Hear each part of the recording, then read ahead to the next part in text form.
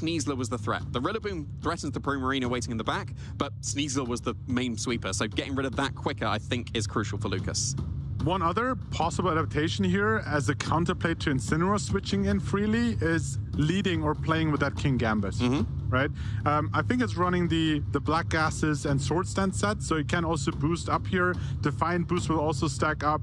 Even with the coaching, we talked about Sneasler coaching into King Gambit. Yep. I mean, here coaching the King Gambit, Sword Stancing, and then like Sucker Punch and Kowtow Cleave, like they're gonna like literally drill holes into the opposing team. Yeah, and the King Gambit, it doesn't have the offensive Terra in the Terra Dark, and the Fire type, that would be more useful into the Sneasler because then you wouldn't still be weak to close combat. There's a little bit of a switch up here from both of these trainers. We're going to see the Sneasler and the Blaziken respectively, but it's going to be the Incineroar instead of the Rillaboom straight away for one, but Electabuzz is joining the field straight away for Lucas. And what this tells me is that Lucas was like, I didn't like that Sneasler was so fast and even like 2 speed boosts weren't enough. So let me make sure that with some Electro-Web play as well, that eventually in the end game, I will have an option to, after 1 or 2 speed boosts, eventually outspeed that as well. So it looks quite a passive lead, I have to say. Like neither Electabuzz nor Blaziken are really out there doing a lot of damage. And also like coaching won't really help the Electabuzz, so this is rather a defensive play.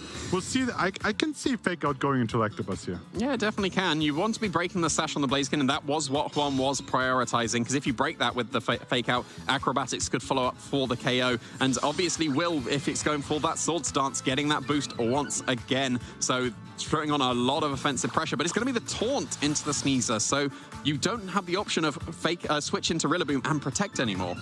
Ooh, I'm wondering, is a combination, now your sash is still intact, great adaptation there, and with a Electro-Web and Heat Wave, I'm not quite sure if that is enough to take the knockout, but at least you guarantee a lot of damage. On the other side, Incineroar then is just untouched, can like switch out, pivot out, like cause some damage with like knock off, get rid of the Eviolite as well. So there's quite a few options for that Incineroar if you just double target into that Sneasler. Yeah, we saw, I think the Heat Wave did just under half to the Sneasler in the previous game, which is probably why we're seeing the offensive Terra in the Terrafire Blaziken coming out immediately for Lucas, because that will for sure two-shot the Sneasler that cannot protect because it has been taunted, and the Electabuzz is going to keep that Blaziken safe from the attacks coming out from the Sneasler. Of course, Unburden hasn't happened yet, so this Blaziken is able to move first into the Sneasler because of the speed boost that it's got, and yeah, with the Terrafire, that is enough to two-shot this Sneasler. It definitely will now that it's got a close combat drop, but that was enough to one-hit KO this Electabuzz, and now the Incineroar will either be able to break the Focus Sash of the Blaziken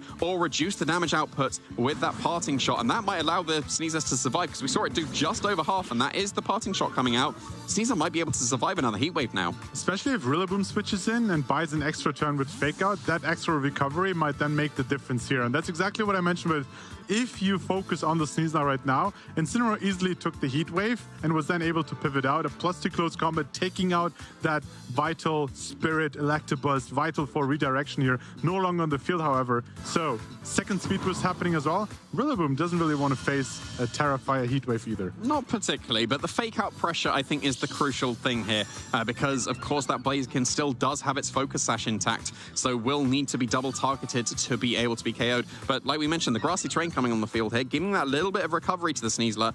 After the passing shot, gotta be out of range of that Heat Wave now based on the previous amount of damage. But it's Rillabooms all around. Lucas is going to be bringing in his Rillaboom here, and I don't think we've seen the speed interaction of these Rillabooms, so whether you go for a Fake Out this turn, that's going to be kind of awkward. Yeah, especially because the Sneasler can't protect here, it's still taunted. So any extra damage could be really important if you then try to get the knockout on the following turn. However, you can also go all in and just Fake Out the opposing Rillaboom. That's a risky play, but if you are faster and if you get that Fake Out off, the Heat Wave is going to hurt a lot. It will, and it may not pick out the KO on the Sneasler, but it probably puts it in range of a Grassy Glide, because it will probably just about survive. But with Fake Out chip into the Sneasler as well, that might put it in range of that Heat Wave. So I think it just might come down to the training of these Rillabooms here. Oh, there's a Terra, so this is likely the Terra flying on the Sneasler.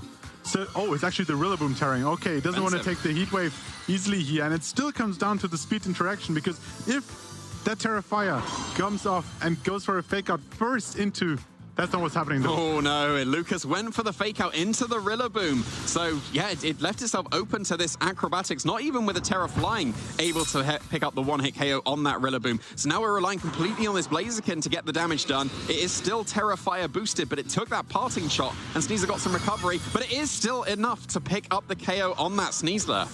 Yeah, that parting shot earlier though is gonna stick on the field now, because with having lost 2 of his Pokemon, he won't be able to switch out the Blaziken. It is the fastest Pokemon remaining in the entire set. And there's King Gambit, so if Incineroar hits the it field, does. Yeah, that's very the adaptation I was talking about earlier. King Gambit comes in, gets a Defiant boost, and then is also threatening the Rillaboom now with Sucker Punches. There's coaching placed here. And it's really difficult to break through these 2 Pokemon, actually. Yeah, it does seem like it will be. And again, the Blaziken still has its Focus Sash, so it must be double targeted. And it has to be a high horsepower and something from the Incineroar to be able to pick up the KO. I'm not sure it even will. If it's like a fake out on a high horsepower, it'd be really close. Blaziken isn't the bulkiest of Pokemon, but then the high horsepower, it's coming off not the same type attack bonus. So it'd be quite close if it's able to KO. And you're threatening with the Aura Spheres as well into the Incineroar. Yeah, that's one option. It looks like they're looking into potential double protect here. Buy 1 extra turn. Make sure that you don't get faked out here. And that's what we see. A fake out here and a fake out on the King Gambit. Just playing it cool at the moment. But then the next turn, my question to you is, do you expect a Sucker Punch Aura Sphere potentially taking out the King Gambit? It could potentially. We're seeing just a Flare Blitz that was into the King Gambit instead. So the Blaziken could have got away with an attack on this turn, especially because the King Gambit was double targeted. But I think there wasn't really any particular punish to that double protector, was there? No, there wasn't really. The other question is, how long is Grassy Terrain sticking on the field? Because you can circumvent that Sucker Punch threat just by going for Grassy Glide yourself, right? So then Sucker Punch won't do any damage. We see, considering the Sucker Punch Aura Sphere, but potentially into the Incineroar instead. So it looks like Rillaboom is not really considered a threat here. Yeah, and that was notable damage to the Incineroar, but we still got that parting shot from earlier. So the Aura Sphere is not able to pick up the KO on that Incineroar, which will now fire off a knockoff into that Blaziken, easily breaking the Focus Sash. And that allows this follow-up of the high horsepower to knock out that Blaziken. So now the King Gambit, it's gone for its attack this turn. So it's got to be able to 1v3 the rest of Juan's team. I'm not sure it's going to be able to do it.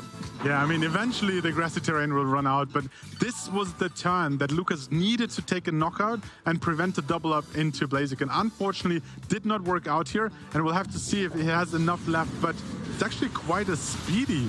Yeah, outsped the Rillaboom. That's information that I don't think we learned. And just cherry on top there, getting that burn onto the King Gambit, which won't particularly matter here because we will have the Rillaboom able to pick up the knockout with the high horsepower. The Incineroar goes down for its troubles thanks to that recoil. But here comes the high horsepower into that King Gambit, able to take the knockout. And Juan Salerno coming all the way over from Argentina, able to advance into the top cuts.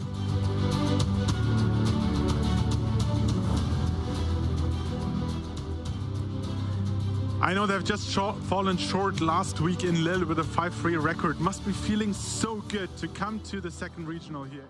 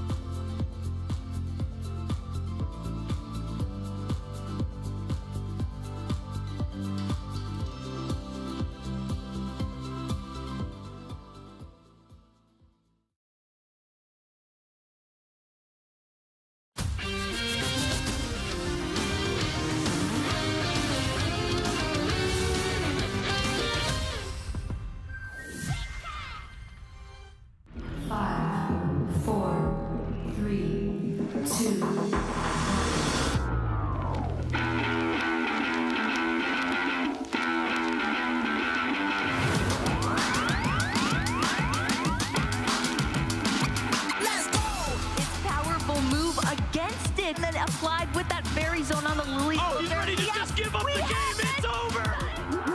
You've been patient. You've been waiting all this time, but you ready. You've been putting in that grind, so let's go. Champions are hard to find, but you know the goal when you're ready to shine. Have they heard of you? Then they know. You got your sights set on that road. If it's on the battle, then let's go.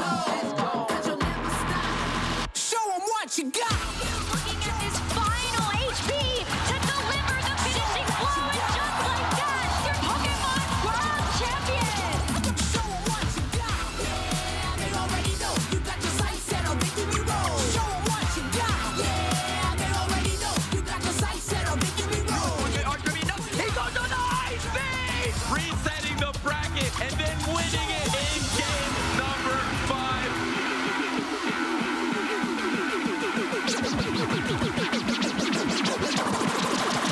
Show them what you got. Yeah, they already know. You got your sights set on victory road. Show them what you got. Yeah, they already know. You got your sights set on victory road.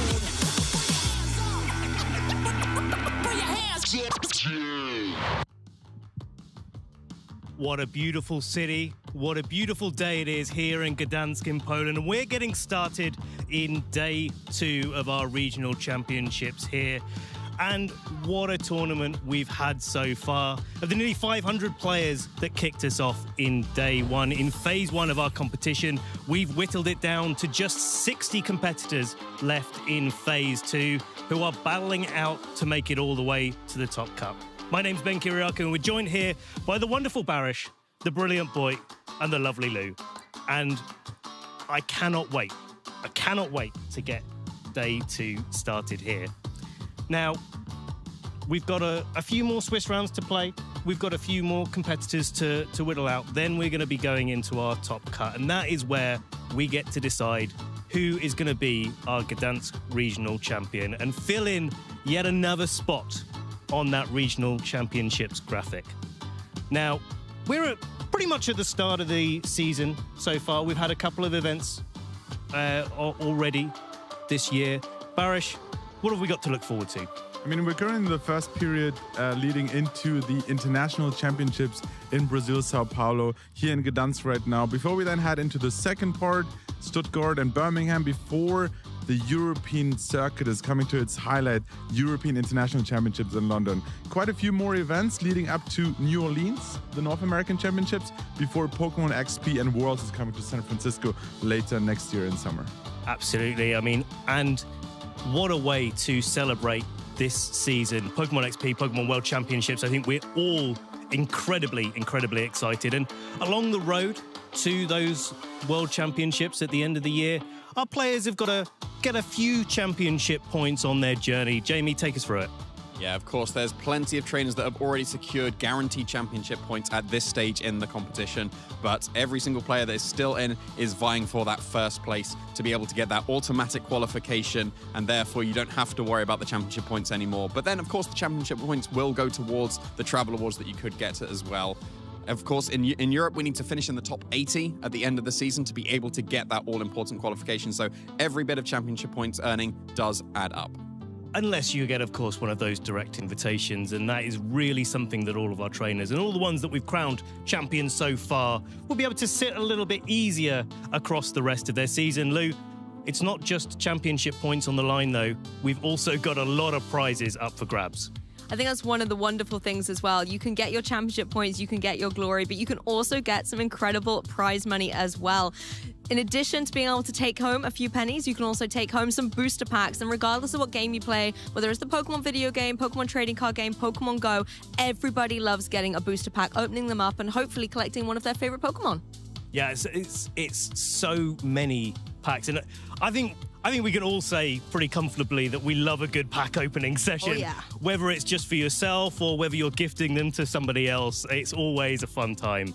And with that, let's see who of our players have made it into phase 2. Barish, Who's sticking out on that list to you? I mean, you mentioned that we already cut it down to 60 players. These are some of the notable players still in competition to take the title on Championship Sunday here in Gdansk. We've seen Juan Salerno yesterday finishing with a 9-0 record, already qualified for the top cut section. All the other players with 8 or 7 wins at the moment, they're still eyeing to get that 9th win eventually to make it into the 8th symmetrical top cut. Yeah, and of course, we've still got Federico Camporesi, our previous Gdansk Regional Champion in last season, also at an X&1 record, doing very, very well, and will be 1 win away from being able to secure his place in that top cut. Yeah, I'm really looking forward to maybe being able to catch some of the action Simone Sanvito is throwing out there on the stage. A trainer who in previous formats, I believe even at international level, has been well versed with Alolan Ninetales. And as I hear it from some trainers who've worked with him yesterday, Alolan Ninetales is going to be a key piece for Simone's potential success, and I want to see how he's working with it. You know, I'm always down for a bit of Alolan Ninetales action, personally. It's one of my favourite Pokemon, for sure. Well, let's have a little bit of a recap, though. Those are the players that made it into Phase 2 of our Swiss rounds. But what about Day 1? Barish, what are you thinking as your highlight from Day 1?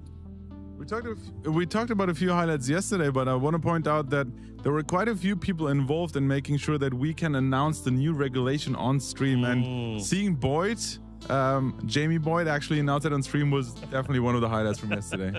That was going to be my highlight. Yeah, no, you can still have the highlight, Jamie. I was very proud that I was given the honor of announcing that we are returning to Regulation F after we have concluded in Stuttgart with Regulation H. And I'm really looking forward to that because that was one of my favorite formats, going through all of them, all the way up until J. F was right up there, so I'm really happy. I'm still happy with the current format, I'm not going to lie. And Day 1, the thing that stood out for me was the inspiration. Because I think once a format's had a couple of events, people start thinking, oh, it's going to kind of mellow out. We're going to just see the same Pokemon again and again because people have figured out the good stuff. But Europe is showing that there's still room for inspiration. We saw a Blaziken, we saw an Executor. And so for me, I'm really looking forward to seeing if that Day 1 magic can carry over and have the consistency in Day 2. Definitely. And you know, thinking about our players in Phase 2 that are going to be trying to take it all the way, my question is, we were talking about this at breakfast, and Juan Salerno has got a little bit of a reputation for saying, hey, this player's going to take it all the way, and that player doesn't quite manage to convert it, but obviously they've had a great tournament so far. So my question to all of you guys, will Juan Salerno at 9-0 take it all the way? Oh, it's a really difficult call to make, but I've seen him play yesterday twice on stream, and his play is just immaculate. He's in top form, so he's definitely a top contender, not only to Top Cut, which you already did, but also take it all the way to the finals. We got one yes. See, I'm going to try and intentionally commentator's curse and say no, he's not, because then when he does, Reverse psychology. Yeah, reverse psychology, and then it's a new kind of commentator's curse. Okay, Lou, what's you thinking? I feel kind of mean if I say no, don't I? But I think I'm going to say no because I almost want to see the redemption arc then at LAIC. Being like, no, couldn't get it in Europe, but on the Latin America international stage, he can maybe take it all the way. So that's the law I'm trying to make happen. I love that you're calling that out. I'm going to go for a yes. I think he can make it all the way because he's been such a phenomenal player across many seasons. But I would also love to see him at LAIC. And how can you at home follow along with all of this action, follow along with not just Gdansk Regional Championships, but everything? It is Pokemon.com/broadcast where you can see all of the action unfolding, or go back on previous broadcasts. If you weren't able to catch up with it, then you can follow along as well. Here's the YouTube and Twitch links that you can follow as well. Play Pokemon and Pokemon for YouTube and Twitch respectively. And of course, keep up to date with us on our socials. And if you've got anything, if you've been competing this weekend, if you've been watching along, what was your favorite moment that you've seen from Day 1? What are you looking forward to most from Day 2? Hashtag Play Pokemon to let us know. Now, without further ado, I think we've better start getting the action going here on the stage at Gdansk. And I think, Lou and Barish, you've got a little bit of a desk to run away and get to. And we've got community choice for the first round of Swiss that we're going to be showing. So I'm really excited to get this kicked off. Hopefully you are at home as well. Let's get into it.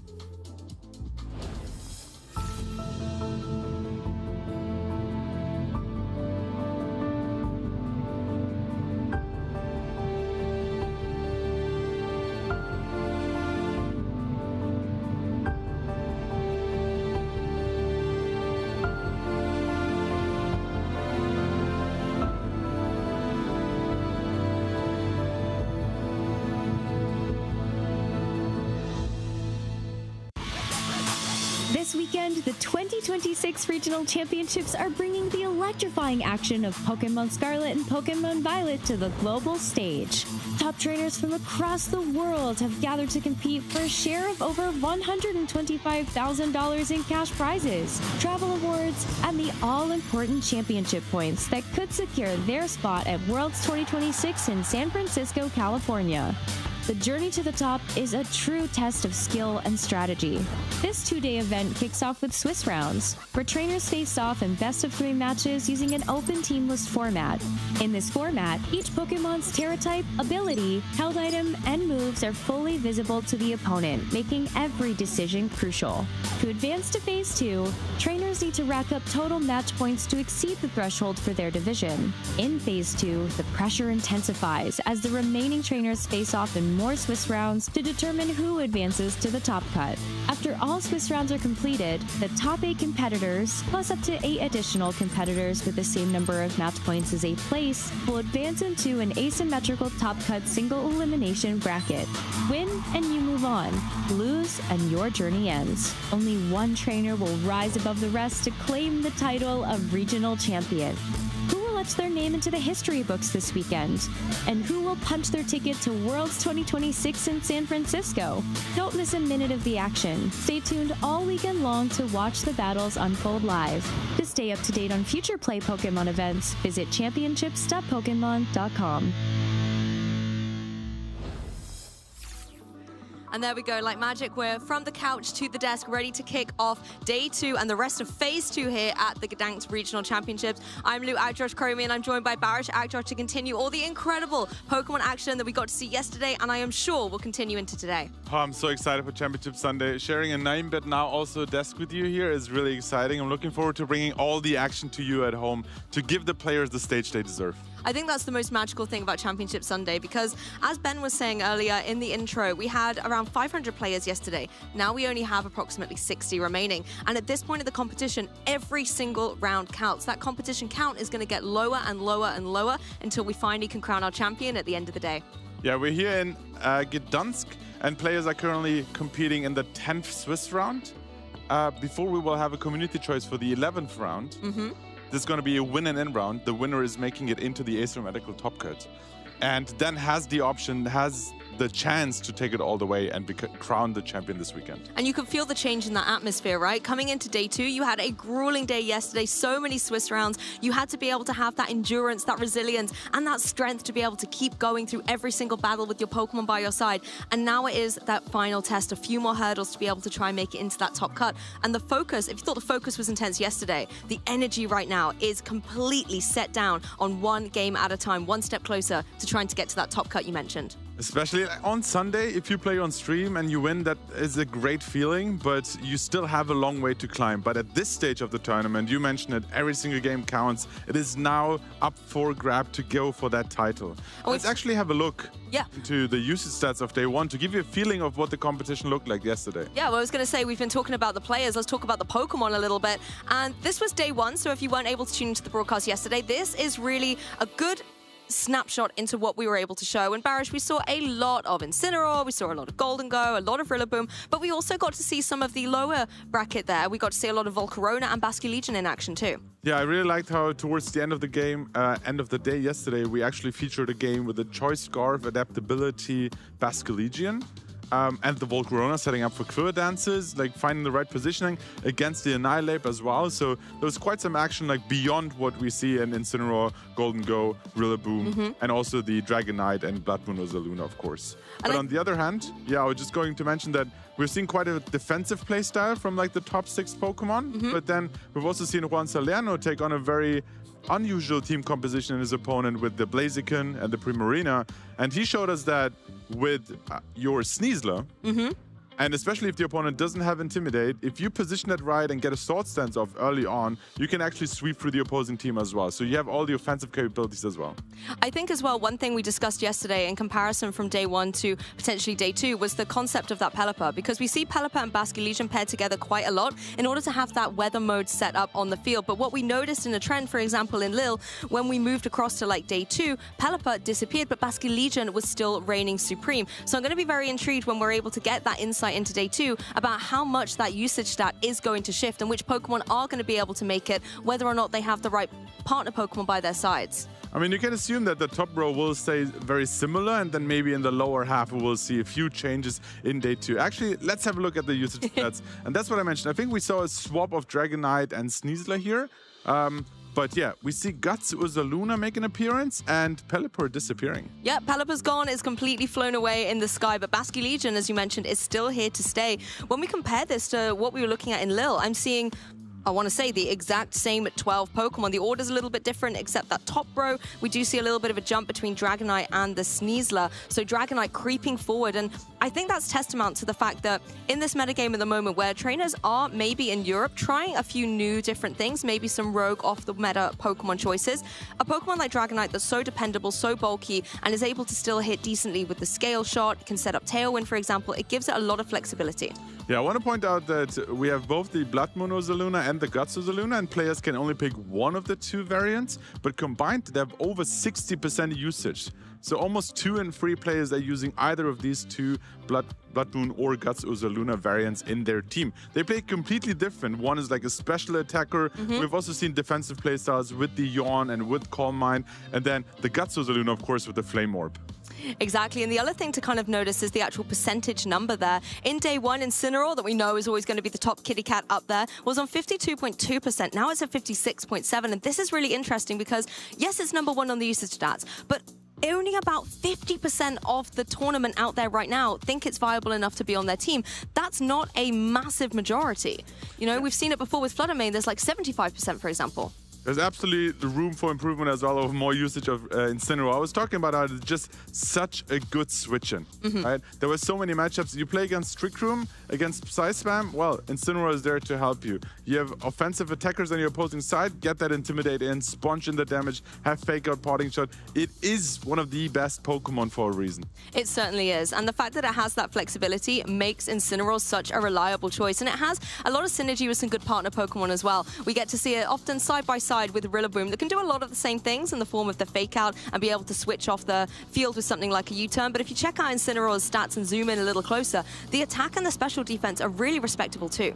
Yeah, I mean, it has great bulk, and because you don't need too much speed on that Incineroar either, you can then invest more of your training into more HP, into more defensive stats. And occasionally, some players also opt for a very offensive variant, where maybe in Trick Room, your Flare Blitzes, your knockoffs are supposed to pick up knockouts as well. I think as well, Incineroar suffers from the kind of 4-move syndrome, where it's got so many moves that it could utilize. You want to be able to put them all in your team, but critically, I think it's where that support move comes in that makes Incineroar really incredible. Yes, you normally have Fake Out and Flare Blitz, then a lot of trainers can rotate between knockoff, for example, but the fact that it can get Will-O-Wisp, can even get Taunt, it can get Helping Hand, Parting Shot, all of these moves, it really comes down to what you need on your team, that one maybe tech to counter a certain thing in the meta that will determine Incineroar's moveset. Yeah, absolutely. And on top of the moveset, you also have a great variety of items you can use. Safety Goggles, very common on Incineroar, but we have seen Citrus Berry, we have seen Covered Cloak, and Assault is, of course, to get even more defensive capabilities. But there's not only Incineroar, there's another Fake Out user in the top usage sets as well. Yeah, that Rillaboom, as we said, we often see it side by side, rotating in, out, with that Incineroar to be able to keep fake outing the opposing team. And Rillaboom has some really good stats as well to be able to back up its supportive capabilities, that attack stack. I mean, we saw yesterday, Wood Hammer, particularly in the terrain, being able to use that grassy terrain to boost up the grass type moves, could be devastating. I think we saw one go into a Nulla Rillaboom and it did over 50%. Yeah, I mean, what separates the good from the very good Pokemon is on top of decent base stats, you also have a great move pool variety, and of course an ability, Grassy Surge, setting up the grassy terrain, helping you support your whole team by healing every single turn. And Rillaboom is so great at that. Not only does it often have, like you say, the grassy terrain to get that HP recovery, we often see it rocking the Assault Vest to give it extra special defensive support. Critically as well, the synergy it has with Pokemon like Ursaluna, and we saw a lot of Blood Moon Ursaluna with the leftovers yesterday. When you've got the Rillaboom on the field, you can get grassy terrain recovery, you can get leftovers recovery, you can invest naturally into the bulk of Ursaluna, and a lot of players were then keeping Ursaluna on the field, going for protects, alternating, to be able to use Rillaboom's support to get all that HP back up. Yeah, I've seen, I think, one Blood Moon was going to go down into the yellow, Yep. and then over like 3, 4, 5 turns, it was back in the greens easily. Yep. And then sponging more hits, especially if you then manage to get a yawn in, you will naturally want to protect anyway. Opponent might have to switch or fall asleep, and you just keep recovering HP. So that's definitely one of the more defensive play styles. One more thing about Rillaboom I want to point out is how in the past, it was also using pivoting options with the U-turn. Yes. But at the moment in the metagame and how it chased, having Golden Go and Incineroar and also the Sneasler, high horsepower is actually a great choice. That's very true. You want to be able to have that diverse move pool, and having a ground type option on your team is great for those Pokemon you've mentioned. But we also see a lot of defensive terrestrialization, and that often is that fire variant. So being able to have a Pokemon that maybe is a water type, let's say, and would be weak to your Wood Hammers, and then it terrestrializes and they think they're safe, and then you can go for that high horsepower and still get that damage out on the board. Yeah, and also like both offensively with the high horsepower and then your own defensive Terra and Terra Fire as well, taking fire hits, taking the Flare Blitz from opposing Incineroars as well, just has both like offensive and defensive capabilities. Yeah, and you mentioned Sneasler as well, which is another Pokemon I want to highlight, because we've really looked at these supportive Pokemon in the Rillaboom and the Incineroar, but Sneasler is one of those big, heavy hitters. Look at that attack stat, but critically look at the speed stat.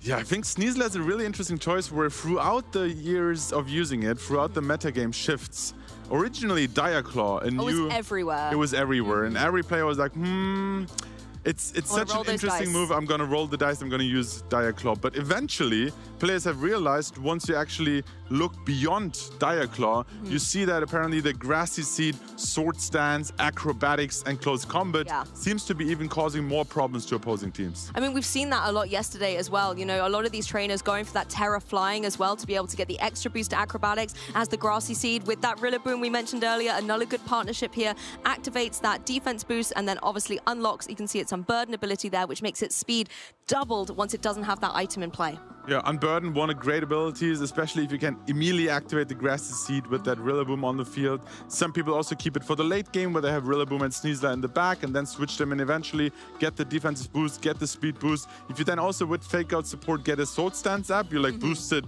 like offensively in your speed stats and defensively as well. I'm glad you mentioned boosting stats, because that was something that really stood out to me yesterday.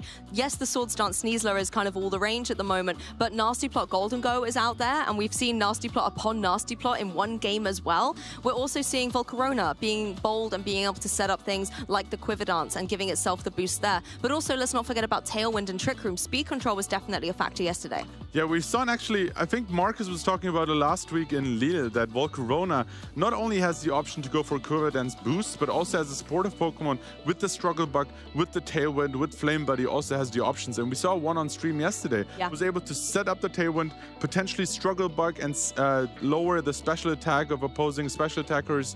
And I think on top of the Volcarona, of course, one of the prime Tailwind users at the moment is Dragonite. Interestingly enough, when Dynamic Speed Control was introduced, a lot of trainers actually opted for a Prankster Tailwind mode. Yes, they did. But as the metagame shifts at the moment, we see a lot of Pokemon using Tailwind without the Prankster ability.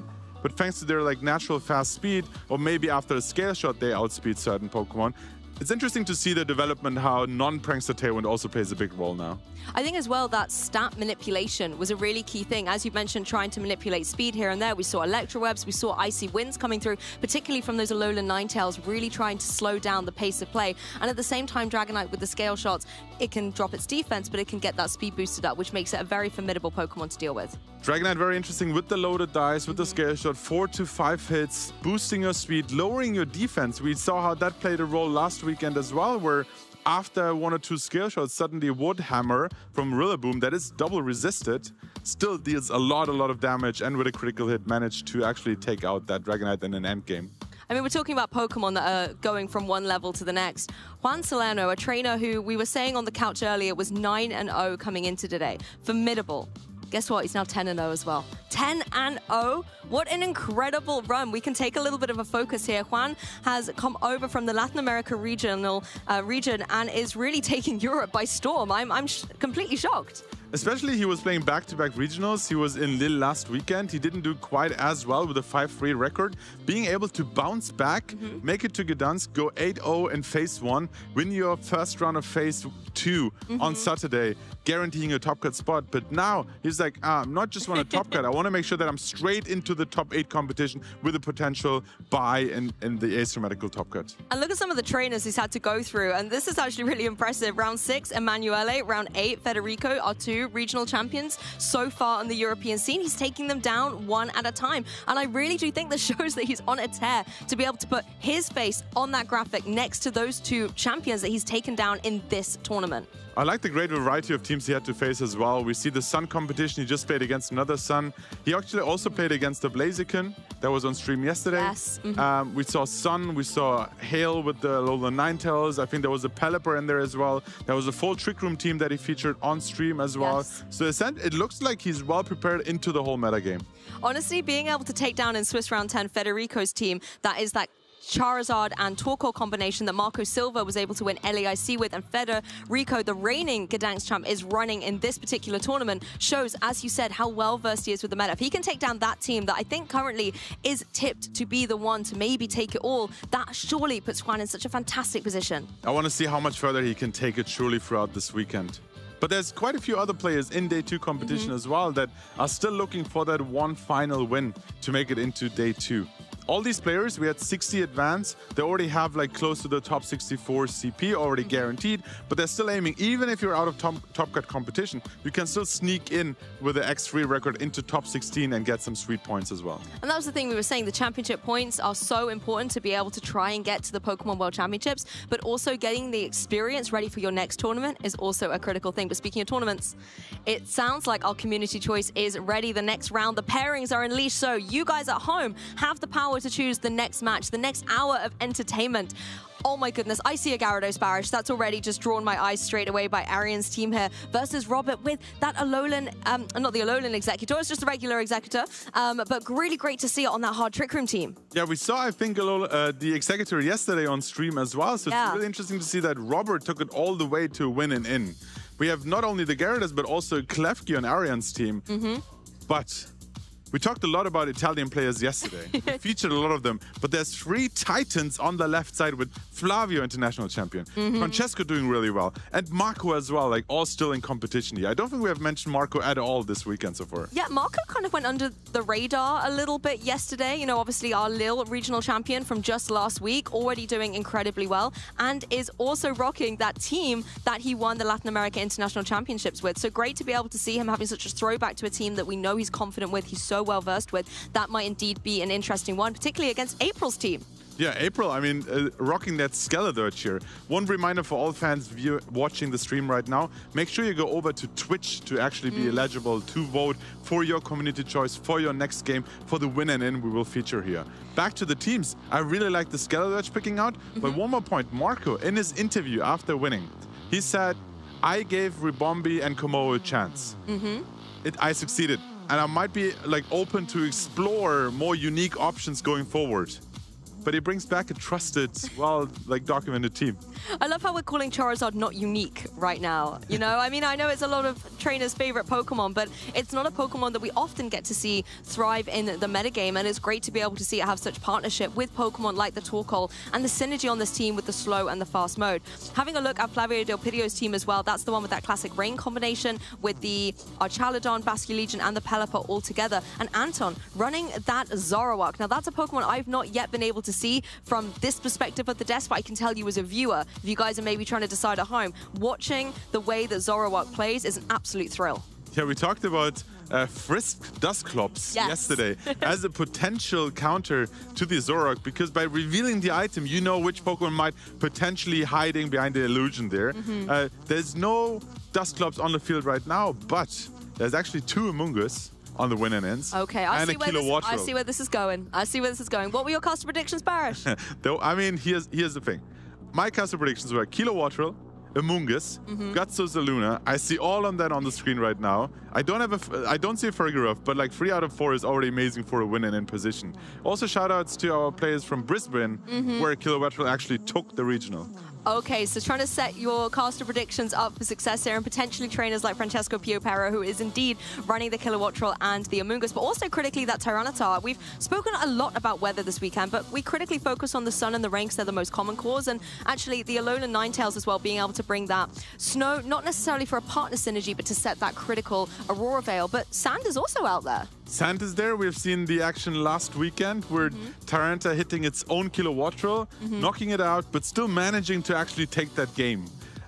So that was quite impressive. Tyranitar, an ever staple of VGC, just having really high base stats and also the ability of Sandstream, setting up the weather, boosting its own special defense as well. That can give you a lot of flexibility out there on the field, and it's great to be able to see all of our weather types doing so well. I know Len Duel as well, a trainer from the North American region, was here yesterday with Tyranitar by his side, one of his favorite Pokemon, and it's great to be able to see a lot of those connections that we have with our Pokemon being so viable in the meta currently.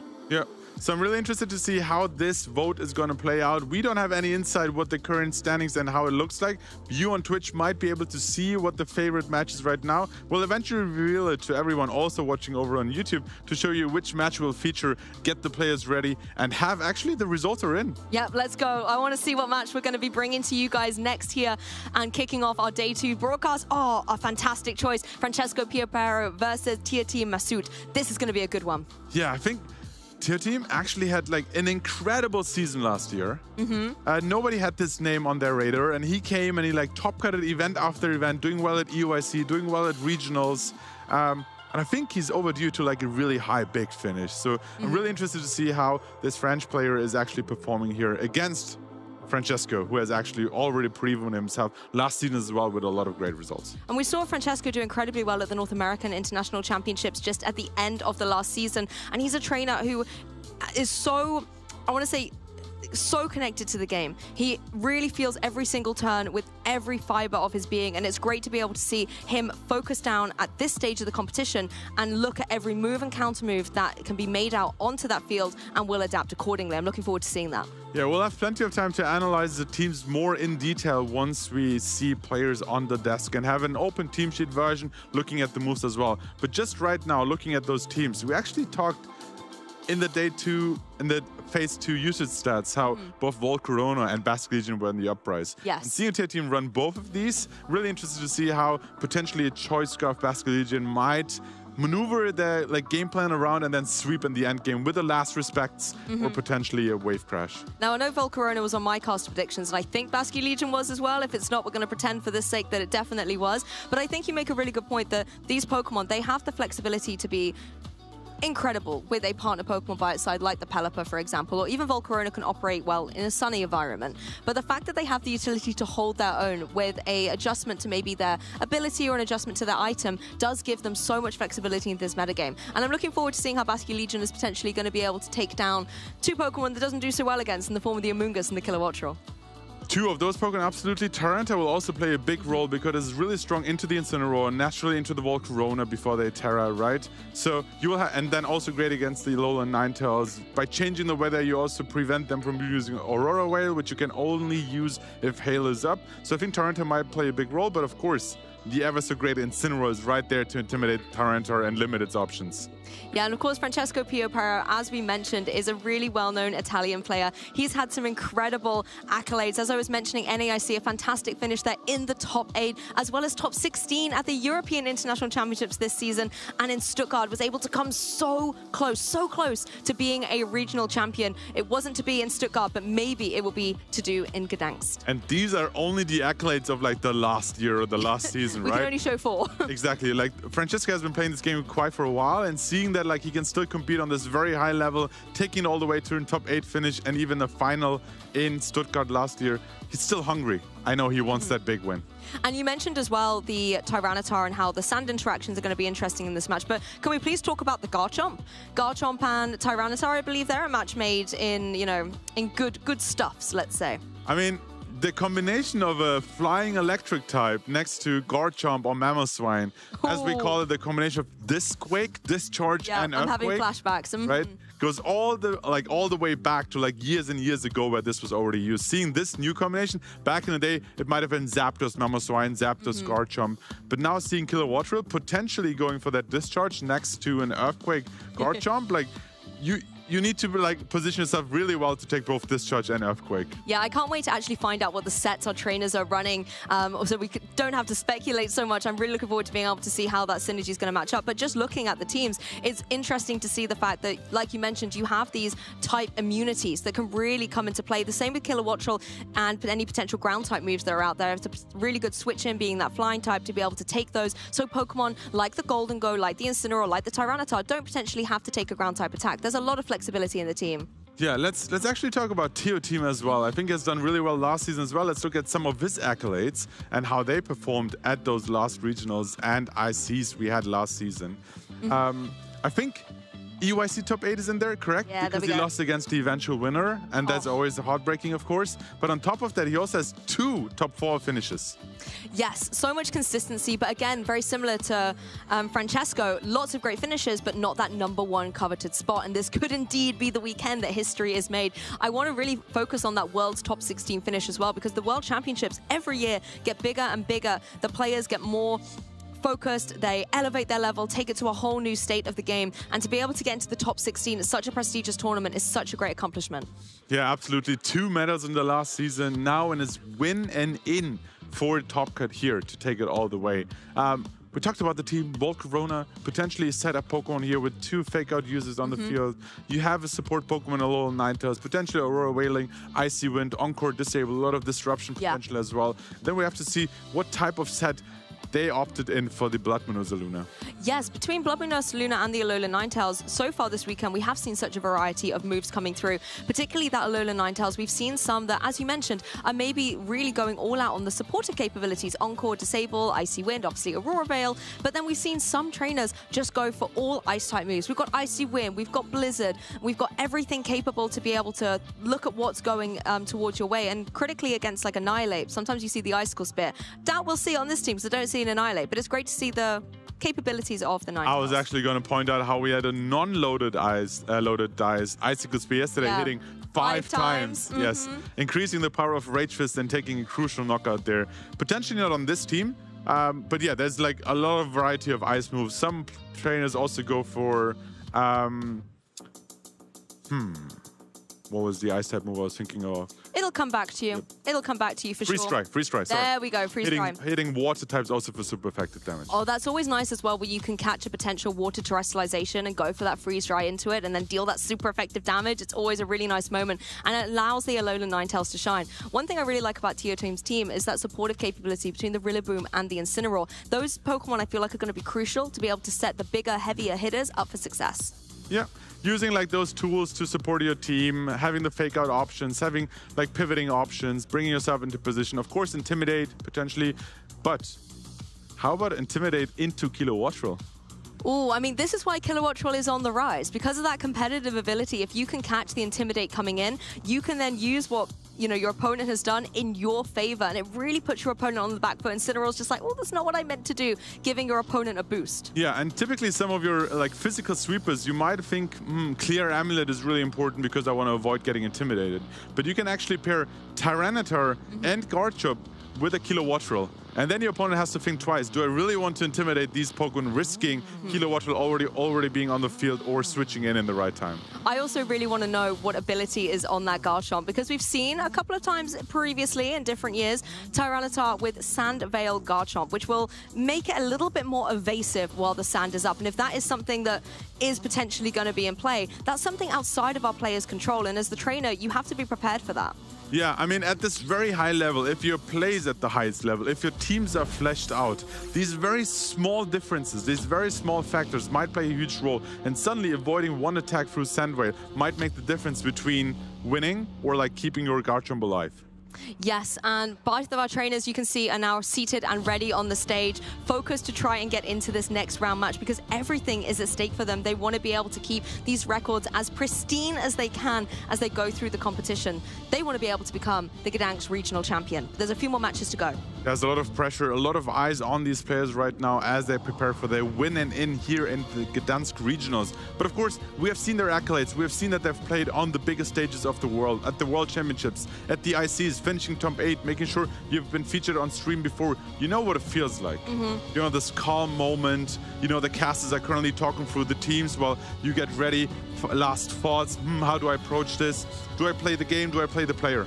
Exactly, and speaking of talking through the teams, we've got Francesco's in all its glory right in front of us. Tyranitar and Garchomp. Garchomp being that rough skin variant, so we don't have to worry about the potential evasives, and we do have to worry about the ferocity that it can deal out, particularly with that Life Orb. Yeah, Life Orb will increase the damage, and if you can avoid any Intimidate actions through that competitive ability, you're free to just spam those Earthquakes, Dragon Claws, and Stomping Tantrums. Also, Tyranitar, one of the big winners of Terrestrialization. Why is that? Yes. Do tell. I mean, Terra Flying will just take away your weakness to fighting type moves, and being like 4 times super effective against Tyranitar, that was one of its like weak bones, so to say. And we do see a lot of fighting type moves out there in the current meta, whether it's through Annihilate, whether it's through Sneasler. So being able to have that defensive capability and turning into the flying type is just such a great opportunity for Tyranitar. You also mentioned earlier about the Sand being able to boost up the special defense on Tyranitar. Well, stack it with an Assault Vest just like Francesco has done, and it becomes a special defensive wall. Yeah, it's really hard to beat. There might be a potential that TO Team is like, I will set up my Volcarona. I know you have a very high special defense through Sand and the Assault Vest, but if I, in the right moment, switch in my Ninetales, override the weather, lower your special defense, and once I'm boosted with my own Volcarona, we see it's the Quiver Dance Grassy Seed variant here. Especially after the Grassy Seed boost and potentially tearing into the Fairy type, you might be able to take hits from Tyranitar better. That Fairy type as well, I think, could be very prevalent in this match. Volcarona could turn into a Fairy type and unleash that Terra Blast into Pokemon like the Garchomp. Doesn't want to take that damage. Pokemon like Tyranitar and Incineroar not necessarily going to appreciate it either. So it does have a lot of flexibility, particularly if a Quiver Dance is up. Yeah, that's one option. I'm really interested to see Basculegion. I talked about it as the late game sweeper. You bring it in the right moment towards the end. Last Respect increases damage as your opponent takes out more knockouts, so that's obviously a late game option. But thanks to the new move Flip Turn, you can also lead it Flip Turn out. We saw how on stream yesterday, a Flip Turn crit into an Incineroar actually brought the player in such a driving seat from the beginning. It does give you some flexibility to maybe go, I want to lead with Basculegion, but if it doesn't go right, I have a plan B to Flip Turn out of there. But it looks like our trainers are locked in and ready for this game. Give it up in the chat for Francesco and Tia Team as we kick off day 2. We're going to see the Volcarona and the Basculegion front and center out there for Tia Team, with the Kilowatt Troll and the Incineroar are out there for Francesco. I think a phrase you guys coined yesterday was fake outable, and like this Basculegion, thanks to the Ghost type, is not fake outable. So you can just go forward Flip Turn into either of these Pokemon, potentially break the sash, but also cause a lot of damage despite being intimidated into that Incineroar because you have the adaptability ability as well.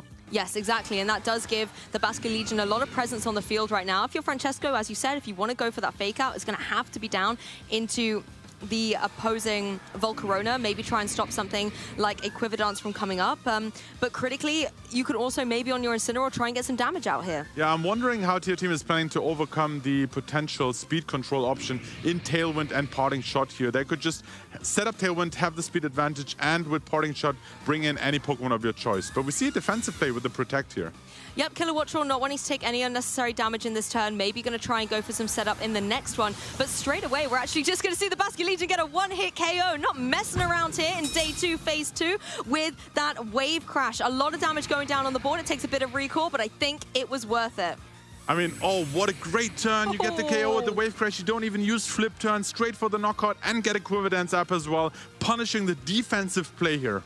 I mean, that was kind of risky there for the Basculegion. This Kilowatt Troll's running Thunderbolt. It could potentially have maybe got some damage off onto the Basculegion, but what a fantastic opening play by Tia Team. And now you have to wonder, that Volcarona is boosted. Fire moves into Munga is not what you want to see. Wave Crash, Fire, like Heat Wave, is a great option into either of those two options and can take out potentially the Amoonguss. It might force it to Terra or even the Kilowatt Troll. Kilowatt Troll can't protect this turn either, so it's really susceptible to a double up here. Can't easily switch either because nothing wants to take a Wave Crash Heat Wave combination. The Kilowatt Troll's also running that Focus Sash, so as you mentioned, it can be doubled up into in order to get the KO, but that does then leave the Amoonguss free to go for something like a Spore, maybe try and put a Pokemon like the Basculegion to sleep. It would be a little bit difficult, but Basculegion, it's locked into that Wave Crash, realizes this isn't the time to use it. I want to maybe come back in and do the late game sweep, as we know it is so well versed with, and instead Rillaboom's going to come on. This is perfect, because you're going to activate the Grassy Seed on the Volcarona. We're going to see how they might convert this early lead into the win. We see a defensive boost, which against Kilowatt Troll and Amoonguss won't play a big role, but it's always great to start boosting up even your defensive. There's a defensive play with the Protect switch in. You're immune to potential spores, and I guess you don't really expect an air slash, but there is the read on the Basculegion. Yep, Air Slash comes through, gets some decent damage down onto that opposing Rillaboom, so it is not able to get in unscathed. But that Protect really paying off, keeping the Volcarona in play as the Amoonguss was unable to do anything here. I mean, we talked about Rillaboom being bulky. Thanks to the Assault Vest, a super effective Air Slash is not even causing 50%, not even half of the damage here. So there's an easy fake out and potential Quiver Dance or an attack here for Teo Team. Let's see how this place turns out. There's the Heat Wave, fake out Heat Wave combination. Ooh. Brings both Pokemon down to 1 and 2 HP respectively. Honestly, Tier Team and these Pokemon are on a rampage right now. A lot of damage out on the board. Of course, that Focus Sash is going to keep the Killer Wattrel in play, but look at the wings slowing down. It's tired. It knows it's on its last legs here, but it is able to get that Air Slash down into the Volcarona. Just put a little bit of dent and damage in there. Of course, Amoonguss unable to move this turn thanks to the fake out, but it's in a very precarious position going into this next turn. This is such dominant positioning, dominant play here, and Francesco sees the writing on the wall, says, there's no way I'm coming back into this game, forfeits, and Teo Team is the winner of Game 1. I mean, what a commanding start. I'm still not over that Basculegion. We kind of spoke a lot about how Incineroar slows down the pace of play with a fake out. We talk about how the Basculegion is in a position where it can flip turn out of there, and it went completely off script, and it was fantastic to see the dominance of Basculegion. I'm still absolutely speechless. What a monumental turn. Was there any way for Francesco to come back into that, do you think? I'm thinking at the moment, Choice Scarf, Basculegion naturally not the fastest Pokemon. And I do wonder, is there a potential that this Basculegion is actually adamant and threw off the calculations of Francesco completely, where it's like, thanks to Intimidate and against the Jolly Basculegion, I might be able to take a Wave Crash after Intimidate, but if it's adamant, like, it might throw off those calcs. And of course, then it also might be slower than the Killer Wattrel as well. So there was quite a few options how turn 1 could have played out, but that defensive play was punished perfectly. Yes, and I think that's a really great kind of example of how Game 1 is still very much an information game. You have open team sheets, but you're not privy to how the trainers have trained these Pokemon specifically in more natural offensive or speed, for example. And if Francesco knows his calculations, he will now have that information to hand and will be able to utilize it going into Game 2. Do you think we're going to see a change in the leads? I think Francesco definitely won't go for such a defensive, punishable play. There might be a fake out, at least preventing the Quiver Dance from happening. I don't think there was a... No, it was a Grassy Seed. There was no Cover Cloak on the Volcarona. So potentially preventing the setup, because after that Quiver Dance, you were faster than the Killer Wattrel, and Air Slash could no longer flinch you. Not only did you take it better, from a defensive perspective, but you were also faster and couldn't flinch. That was also a play. So preventing at least a Quiver Dance, and then trading maybe a Tailwind against Incineroar, that already changes the pace of the play. I felt for Killer Wattrel there because we know what it is capable of, but we weren't really able to see it utilize those Tailwinds. It couldn't get the flinches, like you said, on Air Slash, but let's see if Game 2 is potentially going to be any different. No differences in the leads on Tier Team's side, but Francesco's shaking up. Incineroar's in the back, and Garchomp's out front and center.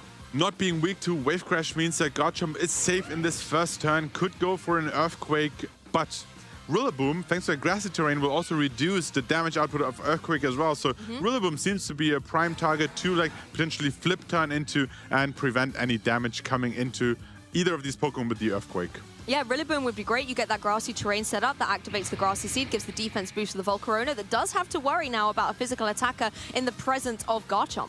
I mean, it looks like I spoke too soon, because defensive plays might be coming back into here. But we see that Francesco feels the pressure of being one game down and takes all the time he has to make sure he's going for the right play. We see a Terra straight away, must be from Tier Team. Yeah, we didn't see any terrestrialization in Game 1. It was over that quick, but this time Volcarona decides to change its typing and will embody being a fairy type. This puts it in a much better position against a Pokemon like the Garchomp. Doesn't have to worry about any of the moves that it could potentially throw its way, as Killer Wattrel once again goes on the defensive. Just goes for the Protect, doesn't want to take any damage here, as the Basculegion, I believe that was trying to go and get damage into it, so its Focus Sash will stay intact. I think the idea of Game 1 was expect the flip turn into Killer Wattrel, protect it, have the Basculegion locked in, but actually no Quiver Dance at all. Terra Ferra, Terra Blast into the Garchomp.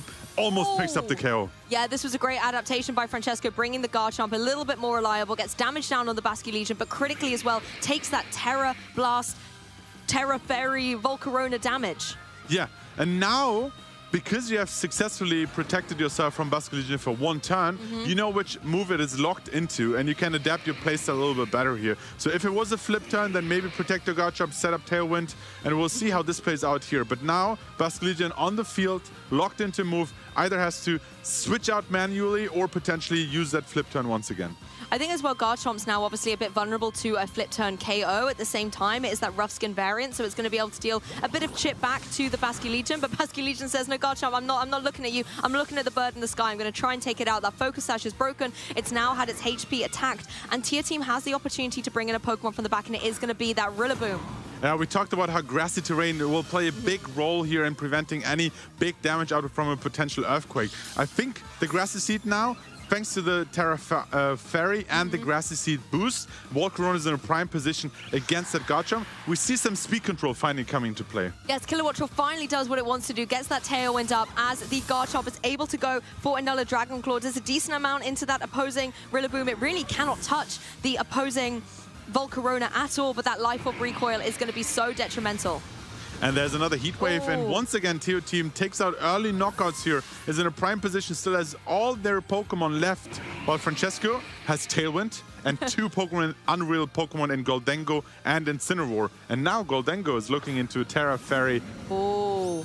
Yeah, I mean, we see this time and time again. You might think, hey, Tia Team's got 4 Pokemon, Francesco's got 2, but this is potentially the tide and turn of the match. Tailwind is up, like you said, Gholdengo in a prime position to go for that Make It Rain and completely rain on Volcarona's parade. Yeah, now the question comes down to, can you make use of your Tailwind turns? And looking at the team so far, Rillaboom can protect. Choice Scarf Basculegion might be outsped in Tailwind as well. So Volcarona has to play defensively. It really doesn't want to take a Make It Rain. So the question here becomes, can you just go for a fake out Nasty Plot? And then in the following turn, predicting a Protect here, in the following turn, go all out offensive. I feel like you need the Nasty Plot to be able to keep the momentum, because obviously when you go for Make It Rain, you lower your special attack by 1 stage. So you need to be able to keep it in a position where it is applying offensive pressure. Yeah, but if Volcarona doesn't go for a Protect, just gets the fake out, then it has the option to use Protect in the following turn, and then waste another turn off the important Tailwind here. Yep, you can then start letting the Make It Rains lower the special attack and make Gholdengo a little bit less of a threat. But we're going to see the adaptation on Tier Team's side, and it does have that flexibility as the fake out does go down into that opposing Volcarona. It's unable to move, and this does enable that Gholdengo to go for the Nasty Plot. It's going to put its special attack at +2. We know it can be hit by fake out in the following turn, but as you mentioned, the Protect from the Volcarona could then lower the offensive pressure Gholdengo currently has. Yeah, and this is now, like, we're in the mid-game towards the end game, and Francesco really needs to think through his turns to make sure that eventually he can take big knockouts. And I said how you don't protect while you expect the setup, and then you protect to prevent any big actions here. There is a second Nasty Plot. Oh, Francesco reading this Volcarona like a book, is able to go, you're going to go for the Protect. Incineroar can't really do anything to me. I'm going to go for that second Nasty Plot, because Francesco doesn't have the utility to switch out and reset those drops. You have to go for the Nasty Plots.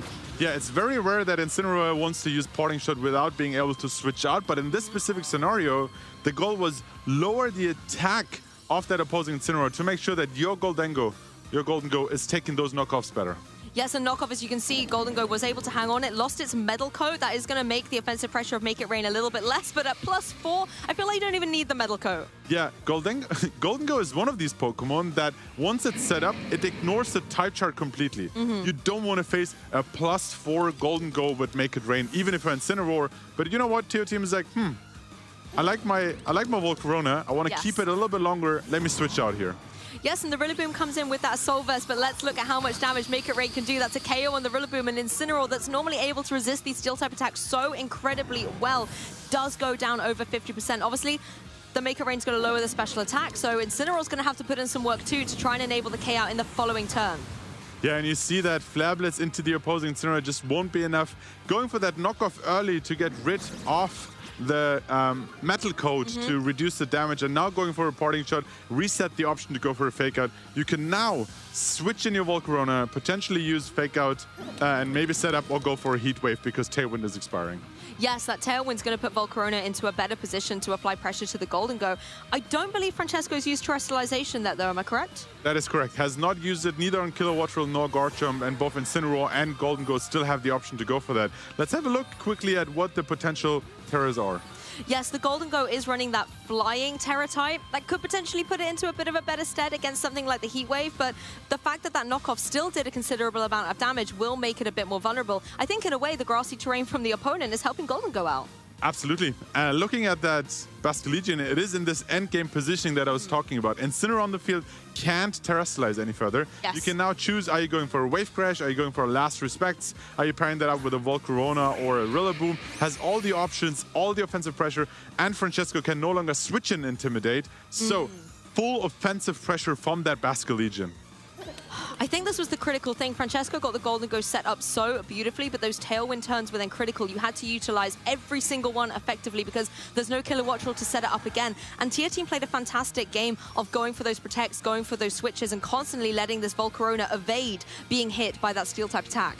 Yeah, and if you're in such a precarious situation like Francesco, you need to consider all your outs, all your possible plays. Is there any way how potentially your opponent is overthinking any turn and gives you an opening back into this game? Because as of right now, this Basque Legion looks in a prime position to take a knockout and bring Tier Team one step closer to winning the game. Every second counts, and you can see the seconds ticking away there for Francesco to lock in the moves. Golden Go decides to go for the protect, maybe trying to utilize a turn of grassy terrain and scout out what this Basque Legion is going to lock into. And it looked like it was the Last Respects potentially into that Golden Go, so it was the perfect way because you now have an opening to knock off and take out the Basque Legion, and you're one step closer back into the game. But Volcarona's like, well, if you go for that defensive play, I'm going to set up Quiver Dance here, outspeed you the following turn, and then have very strong heat waves coming into either of these slots. Well, you said it perfectly. The Incineroar was able to go for that knockoff, fell the Basque Legion. You don't have to worry about that Choice Scarf Pokemon any longer. Tier Team down to the last two remaining Pokemon. But in a similar way to what we saw when Francesco was down to the last two, you've now got the setup on the Volcarona now. It's in a prime position to capitalize on this opening. And you bring in your Incineroar that can go for the fake out into the opposing Incineroar. Here's the opening. Golden Go still boosted up from that double nasty plot. +3, and I think, now, Volcarona has to hit its Heat Wave. Oh, okay. A potential Heat Wave avoid just turns the game completely on its head, and thanks to a boosted Make It Rain, it might be able to just take out both these Pokemon and bring Francesco back into the game. We see a terrestrialization. Yeah, this is on the Golden Go, turning into that Terra Flying, just trying to drop its weakness to Fire-type moves in case that Heat Wave, of course, does connect. There's a higher chance it will connect than it will miss. So Golden Go has to do everything it is capable of to be able to hang on. Tries to go for the double protect, but that's null and void. Maybe a wasted opportunity here for Francesco to get some damage on the board. The fake out went down into that slot, predicting the terrestrialization. A fantastic play by the Incineroar, and particularly with this follow-up coming through. It does avoid, but Golden Go's not able to capitalize on it. That was a great opportunity missed. Such a pain to see that. Like, he went for the defensive play with the double protect into the Terra Flying. Amazing read from Tier Team. Yeah. You might, if there is a defensive Terra trying to not be weak to those fire type moves, I'm gonna fake out that slot, make sure it can't attack. Heat Wave avoided, but thanks to that double protect, and Terra was not able to capitalize off that turn, but we still have the same option the following turn. I really like that fake out though, because I'm almost thinking, what can Incineroar on Francesco's side really even do to both the Pokemon on the opposing side? The threat is the Golden Go, so you have to slow it down at all costs. And Volcarona, recognizing that, goes for another Quiver Dance. It is trying to do everything it is capable of doing to remove these two Pokemon from the field and get to your team the set. This might actually cost him the game here, because there's a Make It Rain boosted even after it does! It gets the knockout, the double KO, Golden Go reigning supreme. Francesco eating up the energy from the crowd, evening the score. And this is what can bring you back into a set, like looking really bad, losing game one, being behind in game two. Now the momentum is in Francesco's favor, and he can take this into game three. But let me talk you through that very end game, actually. Please do. Francesco failed the double protect. Naturally, one possible play would have been protect again and go for a parting shot to lower the offensive pressure from Volcarona.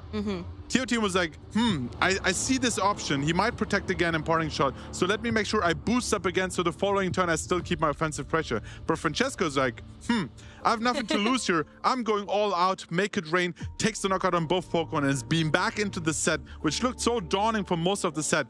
But I think the crucial turns were, what is Basque Legion using? And it went down into protect and took the knockoff to be knocked out. And then how's the endgame playing out? Because keep in mind, Terra Blast might not have been enough to take the knockout. So you needed that boosted Heat Wave, but that can miss. And then also the parting shot option was there. that came down to one turn in that endgame. One turn decided the match. And you can see exactly what Tia Team was thinking. Hey, Francesco's trying to protect this Golden Go, is going to go for the protect. I can capitalize on that.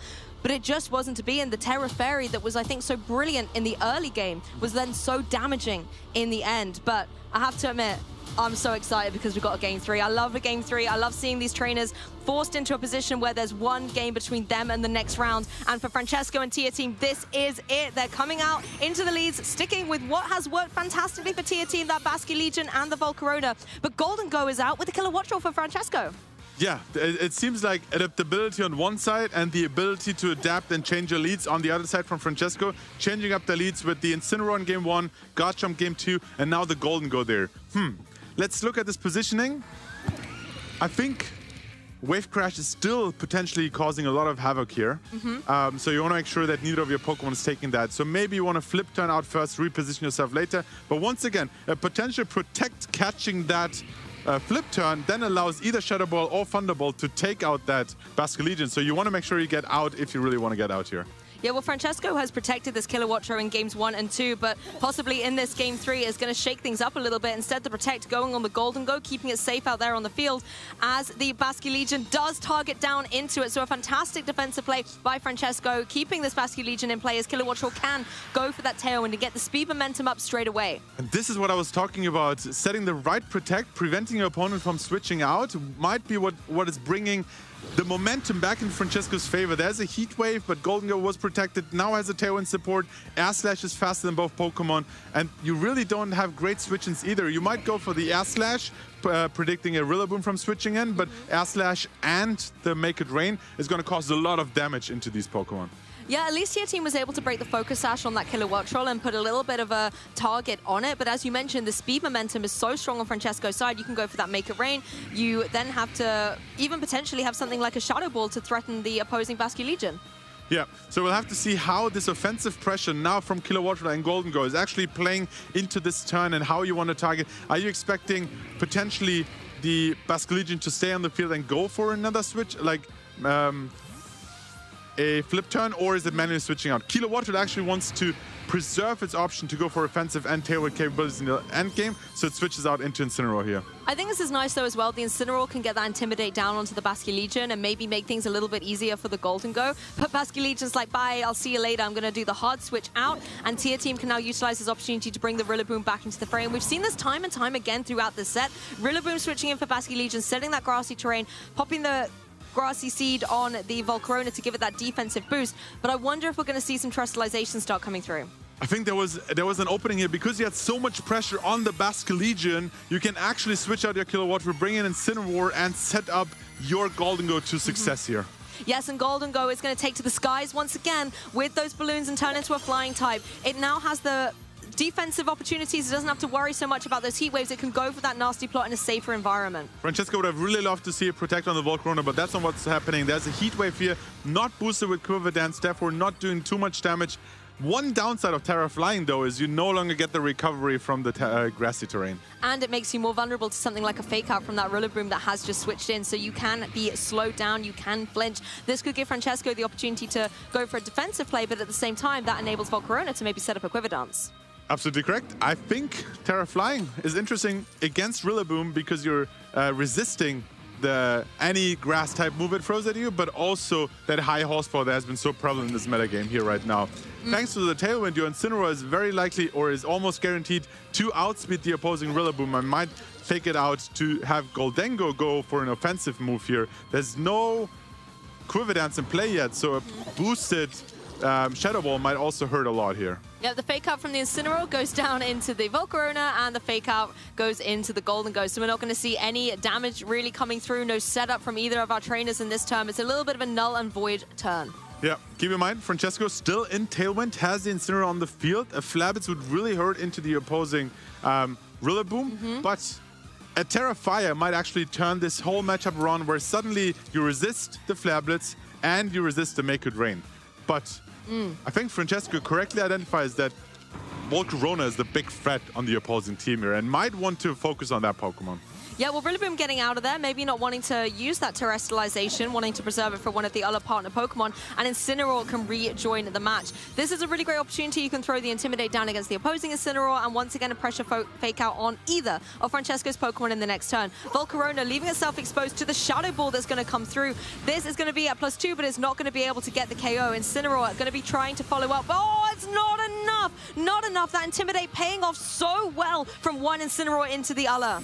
And there's the Quiver Dance now towards the end of Tailwind, getting that Quiver Dance up, getting some recovery, and then being able to boost off those boosted Heat Waves or potentially Terra Fairy, Terra Blast as well is a great option. Great survival, great switch in from that Intimidate Incineroar as well to make sure that you survive, or at least have a chance to survive the Flare Blitz. Yep, teamwork making the dream work for sure, enabling the Flare Blitz to not get the knockout onto the partner Volcarona. Now Volcarona once again in a prime threatening position.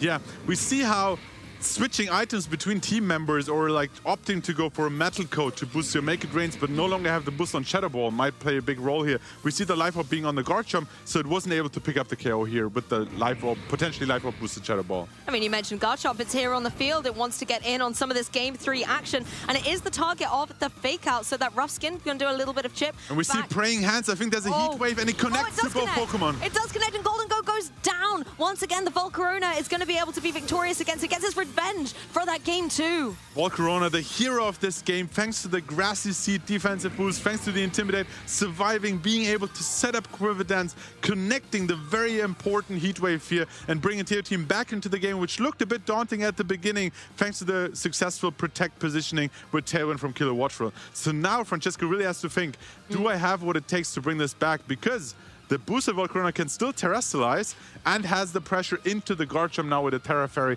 Fire Blast, for example, boosted Heat Waves into both these targets are also very strong. So Francesco once again in a precarious situation, but we have seen how he has brought it back in Game 2, and he has what it takes to bring it back in Game 3 as well. And he has put a lot of work into weakening that opposing Volcarona. It's on its last legs here in that red zone. I think the Killer Watchful is very capable of going for that Air Slash, trying to get the KO onto it and just removing it from play and forcing Tier Team to start having to bring in some of those Pokemon from the back. You have to contend with, though, the fact that, you know, Tailwind expiring on Francesco's side, there's still that Choice Scarf Basculegion in the back. You have to watch out for that in the endgame. Yeah, and you might even go for that, looking through potential plays here. Keep in mind that Volcarona is boosted in speed, might outspeed the Garchomp, might potentially I think we've seen after a boost that it also outspeeds that Killer Watchful. So maybe Heat Wave can still miss, but I think there's a Terra. This might be the Terra Fairy, and there might be a Terra Fairy Fire Blast coming into that Garchomp as well. So might not even have to rely on Heat Wave connecting. Hey, you don't need a huge amount of HP to be able to go for those moves. You just need enough to keep you in the game. And that's what Volcarona is going to do with this Terra Blast. Finding its mark down against that Dragon type on the opposing side. The Garchomp is going to have to take the full brunt of this damage and get knocked out before it even has a chance to move in this Game 3. Yeah, you have the pressure of Heat Wave preventing a potential Heat Wave. This caused Francesco to consider to just attack with the Garchomp, but perfect read from Teo Team, going for the Terra Fairy Fire Blast into that Garchomp, knocking it out, a knockoff on top of that, Killer Watchful out as well. Francesco down to his last Pokemon in the Incineroar, and this is a very steep hill to overcome. I mean, you can see trying to get that Tailwind up, because I think it's very important in the endgame situation, if you still have Pokemon in play, to be able to have that momentum, to be able to have that offensive pressure.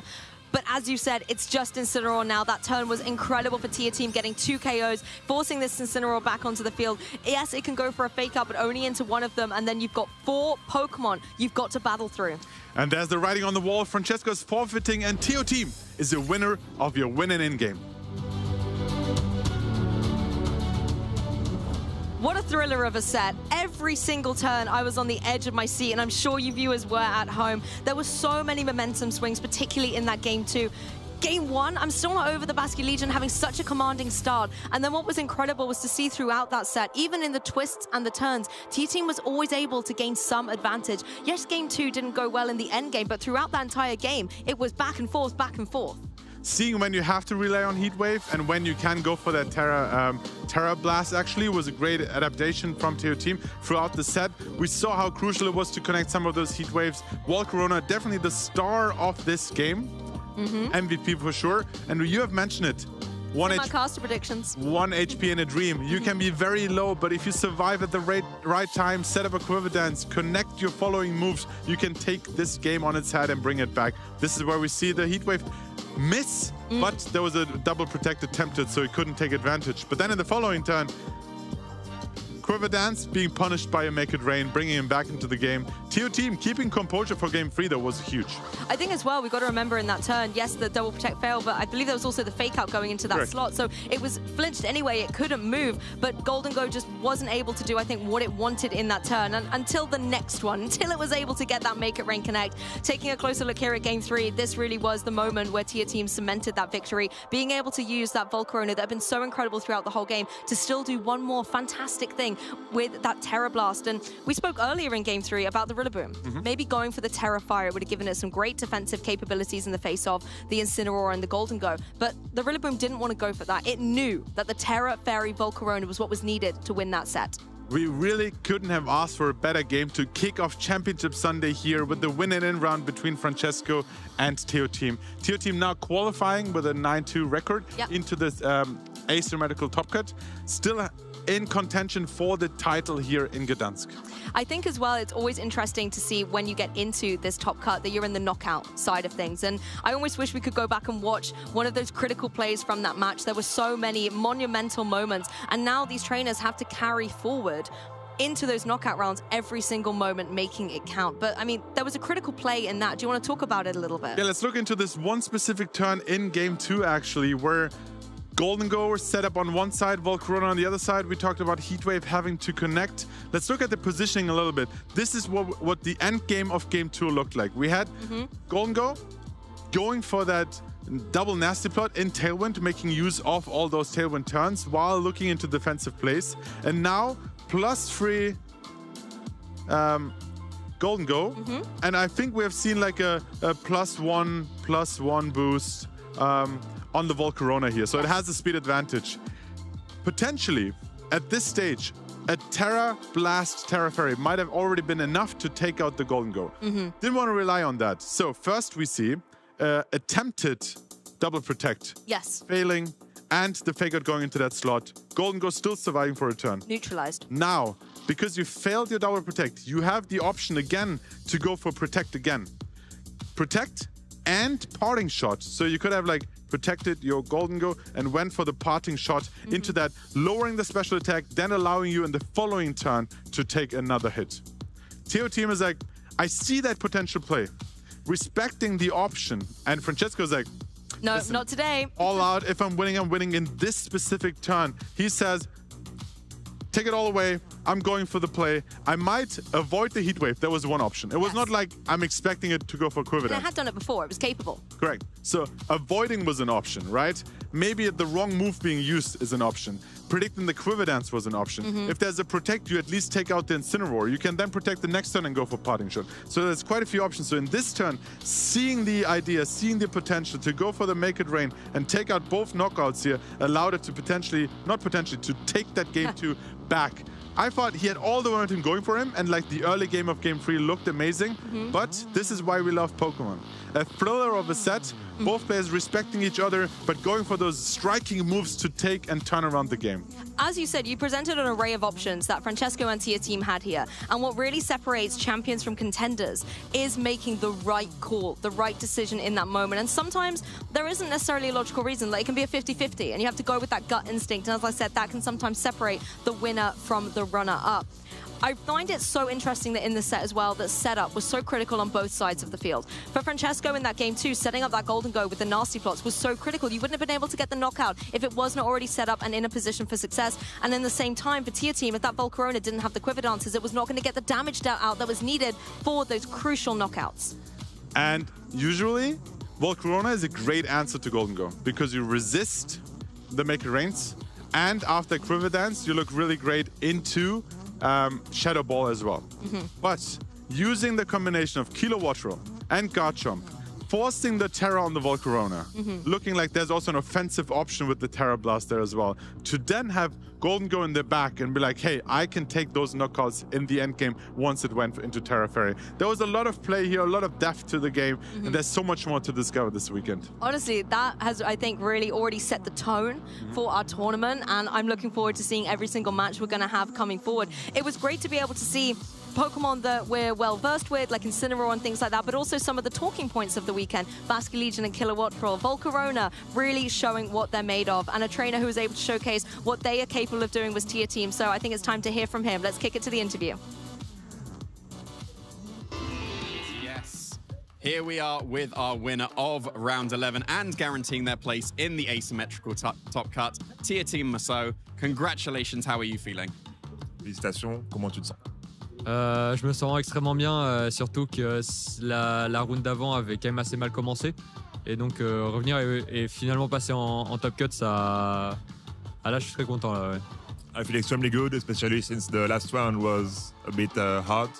And now going into top cut, I feel very good.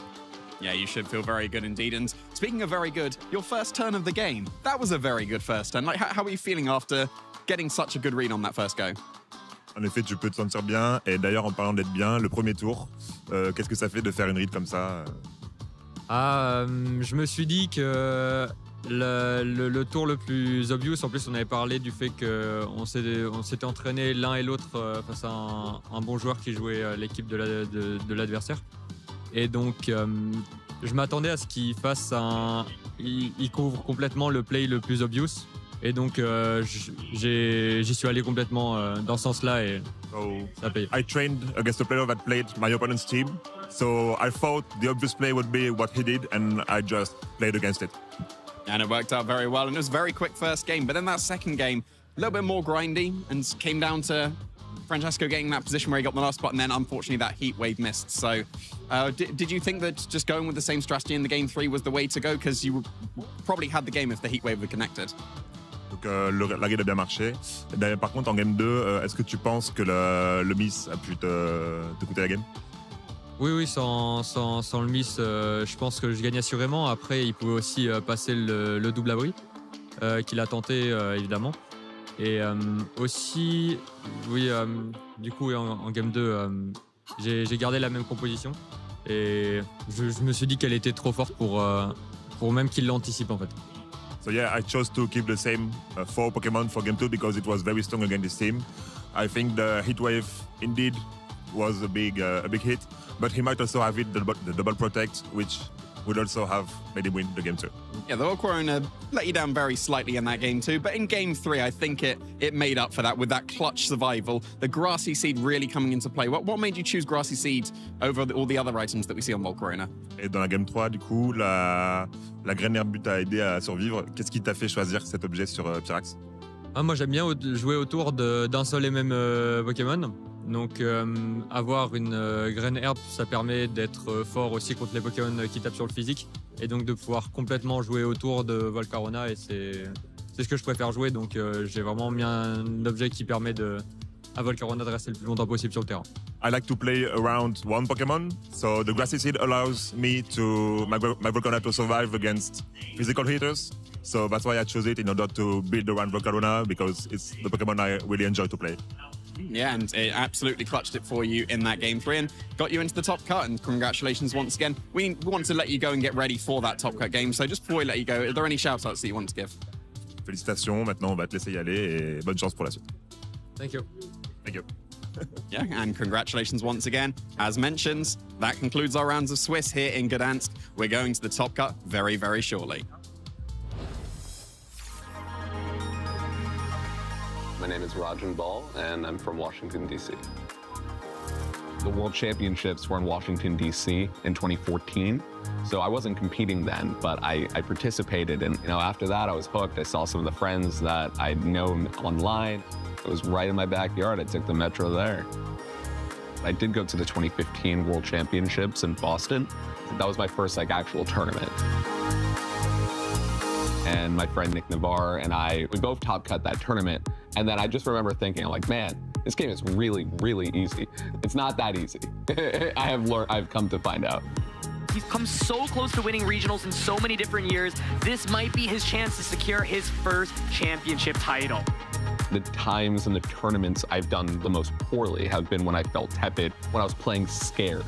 I have never again watched the stream set of my previous finals experience. I started tunnel visioning on the win. I was thinking, I'm so close, but unfortunately that compromised the quality of my play.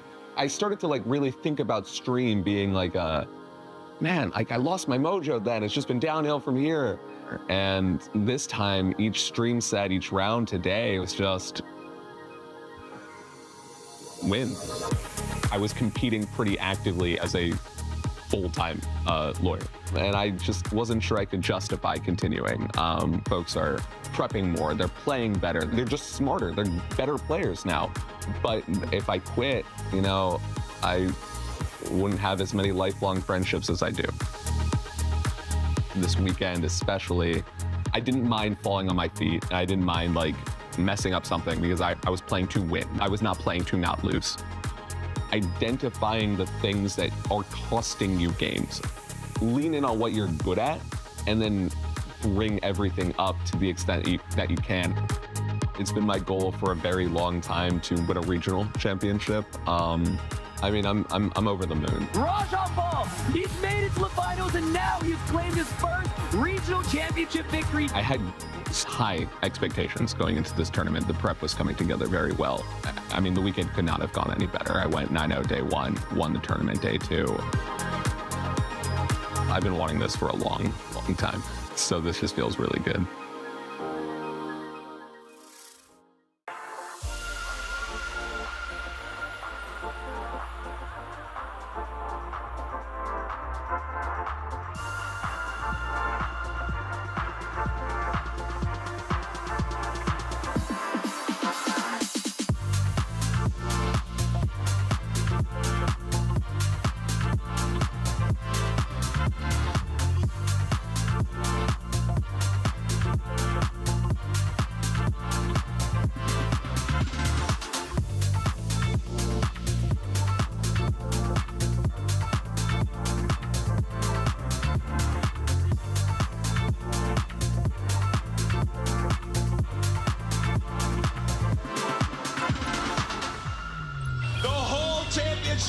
Comes down to this brave bird right here.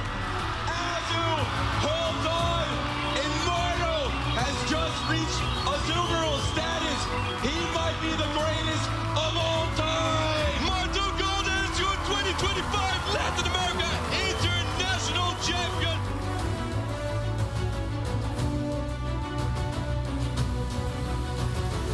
Charged up overheat, doesn't hit anybody. Overlord's going straight to score. Here comes Trainer, he's cleaning up the trash. Call him the street sweeper because 2Z Esports has just been buckled in Brazil. Once again, your former world champs are your LAIC champions, Luminosity. There's Luminion, and the Thornton comes out. As long as it switches a Pokemon that's been in play for a turn, like this Rotom, Rare Candy, Curse Blast onto one of these bench Pokemon, and Henry Kuninari will close out game number 2 with a powerful Burning Darkness and becomes your LAIC champion. I think that could be the only risk here for Gabriel, and that's why he's going to target this Mew EX down and try and just shut every obscure option out of the door. Yeah, we know that's not possible because the amount of the energy switches used, but absolutely, just in case, that is absolutely the right move to make. Super heads up from Gabriel. And now the doors are shutting on Justin. What can he do in this spot? Just a prime catcher. And he extends the hand. Back-to-back champions. Gabriel Fernandez does that and repeats his title as the international champion here in Latin America.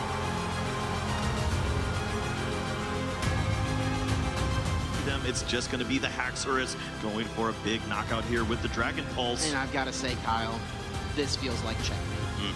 Prince is going to take one last look, but I think he knows the situation. Miloslav with a grin on his face. He is so close to becoming our champion.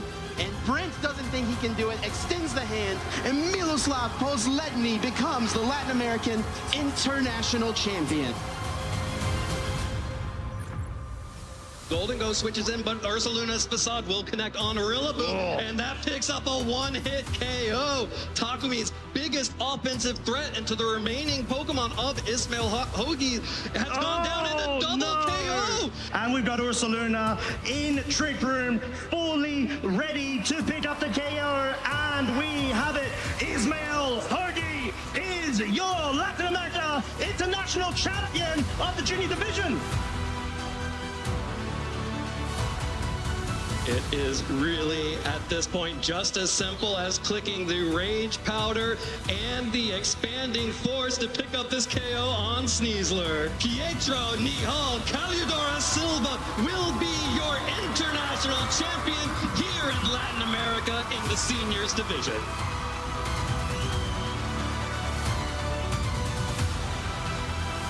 Heatwave is going to connect onto both of these Pokemon, and so our Chalanon does survive with this Assault Vest. A fake out, but it's just Heatwave. Single target connects.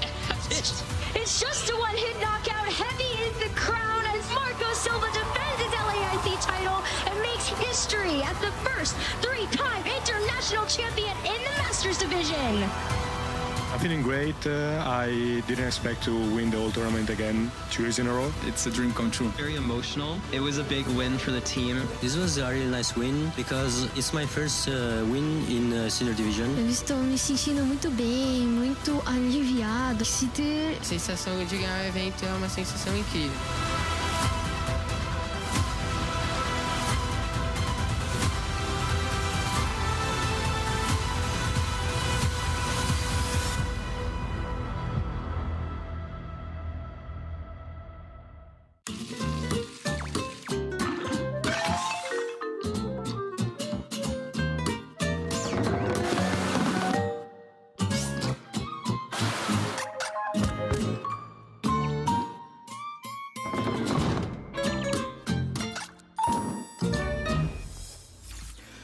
Trainers, welcome back to the Gdansk Regional Championships, where we have finally made it all the way into our top cut bracket. My name is Ben Kiriakou, joined here by the wonderful, if not slightly shorter than I remember, Jamie Boy.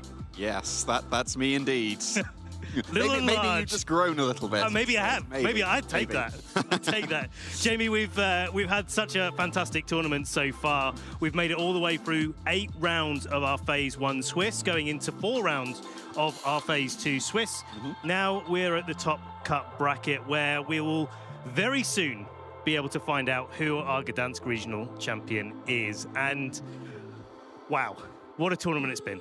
It's been a great tournament so far, and what a way to kick it off as well. Fantastic play from both Francesco and Tia Team, but of course, Tia Team with that clutch survival in the end. Like, Grassy Seed is not so common on Volcarona, but any other item would have lost in that game. It had to be the Grassy Seed to get that defense boost and able to just absolutely survive on the slither of health and be able to clutch it for him. And that is the real difference between those times with those trainers. It's how you train your Pokemon. It's how you prepare for these tournaments. But then it's the moments in the match that really matter so much. And there's been a lot of moments this weekend here in Gdansk, but there's also been so many moments in other regions of the world. And we have a little bit of a sneak peek at what happened in Brisbane this weekend at their regional championships. And we get to showcase what they were running and the players that made it all the way to their top 8. Yeah, of course, they had their regional championship slightly before us because of the time zones, and they have concluded and they do have their results.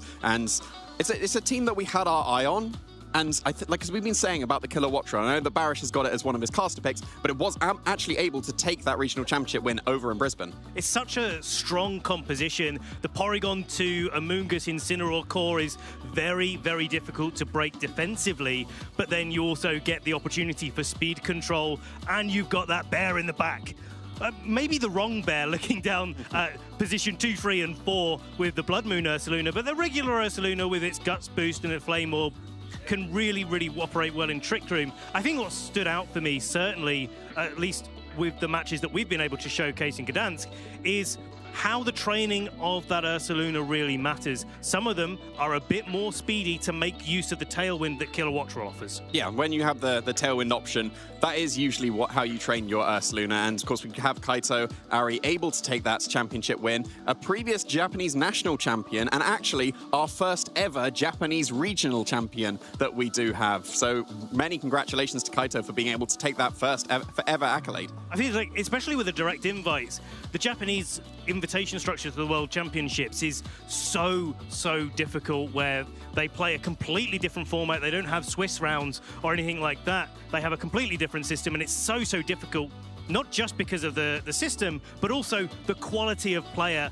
over in Japan. Their player skill runs so deep. There's never an easy round when you have a Japanese opponent. And so seeing them being able to come over and have those opportunities for a direct invitation for the World Championships makes their season so much nicer to play. Yeah, and I'm sure we'll see Kaito have great things at the Japanese National as well when we get to that later on in the season. But plenty of Australian representation there. Nicholas Khan, a player that we've been keeping our eye on from the Australian region, able to get that top 4 placement with a team that was popularized by a Japanese player. Previous Japanese World Champion Shohei Kimura was the first person to really use those 6 Pokemon together for great success, and it seems like Nicholas has been able to convert that very well as well. Especially since his brother was our NAIC champion in 2017 season as well, while Nicholas was still in the seniors division, is like aged up, and we got a lot of stories like that where our seniors age up into masters and show us a little bit of a thing or two. Lewis Tan a little bit further down the line, representing that Rain core that's been doing so well. Caleb with the hard trick room, that's been a hot topic of discussion, I think, certainly the last couple of weeks, where it's really come into its own.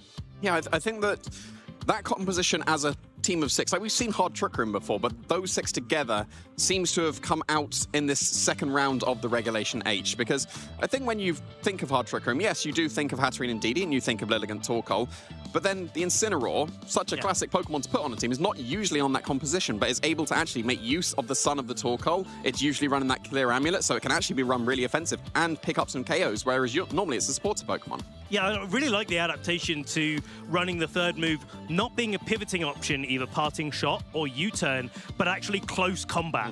And not only does that make it able to knock out other Incineroar, which is pretty fun to see. I think back in the day when Incineroar first came into the fore, it's like Incineroar did used to get used to knock out other Incineroar. That was before it got Intimidate as an ability legal in the format. And then as soon as it got Intimidate, we're just pivoting, passing shot, U-turning so we can get our fake outs restored, those Intimidate switch-ins in. But a close combat really does change the function of that Pokemon within the team. It basically gives it perfect coverage. Like for Fire and the Sun is all the coverage you usually need. But then when you got the Dark and the Fighting as well, the only type that would resist that is Fairy, and then obviously Flareblitz will hit that very hard as well. So yeah, I think the adaptation of the Clear Amulet Incineroar with close combat was a really nice change for the Hard Trick Room compositions, and then we saw that pick up. Quite a few trainers have opted into that for that team now. And as quickly as that, from Brisbane, we're coming back all the way around the world for our Gdansk Regional Championships, where we've got a bracket ready to show you of who is it that's made it into our asymmetrical top cut this weekend. There it is. There's the top 16. So we've got both Juan Solano at many wins. Federico Camporisi are going to be getting the bye in the top 16 round. Everyone else will have to play their top 16 round before we get into our top 8. Yeah, it's no surprise to see those 2 trainers get the bye, of course. Federico, our previous Gdansk Regional Champion, hoping to go for the back-to-back here, and already into that top 8, a very good showing. Juan was 10-0 going into the final rounds. Do we find out if he won his last round? Has he got the perfect run going? I'm hoping we're going to find out very soon, because, yeah, Juan Solano has been on an absolute tear this weekend. Looking a little bit further down the bracket, Marco Silva versus Lewis Markle. That's going to be a match I really want to see. Lewis has been so prevalent. He's been leveling up so much over the past couple of seasons. I'm looking forward to seeing that.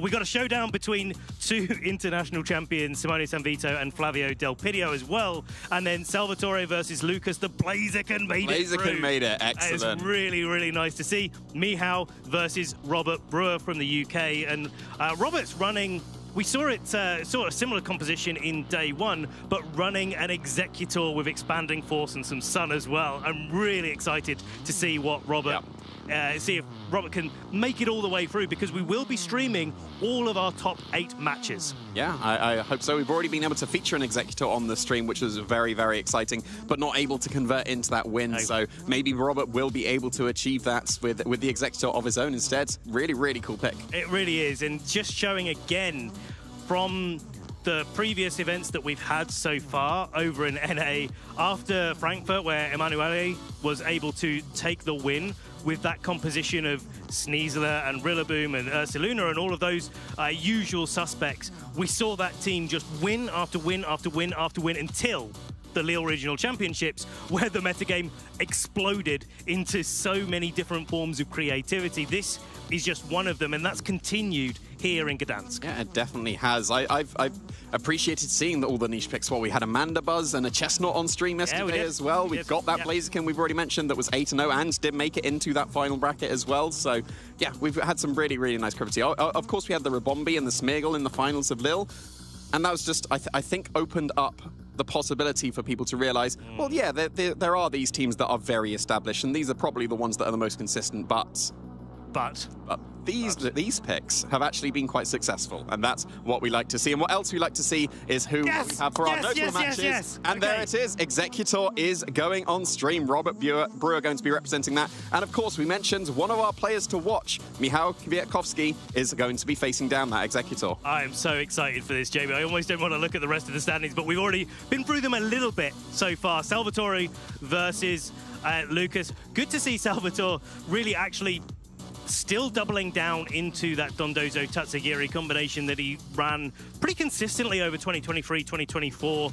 Marco versus Lewis. Marco coming back to the Sun team that he won LAIC with as well. Lewis using those tried and tested Pokemon. I feel like that is the trademark of Lewis, using the best Pokemon, using them better than everybody else. Simone versus Flavio, our 4th notable match. Yeah, as we mentioned already, 2 international champions facing down themselves. There's actually 3, I was going to say there's 3 international championships.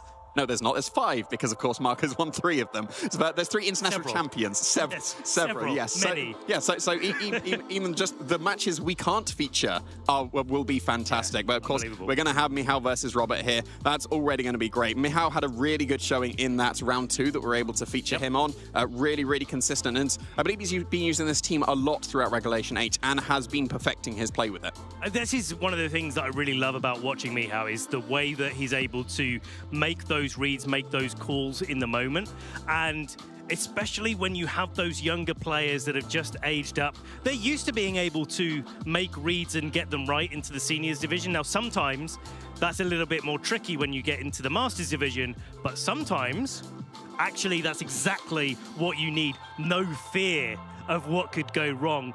Click the buttons, play positive Pokemon. And I think Michał is a really good representative of positive Pokemon. Yeah, I think so indeed. We've been able to feature him last year and this year, and his play has been very, very impressive. Robert's someone we haven't been able to feature as much, so I'm very excited to see what he's going to be showing, because, of course, the niche picks are always great to see. He's a fabulous member of the UK community, and running that Executor as well. It's got 2 abilities, both of which are really viable. That makes a really flexible Pokemon overall.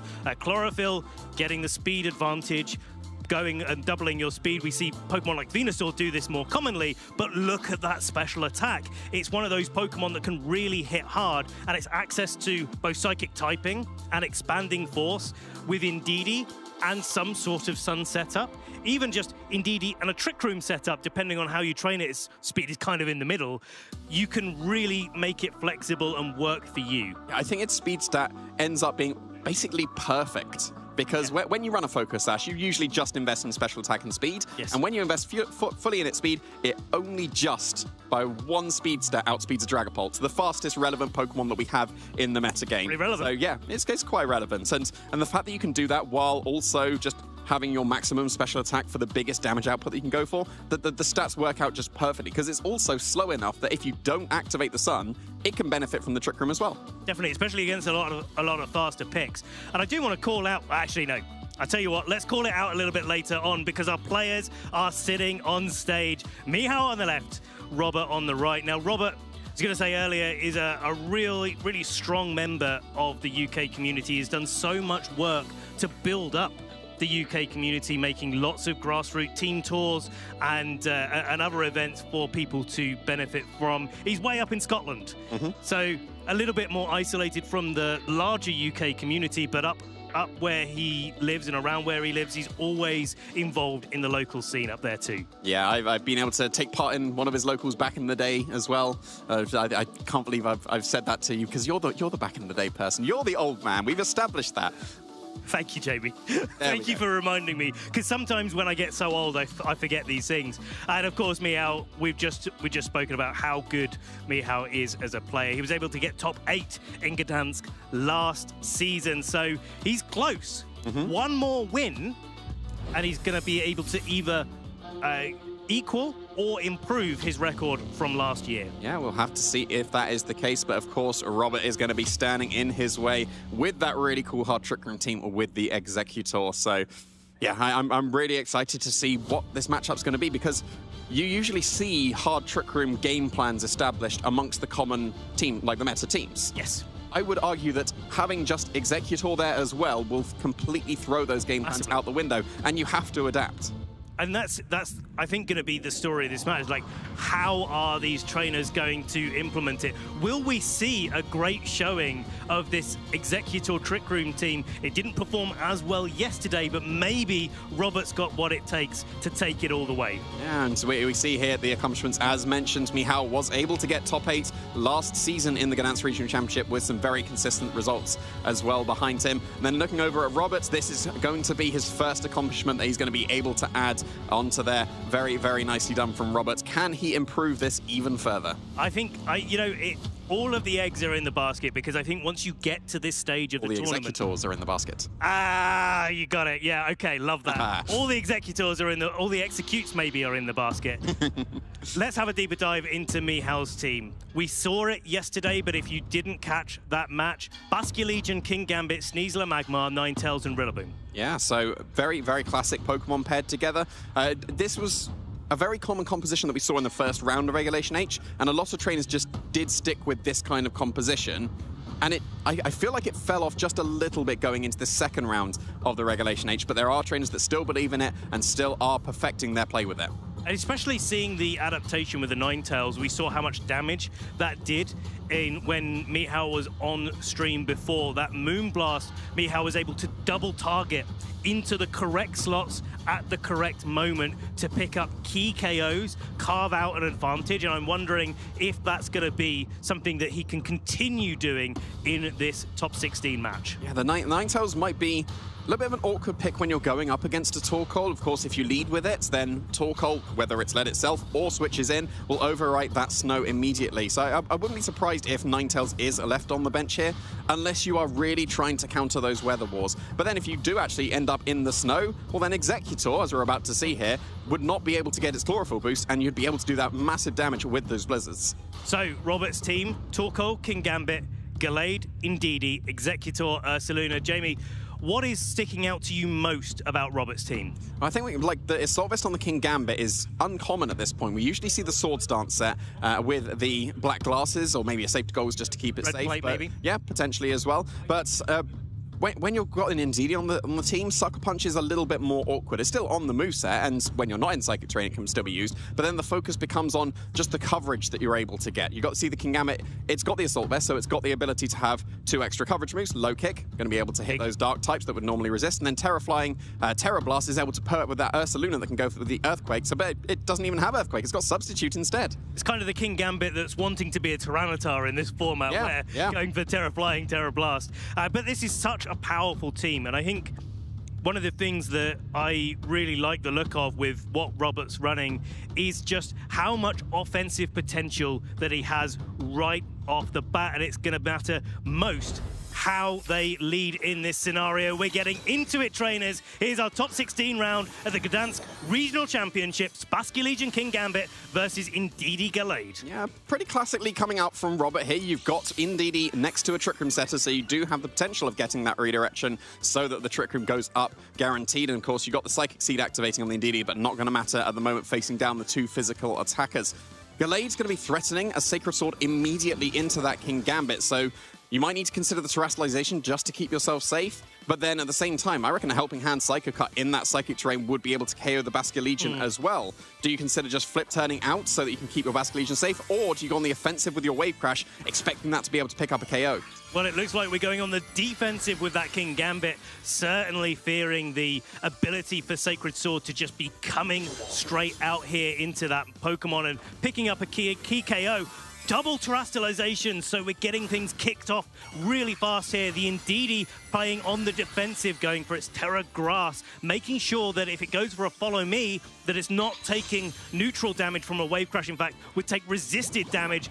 There's the flip turn into the Indeedee. Basculegion just repositioning. Certainly a choice where our Pokemon is not feeling comfortable or at home in a Trick Room environment, but it does get a little bit of damage down on the board. Yeah, but for reducing that damage by going for that Terra Grass, and is that going to allow the Indeedee to survive a potential Kowtow Cleave coming out from the King Gambit as well? Because that was only a little bit of chip damage with that flip turn. Here comes the Sacred Sword into that King Gambit, and that defensive Terra was absolutely necessary because that still did over half, and that defensive Terra with the grass was also incredibly useful as it survived the Kowtow Cleave and set up the Trick Room. Especially with a flip turn as well. And so now Mihal's got himself into a point where they at least get to play on the offensive in the Trick Room environment because you've got Fake Out active, so you can Fake Out, allow the King Gambit to maybe get another hit off. The Sucker Punch is, of course, active as well. But Robert wants to set up this Trick Room to get some KOs. Yeah, that's the main game plan that you do see when you see these hard Trick Room teams. Sweep in Trick Room is the name of the game, but the Rillaboom switching and taking over the Psychic Terrain means that Fake Out is available. And if you go for a Fake Out into the Gallade, there's going to be basically no damage happening on this turn. But if you do Fake Out the Gallade and maybe attack and KO the Indeedee, that gives a switch into one of the other Trick Room sweepers. Like we said, so much damage available on Robert's side of the field. Only the Indeedee doesn't really do damage, but this Pokemon that's switching in for the Indeedee, this Torkoal will do a lot of damage. Lots of damage is what that Torkoal. Several damage this Torkoal could do. There's a Fake Out into the Gallade. One downside to running these Trick Room sets is that usually you drop Protect. There's the follow-up Kowtow Cleave. It's a clean knockout on Gallade. So even though Robert has been able to get their Trick Room up, it is Mihal that is able to take the first KO.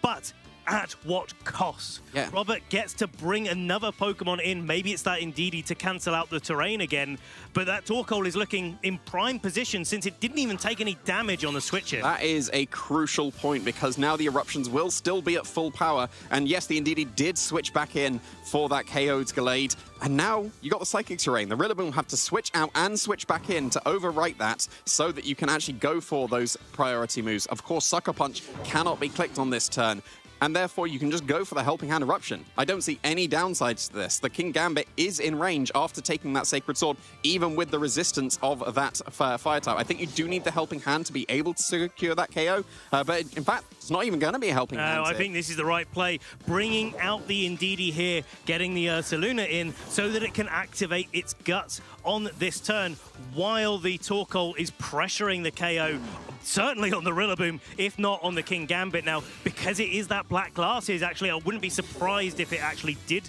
pick up the KO, but what Robert has done here is made sure that they're preserving the terrain for later. Yeah, and here comes the Eruption from the Torkoal. No Helping Hand boost, just the regular old full HP Eruption. It's not gonna... It's still a lot. Usually that's enough, though. But into a Magmar that's got that EVO-like to boost its special defense, able to shrug that off quite comfortably. But of course, this Ursaluna, like we mentioned, did get in for free, got its guts going, and its Headlong Rush will absolutely be able to KO either Pokemon. In fact, even Facade will KO any Pokemon on the field at the moment, and you wouldn't have to drop your defenses. You'd only have to concern yourself with the potential of a Basculegion switch in, so maybe you do go for the Headlong Rush and accept those drops just in case there happen to be the correct Basculegion switch in. But then if it does, then it's still taking the Eruption as well, and that would still do absolutely massive damage. I don't think Eruption's going to be able to KO either Pokemon here, so you do need the assistance of the Ursaluna. So that means that Mihal might be able to make it through this turn with one one of these Pokemon still surviving. Do you know what? I actually think that King Gambit could be in KO range. I know that it's only a charcoal rather than a choice specs. That really does change the damage calculations, but I'm going to be fascinated to see. Here's Rillaboom coming back in, though. It's going to overwrite the Psychic Terrain. That's going to activate the King Gambit Sucker Punch, and maybe that'll take the edge off the Eruption. Here it is. Sucker Punch into the Torkoal, doing a good chunk of damage. That's also reducing the damage of Eruption here. Let's see. King Gambit looking like you were right, Jamie, looking like it would have knocked out the King Gambit on that turn, but Ursaluna here is the tech going for the substitute. Yeah, very, very nicely done. And it has become unfake-outable because substitutes does protect you from the flinches from that move. It still doesn't have access to a spread attack. It dropped the Earthquake for that substitute, which is really, really nice here, but it can only KO one Pokemon. It's going to be able to pick up that KO. You can go for a Facade or a Headlong Rush if you're concerned about the Basculegion switch in. And I think you probably aren't too concerned about dropping your defenses while you're behind that substitute, so it might be safer to go for that. Like, Rillaboom is surely in range of Headlong Rush as well. We know how strong Ursaluna is. You can even consider switching out the Torkoal here into the Indeedee just to stop any of the sucker punches that can come out from the King Gambit, so that Ursaluna is guaranteed to pick up at least one of the KOs. Because the King Gambit Sucker Punch would go first, and then the Rillaboom might be able to attack into the Ursaluna with a Grassy Glide, and after that Substitute Recoil, maybe it's in range. It's unlikely. Ursaluna's pretty bulky, but at least it's some amount of damage coming through for the endgame, because we're not long for Trick Room expiring. No, we're not at all, and seems like Ursaluna is not going on the offensive here, going for the Protect, as we get that from the King Gambit as well. So it looks like the Torkoal is the one that's going to be going on the offense here. Rillaboom did try to break that substitute with the Grassy Glide, so a nice Protect there coming out from Robert, but Torkoal is able to go for a Weather Ball, but not into the Rillaboom. That could have been a knockout, but instead targeting down the King Gambit, and there's no KOs at all. That's another turn of Trick Room gone, and I think it's going to expire now. I think it is, and Indeedee is on such low HP in the back, it's going to be quite difficult for Robert to be able to set it up. I think the changing gears here is to use that Indeedee rather than as a Trick Room setter to be able to maybe go for a Follow Me instead and take either one of these brilliant attackers that Robert still has on the field and use that to their advantage. Yeah, like you can still attack with both Pokemon, even out of the Trick Room here. Facade will KO the King Gambit and Weather Ball will KO the Rillaboom, and Woodhammer will definitely KO that substitute. Yeah, to say the least, that's about 6 substitutes that have just been broken there, but Ursaluna does not take any damage at this point. Now, this is not the Assault Vest King Gambit. This is one that only has access to Kowtow Cleave, doing a good chunk of damage. Facade into the King Gambit, so this is looking like a double KO that Robert's going to be able to take, even out the scores, in fact, give themselves the Pokemon advantage. But now out of Trick Room, you're wondering whether or not Robert has enough gas in the tank to be able to take these big attacks, especially from that Choice Scarf Basculegion that is going to be supported by Magmar coming in. Yeah, you can't lock into Last Respect here. You're facing down 2 normal types, so it does have to be your water moves, and that Torkoal can reduce the damage output of those water moves. It's not in the sun at the moment, but if you just switch it out for the Indeedee, then you'll be able to reset that. And Magmar's not really going to be thrusting too much damage into that Torkoal. In the sun, it would probably actually be able to KO the Ursaluna from here, because it's taken a lot of damage already from that Kowtow Cleave. So it does probably have to be a Wave Crash here and a Burning Jealousy, and the Indeedee's in range of Wave Crash or Burning Jealousy as well. So yeah, I don't think that Robert will be able to get back into that Trick Room safely enough, and that might have been necessary to be able to get those KOs, because Ursaluna's in range of Wave Crash. Yeah. Probably not in range of Burning Jealousy, not quite, but it probably would be in the sun, and you kind of need to get back in the sun so that your Torkoal would be able to survive the Wave Crash. So it's kind of a lose-lose situation for Robert here. It's really tough, isn't it? Because the Wave Crash is so strong, especially with that adaptability boost on the Basculegion, making its same type attack bonus double instead of a 50% boost to its Wave Crashes, and I think that really does change the game here. The only thing that Robert's got is a call to be made. Ursaluna going on the defensive, going for a Protect, Basculegion attacking into it, so that's wasting 1 turn of the Basculegion going on the offensive. Now, Burning Jealousy outside of the sun is not going to be doing too much damage to this Torkoal, and Torkoal manages to get a move off here. Yeah, well, and there's a little bit of a critical hit, but that doesn't particularly matter. It's a Torkoal going for the Eruption. It's taken a load of damage, and it's not in the sun anymore, and that's just really not the damage you need. Again, that's a revenge critical hit, but yeah, like the Magmar shrugs that off the Basculegion. Like, where's the damage into this Basculegion? It kind of has to be Headlong Rush to be able to get that KO.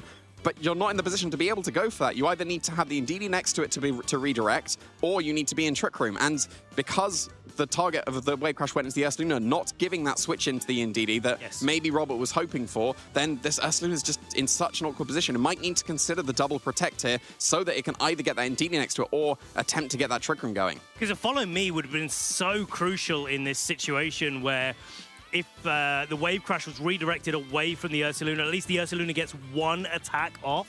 And even if that's just KOing Magmar, it actually changes a lot of the endgame scenarios, potentially gives Robert a way back into this game, but without having the Indeedee to redirect those attacks easily, it's very, very tough. Yeah, and it's actually the Ursaluna switching out here, so the sun is still not going to be reset as that Torkoal must stay on the field. In comes the Indeedee and gets that Psychic Terrain going, so maybe its Psychics will be able to threaten some reasonable damage here. But this Basculegion still went for the Wave Crash and that switched in Indeedee, and we can't get into Trick Room anymore. We don't have redirection available. It looks like this Basculegion is probably going to be able to sweep through this game now. This is the story of Mihal's previous game on stream as well. The Basculegion coming in the end game and just being able to Wave Crash without having any real opposition overall. Burning Jealousy doing that little bit of damage. Torkoal getting another eruption off. We're going through the motions here with the Torkoal just doing that little bit of damage. I think we've got to call out how good Mihal's targeting is here.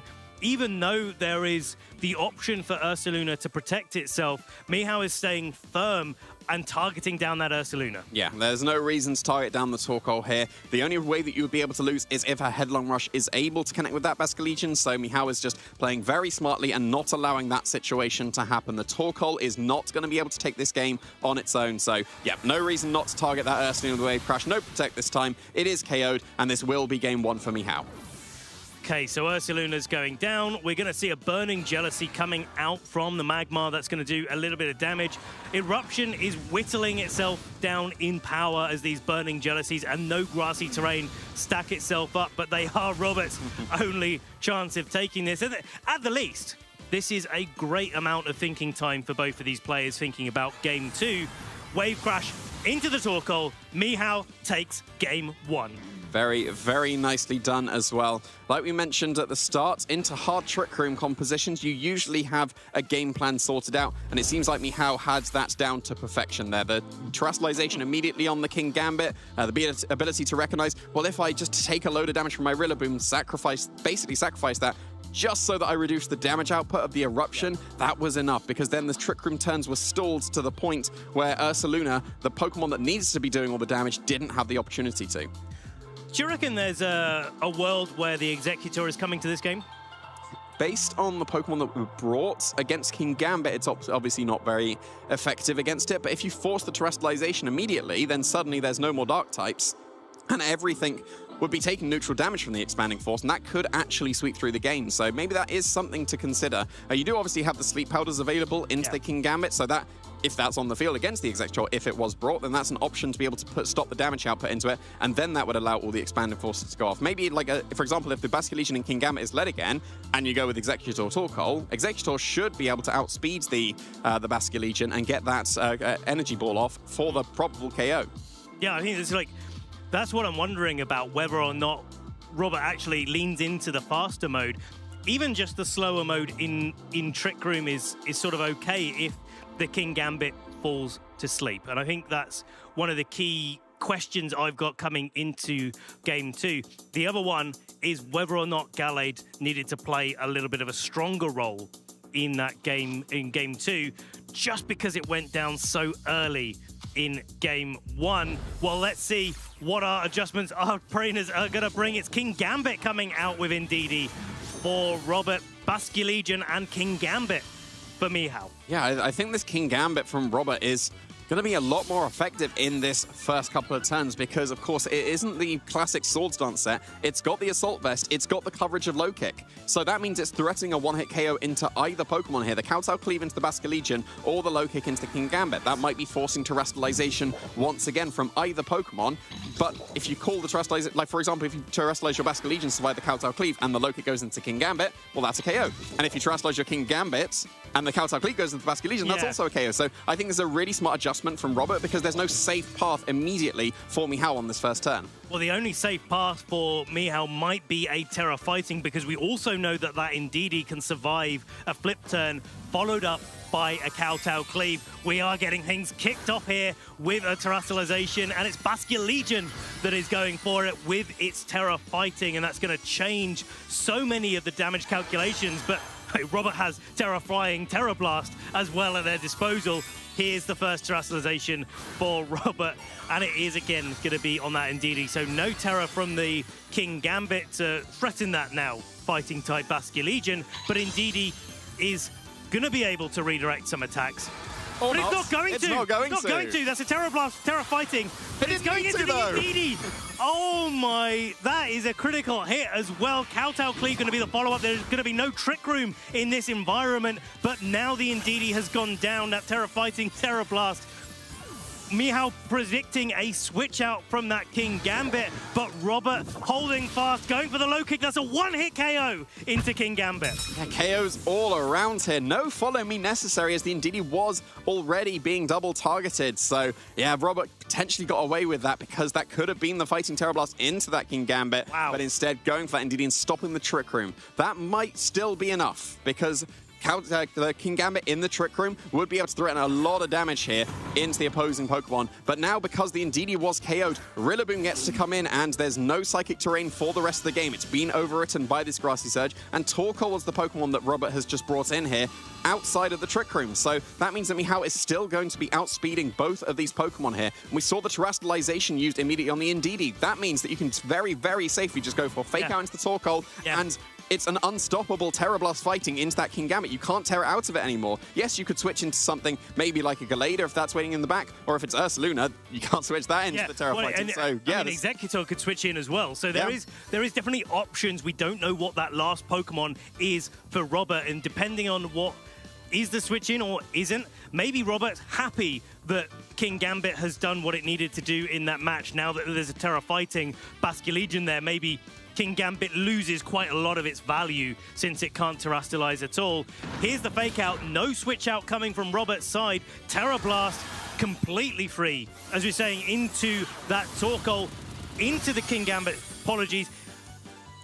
And it will pick up the clean one-hit KO. This match has been so explosive so far. Torkoal flinching, not moving this turn, but I think it's quite poignant to note at this point in the game that the Basket Legion is no longer going to be resisting any type of fire type attacks from this Torkoal. No, it won't, but with Ursaluna as the last Pokemon, you really needs to be in Trick Room on Robert's side of the fields, because now, because the Terrestrialization's been used already, there's nothing stopping Woodhammer from KO in this Ursaluna. And yeah, you'll be taking neutral damage now from the fire type attacks from this Torkoal, but with this fighting Terra Blast, yeah, you're still going to be able to reduce the damage from the eruption. And it's going to be Terra Fighting Terra Blast into the Torkoal, doing 50% damage. Woodhammer the follow-up into Ursaluna. There's so many options that Mihao has at the moment to target down that Ursaluna. Eruption at about half of its base power is clearly not enough to pick up either KO here. Is Robert's only chance a double protect? It seems like if the same targeting happens from Mihao, a double protect and then a Weather Ball should be able to pick up the KO on the Basket Legion, and then maybe Torkoal can take the win against potentially that Magmar waiting in the back if it is the same as Game 1 and this Rillaboom, because it doesn't have high horsepower, but there is a successful double protect. Okay. Robert is still in this game. He can take us. Oh, but he called it. Call on the Terra Blast into the Torkoal. Is it going to be able to pick up the KO? No. Torkoal is able to hang on, but that Woodhammer going into the Ursaluna yet again. Now Ursaluna is going to stay on the field for yet another turn. Weather Ball into the Basket Legion, and it is enough to pick up the KO. This is exactly what Robert needed to keep himself in this match. Yeah, and if it's the Magmar waiting in the back, it might be a little bit of an awkward endgame, but then the Torkoal's taken so much damage, it's probably in range of just Woodhammer, even though this Rillaboom has opted for the U-turn instead of the common coverage that we see in Regulation H of high horsepower.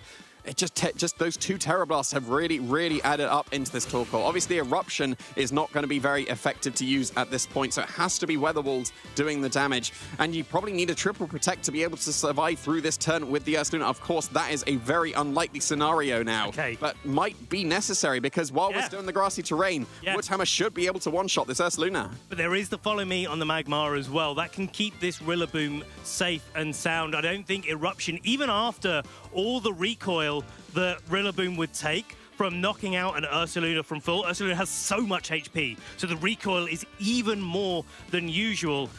And here it is, Follow Me. So no attempt at the triple protect this time.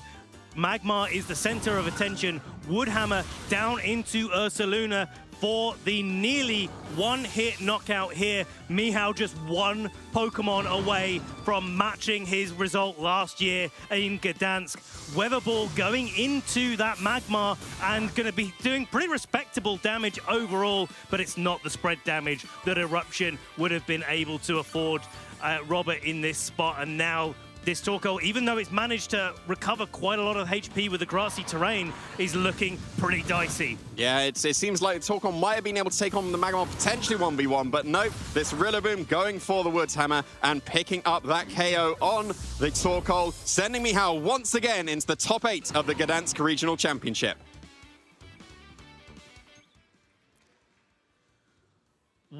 You can see the relief. You can see the relief on Mihao's face right now. That matchup is such a tricky one to be able to play consistently because it's so powerful. There's so much offensive potential that Robert had that he was able to threaten to bring to bear, but Mihao just had that solid game plan. In game 1, he was able to change the terrain, slow things down, attack into that Gallade, pick up key knockouts. There's the Gallade going down at the start of turn 1.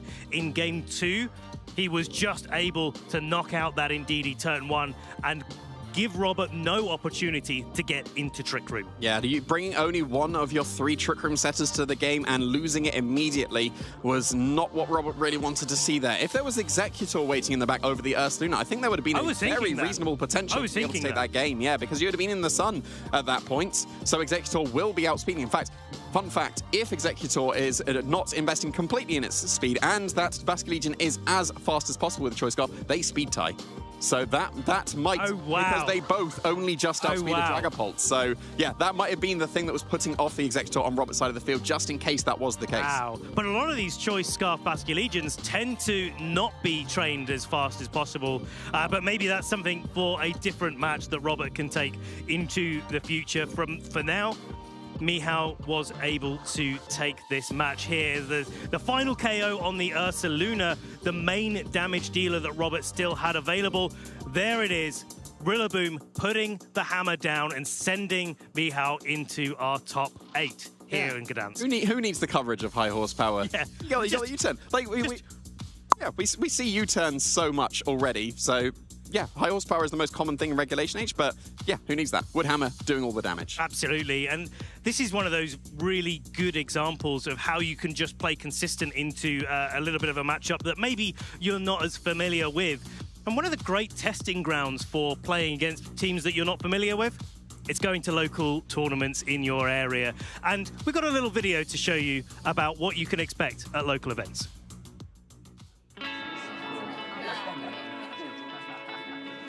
Hey, do you want to play? Yeah.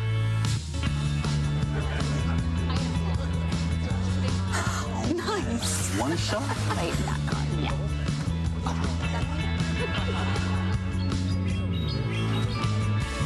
I'll use twin cannons. Great game, guys. Bye. See you next week. Come play at your local Pokémon League.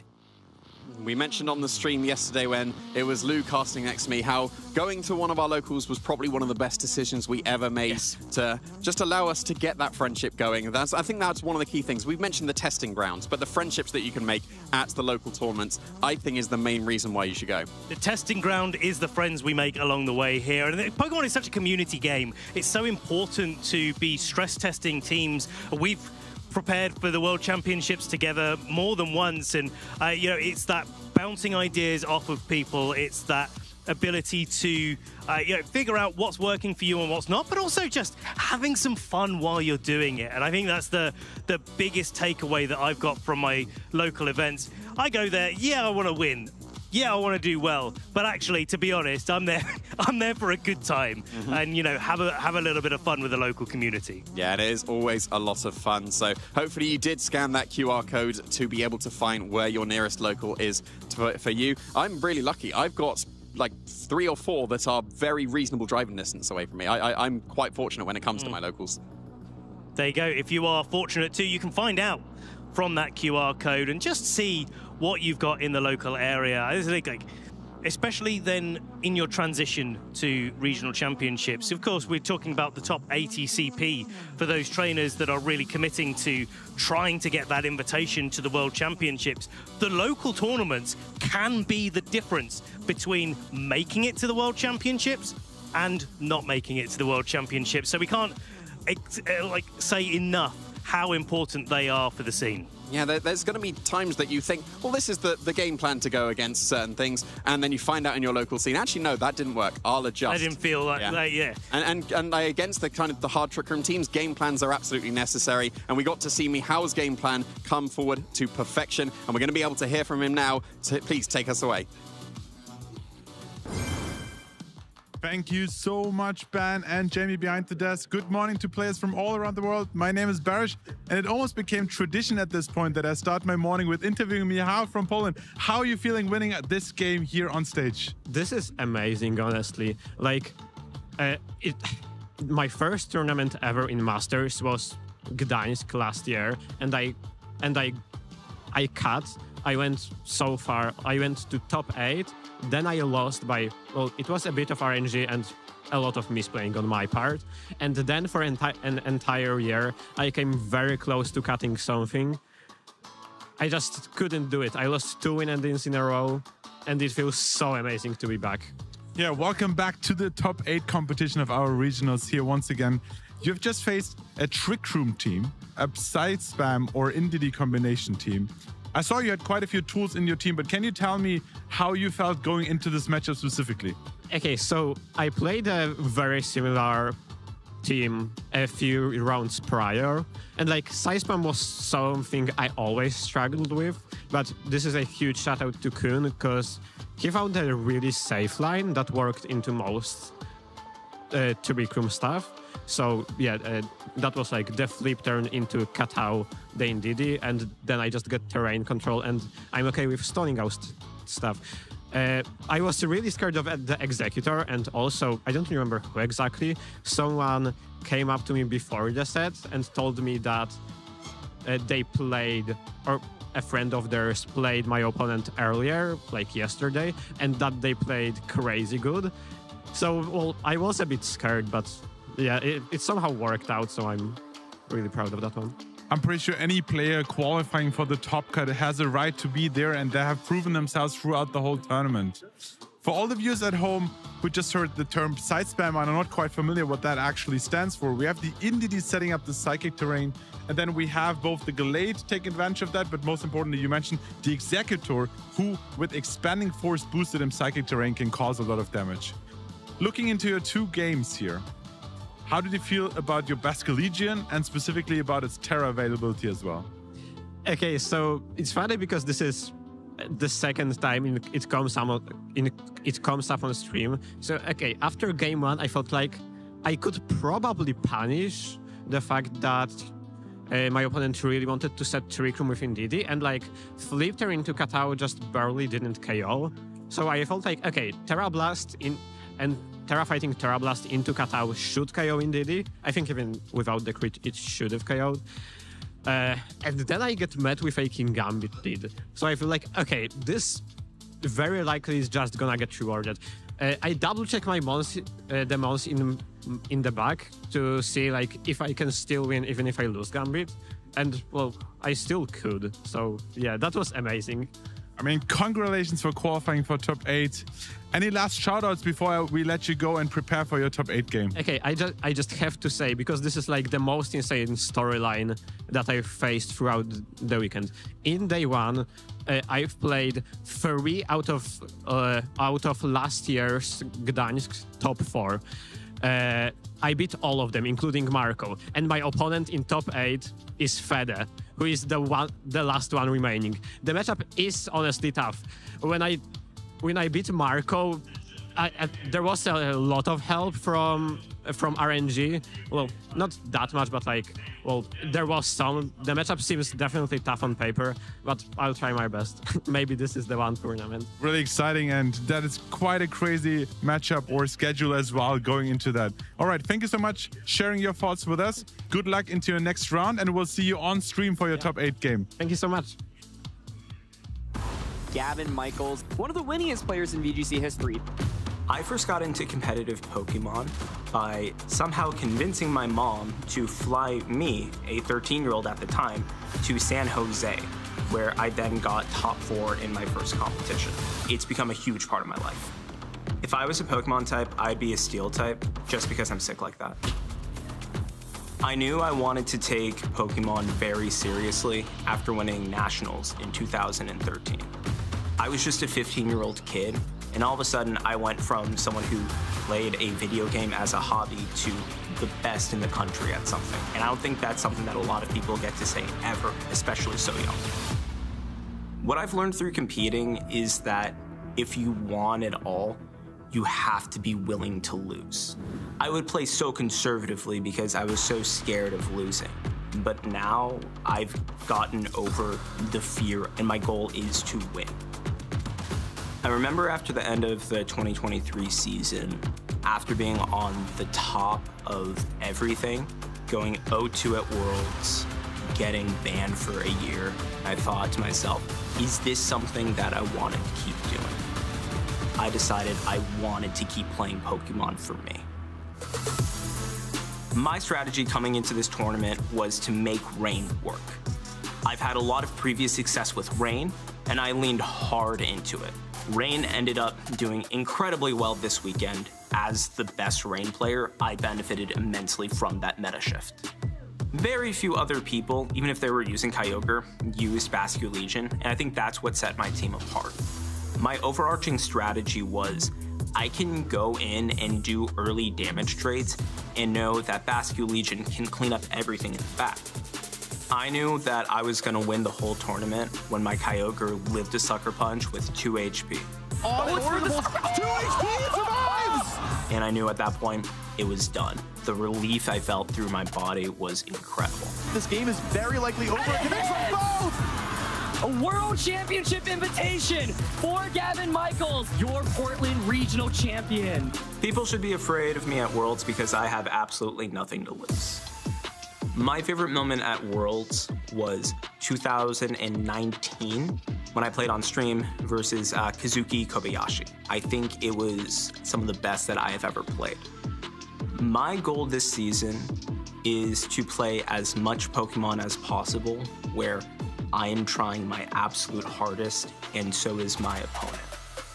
I've learned over time that what I care about isn't these accolades or the titles.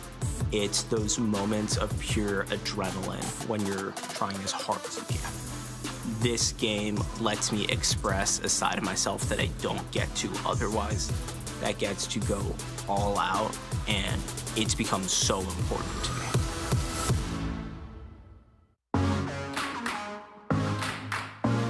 So I started playing in 2017. My first event was at Hartford Regionals. First competitive event was actually a PC or Premier Challenge in, it was in New York, in Brooklyn. I still remember this because it was like my first tournament ever, and I got to meet a ton of people. It was a lot of fun. It was, well, it went okay for your first tournament, I think. So my favorite Pokemon, it's kind of been contentious over the past couple years. I think my favorite right now has to be Lunala, but King Gambit and Yveltal are kind of up there for me as well. I think I look up to everyone who's able to really perform consistently. One person this year who's been really impressive to me has been Riley Factura. He's had a lot of consistency, and like I definitely respect that a lot because I understand like how hard it is to be consistent. Even like having to do that myself in previous years, it takes a lot of work and effort, and it's just something that I think is really cool when players are able to show they're consistently good at the game in a game where there's a lot of chance. I would be a Dark type gym leader for sure, like no question about it. I think Dark types have like some of the coolest Pokemon by far. So this has been kind of a tough question because there's so many good like players you'd like to play versus. I feel like the one player I haven't gotten the opportunity to play versus that I want to is Naoto Mizobushi. He's actually a really insanely good Japanese player. He won in 2019, so I'd love to get the opportunity to play him at some point.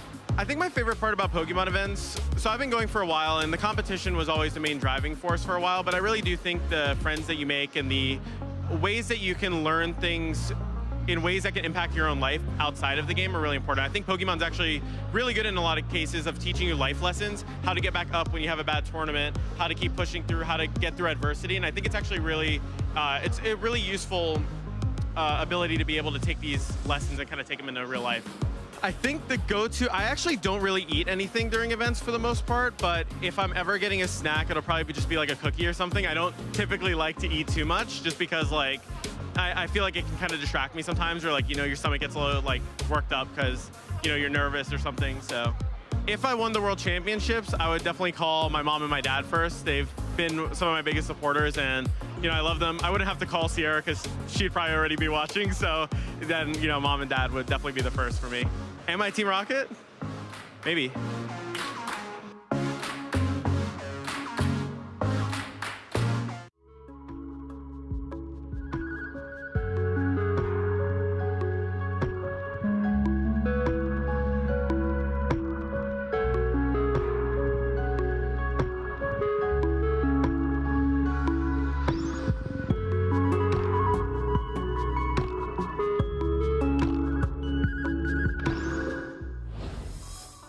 And welcome back, trainers, to the top 8 of the Pokémon Gdansk Regional Championship in 2026. My name is Jamie Boyt, and I've used Bowl Cup, and I'm joined by Ben Kiriako, and he's now used Minimize. And we're ready to get into this top 8 action. It's going to be so good. We are all the way to top 8, and I can't believe that even after starting yesterday morning that we've already made it to this stage of the competition. We now know who is going to be our top 8, one of which Michał was able to match his result from last season and make it into our top 8 bracket. We know that Juan Salerno, our undefeated player, and Federico Camperosi, our winner from Gdansk last year, was able to make it all the way into our top 8 bracket. And wow, the level of competition here in Gdansk is so strong. Yeah, it absolutely is. And we were able to feature that in the last round as well. Michał putting on such a solid show in both rounds. In the round 2 that we were able to feature him, and in this top 16 going into the top 8. I've been really impressed with his play, and I'm really curious to see how he's going to be able to do. Is he just going to finish by matching, or is he going to be able to push that little bit further? One more match. That's all it's going to take. One more match. And of course, we do have our previous Gdansk Regional Championship here, or to be able to have an opportunity to defend their title. Not many players have been able to do that in the past. Michał Kelsch is the one that comes to mind, being able to win back-to-back Stockholm Regional Championships in 2023 and 2024. Is Federico going to match that achievement? Yeah, I'm trying to think of any other back-to-back that we've had in the European region.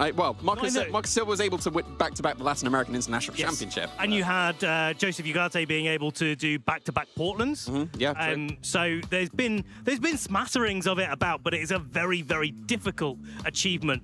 Let's have a little reminder at the bracket. Let's see who made it through the top 16 round into our top 8. So Juan versus Mateo. That's the match that we're going to be featuring. We are going to be featuring all of these matches. So if there's one that's looking good to you at the moment, don't worry, we will be showing it. Tier Team versus Lewis, as well as our second match that we're going to be featuring. Yeah, we've just got Simonia and Flavio just to finish their bout to see who the final person is going to be making it into that top 8. But that will be coming in a couple of games' time. Of course, like we said, we're going to be going through in the order. So Juan versus Mateo will be featured first. And Lucas was able to overcome Salvatore with their Blaziken team. Now, Lucas was not able to overcome Juan Salerno yesterday, but every other match that I think Lucas has played so far in this tournament has been a win. So we didn't see the Blaziken popping off the way that maybe we were hoping for in that match, but we have another opportunity, and I'm not surprised that Simone versus Flavio is taking a little bit longer than the rest of the matches. They are so evenly pitted up against each other, and they like to play more consistent teams. And yeah, if that went to a game 3, I don't think anyone would be shocked at that. Yeah, not at all. 2 previous international champions in their own right, vying for that regional championship win that both of them do have already as well. They both in regional champions as well as the international champion. Yeah. So yeah, no surprise that will be the final one to conclude. And Michał versus Federico is a battle really of the last year's storylines. If Federico wins, then Michał gets the same result as last season. But if Michał wins, he both overcomes Federico. Federico cannot then retain the championship for this season, cannot get the back-to-back. And then Michał also gets to improve and maybe gets the opportunity to win the whole thing. So lots of storylines going on here. I could be happier with this top 8 bracket. Yeah, for sure. Like we said, Michał was one of our players to watch, as well as Federico, and one of them will be guaranteeing their place into that top 4 as well. So very, very nice to be able to watch their consistency across all of these formats and to show that they are still capable. No, the previous Gdansk wasn't just a one-off. They can absolutely do the back-to-back. I think consistency is definitely something that we talk about with all of these players here. They've shown across the seasons that they've been playing, across the last few years especially, how getting over the sort of glass ceiling or through the glass ceiling where you get to that next level, that ability to just keep on being able to get to top cut finishes. In the interview, in our break, in the video that we were seeing, Joseph Ugarte was talking about how he appreciates the consistency of lots of players and how difficult it is to do that yourself. And we can't understate the work that all of these trainers do outside of these events to come here and show you at home what they are made of as an example of what's possible in the Pokemon video game. Yeah, and we're going to be able to see that really, really soon. Like Juan Salerno getting that undefeated run, that's something that we don't see too often, and we still haven't yet seen the perfect regional run. We've got very close before, we've got to the final before, and then didn't quite convert. So Juan has the chance to now be the first trainer to get that perfect regional run. Is he going to be able to do it? Could be. I mean, it has happened way back in the past. Back in my day. Marcus Statzer was able to win the 2014 National Championships in Germany with an undefeated record. Yeah, that actually was before my day. Completely undefeated, actually. I think it was 14-0, if I remember rightly, by the end of that event. So it is possible to be able to do that. Now our players are getting ready on stage. Matteo versus Juan. Matteo on the left, Juan on the right. Yeah, and what an exciting game it's going to be, of course. We've been saying that undefeated run, it is still a possibility. And we've been able to feature Juan a couple of times already on this stream, and the consistency that he's shown with that very consistent team, I think that's just come together in a very, very solid combination, as is shown by his results so far. Yeah, it's like you can't argue with the overall composition being one of the strongest in the format at the moment, but it comes to the next level with the player behind it. It comes to that point where it's so difficult to punish all of those really strong pieces. A lot of our players talk about going up against a wall of stats. And I feel like that's what this team is all about. And it's now for Matteo to be able to overcome it. Now, Matteo is running a more classic Rain team that we don't really see too often. But knowing from experience playing that team as well, it's so difficult in the current format to be able to pilot it effectively. And I think that's speaking to the way that Matteo has been able to carve out a run through this tournament. It's a team that people are less prepared for at the moment because they're not expecting it, because it is hard. But equally, it's still hard to play all of those matchups and come out with a win. Yeah. I think it's almost a battle of what we expect to be seeing at the moment, like the most consistent team that people claim versus what actually used to be one of the most consistent teams that we saw. Like the Rain composition that Matteo is going to be bringing to this match, we saw it very commonly in the first round of the Regulation H. He was able to reach the final piloted by Francesco Piopero. I think it was exactly the same 6 Pokemon. So, yeah, it's no surprise to see it come back, and I think it just fell off people's radars just a little bit, and Mateo seems to be capitalizing on that. Yeah, it's like, and I think that's the mark of a great trainer as well, but also the mark of, like, being there, being on form on the day, because, you know, whether or not either of these trainers has got lots of accolades to their name, if they've been playing the game for a little bit or a long, long time, what matters now is the match that they are playing, the match that is in front of them. And these two players need to lock in to be able to make it all the way into the top 4. As a reminder to anyone joining us on the broadcast, we're in top 8. We're in the knockout rounds here at the Gdansk Regional Championships.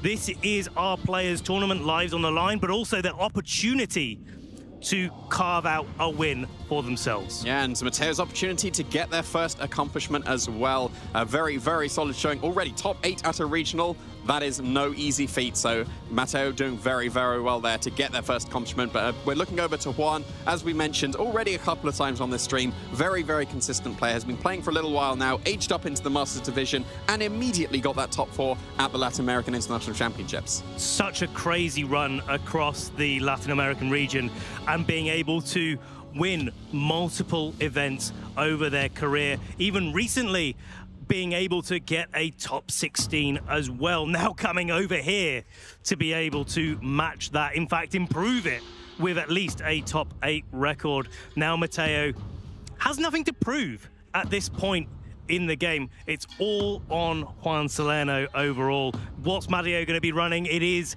that classic Rain team of Incineroar, Basculegion, Golden Go Pelipper, Amoonguss, and Archaludon. Yeah, we've been saying, based on the usage stats on that Phase 1, Basculegion and Pelipper were tied, but I don't think we saw a single Basculegion previously until now paired with the Pelipper. And that was a very surprising statistic to see because they are very classically paired, and it's working out very well for Mateo here. You've got the standard sets, you've got the Focus Sash on the Pelipper because it is very, very frail, and you've got that Choice Band on the Basculegion to make use of the Rain and do absolutely massive damage. And you can absolutely do that as well with the Golden Go and the Archaludon. They're able to set up, whether that's through the Nasty Plots or through the Stamina Boost and the Electro Shots, and then you've got the very classic supporting duo of that Incineroar and the Amoonguss. The one thing I'd point out on this Amoonguss, and even though it's dropped off in usage overall, the Amoonguss is a really key component of this team. It's running 2 offensive moves, Clear Smog to deal with boosts, Pollen Puff to be able to do a little bit of damage, but heal up your partner, and the Terra Psychic for those hard Trick Room teams that we've been seeing. Now, on the other side, Juan Salerno, Incineroar's Dragonite, Golden Go, Sneasler, Ursaluna, Rillaboom. Yeah, basically the classic team that we'd expect. And do you run Ninetales or Dragonite? Seems to be the way to go when you're approaching this team in particular. And Dragonite finding a little bit more success here in Gdansk than the Ninetales variant was. We've seen that the Sneasler is the classic now. I say classic, that's overtaken Diaclaw. Like, Diaclaw has dropped off very consistently for Swords Dance Acrobatics, and we saw how effective that was against Lucas back in that round 9. The Sneasler was able to get those Swords Dance up and able to sweep through with those really powerful acrobatics. Incineroar Rillaboom is such a difficult core to be able to break for most teams, but after a Swords Dance, you don't mind the Intimidate too much, and you can hit both of those slots for super effective damage. It's really, really impactful here.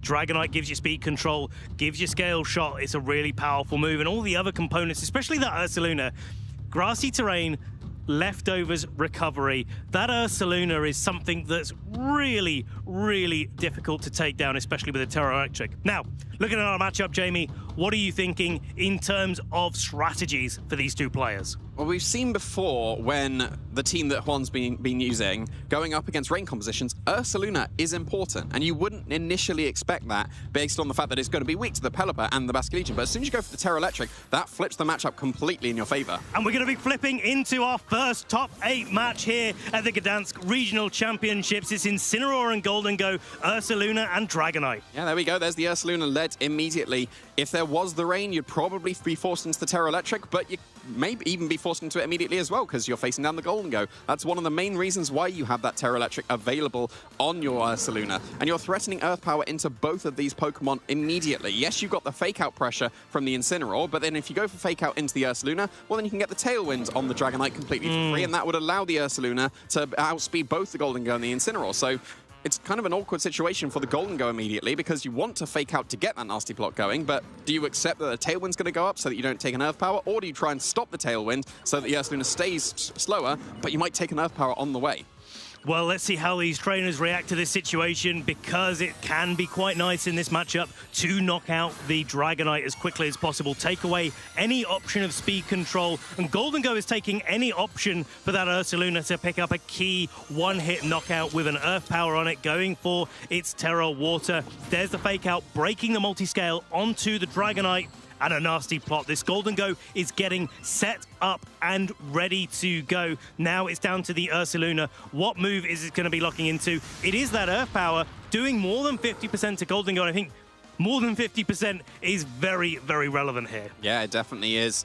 The Golden Go getting set up is very nice, and the multi-scale has been broken on the Dragonite, so you would expect now the Make It Rain to be able to KO that Dragonite, and Golden Go is naturally faster just by a little bit than the Dragonites, and usually train faster, so you probably can get away with no Tailwind coming out on one side of the field, or even stopping a Haze to get rid of the nasty block boost as well. I think this turn you probably are forced into your Terra Electric, because if you don't go for that, then the Make It Rain is likely to pick up a double knockout. We still don't know the speed interactions for sure on the Incineroar and the Ursaluna. If the Incineroar's faster, Make It Rain and Knockoff might be able to pick up the KO on that Ursaluna, but if not, and the Ursaluna would be faster, then it'll be able to get the Earth Power off first. Juan is going for a Protect on this turn, so just putting all of their eggs in the Dragonite basket, but there's a Shadow Ball into the Ursaluna. Did not go for a Terra. This is the opportunity that Juan needed to set up a Tailwind here. What an amazing call. The Terra Electric was so telegraphed, but Juan saw through that and just got the option for the speed control. Now the Dragonite has had its loaded dice knocked off. Yeah, Mateo is here to play, going for the Shadow Ball into the normal type.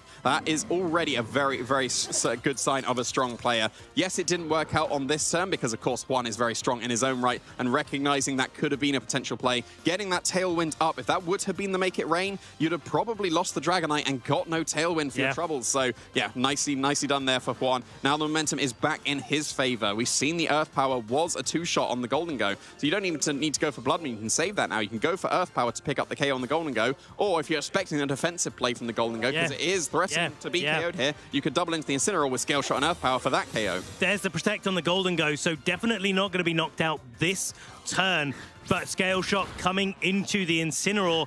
If this hits multiple times, 4 or 5 times, then the Earth Power could maybe pick up the knockout. Yeah, now because of the loaded dice, is not guaranteed to hit at least 4 times. But there is the Blood Moon, I believe. Yeah, I saw a Luna, so that must have been the Blood Moon. Yeah, Blood Moon into the protecting Golden Go, and a parting shot into the Ursaluna. Now, this is pretty big, right? Because these Ursalunas with the leftovers tend to invest much more in their defenses and maybe a little bit of speed to take advantage of the Tailwind environment. And so, typically, they don't really hit that hard at all, and now it's going to be hitting even less hard with the parting shot. Yeah, you would expect now the Golden Go would not be able to be knocked out by this Ursaluna, because we saw it was the Blood Moon on the last turn. Can't use it on this turn. Might have been enough to be able to pick up the Golden Go, but now you're forced into just Earth Power as your offensive move. Golden Go should be able to survive that, so you need to now consider the double up with the Scale Shot as well. And while it's intimidated, and also the Dolo Dice knocked off, so it's much more likely to get a 2 or 3, it's probably not going to be able to KO the Golden Go as well. So that means you need to consider the double up.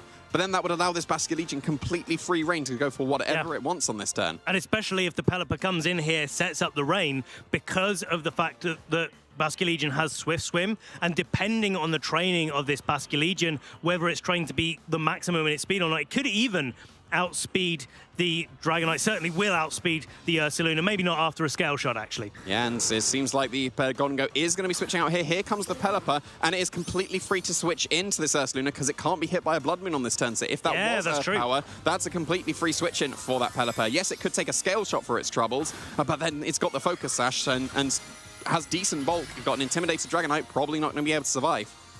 Ursaluna going for its Terra Electric here.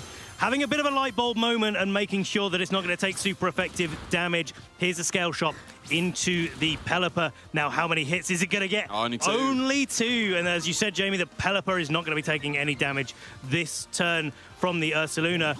Now a flip turn into the Dragonite and picking up a KO here. We know that this move is going to be an Earth Power because Blood Moon and Earth Power are the only offensive options.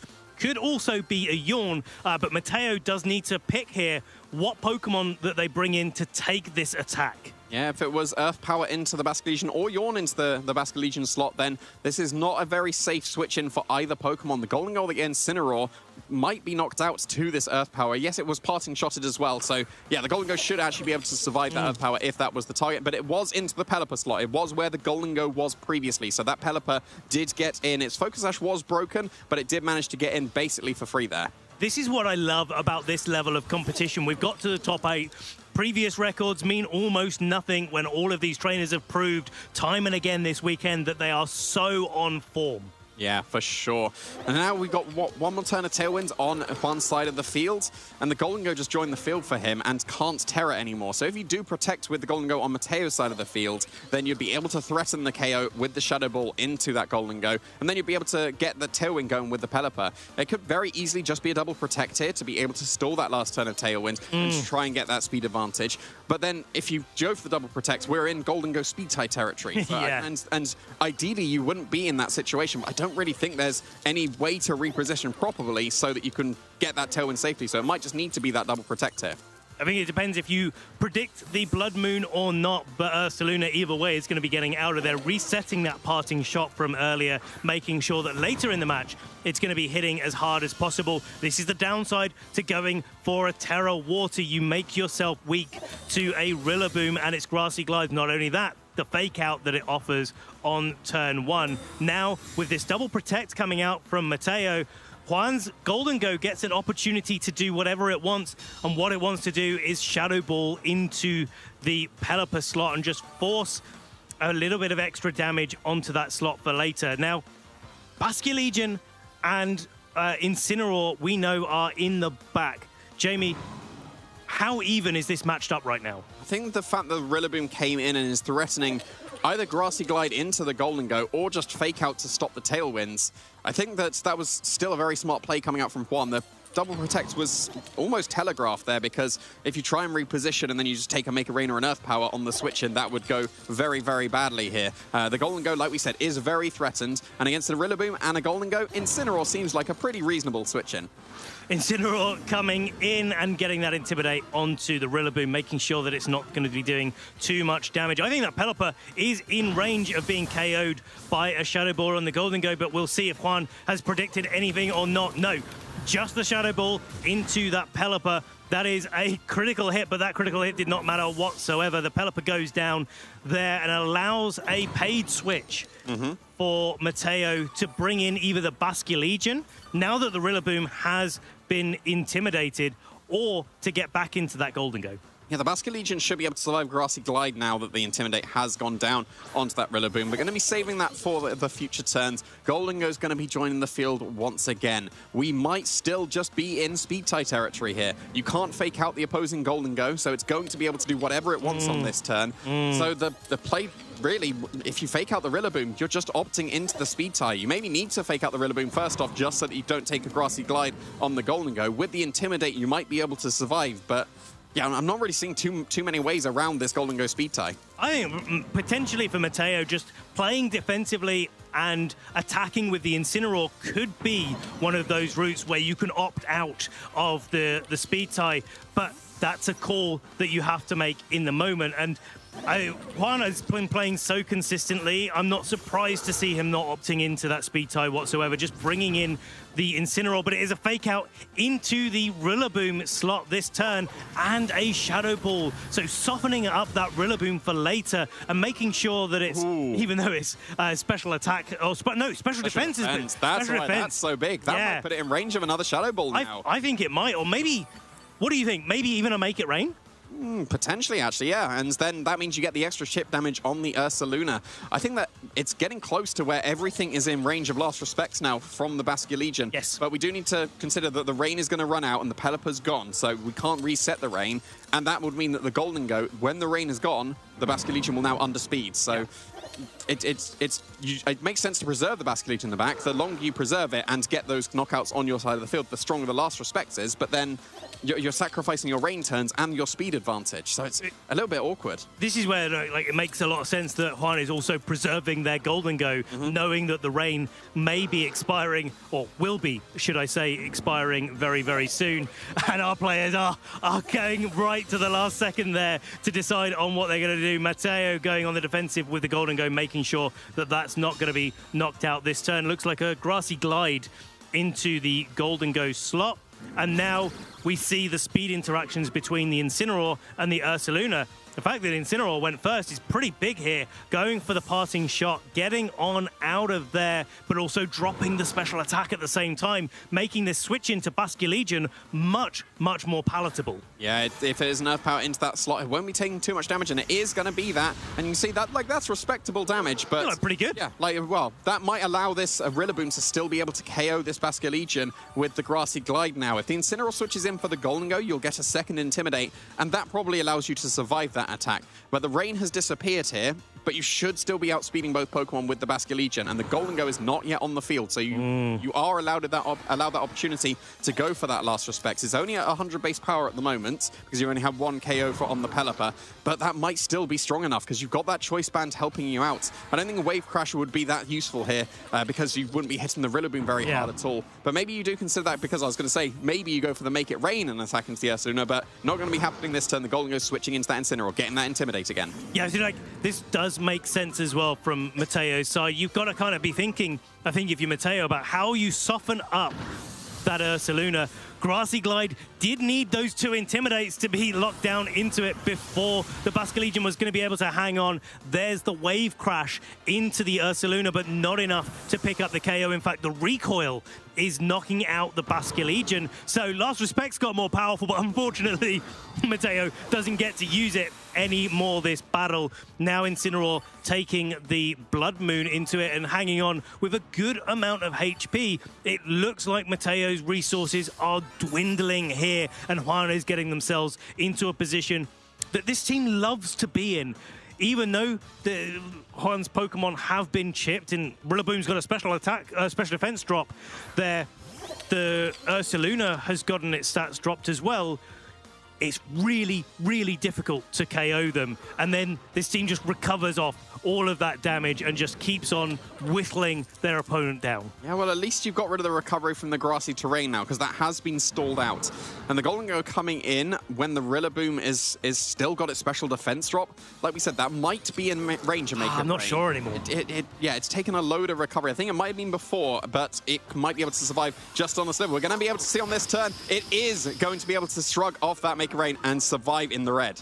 Okay, so now, because we know that the Incineroar can go first, here's the high horsepower into the Incineroar. The Incineroar is hanging on with just 15 hit points. There's the knockoff to get the KO onto this Rillaboom, and now the Ursaluna gets to attack. It can only go for Earth Power this turn, and it's going to be into the Incineroar, picking up that key KO that paves the way for Golden Go in the back for Juan to have a endgame scenario that at least Juan is happy to be in. Now is the time that we have to opt in to those speed tiers.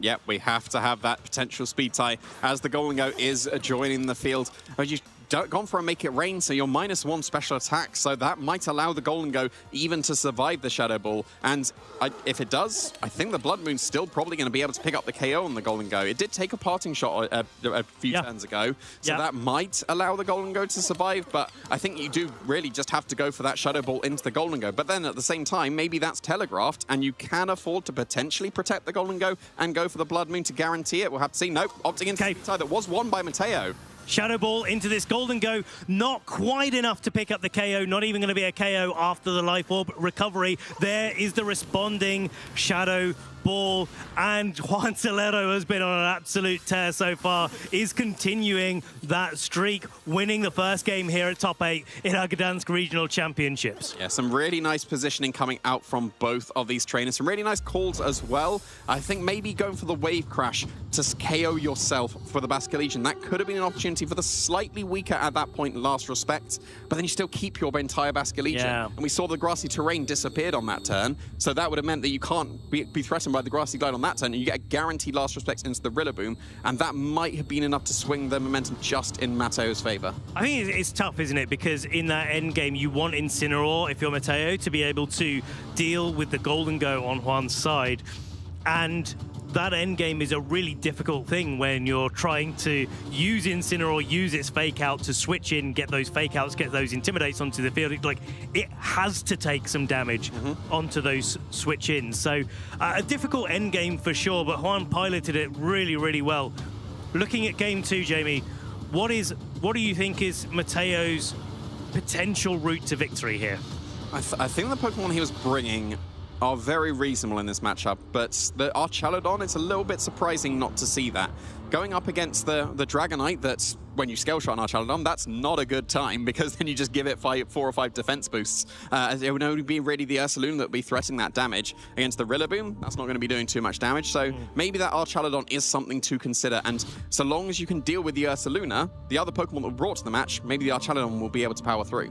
Do you think the Basque Legion should be out a little bit more in the early game? Yeah, one of the things we mentioned, as soon as the rain runs out when the Pelipper was KO'd, you didn't have the opportunity to put yourself faster than the Golden Go, and then that just puts you at threat of the immediate KO from the Shadow Ball. So, yeah, maybe it does need to be used a bit. Like, saving Basque Legion for the end game makes perfect sense. As Last Respect keeps getting stronger and stronger, the more Pokemon that you lose, and the further into the game, the more likely that is to be the case. But we've seen how powerful before just in the rain, choice-banded wave crashes can be. There's nothing wrong with just going on with a Pelipper Basque Legion lead and just turning on the offense. So if the Basque Legion wants to be brought very quickly, it could be putting on that offense straight away, and there it is, immediately brought in that second game. We are picking up the offense straight away here, match 2 here in our top 8. And yeah, Basque Legion and Golden Go, the option for Mateo to either switch in the Pelipper in the back, get that rain going, get the Basque Legion on the offensive straight away, or to play defensively with the Basque Legion, bring in maybe an Incineroar and use the Golden Go on Mateo's side to put some pressure on Juan, because if that last Shadow Ball interaction was not a speed tie, maybe Mateo's in favor here. Yeah, definitely could be. I think the Rillaboom's making it a bit too awkward for this Basque Legion. I'd say as the Basque Legion at the moment is not switching out to the Golden Go. But Pelipper is joining the field, so maybe this Basque Legion's been trained to survive that grassy glide, because it doesn't take too much defensive investment to be able to survive that attack. Okay, here's a terrestrialization. Turning on the offense, we're getting going. We're getting going. Turn 1 here. This Basque Legion going for his Terra Water, and that's going to be boosting up the damage. A lot of these Basque Legions are, as you say, trained to be able to take a grassy glide. Now Juan responding with a terrestrialization of his own. It is into that Golden Go. It will be the Terra Water that resists the wave crash that Mateo is threatening right now. But choice band, Terra Water, Basque Legion in the rain is so powerful, but no, it's not even going to get a chance to attack. That is Rillaboom taking a key grassy glide knockout on Basque Legion. That's Mateo's Terra option down and bringing Juan one step closer to getting into top 4, because a Shadow Ball bringing this Pelipper down to just 14 hit points puts Juan in the driving seat. Yeah, that is a devastating turn 1 for Mateo there, committing the terrestrialization even. Like we said, that grassy glide is not always guaranteed to pick up that KO based on the training of the attack investment of the Rillaboom or the defenses on the Basque Legion, but it seems the training was spot on for Juan here, able to pick up that one-hit KO, because that banded wave crash would have done a lot of damage. Even into the Terra Water Golden Go, that would have probably put it in range of just anything in the future. If not just picking up the KO, all of those stats being compounded, multiplied, and made even more powerful. Now Incineroar comes in, and Pelipper, with just such a sliver of HP, is going to be getting out of there. Incineroar does get the opportunity to go for a fake out into the Terra Water. Golden Go, but unfortunately Incineroar has to take a high horsepower for its troubles here, and it feels so steep for Matteo to be able to come back into this match. Yeah, I think that all hopes have to be on this Golden Go. You need nasty plots to be able to get those KOs, and otherwise you won't be able to, and it's forced into the Protect on this turn, so it can't get the nasty plot now. There was the Shadow Ball into that Golden Go that would have been able to pick up the KO.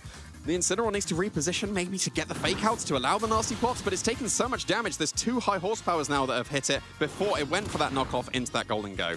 The knockoff here, though, is pretty big because it means that Golden Go on Matteo's side of the field probably will be able to take a Shadow Ball, but what they won't necessarily be able to take is a Shadow Ball followed up by any other attack. And like I said, all hope is resting squarely on the shoulders of this Golden Go. Pelipper coming in to support it and maybe try to take a little bit of an attack, make sure that the Incineroar can come in later. The Shadow Ball into the Golden Go is super effective, is getting a critical hit. The Golden Go goes down this turn, and Matteo taking another KO against him. Juan is playing this absolutely perfectly, and everything is going in Juan's direction. It's looking like he's very close to carving a path into top 4. And just with the lead of the Golden Gun and the Rillaboom as well, just being able to do so much damage here. The Pelipper's so low, it's in range of Grassy Glide. Yeah. The Incineroar, usually a really good answer to this Golden Go.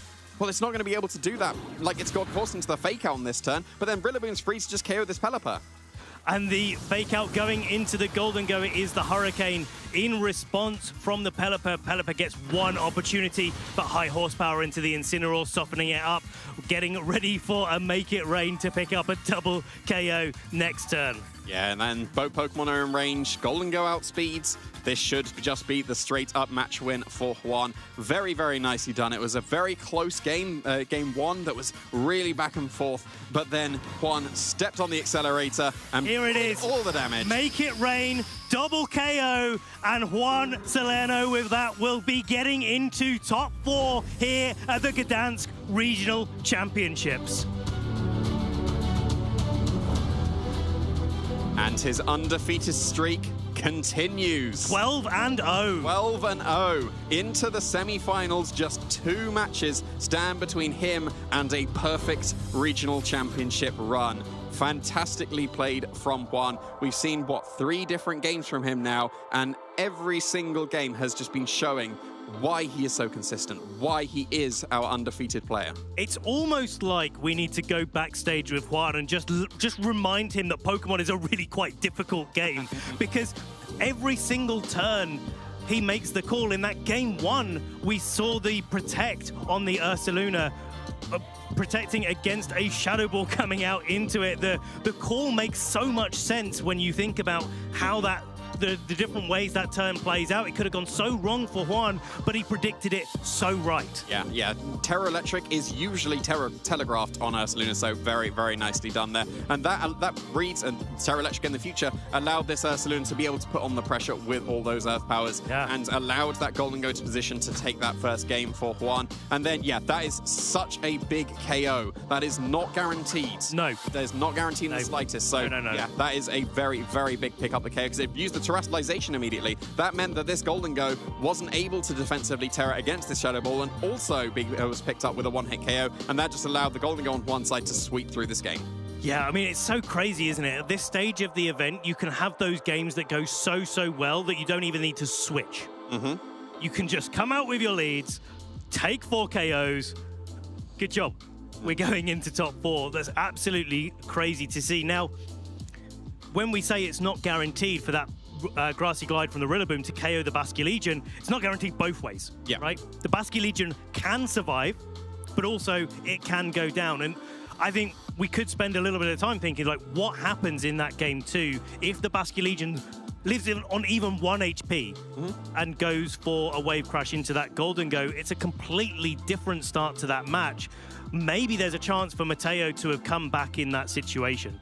You'd have got massive damage. You probably wouldn't have got a KO, but even into a resistance, a rain-boosted, Terra Water-boosted Choice Band boosted Wave Crash does so much damage and would put either of the Rillaboom or the Golden Go in range of the Golden Go that was waiting in the back for Mateo. And that allows it not to have to get a nasty plot at any point. It can just go on the offense and pick up that last little bit of HP and then could potentially sweep through, because the terrestrialization was committed on the Golden Go. If the Ursaluna was waiting in the back, it couldn't have gone for its Terra Electric. Yes. Maybe the Golden Go on Mateo's side of the field would have been able to do something. So that KO on the Basque Legion was massive. Really, really big. And this is the thing, is it's not just about whether or not it goes right or wrong for you. It's about how you capitalize on those situations, because we have no control over what happens once we lock in those moves. All we have control over in VGC is what we do with those opportunities, and seeing how well Juan piloted that second game was so nice to see. I was like, even just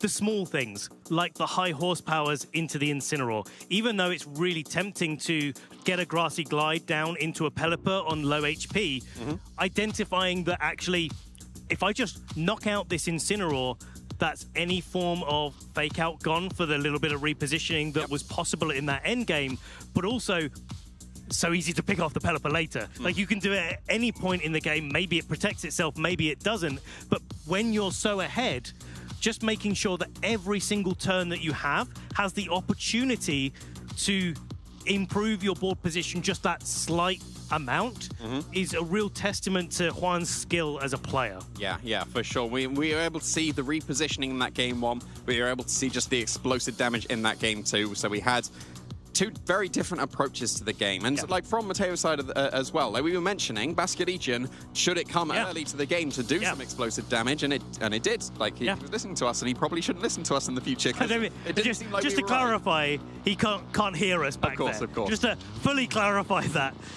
Yeah, it seems like Basque Legion could have done some nice things. It's a good adjustment, and it makes sense. And, if we're thinking it, Mateo, with all of his experience in the team, is probably thinking the same sort of thing, and clearly he went for it. But let us hear now from Juan Solano, our winner and our first contestant to make it to the top 4 here at the Gdansk Regional Championships. Thank you, casters. I'm joined by the winner of that previous top 8 set and our first top 4 competitor, Juan. How are you feeling after that game? No, me siento muy bien, la verdad. Creo que siempre cuando arranco un torneo digo, ok, quiero hacer top 4 porque te llevas la medalla. Entonces creo que es un muy buen recuerdo por ahora de lo que fue mi paso por el torneo europeo. Pero todavía quiero ganar, así que el torneo sigue, así que no estoy conforme todavía. I'm feeling very good. When you start a tournament, you always want to aim for top 4, but at least to get the medal, right? Because it's a good memory of your tournament. But I'm still not happy. I still want to win it all. I love to see that competitive spirit, and you're playing so incredibly well. I want to talk a little bit about that second game, turn 1. Were you confident that Rillaboom was going to get the KO? O sea, esté confiado o no, creo que era mi mejor jugada, entonces tenía que tomarla. Si mataba o no mataba, iba a después seguir mi game plan de una manera distinta, pero como vi que lo maté y él encima gastó el Tera, ya sabía que la partida estaba muy a mi favor.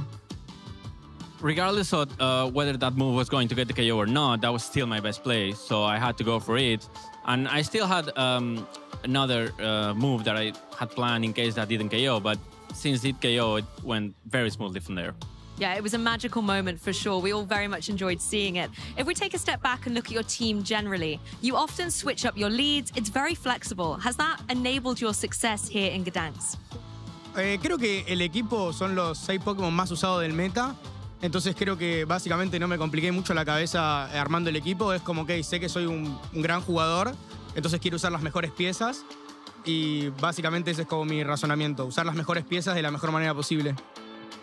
Basically, I'm using the 6 most used Pokemon in the format. So, since I know I'm a good player, I know that I have good pieces. I will be able to do well.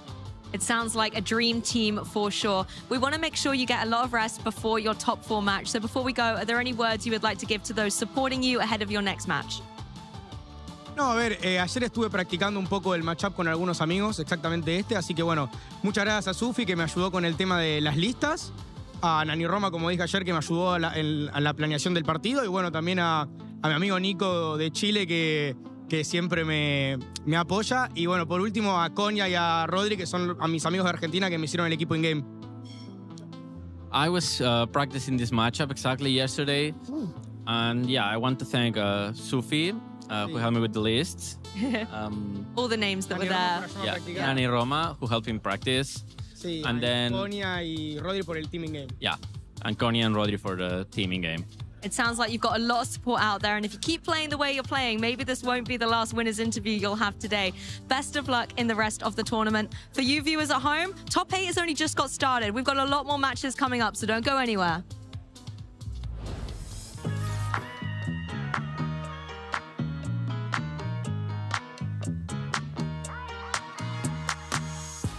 Eu acho que para mim as principais ferramentas para você melhorar como um treinador seria ter vários amigos para jogar, pesquisar bastante, entrar em grupos e treinar. Treinar principalmente. Quais ferramentas que eu acho que um jogador competitivo tem que ter? Primeiro é paciência, porque você tem que repetir várias vezes, várias coisas. Então, primeiro é paciência. E a segunda de tudo é, cara, é anotar as coisas. Anota bastante, porque você vai anotando e vai gravando mais fácil. Então, é persistir e paciência. Eu acho que a gente tem ferramenta até de sobra, porque é uma comunidade muito grande, a gente consegue compartilhar a experiência um com o outro e ver onde cada um consegue melhorar se ajudando. Bueno, mira, lo más importante en este juego es caminar, caminar y atrapar. Todo el tiempo estar atrapando y siempre revisando en las mismas páginas de Play Pokémon cuáles son los Pokémon que están destacados y buscar de esos Pokémon los mejores IVs para poder dar el mayor rendimiento en las batallas. Primero que nada es ver el meta, qué Pokémon son los mejores, un poco más avanzado, aprender a contar los básicos. I think the players need to always look at meta, check the meta. I think this is really important because on Pokémon the game is always changed. The first thing I always gravitate towards too is recording my matches and then looking at it afterwards. Not only just looking at it myself, but also like with friends from feedback. Just like really dissecting, like, you know, what am I thinking through this turn? Like, did I make the right correct play? Am I thinking about the high-level game plan correctly? Am I accounting for potential risks depending on what my opponent is doing? I think it's really hard to get stuck in the moment when you're actually playing, so looking at afterwards has been like really, really helpful for me. In the game, you don't have a lot of time to think. You just do the best you can in the moment, but afterwards, when you can actually pause and slow down, you can analyze what is actually going on in the game. La mejor oportunidad que tienen es ver las transmisiones de los campeonatos regionales, internacionales y del Mundial de Pokémon. A pesar de que el meta puede llegar a cambiar mucho, no significa que no puedas ver cómo juegan otros entrenadores, qué es lo que están pensando, qué es lo que dicen en las entrevistas, ver cuál mindset tiene. Entonces, ve lo que piensan, ve cómo juegan, imítalos y supéralos.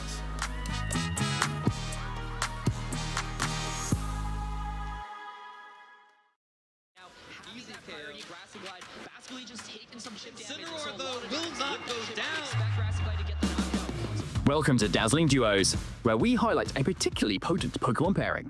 I'm David Partington, and this time we are turning to the pivot pals, Incineroar and Rillaboom. So why does the metagame seem to always revolve around these two? Incineroar is a fire and dark type, giving it 6 resistances, 1 immunity, with only 4 weaknesses. This enables it to take a myriad of attacks thrown its way, but many can be weakened even further. There's its ability Intimidate, removes Parting Shot, Will-O-Wisp, and Knockoff. All these tools make removing Incineroar seem like an almost impossible task, even with super effective moves. But against Water and Ground type Pokemon, Incineroar would rather wait in the wings. Enter Rillaboom. As a pure Grass type Pokemon, it has more weaknesses than resistances, but that doesn't stop Rillaboom from being incredibly versatile. Its ability Grassy Surge sets grassy terrain as soon as it hits the field. This powers up its Grass type moves, making them incredibly strong, and Grassy Glide becomes a priority attack. It will also override other terrains, and so puts a stop to strategies like those involving Psychic terrain, which can shut down priority moves. Put Incineroar and Rillaboom together, and you have a duo that excels at disrupting almost any strategy your opponent has. Both of them move Fake Out, which prevents one Pokemon from moving that might otherwise KO your teammate. But this move can only be used on the first turn the Pokemon is on the field. And coincidentally, both also have an ability that activates upon switching in. So top trainers will make the most of this combination by pivoting each one on and off the battlefield repeatedly. This can be done even more effectively with pivoting moves like U-Turn and Parting Shot, allowing another Pokemon to switch in after the opponent has moved, therefore entering much more safely. So how do you jam this revolving door of Pokemon? Incineroar loves to lower your stats, so using a Pokemon with the Defiant ability, such as Annihilate, turns those annoying stat drops into handy attack stat boosts. Alternatively, Farigiraf can lend a helping hoof with its ability Armor Tail. Like Psychic Terrain, it blocks priority moves, but can't be overridden by Rillaboom's Grassy Surge, ensuring your attacks keep coming. And using Dragon or Fire-type Pokemon can resist the powerful Grass and Fire-type attacks this duo dishes out. So whether it's Incineroar switching into Fake Out, or Rillaboom U-turning back to your party, the Pivot Pals are always around the corner. Either way, make sure you're prepared for this dazzling duo at your next event.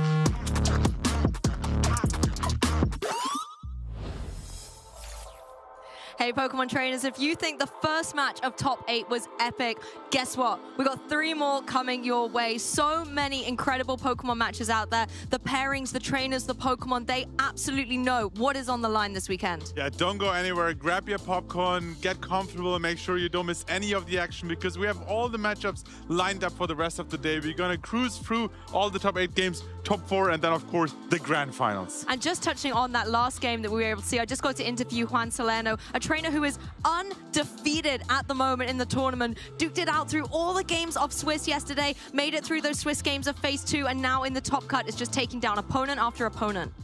Please correct me at home if I'm wrong, but I don't think we have seen a player win a regional undefeated. We have quite a few players because, first of all, you can qualify for the top cut section without going undefeated. So it's very rare that a player actually makes it through undefeated like Juan did this weekend. Yeah.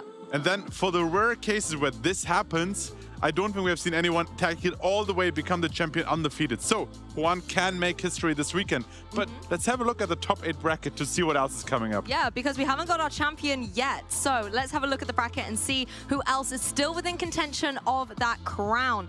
As you can see, Juan won his top 8 game against Mateo. But coming up, we've got Tia Team and Louis. That is going to be a great match. And the winner of that will be facing Juan in top 4. Yeah, we had 1 regional in Germany, 1 in France. And now we have a clash between Germany and France in our next top 8 game. We have just featured Theo Team earlier in his winning into top cut. So it's really interesting to see he not only won the next game, but he's now back on stream for his top 8 game. Another top 8 finish to his accolades. Amazing so far. We've basically been tracking Tia Team throughout this tournament because that's going to be our next matchup on the broadcast. But then if we go down to that second part of the bracket, Simone Sanvito, a trainer who has been so well equipped with their team that gave Justin success yesterday as well in those Swiss rounds. I'm looking forward to seeing what Simone, a previous European international champion, is cooking up. At the same time, Lucas, speaking of throwing a few new ingredients into the mix, that Blaziken, a team that we got to feature in our last round of Swiss yesterday, it will be great to be able to see how they've been able to maintain that confidence with the team. I was actually talking to them after the game yesterday, and they were like, they felt so sorry that they couldn't bring their A game. They were quite nervous going on to stream, but we told them,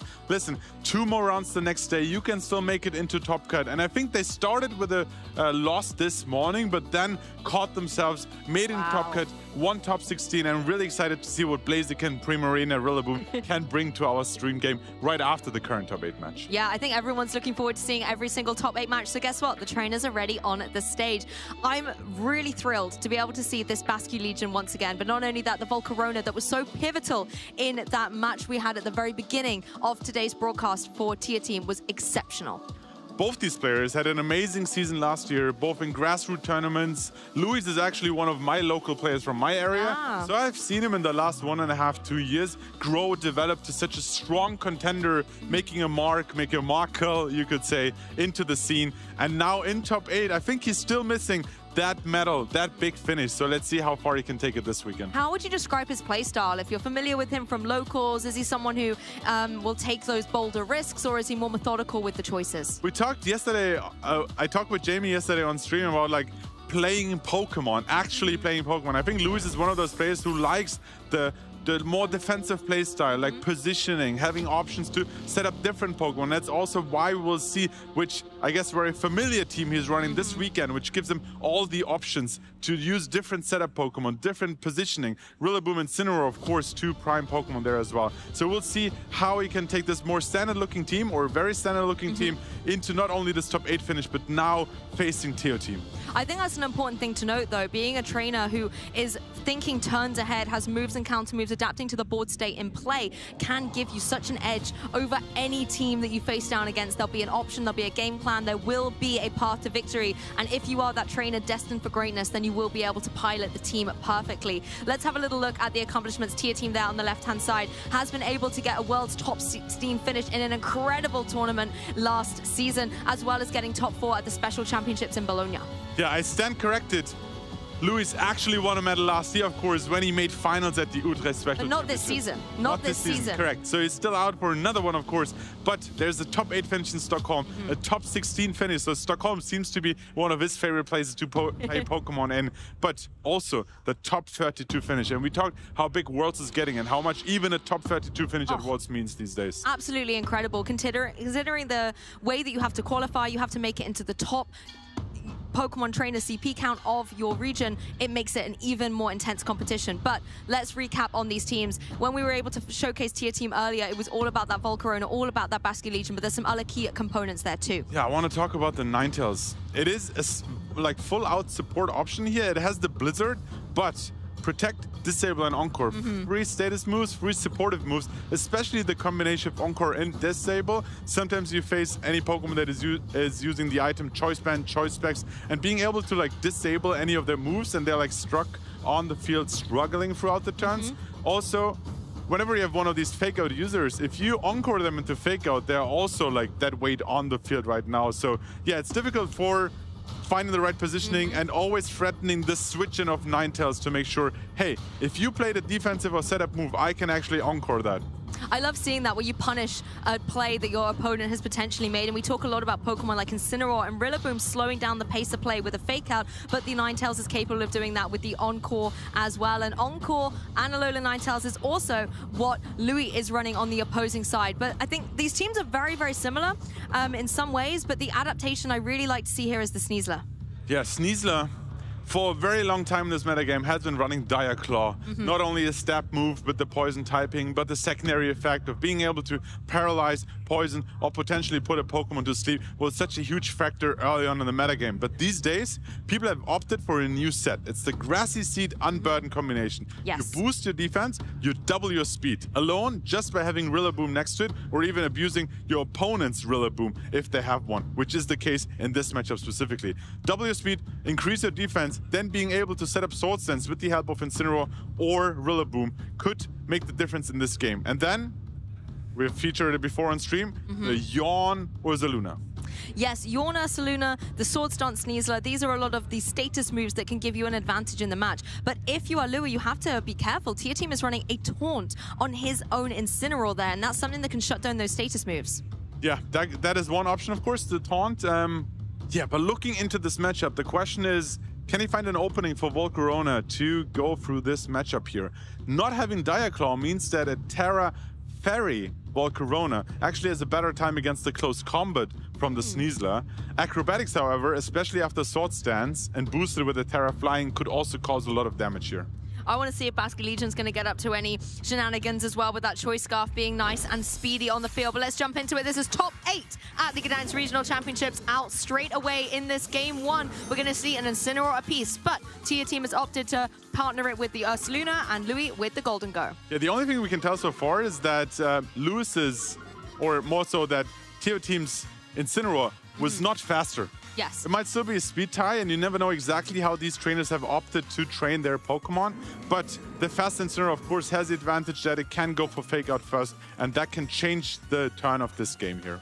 Yes, I'm looking forward to seeing how the Incineroars are going to play out against each other. And as you said, whether this is information in Game 1 that's going to be applicable to the rest of the games within this set. But before we even get started with the moves, we're going to change up the types with some terrestrialization up there on the stage. It's going to be the Golden Go for Lewis. This is going to be turning into a water type, a very strong defensive terrestrialization. We have seen a lot from Golden Go this weekend. Yeah, good as gold. Also an amazing ability that will prevent any taunt usage, any yawn usage, but there is actually the nasty plot. Yeah, you cannot stop with status attacks here into the good as go Golden Go, so it can go for that nasty plot. Ursaluna, however, is able to go for that yawn. Now that's going to be able to put this Incineroar to sleep in the following turn. The problem with Yawn into Fuegra, or Incineroar as we call it, is that it uses the move Parting Shot.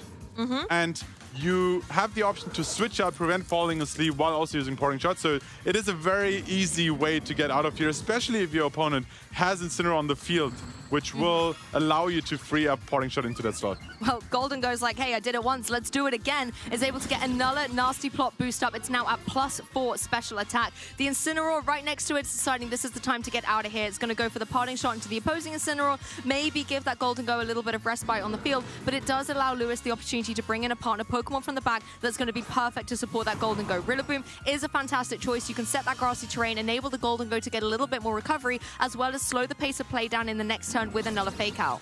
Yeah, both Incineroar going for the Parting Shot, repositioning, and being the slower one actually helps you because A, you see that Rillaboom switched in. B, you immediately get the attack drop onto that Rillaboom, and now you can reposition yourself in a perfect way. And there is what I mentioned earlier. You can bring in Volcarona and abuse, or use more so, the grassy terrain that your opponent set up for you. Interestingly enough, I really like how Lewis went for the nasty plot here because most infamously, last season, he also went for nasty plot with that Calyrex Shadow, and I think he went all the way to +6 on stream. Now being at +4, he's ready to take a lot of damage into Teo Team's team. He knows that Nasty Plot can sometimes get those victories, and now that Golden Go is very formidable out there on the field. Tia Team does have the potential to go for the Fake Out now, as it is a water type, and maybe stop it from unleashing damage this turn. Yeah, we saw that there was another Yawn coming into that slot, so you now constantly force that one target to like switch out or fall asleep. Rillaboom no longer carries U-turn, as far as I'm aware, at least not at these two Rillabooms. So it has to manually switch out or fall asleep. And then again, you can just keep yawning that slot. But keep in mind, you're now facing a +4 Golden Go. And if you're targeting down that partner slot, sure, you're forcing Lewis to have to switch it out, but you're leaving that Golden Go unchecked. It then can utilize that opportunity and go for a make it round. But there's going to be no Fake Outs coming through on Tia Team's side here. Instead, Incineroar's going to join the fray, just throwing down and intimidate into the opposing Rillaboom. Of course, we know the Golden Go isn't going to worry about this at all, being a special attacker, and particularly one at +4. The Fake Out from the Rillaboom on Lewis's side goes into that Incineroar that switched in, and it's time for Golden Go to make it rain. That's a knockout on the Ursaluna, and Incineroar put right down to 8 hit points remaining. Yeah, if you have the Life Orb, if you have the double boost from Nasty Plot, a +4 Golden Go just puts the effectiveness type chart just on its hat. And then it doesn't matter if you're an Incineroar, it doesn't matter if you resist that Make It Rain, you go down all the way down into low rats and almost being knocked out as well. And the thing is, it was at +4, it's now at +3. That is still so formidable out there on the field, and I love the jump of joy that Golden Go does when it gets that KO.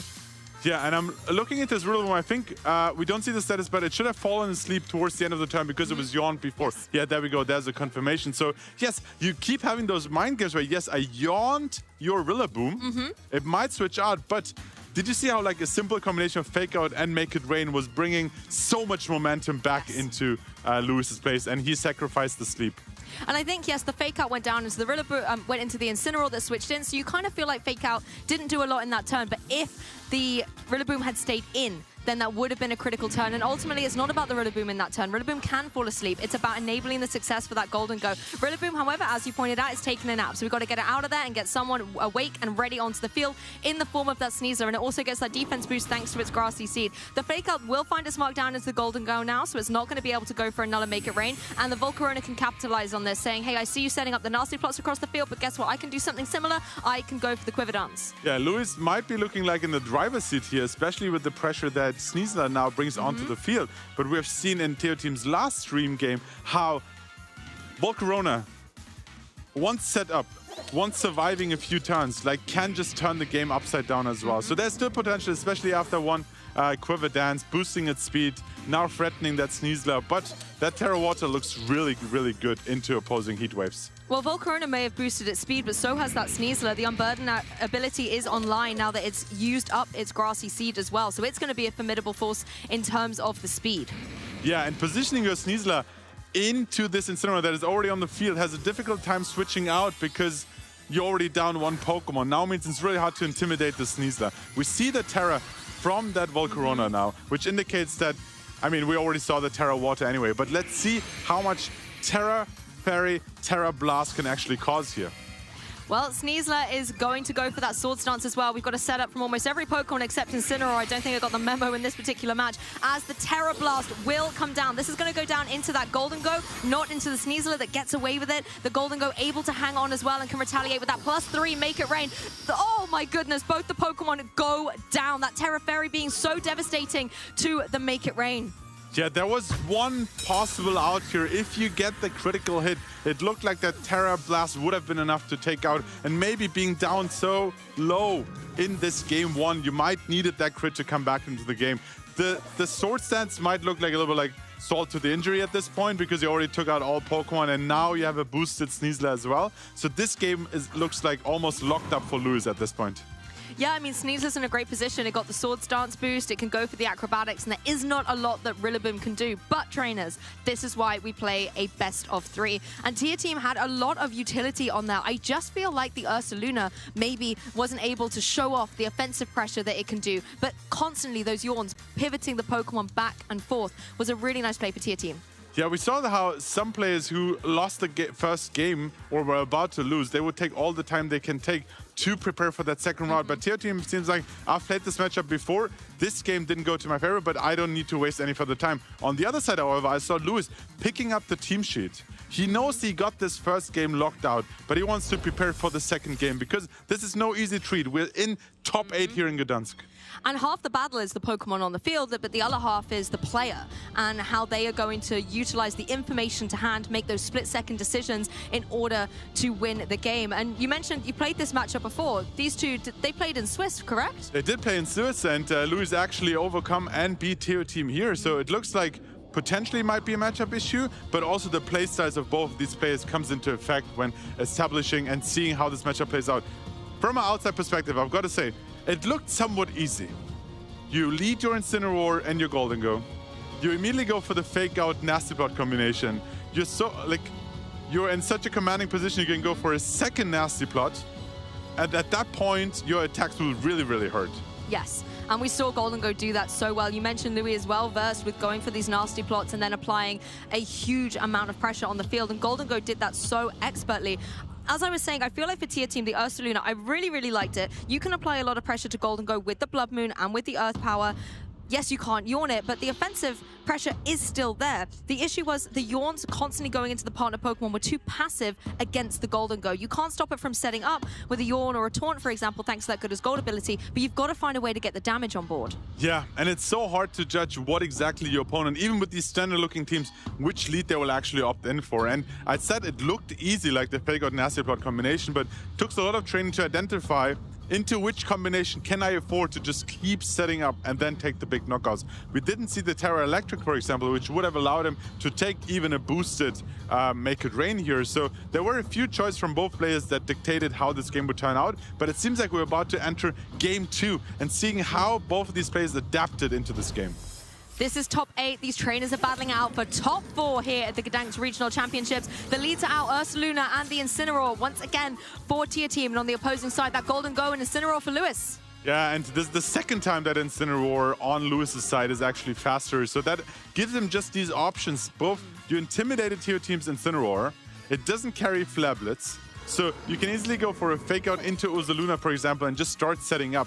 And the worst that can happen is a knockoff, but yes, you get rid of the Life Orb, which can play a big game or a big role throughout the game. But let's dive straight into this turn 1. Yeah, once again, Terrestrialization straight out of the blocks here. That Golden Go saying, hey, I need to go into my defensive typing. I'm going to embody the water type now. And that does give it a lot of flexibility out there on the field. Critically, though, you've got to watch out for things coming your way in terms of a fake out. But as you mentioned, the Incineroar on Lewis's side is going to be that speedier variety. It can give the perfect setup to this Golden Go to go for another nasty plot. However, Ursaluna still to move. It could maybe switch things up coming into this game too, but no. Instead, yawning once again that partner Pokemon. This is going to force Lewis to consider whether you switch that Incineroar out this turn. Yeah, we had this happen in game 1.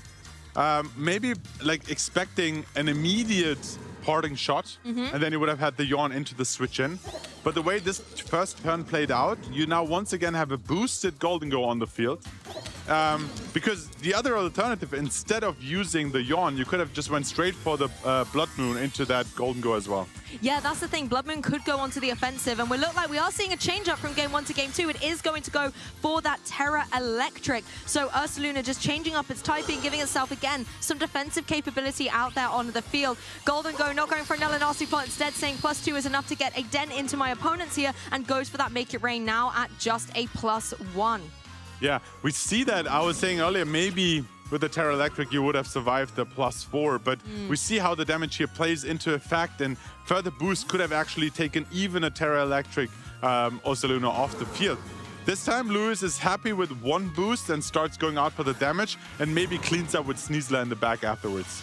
And again, switches out that Incineroar with the parting shot to bring in this Rillaboom to apply fake out pressure in that next turn. Incineroar does go for the knockoff, so gets the Life Orb off from that Golden Go. It's going to be doing a little less damage as Ursaluna finally goes on the offensive, and the Blood Moon will come down and get the knockout. So Golden Go, the threat that was so devastating in game 1, has been neutralized in this game 2. Yeah, TO Team was like, I can't let this Golden Go run away with this game once again. Okay, it got one boost, but I'm not allowing a second nasty plot. I'm going straight out in the offensive, getting rid of the leftovers of the Life Orb, but then also making sure that Blood Moon takes the knockout here.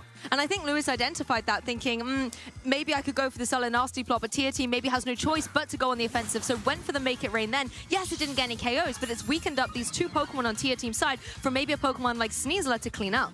Yeah, Sneasler comes into the field here, can't be intimidated because Incineroar is already in the field, and now, well, a combination of close combat into the Incineroar and a potential Wood Hammer boosted by the grassy terrain here could knock out both these Pokemon. So there might be some defensive like repositioning on Teo Team's end.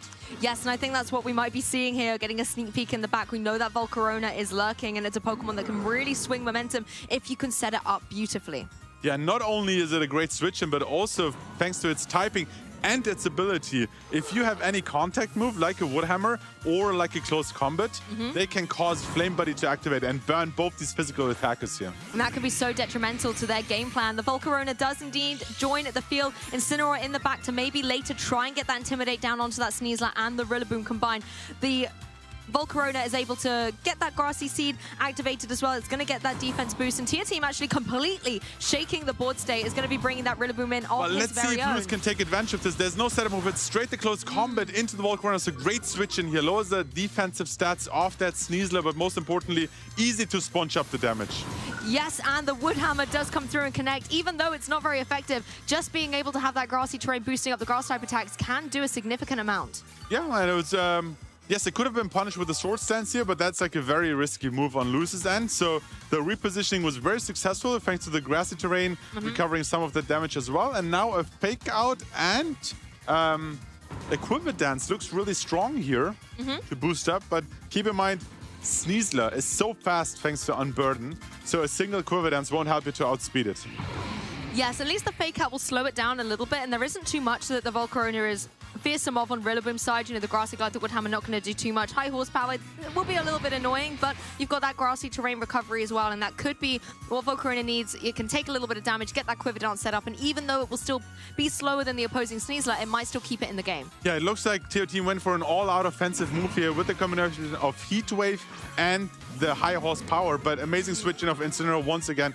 The Intimidate is on the board, resists the Heat Wave, and depending on the targeting, there's actually a Sword Stance coming out now. Yep, Sneasler decides to use this opportunity to go for the Sword Stance. It wasn't able to capitalize on it previously, but it is going to be punished here by that Heat Wave coming through, and it burns! Burns onto that Sneasler, so its physical offensive pressure is going to be neutralized. That's what Volcarona needed to do, and hey, the burn didn't even have to come through. The high horsepower was able to get the KO, but that's teamwork, Barash. That's teamwork for sure, and I was looking into that combination.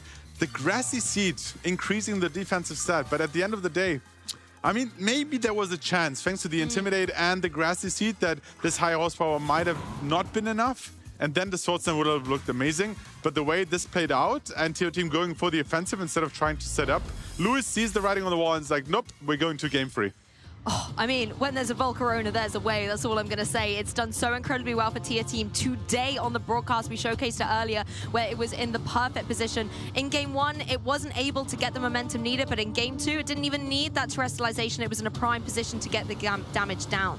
The way these games played out is like a reverse of Tier Team's last stream game, where he won the first game, very closely lost the second, but then came back in Game 3. Now, he lost the first game this time, but kept his composure, re-established the board state, the matchup, repositioned, and then managed or made sure that this Golden Go is not running away with the game, and then Volcarona once again was the start of the game, clutching it out in the end. I think that was a fantastic adaptation coming into Game 2, identifying the Golden Go was a threat. The Golden Go was difficult to deal with. So very early on, utilize that Ursaluna with that Blood Moon to be able to remove it from play. I want to ask you, how critical do you think that double switch on Tier Team's side was to gaining the momentum for the endgame? I mean, both Rillaboom and Volcarona were so well positioned into that combination, and you kind of needed to go for close combat. But if there was a read into one of these switches, like Acrobatics hurts into both Volcarona and Rillaboom. So predicting the right switch-ins, the right attacks, and Volcarona taking that close combat was crucial, but ready for Game 2, Game 3. Game 3, let's jump into it. We've got a Game 3 on our hands here in top 8 at the Gdansk Regional Championships. We've got it's a mirror. We've got an Ursaluna, a piece, and an Incineroar there as well. Yeah, especially in these mirror scenarios, like the speed stats and the way these trainers actually manage to like train their Pokemon is going to play a big role. We have a double fake out combination here from both ends, and also the Yawn is going to play a role. So which Pokemon are you using fake out on? Where are you using the Yawn on? There's actually fake out into the opposing Incineroar. Yes, Incineroar will be slowed down on Lewis's side as the Ursaluna goes for the Earth Power. That does a huge amount of damage. Tier Team really focusing down onto the opposing Incineroar, and look at that. The Ursaluna on the other side had the same idea. Whew, that is changing the whole game, because like this early on, Incineroar going down into the red will limit the options of like switching it back in, getting a second Intimidate out, or getting a second fake out usage out of the Incineroar. And now the speed stats, and also like you can maybe go for a knockoff or Flablets to take out the opposing Incineroar, or you use the parting shot to reposition yourself. Yeah, I mean, the Incineroar on Tier Team side isn't even running that Flare Blitz. It only has utility for that knockoff. It wants to get damage on the board. Possibly could be enough, obviously. Incineroar down very, very low on the opposing side. But as you said, Incineroar's not just about its damage. It likes to be able to go for fake outs. It likes to be able to go for Intimidate. So will these trainers preserve them? They're staying in on the game, but Lewis getting his out of there with that parting shot. Yeah, and we talked about the interaction. You might be slower, and that might be a disadvantage when using fake out, but with these parting shots, you kind of want to be second to reposition yourself afterwards. We saw the first parting shot go into the Ursaluna, maybe predicting a protect on Lewis's end. He went into parting shot into this now. What is the Rillaboom? So the Ursaluna is still at like full special attack, being able to fire off either Earth Bar or maybe even a Yawn this turn. And as well, the Ursaluna on Tier Team side had to take that parting shot, so it will have its special attack reduced by one stage. But the Ursaluna on Lewis's side, as you can see, it's roaring with happiness because it has not had its stats dropped. Yep. And let's see if this Yawn is going into either of these slots. There's straight a Blood Moon. Neither of these players want to mess around. They're going all out offensive here. No setups, just attacks. Yep. Oh, well, just attacks until this Ursaluna decided to get into the game, going for that Yawn and catching the Rillaboom on at the switch in here. But look how little that Blood Moon did in comparison to what we're normally seeing it go for. In addition, the grassy terrain, the leftovers, these Ursalunas are going to be hard to deal with. Yeah, and keep in mind that you can't use Blood Moon in consecutive turns, and Earth Power really doesn't do well into that Rillaboom. However, of course, there could be potential switches here because Rillaboom doesn't want to fall asleep. And if there's Incineroar and Golden Go in the back, you don't really have a safe switch in into a potential Earth Power either. So this turn, once again, will be really crucial to see if Lewis is taking the sleep while keeping offensive pressure on the board, at least in this turn before falling asleep, or if he's safe and switching out, maybe sacrificing the Incineroar, but making sure Rillaboom is not falling asleep. No switches, though. Yep, Ursaluna on Lewis's side also going to go for the protect here. Doesn't want to have to take any grass type attacks, whereas on the other side, that Wood Hammer comes through hard into the Ursaluna on Tier Team side. A lot of damage coming through on the board. Yeah, there's I think 2 Wood Hammers, one going into protect though, and this is what I meant. You now traded. Wait, Yawn again? Oh, there was no Yawn in the earlier turn. Excuse me, yeah, it was the other way around. So now both Rillabooms are actually, no, sorry. Teo Team's Rillaboom is now falling asleep. That's the way it was around. Yes, exactly. Tier Teams was, I think, trying to go for that Woodhammer into the opposing Ursaluna, but Lewis went for that incredible Protect. And now that trade-off that I think Tier Team was hoping for to get big damage on the Ursaluna, but I fall asleep, hasn't worked out.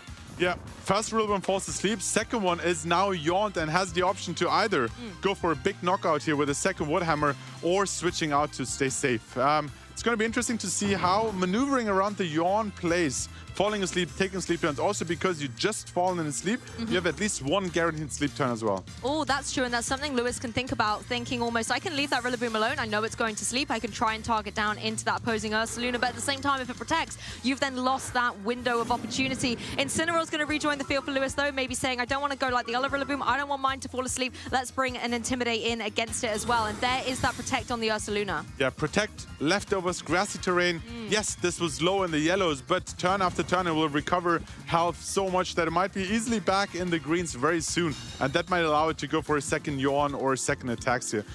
Incineroar, despite being so low, actually made it onto the field quite safely thanks to that sleep and defensive Protect play. Yep, Incineroar capitalizing on that moment and is able to rejoin the fray and apply some fake-out pressure in the next turn. You could see the Blood Moon was the option that Lewis was going for there into the opposing Ursaluna, but the Protect just kept Tier Team in the game. Yeah, and we really have a game on our hands here. Both players opting for that double fake-out combination with the Ursa ring, or sorry, Ursaluna. Ursaluna. Yep, Ursa King, the French name, I suppose. But yeah, it looks like both are like pivoting around, making sure you get the yawns off when you need them, playing defensively until you find an opening and go all out offensive. Thanks to that Blood Moon earlier on, Teo Team's Ursaluna is so low, right?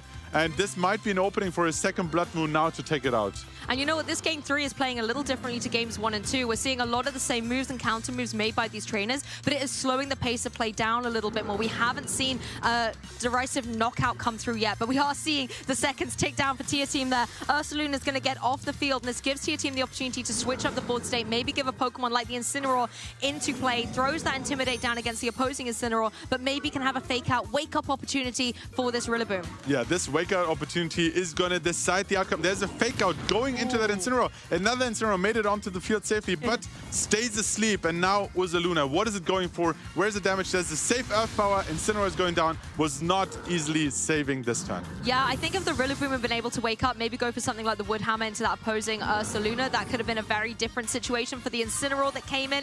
The Intimidate is quite nice into the opposing Incineroar, but critically you want it in play for that fake out. However, Tier Team now has a free opportunity to bring in a Pokemon from the back. Yeah, is it time for Volcarona to start sweeping, start setting up, going, especially because the Incineroar is so low? Maybe if Rillaboom wakes up and takes out the Incineroar and you get your first Quiver Dance off. Keep in mind, we don't know yet if Lewis's last Pokemon is potentially the Sneasler. Ooh, that could sweep in the late game, or if you're just preserving the Golden Go until the very end. Well, as I said, when there's a Volcarona, there's a way, and it's now on the field. It's got its Grassy Seed activated as well. That's only going to really help it out in the face of that Incineroar, but it certainly puts it in play. Yeah, we talked about how Yawn forces switches, but it's exceptionally effective against setup Pokemon. You might get a free Quiver Dance off, but then you're yawned and will eventually fall asleep. And do you really want to use one turn to set up when you then fall asleep or have to switch out? That seems like a wasted turn to me. So that's why Teo Team considers going out all offensive here and not setting up instead. But you see, mine's all over the place. Very intense game-free situation here. Want to make sure you use all the time you're available, go through all the possible options, get an idea of what's currently going through his mind here, going through all the options. Has to decide though. I mean, you've got to find a way to get through that Ursaluna. As you've said, there's a lot of difficult situations to navigate around Yawn, and that's something the Ursaluna could go through to kind of put this Volcarona in check. Incineroar's going to leave the field for Lewis, a Pokemon that took so much damage in the first turn of this game, has still been able to hang on as Rillaboom is going to replace him. We're going to see a terrestrialization here in this Game 3. Both our trainers battling it out for top 4. Every single move counts, and that Ursaluna is going to go into Terra Electric. I think Lewis wants to make sure here that a combination of Heat Wave and a Woodhammer, if Rillaboom wakes up, is not enough because it's no longer weak to that. We see Ursaluna actually avoids, and Rillaboom quite easily takes that Heat Wave despite it being super effective. Let's see. Actually, Rillaboom stays asleep here. So the Terra wasn't quite necessary, but the Yawn is exactly what I mentioned. Prevented a possible setup, and now forces, especially once you're down one Pokemon, your switching capabilities are limited. That Yawn really comes into effect. I think that was a very difficult turn for Tia Team. You know, missing the extra damage on the Ursaluna, not being able to wake up and try and land a Wood Hammer down into that slot just meant that all the momentum was on Lewis's side. And as you've said now as well, that Yawn coming through means that Volcarona can't even try and find a way to set up and take command of the match. It's going to be forced to switch out if Tia Team wants to keep it awake and active. One option though, you can opt for the sleep, because you say, if I start setting up and my opponent doesn't really have a way to cause a lot of damage into my Volcarona, eventually I will wake up and then I will have my boost ready. So this seems to be the option that Tia Team goes for with a Quiver Dance here.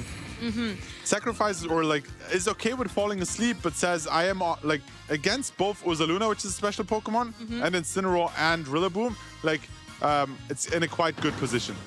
Well, the Rillaboom is back in action, but as you can see, that does negligible damage thanks to all the Intimidates Incineroar's been able to throw its way. In return, the Volcarona is going to have to take that Blood Moon, but the Quiver Dance is going to help it out a little bit. Ursaluna recovering thanks to its leftovers. I wonder when we're going to see Grassy Terrain rejoin the field. Yeah, Rillaboom was falling asleep. I think Intimidated twice in that cycle, so even a super effective high horsepower was not dealing a lot of damage into that Ursaluna here. Now Volcarona took a Blood Moon, and that costs almost 50% at this stage. But keep in mind, it can't be used in consecutive turns. So now an Earth Power might deal less damage and buy those important turns that Volcarona needs. Tia Team's got his head in his hands a little bit. These moments are so intense. We know Volcarona is guaranteed to take this turn of sleep, and as the Ursaluna has switched in, it cannot deal any damage.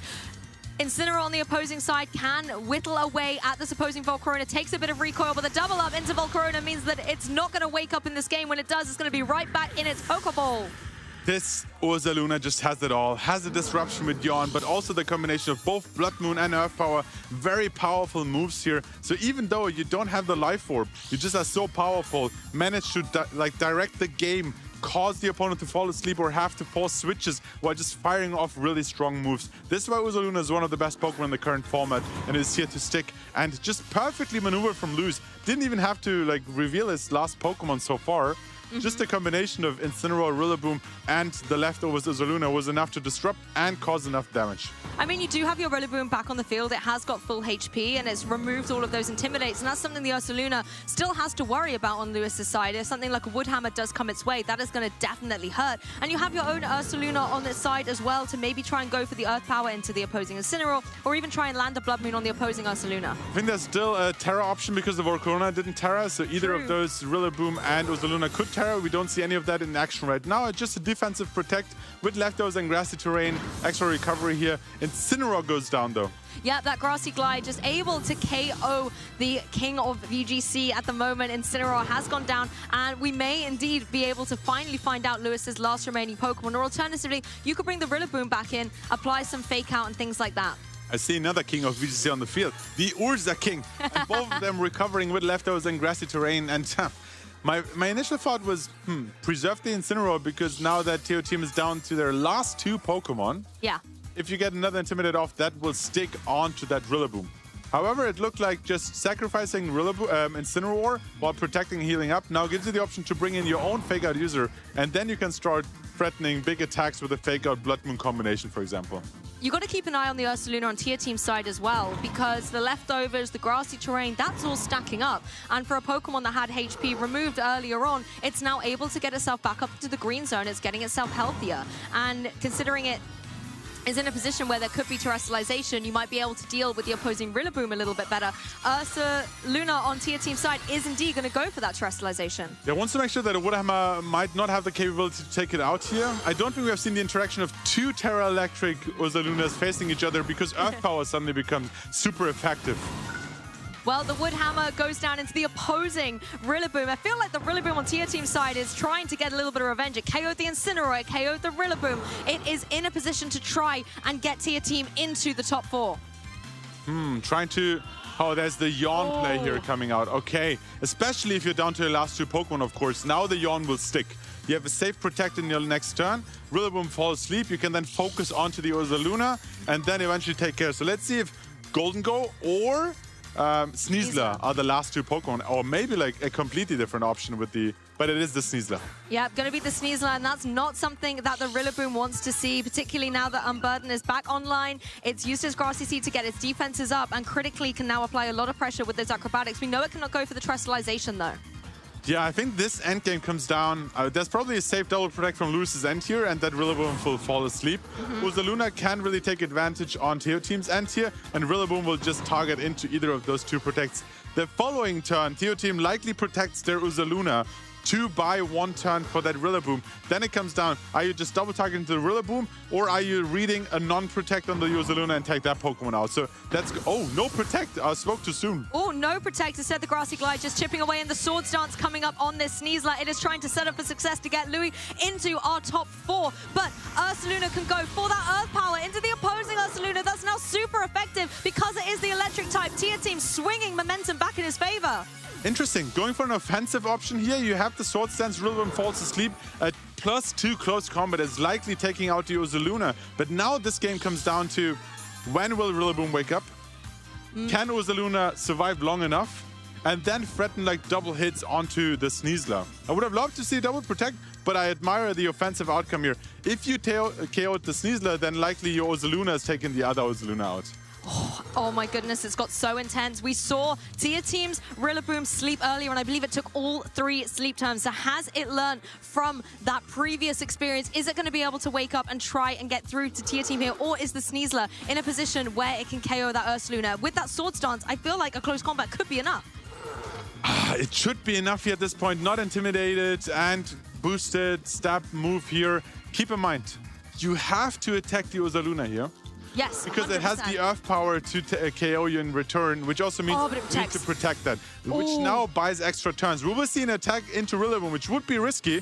No, it's another Sword Stance! Oh my goodness! Teo Team is not happy, shaking his head here, and Lucho's like, ha, I saw that protect coming, and I will make sure that at +4, that close combat is definitely going to be enough. Even after leftovers, even after grassy terrain, he saw the recovery option and wants to make sure that, no, at +4, I'm taking you out. I mean, we saw it with the Golden Go, a double Nasty Plot previously in the set, and now the Sneasler reading from the same book, going for that double Sword Stance. Looks like there was another protect coming through, and it has failed. Now the Ursaluna is exposed to this close combat. At +4, it is gonna get that KO. But keep in mind, after close combat, you lower your defense stats, so you no longer have the boost from that grassy seed. I don't think a regular high horsepower is enough, but there's a crit option. You have to wake up, though. Is he waking up in this turn? Come on, Rillaboom, can you do it? I think that was the wake up. There's the high horsepower. It's connecting. Oh, and he gets the knockout! Yes, Rillaboom, you knew the time to wake up. You didn't fall back to sleep, and Tia Team is able to advance to top 4. What a thriller of a set. That double Sword Stance, making sure that you take out the Uzaluna, but just giving Rillaboom enough time to wake up and take that knockout after the lower defense thanks to close combat. Oh my goodness, that Rillaboom. I mean, seeing the way that it slept earlier in the set, I was worried. And I think that was the first time it could wake up, correct? Yes, correct. And it did. That was the perfect moment. It doesn't get closer than that. Commiserations to Louis, though, because what a fantastic endgame. It just makes me wonder, if you read that protect into Uzaluna, could you attack the Rillaboom, but then you might not have enough to take the Uzaluna in the next turn. So it was a really tricky position. I really admire the playstyle, going for the double Nasty Plot in the first game, going for another Sword Stance in the last game as well. It was such a well-played game. Respect to both players. And honestly, I love the way that Sneasler came in there at the end. And even though you had that kind of 1v2, there was still such a path to victory. Yes, going for that second Sword Stance guaranteed the KO. But as you said, maybe you could have gone into the Rillaboom on that turn. But I think you had to guarantee that you would get the KO on that Ursaluna. Otherwise, Earth Power, we knew was going to get the knockout. Yep, very interesting play. I was thinking about the double protect potentially, but then it also came down to the speed sets of the Ursalunas. Very intense game. This is what we're here for. This is what we want to see. This is why we love playing Pokemon. Hey, that is literally one of the best matches that I could have asked for to showcase such versatility between two trainers. And a lot of these Pokemon are our standards out there at the moment. They're there for a reason. But what I really like to see, particularly in that Game 3, our trainers picked very similar things. They had the same leads. They then switched out the Incineroars to bring in the Rillaboom. So there was a lot of mirroring in a way, a lot of that consistency going through. But then as soon as those changes in their teams came through, we saw the Sneasler join the field, for example, that's when we started to see a complete shift in game. I think one key turn, you might say, was that Incineroar switching in safely on Lewis's end and gave him an advantage, taking the first knockout. Then Yawn suddenly was such a huge play there, managed to fall asleep, but just wake up in the right time to take the knockout. How many KOs did Rillaboom get in that game? Because it took down the Rillaboom, it took down the Incineroar, we saw it take down the Sneasler. Did it get the It's the aggressive glide into the Ursaluna, but I don't think that was enough. There was a follow-up with the Earth Power there. Yeah, maybe it was. It was the Earth Power because it was the electric. No, sorry, Rillaboom. I thought it was going to get you 4-0 KOs there, but I think 3 out of 4 is still pretty good. In this economy, that's amazing. Yeah, definitely. A lot of consistency coming through from Rillaboom. And in case you missed it, we can have a little flash forward through some of the highlights. Yeah, game 1, the story of Golden Go taking the game after double nasty plot. That was just really good there. And then, of course, especially against the Terra Fairy. Yeah. That was, I think, an unfortunate moment there for the Volcarona. That Terra Fairy was such a good utility with the Terra Blast, but unfortunately taking that Make It Rain was a little devastating. Yeah, but then even after, this is one of the biggest stages here in top 8 on stream. The whole world is watching. Losing game 1 isn't easy, but then keeping composure, coming back, making sure you just play your best Pokemon one turn at a time, and that allowed him to come back all the way into this victory here. And I think we got to see a lot of the versatility of this new Yawn variant of Blood Moon Ursaluna, because in the past we see a lot of the Hyper Boys, we see the ones maybe running a Life Orb to be extra offensively dominating, but we're seeing this change. People are going for the Electric Terror to be able to have better play into Pokemon like Golden Go, and Yawn to slow down the pace of play, the leftovers, the grassy terrain, all of that synergy on the field gives Ursaluna so much dominance in the match, but unfortunately it's not always going to be victorious. Yeah. But that was not all of it. We have so many more top 8 games, and we'll, of course, see Teo Team in top 4 as well. Yep. Considering Juan Salerno won the first top 8 game, they will face once we they will. As well. And it's going to come down to, can he take down the player that is currently still undefeated? I mean, just looking at the way Teo Team has played today, we've had the pleasure of being able to watch both of his games so far today, and honestly, being able to see the way that he can pivot that Volcarona into a prime position, whether it's out there in the lead, whether it's coming in the late game with it uses the Terrestrialization or not, it gives his team so much flexibility. So Juan needs to be able to watch out for that in top 4. Absolutely. And we saw in that game 3 a very strategic positional game with the Ursalunas, Incineroars, Rillabooms. But that, these small details, these small changes, these small adaptations in that game 3 makes a difference and decides who's advancing to our next round. And I think the fact that it came to a game 3 and a very close one at that does just show the high caliber of players that we have here at the Gdansk Regional Championships. We had nearly 500 competitors, and we're now in our top 8 stage. Soon we'll be in top 4, and then eventually we will have just 2 remaining, and 1 will be a champion. Yeah, commiserations to Lewis and congratulations to Teo Team to already winning one of those medals here. We'll see if it will be the gold medal though. Oh, that would be very, very interesting to see if the gold medal can come through. We've got a lot of Golden Go out there, but there's only going to be 1 gold medal at the end of the day. I mean, we're only halfway through top 8. And honestly, looking at our 2 top 8 games that we've seen, Juan being so dominant in his particular matchup, and again, Rillaboom in that game had great success in that turn 1 of game 2, being able to OHKO the opposing Basque Legion. And then in this particular game, Teo Team's Rillaboom getting KO after KO.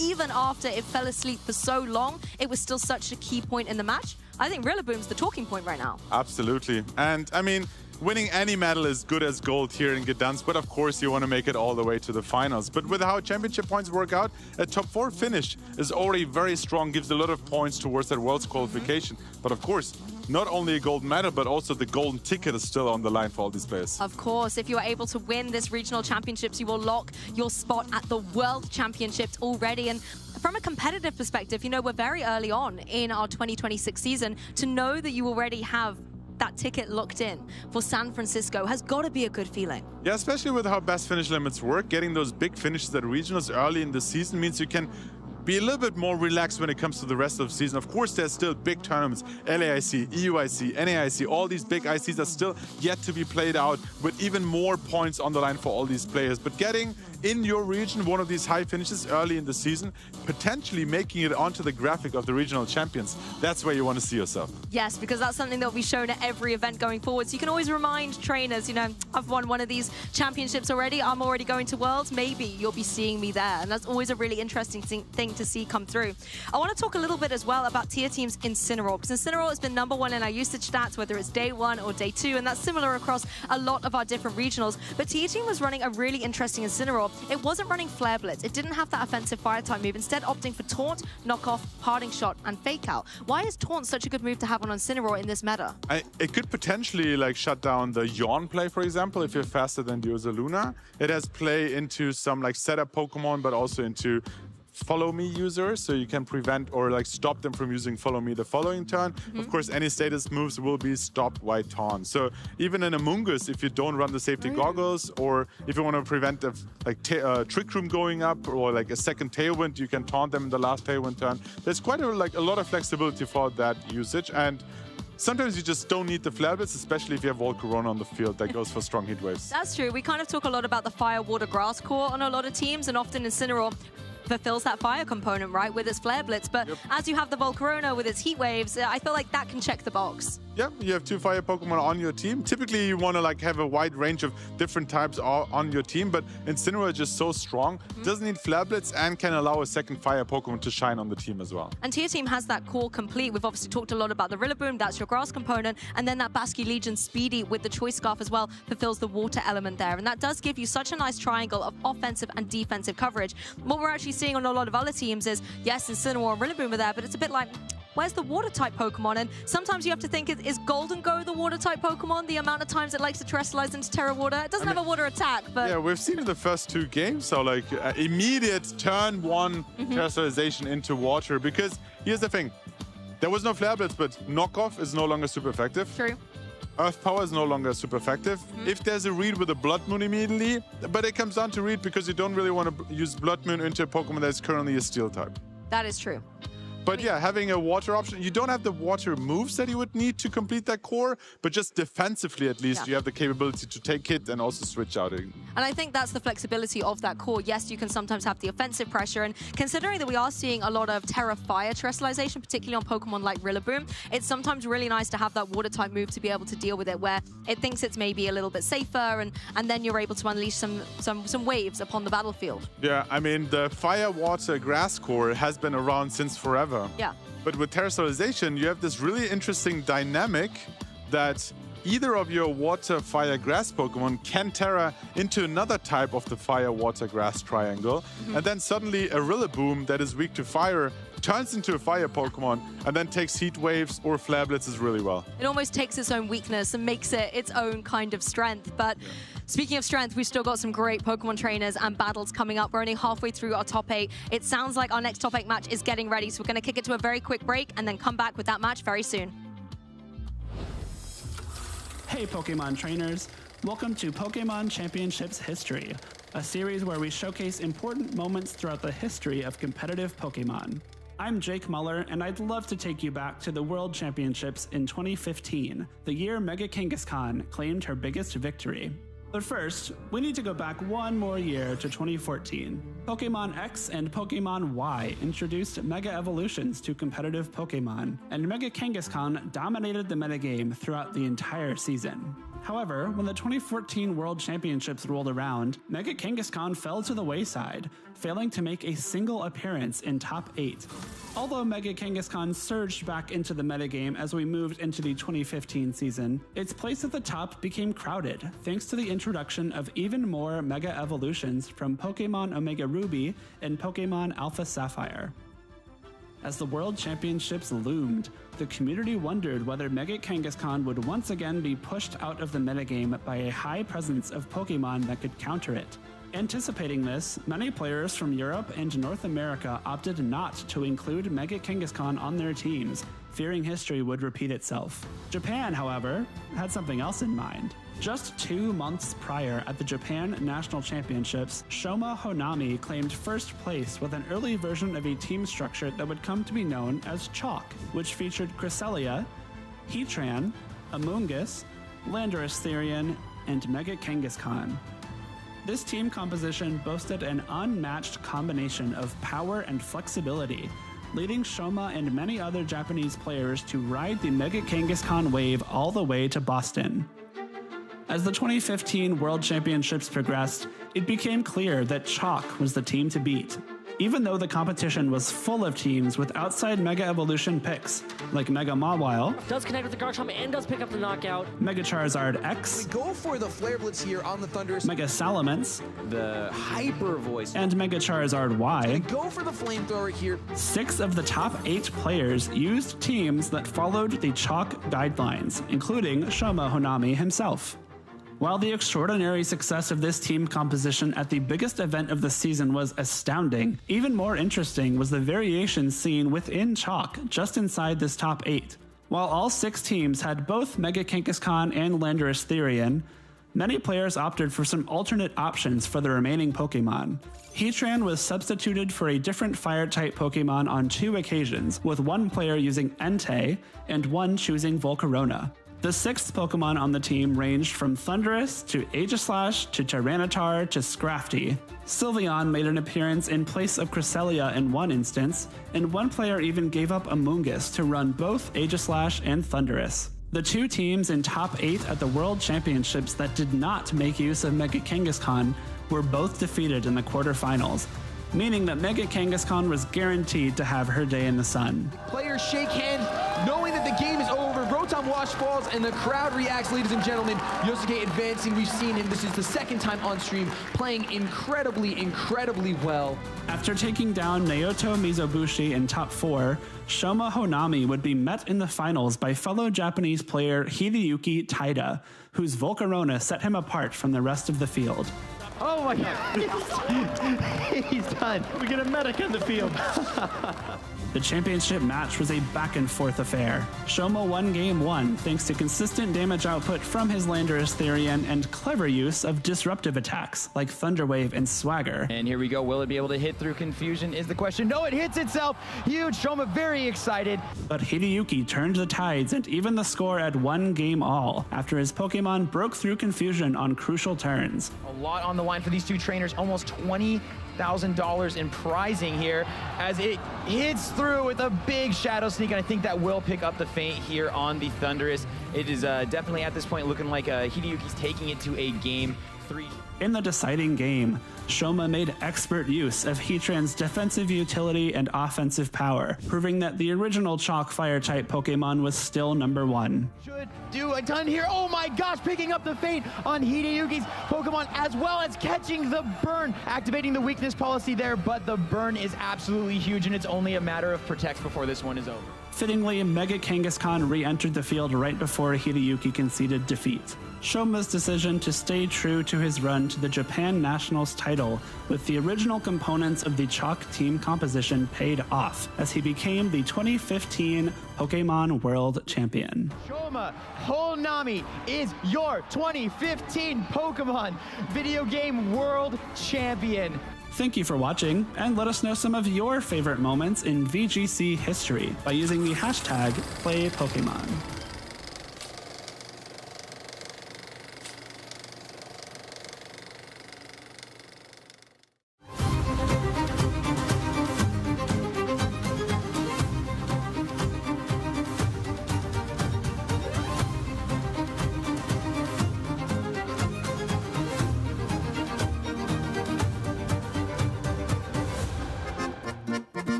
Don't be a Psyduck, Pokemon trainers. Be there for the action. Don't be confused. Don't miss out on a single moment. You want to be here as we continue through our top 8 here at the Gdansk Regional Championships. We have shown 2 top 8 games so far, and for all the viewers who might have just woken up, just tuned in, let's have a quick look at what the top 8 bracket looks like, which names are still in. We still have 6 players in competition here, 2 already in top 4, and 4 yet to fight it out in top 8. That's the thing. We've gone through 2 of our top 8 matches so far, 2 more to go. And I think this is always such an interesting point of the tournament. We only have 6 trainers left, technically, in contention. 2 of our trainers, Juan Salerno and Tia T. Masood, have advanced into the top 4. They will be facing off a little bit later on. But to determine the other top 4 matches, we have got to go through Simone Sanvito Naito versus Lucas Meister Christiansen. I'm so looking forward to seeing that match. Simone is a trainer we've been able to follow for many, many years as a previous European international champion, and Lucas has been taking the tournament by storm with the Blaziken, the Primarina. Yeah, we have given Simone quite a few shout-outs, but we haven't actually featured him on stream yet, so I'm really excited to see not only which team he's bringing, but how he's like piloting it through this top 8 bracket. And then the other top 8 game yet to be seen are two of the trainers who did really well last year in Gdansk as well. Not only the champion, but also the top 8 finisher in Michal. I think everybody always likes to see if the champion's going to be able to keep the crown or if it's going to be handed over to the next champion of this series. So that's going to be one to watch. But as we said, Simone Sanvinto is not a myth or, well, he is a legend, but he is also on the stage ready to go. And I mean, that's not one Blood Moon Ursa Luna, that's two Blood Moon Ursa Luna. That is going to be an epic match. I'm so excited. Yeah, I'm really glad that Lucas found a way back into Top Cut after losing on stream yesterday. And nerves will always play a big role, especially when you have your first appearance on stream, when you're not used to that pressure yet. But like starting 8-0, right? Like that is already an accolade in itself. Then might have lost the last round on stream, but like recovered in the second day. Now in top 8. Not only that, but also rocking a really cool team. That's the thing, the consistency is unquestionable considering the position that you're in now in top 8. And I know Lucas, after the stream round yesterday, said that they were a little bit nervous about being up on the stream, and that is definitely something that a lot of our trainers can relate with, but that was yesterday. Now, you've been there, you know how it feels, you know how that set is, and you can now bring that into day 2 with a little bit more experience. And of course, you are already in top 8. You're already taking home a lot of points. There's already cash prizes, booster packs, all there. So maybe now you're a little bit more relaxed, less to lose, because yes, you might be like grabbing for that title, but at the same time, you've already achieved so much. So maybe that allows both players to be a little bit calmer, more cool, more collected, and then keep that composure into the set. Yes, and with 2 Blood Moon Ursa Lunas there, we're not allowed 2 in game, unfortunately, but 2 by your side to cheer you along the way might be the momentum that you need. I mean, taking a look at the teams as well, we know Lucas isn't running that Ursa Luna, but is running so many creative choices. And I want to know how they are going to match up against some of the more standard Pokemon we're seeing out there that Simone is bringing. Yes, Simone, like you mentioned yesterday, how Alolan Ninetales has been one of his favorites throughout the years. Yes. And he might be rocking it in this current format here as well. And on the other side, Lucas, with the Blaziken, with the Primarina, with the Rillaboom, and also Electabuzz that we haven't seen for quite a while in this meta game right now. We see that players are about to exchange team sheets and fight out here in this game. There's the accolades both these players have. There's already a top 32 finish in Dortmund and a top 64 finish in Birmingham for Lucas. Talk me through Simone's. Yeah, I mean, Simone's season goes back a couple more years than that. Rome Regional Champion all the way back in 2016, the European International Champion in 2018, as well as some fantastic World finishes that same year, but more recently has been able to take the Lille title in 2024. So he knows what it takes to be able to go all the way to win this level of competition. Yeah, and we don't see a lot of players being able to win regionals 8 years apart from each other. The first one in 2016, the last one in 2024. And Simone is not done playing Pokemon. I mean, those are years of wisdom and experience that you can bring into this match, but Lucas can bring in some really unique Pokemon that Sanvi may not have prepared against. Yeah, we talked about it yesterday a little bit. The combination of coaching from the Blaziken, which usually is one move that we've seen on Sneasler quite a bit. And then there's quite a few like hidden speed interactions here. Baxcalibur, thanks to the loaded dice and the combination of Scale Shot, not only does a lot of damage, but also boosts the speed. So if you get a coaching and a Scale Shot off, you're suddenly now boosted in speed and in attack. Yeah, we see Dragonite go for that Scale Shot quite regularly in this metagame, but Baxcalibur can utilize it as well, and as you said, get that speed up and can apply a lot of pressure with something like an Icicle Spear into a lot of the flyers that we see around. Yeah, like having 2 moves that are like multi-hit in Icicle Spear and Scale Shot is very unique to Baxcalibur. We have seen it with other Pokemon in the past, but not with loaded dice in this current format. So, team shot being exchanged. They're probably heading into the team preview very soon, but for now, let's have a look at what Simone is rocking at this event. Yeah, Simone bringing the more conventional 6 Pokemon that we're seeing everywhere at the moment. We've got those classic Incineroar and Rillaboom teams as well, but the Ninetales, again, running this Encore Disable set to be able to be so disruptive and shut down opposing Pokemon, maybe one of their offensive power moves that we want to do. We're not seeing a lot of Alolan Ninetales in the meta with that Aurora Veil, and it's interesting interesting to see this one being so dominant here in Gdansk. And you must be really happy to see yet another Volcarona So performing happy. really well here as one of your caster picks.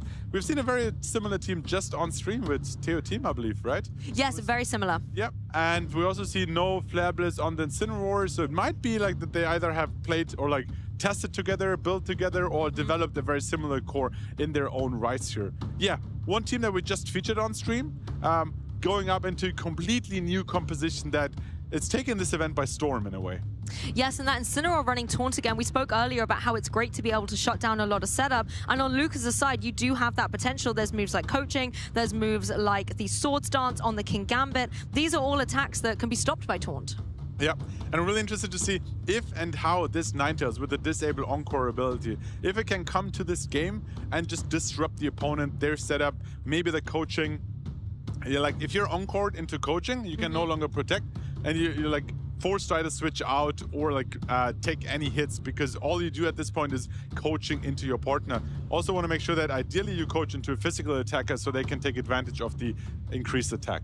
Well, Pokemon trainers, if you're just joining us, this is our third top 8 match here at the Gdansk Regional Championships. We're going to see the leads coming out for game 1. It is that beautiful Volcarona paired up with the majestic Rillaboom on the opposing side, the wondrous Primarina, and that devious Electabuzz. Yeah, Primarina is a good lead against that Volcarona because you don't even care about the Grassy Seed boosted defense. And you kind of force a Terra because your Hyper Voice would ignore any potential redirection and just hit the Volcarona for super effective. Yes, but you have to watch out for that Rillaboom. Primarina certainly does not want to take a potential Wood Hammer as it is that water type. Yeah, well, you have the option with Electabuzz, of course, to redirect those moves. Electabuzz also has supportive moves on Electrovap, which would negate or at least like counteract the Corvidance boosts. Yes, we're just going to see that Electroweb come through, as you mentioned, a little bit of chip both onto Rillaboom and the Volcarona, but critically lowering the speed by 1 stage on the field. Primarina took that fake out, so it's not going to be able to move on this particular occasion, but the Volcarona is free to go for that Quiver Dance. Yes, you're going to be able to neutralize out the speed thanks to the Electroweb, but it gets some other boost with that move as well. And not only does it get stronger for potential heat waves in the future, but also now with the increased special defense, you take those potential Hyper Voice significantly better. So it's going to be interesting to see how Electabuzz potentially now stops any further boost with the Taunt, you mentioned that earlier, or if there's more Electrowebs to prevent a Volcarona from like outspeeding future Pokemon as well. I like the Electrowebs though. It does keep the speed in check, but also if potentially a switch comes through on Simone's side, then you're going to be able to catch that Pokemon, lower their speed as soon as they join the field too.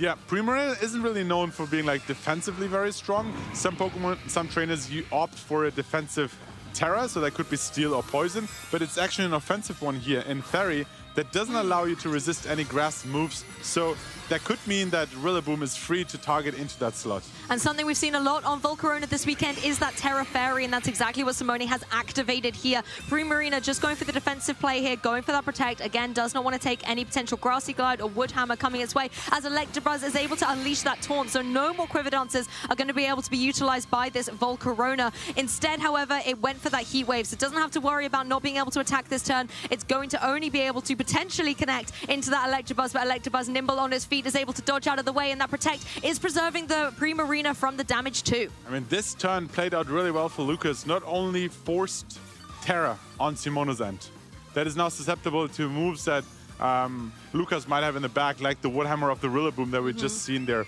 Further, Electabuzz will now lower the speed further, and then you can start going on the offensive there. Electabuzz also means that Primarina will attack before the Rillaboom. That does set Primarina up for a little bit of success, but it's difficult to see how it's going to be able to get through an Assault Vest Rillaboom and a special defense boosted up Volcarona. You can see how minimal that damage is. Even though it's a spread attack, even though it's chipping away at both of them, it's not able to get the damage dealt. The Primarina this time probably won't matter because the Wood Hammer is about to follow up in that slot and take out the Primarina. Yeah, Primarina goes down, doesn't have to worry about missing that Heat Wave, but critically, Volcarona was able to land it on the Electabuzz here. It is running that Eviolite. It's going to have boosted defenses. You need to find a way to chip through it while you can. Yeah, I would have really liked to see a better option to hit into the Volcarona. Thanks to the defense boost and special defense boost, your Blaziken with like Aura Sphere won't do well into Terra Fairy. Heat Wave, neutral, but there's a special defense boost. Rillaboom struggles against the defensive boost of like it seems like Simone managed to position that Volcarona really well into Lucas's team. Volcarona is really difficult to deal with, and even something like the King Gambit can't really deal with it, particularly as it has like fire-type moves, and obviously it's that Fairy Terror as well. So Volcarona is a threat that Lucas has to find a way through.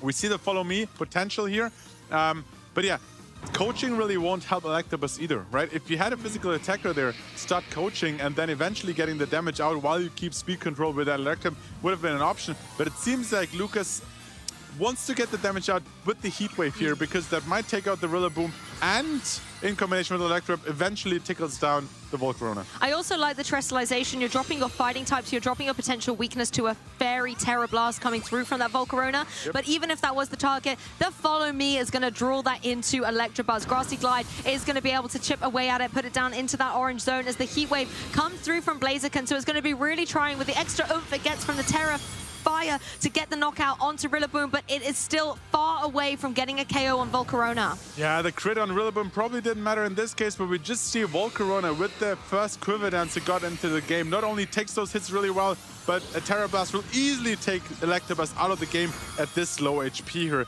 And this means now Primarina down, Electabuzz down, Lucas down to their last 2 Pokemon.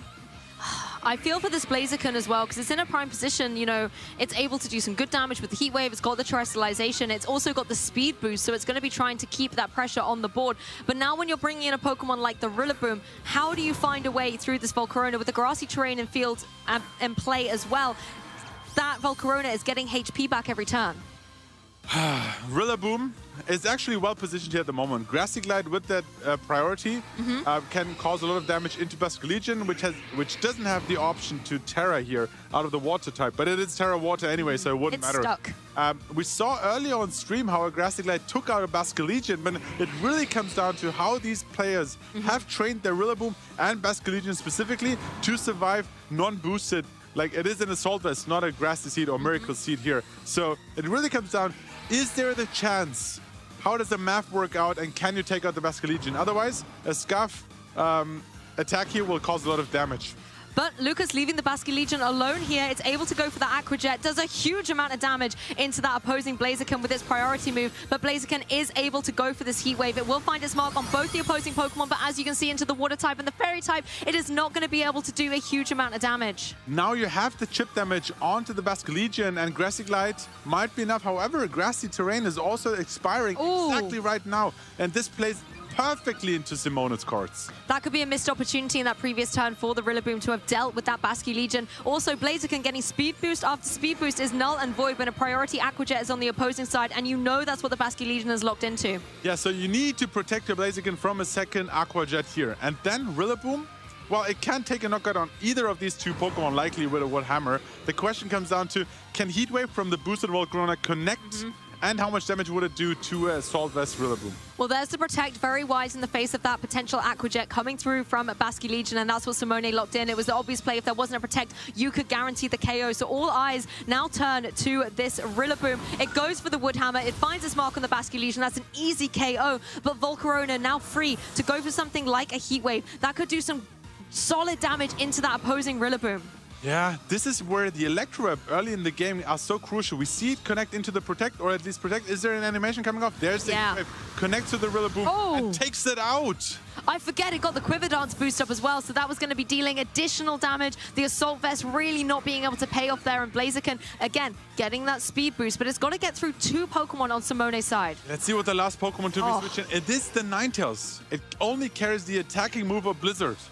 But it also has that Focus Sash. It also has a Focus Sash, so you need to attack twice. A potential Heat Wave burn could help you with the Focus Sash, but then the Volcarona took those early Heat Waves so well. It's going to be really tricky to see how they... Like, one potential option, though, is protect the Volcarona and go for the Disable on the Heat Wave. Oh, that could be one way to do it, and then you can't hit with those spread-type attacks. Ninetales would potentially be able to hang on. That's definitely one option, but at the same time, Lucas, you want to go for that Heat Wave. Maybe you can get the KO on the Volcarona, but it's going to be close. And Blaziken is also not known to be like the bulkiest Pokemon, so even a boosted Terra Blast in the next turn might be enough despite resisting the moves here. So let's see. There's a Heat Wave. Will it connect to the Ninetales, and which supporting move or which move will Ninetales go for? There's the Terra Fire boosted Heat Wave. That's step 1 complete for the Blaziken. Takes the Ninetales all the way down to its Focus Sash. As Ninetales retaliates with the Blizzard, it hangs on 3 hit points remaining. So it all comes down to this one final turn. Heatwave, is it connecting? Does it maybe get a cheeky critical hit? There's the Heatwave. Connects to both Pokemon. Will it be enough? Let's have a look. Blaziken finds his mark, and it does. It gets the double knockout. Volcarona goes down, Ninetales goes down, and Lucas takes game 1 here with that Blaziken. And I heard the crowd cheer as this Heatwave is taking a double knockout here. Lucas winning the first game, coming back with a fan favorite with the Blaziken, Terrafire Heatwave. I don't know what the energy is like at home for you viewers, but here in the arena, it is absolutely at the highest level possible. Lucas, what a fantastic endgame there for the Blaziken. Simone, however, played so incredibly well. That Volcarona was so difficult to deal with. It was not an easy win for Lucas there. Yeah, we saw, I still want to point out, the Electro Up early in the game was so important because we saw in the end game, Rillaboom outspeeding, taking out the Basculegion before the Heatwave came off. So if there was no Electro Up in play, thanks to that Quiver Dance, it would have KO'd the Rillaboom before, potentially KO'd the Rillaboom before it could take out the Basculegion, and then a second Aqua Jet was just waiting to happen. What do you think about that Ninetales play at the end, going for the Blizzard? I mean, you saw how close it was. It was so close. Like, it could have easily been enough. So it was a very clutch survival there as well. I like the Blizzard play because, like, you basically force Lucas to connect Heatwave onto 3 targets into the Ninetales and then double connect the next turn. And otherwise, 2 Blizzards will just be enough, guarantee the knockout, right?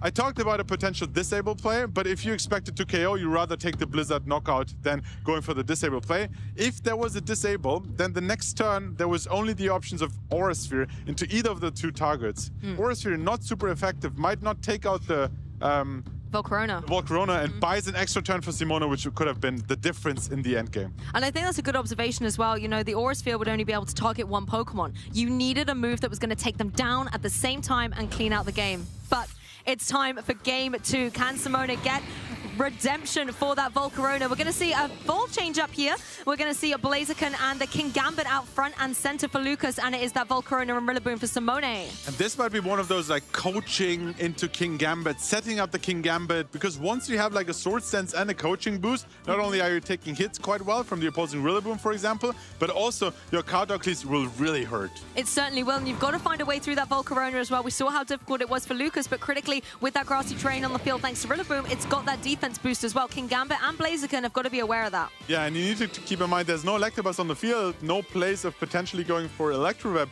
So if this Volcarona starts setting up, it will keep those speed boosts, and then that might make the difference in outspeeding crucial Pokemon here. But also, Blaziken with the speed boost ability gets the speed boost every single turn anyway. And you can see that terrestrialization potential as well from that King Gambit, a Pokemon that doesn't normally want to take fire-type attacks. But hey, if it's a fire-type, it doesn't have to worry about them so much. You're now weak to higher horsepower, but if you get coaching boost off, you can shrug them off despite being super effective.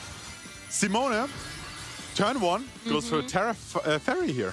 Yeah, this is something Volcarona loves to do this weekend, and it can apply pressure with something like the Fairy Terra Blast, but it looks like both of our trainers are getting all beautiful and bejeweled up there on the stage as the King Gambit is going to follow suit and embrace that Terra Fire. Going to be dropping his weaknesses to the Fire-type attacks, going to be stopping the Grass-type attacks from dealing too much damage. Yes, you're still open to that Ground-type damage, but you kind of didn't want them anyway beforehand. Blaziken takes that Fake Out. It's going to be unable to move in this particular turn. There's no coaching. We see the first boost in the Quiver Dance, and I'm really interested to see if there's a potential Sword Stance here to also boost that, and then both your moves, however, no Sword Stance, straight for the counter clip into the Rillaboom, and that did a lot of damage. Just getting the damage down on the board against that Rillaboom. You want to stop Simone from having the utility to go for those Fake Outs a little bit later on, but critically, Blaziken had his Focus Sash broken there. Yeah, I don't think there's any combination of moves at the moment that could take out the Blaziken before it potentially goes for a coaching. Also, because the Sash is broken, you're more likely to attack into that slot, so a potential Protect would just like stall out and give King Gambit more time to set up here. I'd really like to see a coaching play.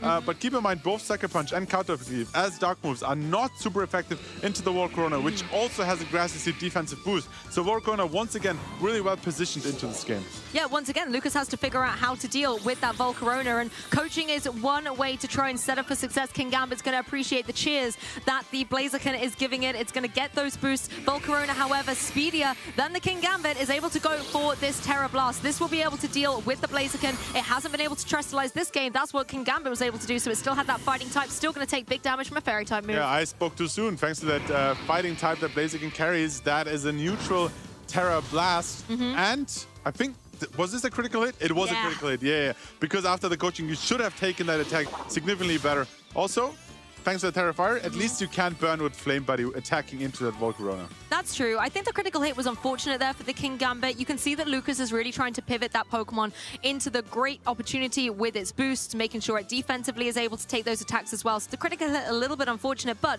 you still have these supportive Pokemon in the back. You can see the Electabuzz waiting in the wings, but Rillaboom's on the field now. Yeah, Kingambit is kind of forced to using Sucker Punch now as a priority move, but it only works if your opponent is planning to attack. But if there's a Grassy Glide coming out from the Rillaboom, that would just go first and then nullify and negate the potential of a Sucker Punch. So you really have to think twice. Also, if you Sucker Punch into the Volcarona, it might just go for a second Quiver Dance here. I mean, we often see Sucker Punch mind games at the end of a game, but sometimes at the beginning they can be in contention as well. And there we go, a critical hit, a bit of revenge for that Kingambit is able to fell the opposing Rillaboom. And this time we'll see if a boosted Heat Wave is enough. It seems to miss one of the targets. Misses Kingambit. Though. Is that enough into Rillaboom? No, Rillaboom can now fire back with a Wood Hammer. That Assault Vest really paying off. The Wood Hammer, not enough to be able to get the KO, but a significant amount put into the Volcarona. However, even though Volcarona couldn't get the KO, it put in the work to enable Rillaboom to KO itself. Yeah, Lucas once again down to their last two Pokemon early in the game, but with the redirection Electabuzz, resisting the Heat Waves with that Terra Fire. I think Kingambit might have what it takes here, also resisting the Blizzards here. So now, however, Encore Disable might come into play, and you were like, Follow Me is really annoying. How about I disable Follow Me?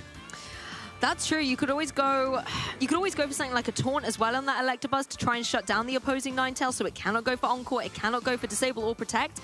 But at the same time, Kingambit, it's in a precarious situation. It doesn't have a huge amount of HP remaining, and I think a double up from something like the Ninetales and the Volcarona, a Heat Wave, and a Blizzard that you can't redirect might be enough. Yeah, and we're back into these Sucker Punch mind games here because Volcarona is so low that a boosted Sucker Punch might be enough to take it out. So you need to think twice. Am I attacking, doubling with my Volcarona, or am I potentially protecting it? There's the Protect, though.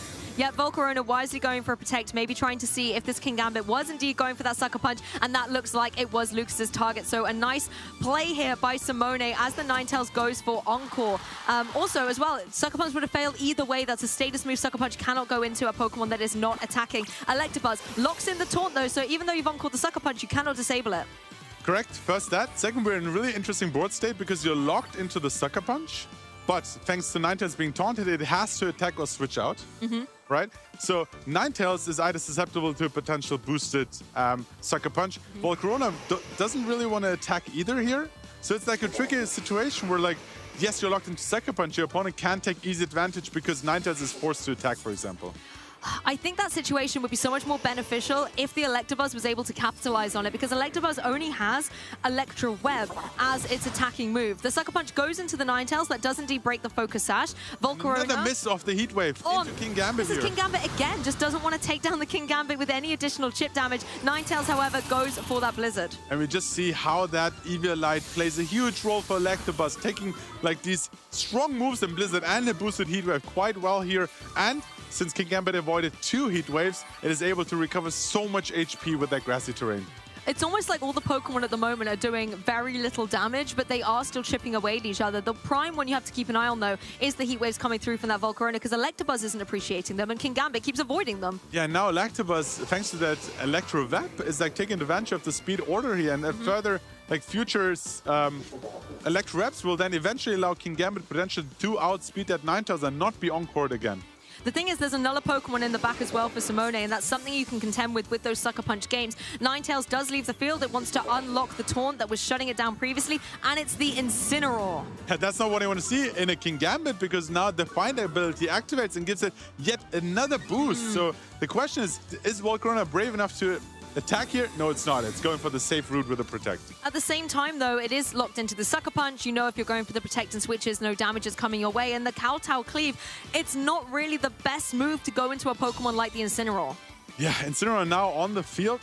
I think the Kingambit got a Defiant boost and a Coaching boost. We didn't see a Source Sense. That's a +2. Yeah, Yep. Just confirmation here. Thanks, Lucas. Also, thanks. Shout out to Lucas. But also, defensive is increased as well. So you're more likely to take a knockoff or a Flare Blitz. Or there's no Flare Blitz, so the knockoff quite well on that end as well. There's a Fake Out, also quite well taken thanks to the defensive boost. Yes, there's no grassy terrain to contend with or will be throughout the rest of this match either, so no recovery options on that King Gambit. The Electro Web doing what doing the only thing it can do, trying to chip away as the Heat Wave comes through. That gets the knockout on the Electabuzz and puts King Gambit in a very precarious situation. King Gambit does not have any spread type attacks. Yeah, Heat Wave successfully connected here. Encore ended, but King Gambit down at 11 HP, no recovery options, and any combination of two moves will guarantee that this King Gambit is going down here. And Simone looks like he's taking game 2 and bringing us to a game 3 scenario.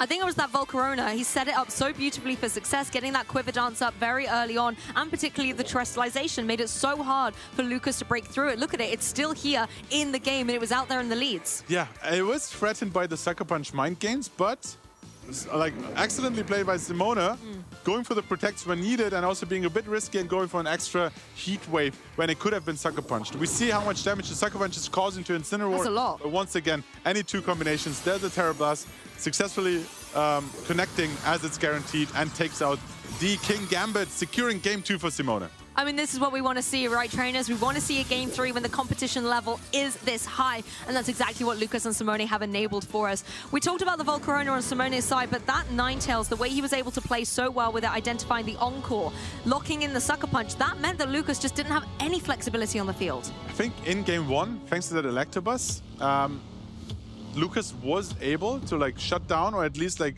slow down the Volcarona enough. Like quite literally slow it down with the Electro Web to make sure that it doesn't run away with the game. In this game, however, it was not able to like get the Electro Web off early. This meant that Volcarona had a speed boost and a special attack boost and a special defensive boost. All the boosts. All the boosts and a defensive boost through gas seeds. So it was really hard to like maneuver and find the right opening to get a lot of damage. We saw the Woodhammer taking all the way down into red. Grassy terrain healed a little bit. Then the Terra Fairy avoided like dark damage doing too much either. My question now is, Lucas brought the Primarina in game 1, benched it for game 2 and brought that King Gambit. Do you think that was the right choice, or should Primarina come back into this game? Does it have a place?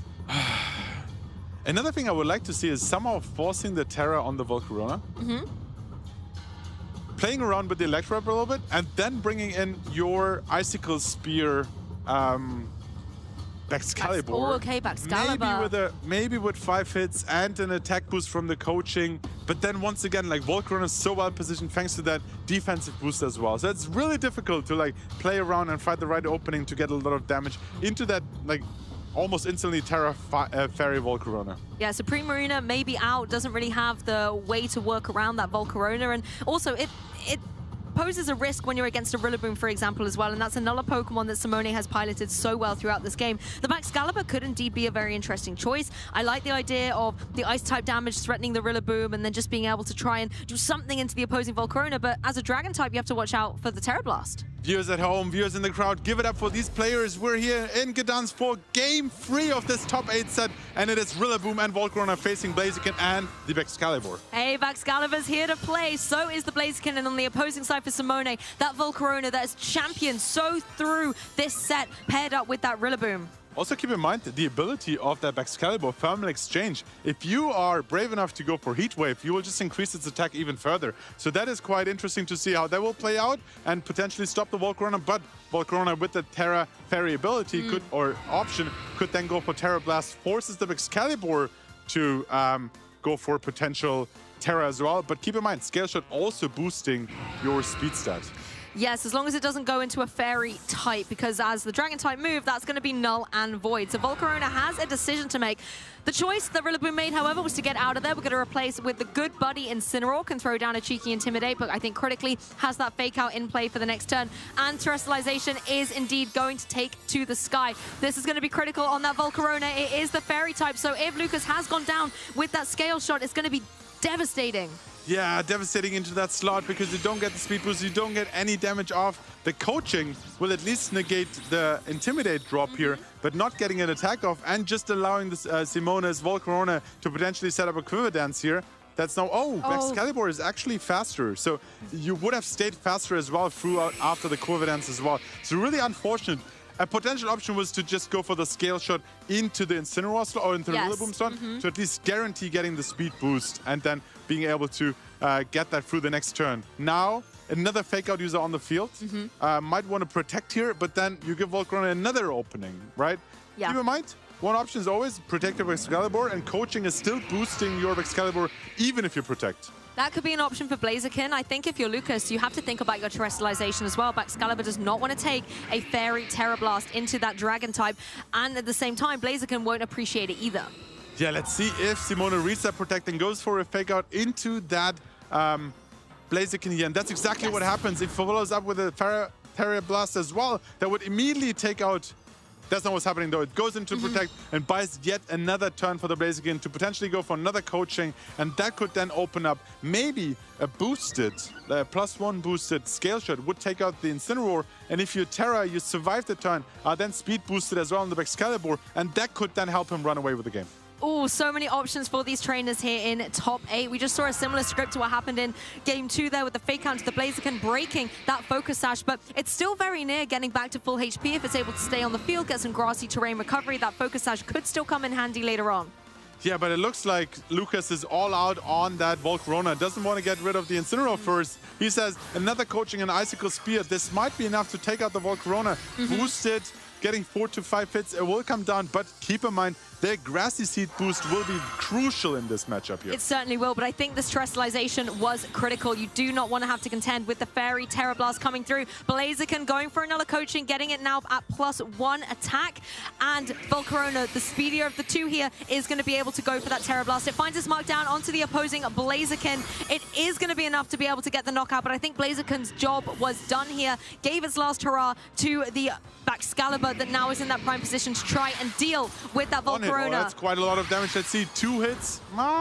Can it get to all 5? Oh, I think unless you're going to get a critical hit, I don't think it's going to be enough, but it could put the partner Pokemon in good standing to deal with Volcarona later. Let's see if there's a knockoff or parting shot. There's a knockoff of the Terra Ghost. It is now super effective, at least dealing 40% of damage and getting rid of that loaded dice, which is critical because now Icicle Spear and Scale Shot might not hit as often anymore. It does run a higher risk for sure on that Excalibur, but you could see the defense boost coming through those coachings really paying off. That was a super effective hit from the Dark type Incineroar, and Excalibur was able to take it really well.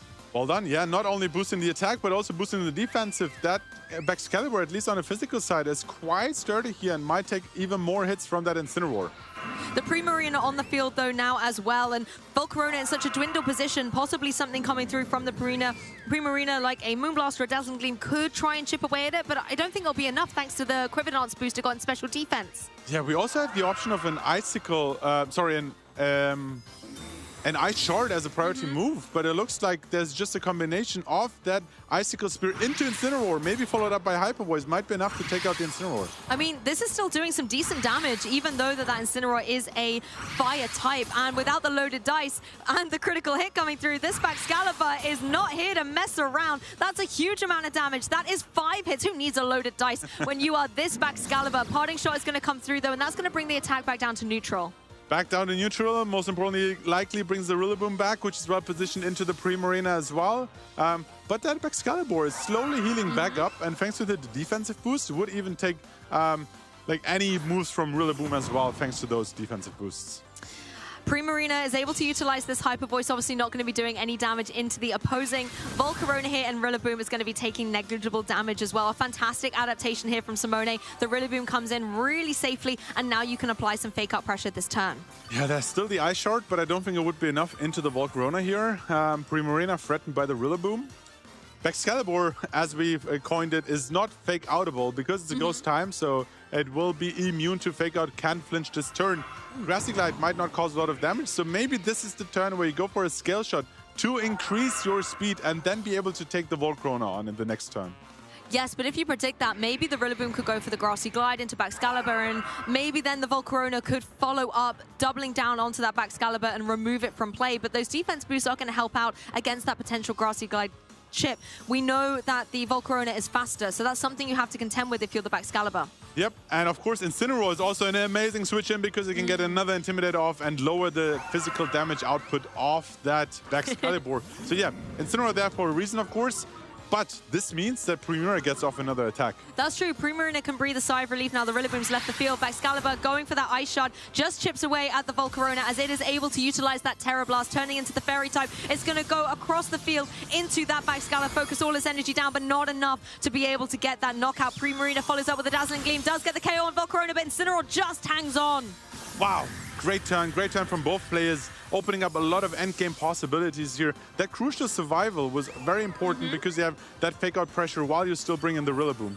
That's true. Keeping it on the field, you have that fake out utility. Rillaboom can always come in. You also are able to use that grassy terrain to be able to get a little bit more back up. Yeah, and now grassy terrain was just over, but eventually Rillaboom comes back, and that will then give more healing to the Excalibur. The way it is at the moment, I think a Blizzard is in a prime position to take out that Excalibur because it's still faster. There was no scale shot throughout the whole game. So it's all going to come down to an Ice Shard potentially taking out the Incineroar. Primarina, though, is in a quite comfortable position against that Ninetales. Do we think Ice Shard is going to be enough, though? It is neutral.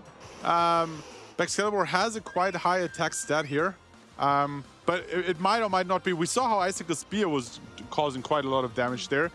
So that could play here as well. And the Hyper Voice would allow it to potentially break the Sage on the Ninetales as well. I wonder if Incineroar's done enough, though. I think the Icicle Spears were at +1. It's now at -1. So Incineroar might have been able to set up its own success. But we're going to see some adaptations. Excalibur gets out of there. Ninetales goes for the Blizzard. And it's two Pokemon that are going to be able to take that so incredibly well. No freezes here today. And the knockoff does remove the Eviolite, but not before Eviolite is able to keep the Electabuzz in the game. Primarina can go for that Hyper Voice. Gets rid of the Incineroar. Does a huge amount to the Ninetales. Another one of those will get the KO. Wow, this is a really interesting endgame because that Electabuzz will be able to protect, at least for one turn, the Primarina from the Rillaboom. Considering there's no Eviolite, though, a Blizzard will now deal even more damage. So maybe after the fake-out stall with a potential double protect, having your Ninetales on the field, going for Blizzard, taking out the Electabuzz, and then a Woodhammer would just take out the Primarina at that point. I think you've got to find a way through the Ninetales. You don't want to protect in front of it. It's got Encore. It can shut you down and then just leave you on the field doing nothing. And at the same time, the Excalibur in the back is only running Ice and Dragon-type moves. You can't hit it with the Dragon-type moves. It's a Fairy-type, and the Ice-type moves won't do too much. So you've got to find a way through it. Electabuzz boldly protecting in front of it, though. Yeah, it's really, I mean, at this point, it has the protect, but it also has to follow me to play around the Encore in the following turn. Ooh, that fake out, though, is really putting a lot of pressure to make sure that you have to double protect. There's not a lot of, like, options for like Simone to take advantage of that. There's just a Blizzard going to double protect. Every Pokemon on the field heals back up a little bit, but I think it comes down to Blizzard in the next turn taking out the Electabuzz or not. If it takes it out, the Grass Move goes straight into Primarina and takes that out. Otherwise, a second Hyper Voice might be enough to take out the Ninetales, and then the question will come down to, is Ice Shard or Icicle Spear enough to take out the Rillaboom? Oh, it's going to get really intense. I like your observation about the Electabuzz follow me priority, redrawing in those attacks. And potentially if Rillaboom goes for the Grassy Glide, that's going to be drawn in. But Ninetales not going for anything here, just playing defensively, going for the Protect. So all eyes come down on this Rillaboom, whether it's going to be able to get a KO here for Simone. Follow me comes through the Electabuzz, drawing in that Rillaboom that was going for that Woodhammer. This is going to be able to get the knockout, but critically, Primarina in a position where it's going to be able to get some damage on the board. It cannot get the KO on that Ninetales. It has gone for Protect. Yeah, this is a very smart play from Simone's end, realizing that I don't need to sacrifice or even risk my Ninetales here. Just going to protect, and Woodhammer is going to take care of that Electabuzz while my Rillaboom is barely taking any damage from Hyper Voice or Dazzling Leap thanks to the Assault Vest. Exactly. You can see how little damage that is doing to Rillaboom. It does not mind being out here, and additionally getting a little bit of recovery with that grassy terrain. But this is the key for Lucas. That Excalibur is back in play. However, Grassy Glide can KO it at this range. You do not have the follow me to draw that attack away. Yeah, and considering Grassy Terrain was just over a moment ago and then Rillaboom came back in, it still has quite a few turns to take advantage of a Grassy Glide, for example, take out the Excalibur, or even just a Blizzard. And also Rillaboom is still so full HP that, like, I don't think an Ice Shard would be enough here. Like I'm pretty sure it's not enough, which means it looks like a Blizzard and Woodhammer. It seems like such an easy choice for Simone to secure the victory here. That is true. You know as well that the Blizzard in the snow is going to be 100% accurate. It's guaranteed to be able to connect. Excalibur tries anyway with the Ice Shot, does do a huge amount of damage, but it is not enough to be able to get the KO. Rillaboom retaliates with that Grassy Glide. Primarina goes down, and now it all comes down to the Ninetales, the Pokemon that Simone Sanvito has had by his side for many, many years to be able to connect this Blizzard onto the opposing Excalibur. It goes down, and Simone Sanvito will be advancing into top 4.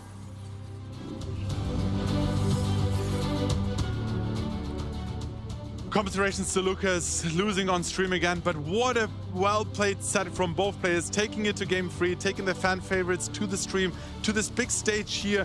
The whole world was watching. Simone sending kisses to the crowd, to all his supporters, making his first stream appearance to win top 8 and make it to top 4. What an incredible match. We've been saying all weekend long that we can't wait to see Simone in action, and he delivered. Commiserations to Lucas as well. What a thriller of a set, and a trainer whose name I will be looking out for throughout the rest of the season. Top 8 at this tournament with such a creative and innovative team has, I'm sure, inspired so many trainers out there. I know it's inspired me. Yeah, that was such a good set. We saw Volcarona as one of the key pieces of this matchup. Blaziken somehow able with that Terra Fire to bring back the first game. But throughout the set, Volcarona was just causing so many issues thanks to all those boosts it was having. Yes, game 1 came right down to the wire there, but Blaziken showing why it has been a fantastic choice on Lucas's team. And it was able to showcase its potential as well through games 2 and 3 with that coaching. Unfortunately for King Gambit, that critical hit put it into a dangerous spot that was able to be picked off later on by Simone's Pokemon. Yeah, and game 3, that very first turn, going for the scare shot into that Volcarona. You could have gone for the Icicle Spear, predicting the Terra, but it really came down. Would have loved to see getting some speed advantage with the scale shot eventually, because we saw in the very first turn that scale shot came out before the Volcarona went for the Quiver Dance. So if you both boost your speed, like the Excalibur seemed to be faster than in the next turns. I love the Excalibur though. You see it being KO'd here, but it put in such a valiant effort throughout that game 3. I particularly love the way it was able to get set up with that coaching and the amount of damage the Icicle Spear did through into that Incineroar. Even when it lost its loaded dice as well, it still hit 5 times. It was formidable. But unfortunately, Incineroar, its #1 for a reason, was able to come back in, go for, I think it was the Parting Shot, then the Intimidate, and just brought it down so that it was not the offensive powerhouse the Excalibur wanted to be. It looked like from the way the team was built that you had your coaching support, and if your opponent is not using Incineroar, you can just start coaching up your Excalibur. Yes. If they run the Incineroar, you just go for the King Gambit route, because they can't really easily intimidate that slot either. But that Terra Fairy Volcarona was amazing, ruining the plans for King Gambit as we've seen in game 2. And also for Blaziken, because in that game 3, you know, you had the Excalibur, the Dragon type. That was a Pokemon that didn't want to take a Terra Blast from a Terrestrialized Fairy type Pokemon, but nor did the Blaziken. And critically, once that Fake Out broke the Focus Sash, it left Blaziken so vulnerable, and Volcarona did what Volcarona does best, and it got those knockouts. Yeah, it had the Focus Sash, but once that was broken with either a Grassy Glide or a Fake Out, like, it was just so susceptible to that Terra Blast. Yeah. And Volcarona well positioned not only in this game, but it seems to be in the metagame. It was one of your caster picks actually. We've seen back-to-back like Volcarona actions here on stream to making 2 top 4 appearances at bare minimum. Yeah. I mean, sometimes I know what I'm talking about. Let's be honest. And Volcarona has definitely given me some validation in that regard. And I feel like at a regional level tournament, it's amazing to be able to see what these trainers are bringing. And a lot of them will have been able to practice with friends, with fellow competitors, but also at their local scene. It's a fantastic opportunity for them to test. So if you're wondering what locals are about, check out this video.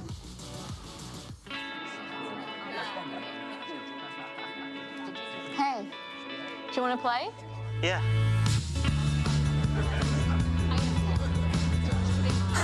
Nice. One shot? Wait, that card, yeah.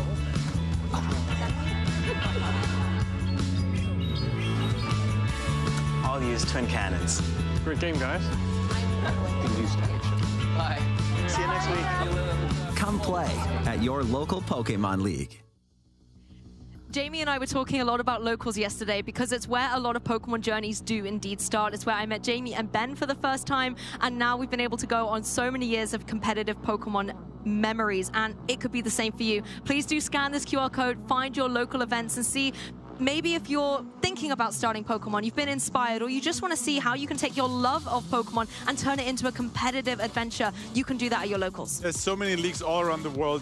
You don't even have to compete at one of those like challenges or cups. There's also like league evenings where you can just like find other Pokemon fans and practice and maybe communicate, like exchange with them what you think is currently good in the meta game and get some practice games in. I love to see that because at the end of the day, we're all here because we share the universal language of Pokemon. We all have a favorite. We all have those highs and lows of competitiveness. And it's great to be able to see other people who can have that empathy and those stories and help you learn and grow. Because as much as your wins are important, learning from your losses as well is one of the critical ways that our champions are able to get there.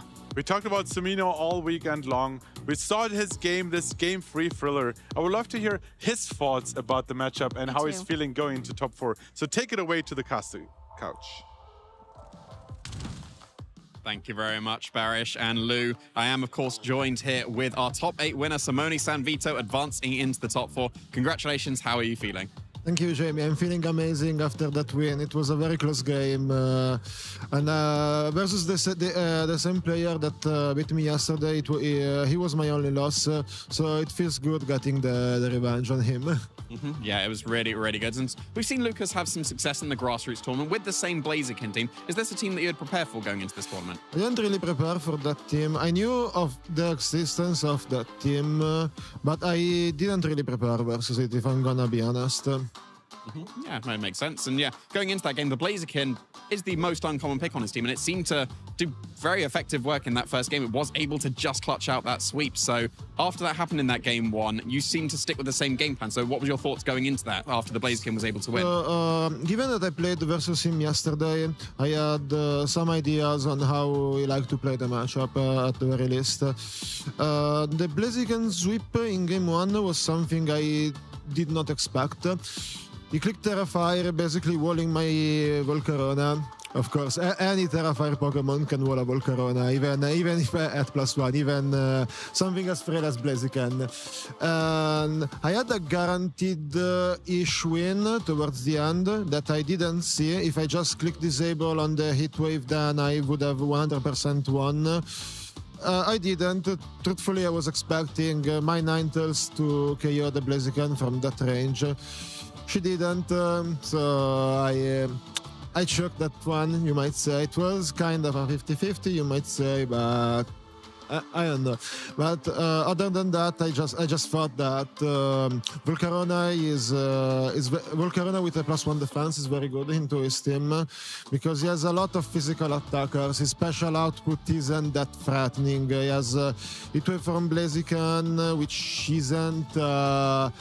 At the beginning of the match, at the very least, it's not a very threatening move. So I just clicked Quiver Dance turn 1 because I could do that basically free, not really, but somewhat free, without taking any meaningful damage at the very least.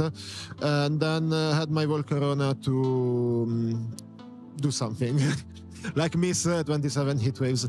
Then I brought Ninetales because Ninetales with my SAT, with Anchor Disable Ninetales versus King Gambit, it's very good.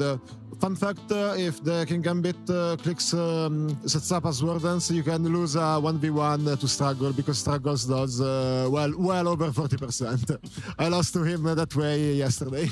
Oh, wow. Yeah, that's very thorough insight. Thank you very much. And, of course, you're into that top 4. You're either going to be facing down Michał Kwiatkowski or Federico Camporesi. Do you have a person that you prefer to face?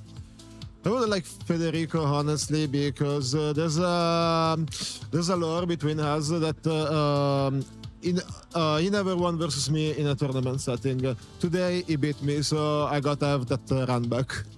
Yeah, makes sense. And of course, we want to let you get ready for your top 4 match. Is there anyone you want to give a shout out to before we let you go? Shout outs to Justin Tang, who my Volcarona is named after. Fun fact. Thank you for letting me down with the waves. And also my girlfriend, Il Server, and anybody who supported me. Excellent, great to hear. Well, that's going to conclude our 3rd of 4 top 8 matches here. We've got one more to see. Who's it going to be, Michał or Federico facing Simone? Stay tuned to find out.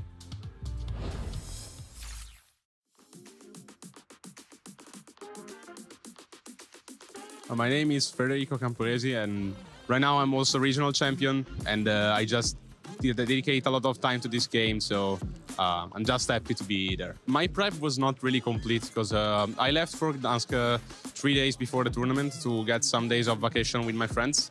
And I didn't really know what to play in the tournament when I left. I just picked up a team that I thought it would have been good and played a couple of games with it. I didn't play really much, so I dedicated mainly my time, the few time I had, into thinking about what the team could have done into the most common teams in the metagame and how to beat them, because I didn't have time to practice. I won 5 sets in a row after the first loss. Then on the 5-1, I had my first win and in for the day 2, and I lost it. Starting from the 5-2, I had to win every single set to win the tournament. I had a bit of bad luck last game, but after how the rest of the tournament went, I cannot complain about luck at all, especially for the finals game 2. It was really lucky, to be honest. I was really motivated to win the match because there was something more. Like, it was not only going into the top 4 for me, but it was also beating my toughest opponent and beating who didn't make me win Worlds. I was really locked in for that match. To be honest, the matchup was kind of good for me. Michael is really good and managed to force a lot of Sucker Punch mind games to put the matchup on a even side. But it was just like, if I get one turn right, I get an enormous advantage. If I get one turn wrong, I'm still on the game. So that's what happened in game 1, when I lost the Sucker Punch mind game turn 1 and still won the game by winning the mind games after. And in game 2, I just didn't win any mind game at all, so it was fine to lose. So I was really happy about that. I was already planning to take a break after LAC, which is going to be my next event in a couple of weeks. I played Dortmund, Lille, and Gdansk. So LAC is going to be my 4th major event in less than 2 months, so I feel like I definitely need to take a break. And also the BFL for the points from major events is only 5, so after playing 4 events, I don't need to play too many more. I'm most likely going to directly to UIC after LAC, and right now, since I should have passed the 1,000 points, I'm gonna aim to the European top 16. But just by playing the next 3 international championships, and most likely not any other regional, excluding the Italian special event.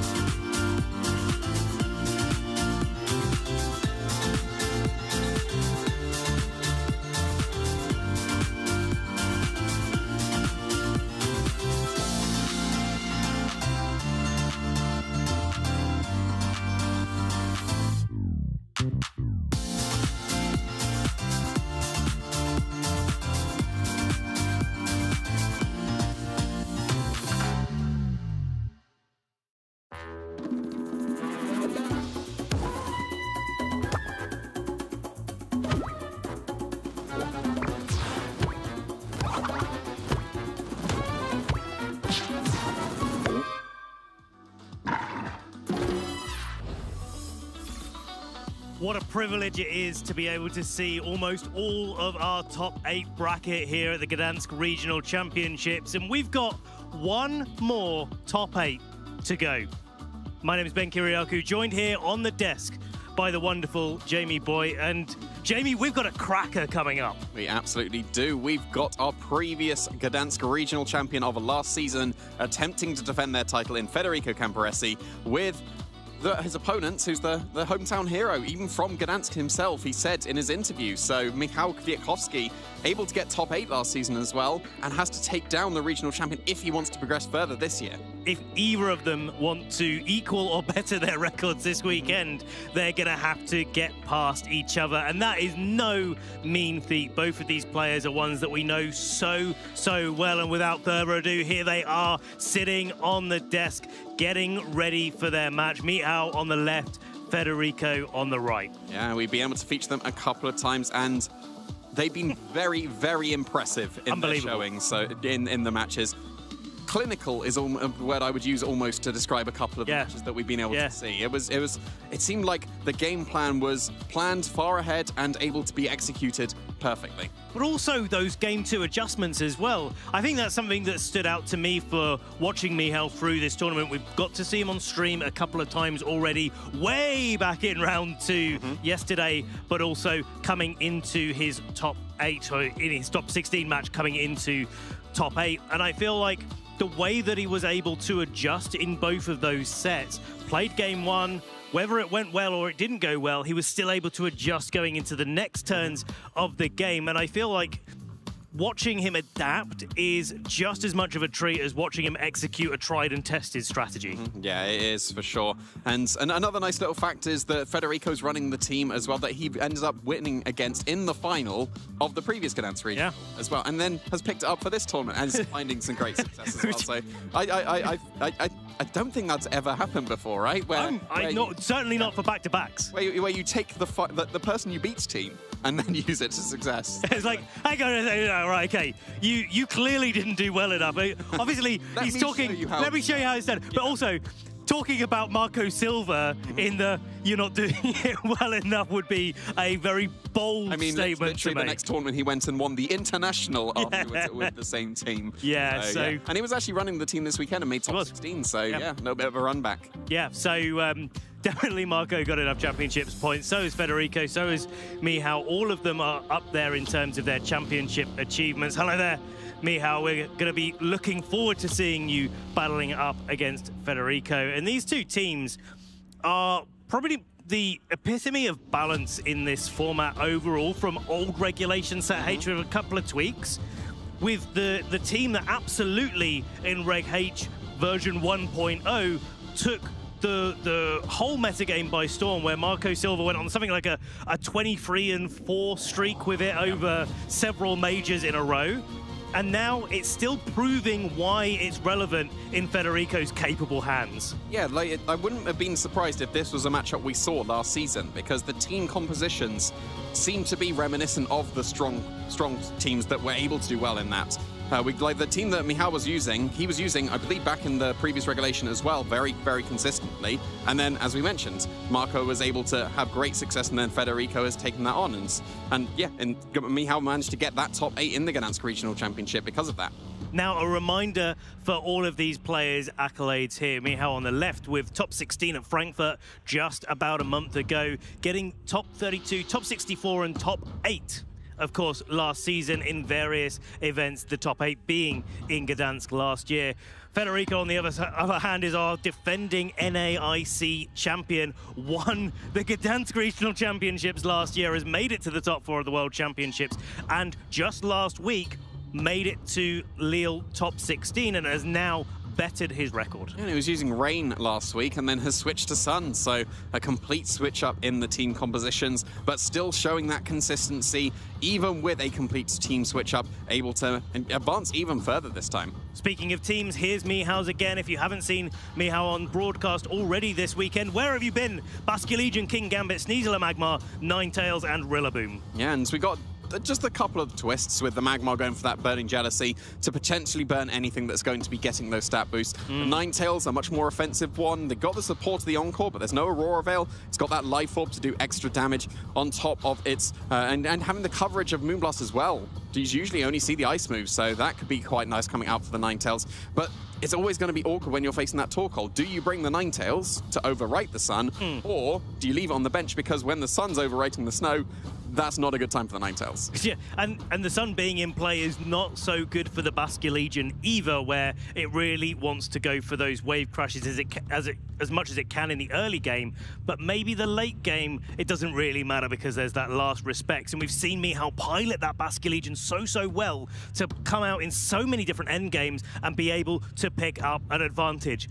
Here's Federico's team, the tried and tested Sun Trick Room composition that we saw so much last time round in Regulation Set H. Incineroar, Charizard, Torkoal, Porygon 2, Jumpluff, and Ursaluna. Yeah, if you were around back then and you saw how well Marco was doing, I think that the only real change that we've seen is that there's Encore instead of Rage Powder on the Jumpluff. I think it was Dragon Pulse as well over Air Slash in the International, and then for Toronto, he switched up to Air Slash, and that seems to be the Charizard that Federico's gone for. We've already seen how strong that Charizard can be. It was able to get a double KO in the Sun against resisted hits.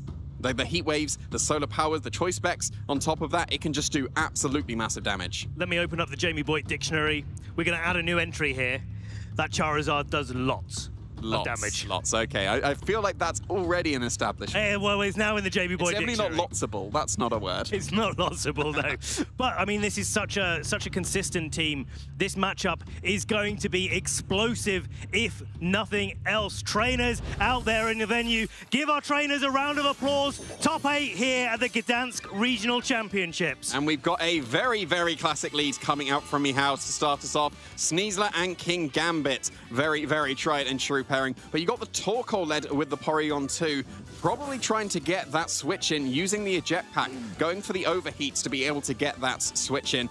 The Porygon 2 is threatened by the Sneasler, and maybe a close combat and Kowtow Cleave will be enough to KO it. It definitely won't be if it goes for its Terastallization. Right. And one of the main reasons you run Terra Fighting with the Terra Blast on Porygon 2 is mainly for the King Gambits. So I wouldn't be surprised if we do see that immediate Terra from the Porygon. King Gambit is such a pivotal threat in this format. It's fallen a little bit out of favor, but Michał is showing us why it is still relevant, why you still need to think about it. As he goes for his Terastallization, Terra Fire. So not to take as much damage from a Terra Fighting Terra Blast, but also to resist an overheat from that Torkoal makes complete sense in this position where, even though Federico's got some slow Pokemon on the field, so is Michał, and there's quite a lot of damage on Federico's side that Michał is going to have to navigate. Here's the Terra Fighting on the Porygon 2, so if there is a double up, it should take that combination of attacks and be able to get a Trick Room, but not it. Sneasler stops it from moving at all, and there's the Swords Dance King Gambit is so well known for. Yeah, but there's the overheat, like we were saying. That's going to bring the Sneasler down to its Focus Sash and activate that eject pack, giving the switch in for Federico into something else. So didn't need to go for the Terastallization necessarily this turn, but like we said, the Terra Fighting, one of the main reasons is for that King Gambit. It's quite interesting to see King Gambit outspeed the Porygon 2 as well.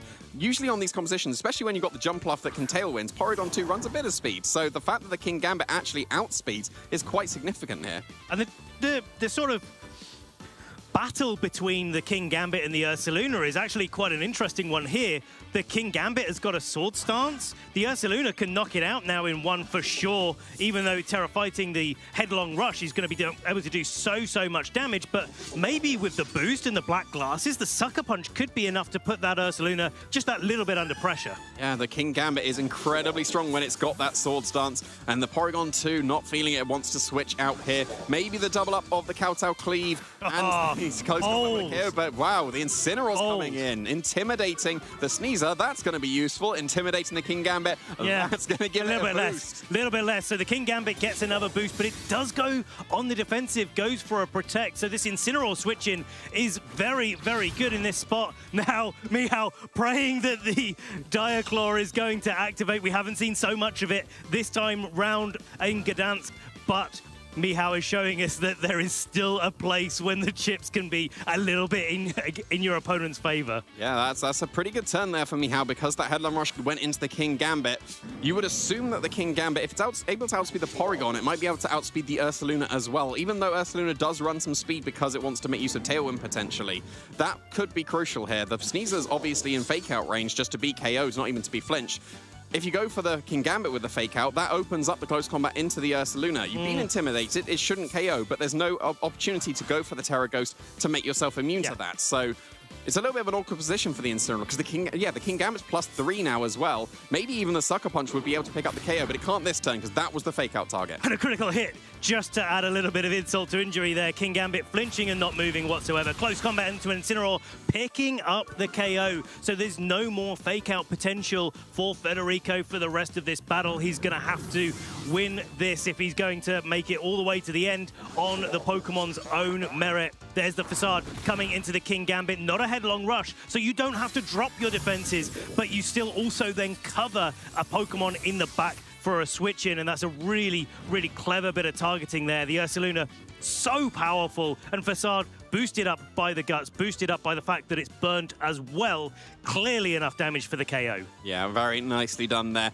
There's not too much stopping the Porygon coming in and just setting up a Trick Room now. Like, we can see the Ninetales is in the back, and that does have the super effective Moonblast now because it has gone for its Terra Fighter. True. So, yeah, that maybe the Porygon 2 is actually able to be KO'd, but the issue is, in order to KO that Porygon 2, you will need to double target it. Even though it's a super effective Life Orb Moonblast, that's not going to be strong enough. You have to double target it, and that would ignore this Ursaluna, allowing it to fire off another Facade for the KO.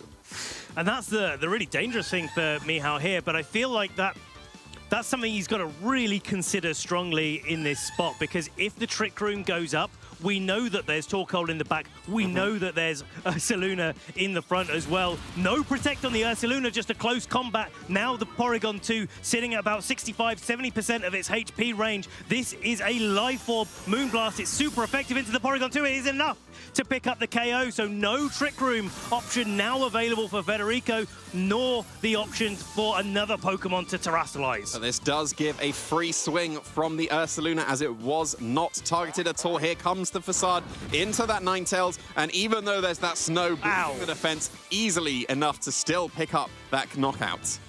After the Life Orb chips, I feel like the Life Orb chips might have even been pretty relevant there in whether or not that Ninetales was going to be going down, and now it is Federico that wins the weather war here, where Torkoal comes in and sets up the Sun. Really great for Torkoal, but actually with a Magmar in front of it, the Ursaluna might be fearing a little bit of a double up here from the Sneasler and the Magmar. Yeah, you've got the play potentially of just going for the Protect on the Ursaluna and the Eruption, and that would KO the Sneasler, and then Ursaluna will be able to beat this Magmar. But there was no Protect at all. The close combat does go into the Ursaluna. It's not enough to be able to pick up the knockout. In Sun, this Burning Jealousy could be enough to pick up the KO here. Yes, it's going down. Ursaluna will be going down too. Torkoal taking a little bit of damage, and now what I'm wondering is whether or not the 1v1 after this Eruption knocks out the Sneasler. Well, will the Torkoal be able to 1v1 the Magmar? Magmar's got pretty weak moves. Torkoal's got much stronger moves, but equally the Magmar is so bulky. Yeah, and the awkward thing is that the Eruptions are going to get weaker and weaker, and that will force you to, like, well, that's significant damage. The Eruption has been reduced now, so this won't do that much damage at all, even though it's single target. And after another Burning Jealousy, overheats your best option, but then you drop your special attack. So I think this Magmar actually might be able to win this game, even though it's the supportive Pokemon. And the question is do you wait out the Sun, as Mihao is doing now with that Protect? There's only one more turn after this one that the Sun is going to be in play. And I feel like, I don't know what your opinion is here, but whether or not the Sun will be needed for this Torkoal overheat to get there on the Magmar. So no, we're going to have to see, because it has to be overheat now, and it does connect with that Magmar, and that was very good damage, but because of that special attack drop, another one won't be able to pick up the knockout here. But the Burning Jealousy after the Sun goes down probably won't be enough to pick up the KO on the Torkoal here. May even need a couple to be able to knock it out. Now, Magmar has the advantage of being the faster of these two Pokemon. So I feel like for this end game, Federico's really relying on a critical hit to decide it quickly rather than having to go through the motions and go for multiple overheats. Yeah, that is so close. That is so close. There. And this overheat, obviously -2 now, that will not KO with another one. I think it does need to be a critical hit now from this overheat. I agree. Okay, let's see if it comes through. Burning Jealousy into the Torkoal. It wasn't enough. It's enough. It is enough. Mihao Kwiatkowski winning Game 1 against our reigning champion, Federico Camporese. That was not the end game that I was expecting going into this. The Magmar and the Torkoal just slowly chipping away at each other, but because of that extra bulk that the Magmar does have available to it, the Burning Jealousy's enough to be able to pick up the knockout. I think the crucial turn in that end game was the last one where the Sneasler and the Ursaluna were still on the field. If it would have been Protect on the Ursaluna and Eruption, Ursaluna and Torkoal will be able to win that game. But that's completely a call at that stage in the game. The Sneasler could have protected. The Sneasler could have protected. The Ninetales could have protected itself as well. And so what do you do in that situation? Do you do you actually call the protect and say, well, I haven't protected my Ursaluna so far. Maybe my opponent's going to think this is the time I'm actually going to change my tactic and go for that protect. Yeah. But then you go for the attack and you steal a game. Mm-hmm. But Mihao saw straight through it. Yeah, very nicely done. And yeah, the Magmar able to just squeak out that last little bit of damage to be able to take that game. Like, the Ninetales was nice because you forced the terrestrialization on the Porygon straight away, but Yes. is that still something you'd consider to bring to this game? I think possibly, because the King Gambit is the thing that's forcing a lot of terrestrializations as well as the Sneasler. Maybe that is something that the Ninetales is really valuable for, but it's going to be a complete switch up for Federico here. Same leads from Mihao. We've got Sneasler and King Gambit, Charizard and Ursaluna. Yeah, you don't often see the Ursaluna as a lead. You usually want it to get its guts going before you can start turning on the offense. And the same with the Charizard. You kind of needed the Sun to be able to put out the massive damage that it wants to go for. So I don't really see any safe plays for Mihao here, because the Torkoal could switch in and then get the massive damage, but there was no switches in here. It's probably going to be that terrestrialization once again, but it's going to be the Ursaluna, so keeping itself safe from the close combats now. Okay, so Terra Ghost, where it's being safe for a close combat, now it's weaker to that King Gambit as well. So this is a real call at this point in the game. Federico putting their eggs in the Ursaluna basket. Diaclaw going into the Charizard and asleep. Asleep there is going to take his one guaranteed turn of sleep, but it's not going to get any damage off this turn. Most crucially, not going to break the focus sash on the Sneasler. Yeah, because that was surely going to be a Heat Wave and Earthquake, and that would have been a double knockout. Obviously not into the King Gambit that protected, but the Sneasler, it survives this turn. Obviously going down to that focus sash with the Earthquake, but just the damage from the Charizard would have been able to pick up that knockout, and now that it hasn't, and the terrestrialization has been used straight away, you can just go for a Diaclaw KO into that Charizard guaranteed now, and then you can follow up with the Sucker Punch or the Kowtow Cleave into the Kowtow Cleave, because it's faster. We saw it in the first game. We saw it's faster, so the King Gambit... No, it was the Porygon 2 we saw. Did we see the in-speed interaction in the Ursaluna? Well, we didn't, but the Ursaluna is usually slower than the Porygon 2 in these compositions, so it goes faster in the Trick Room environment. So it's likely that this King Gambit is going to outspeed the Ursaluna. Even if not, a Sucker Punch would be pretty safe on this turn into the Ursaluna. That's what Mihao is going for, doing significant damage to that Pokemon, making sure Sneasler isn't going down this turn. But Ursaluna does now get to go for another Earthquake, and potentially, with the Guts boost, with the Flame Orb activation from last turn, pick up a key KO onto this King Gambit. Oh, it survived with one Living on HP. one! It's not even carrying a Focus Sash! Invisible Focus Sash. This King Gambit's still around, and now this is just Diaclaw into Charizard, Sucker Punch into Ursaluna. There's nothing that can be done to punish that. Wow. This game is so explosive. But Mihao looks like they are on the front foot. Maybe, just maybe, Mihao has what it takes to take down our reigning champion, Federico Camporese. Torkoal switching in for that Ursaluna to block any sort of Sucker Punch coming out from the King Gambit. There it is, failing into the now Torkoal slot. Diaclaw finishing off this Charizard, and two Pokemon on 1 HP and a dream here for Mihao. Yeah, fantastically done. Yes, you do avoid the Sucker Punch, and here comes the Porygon 2.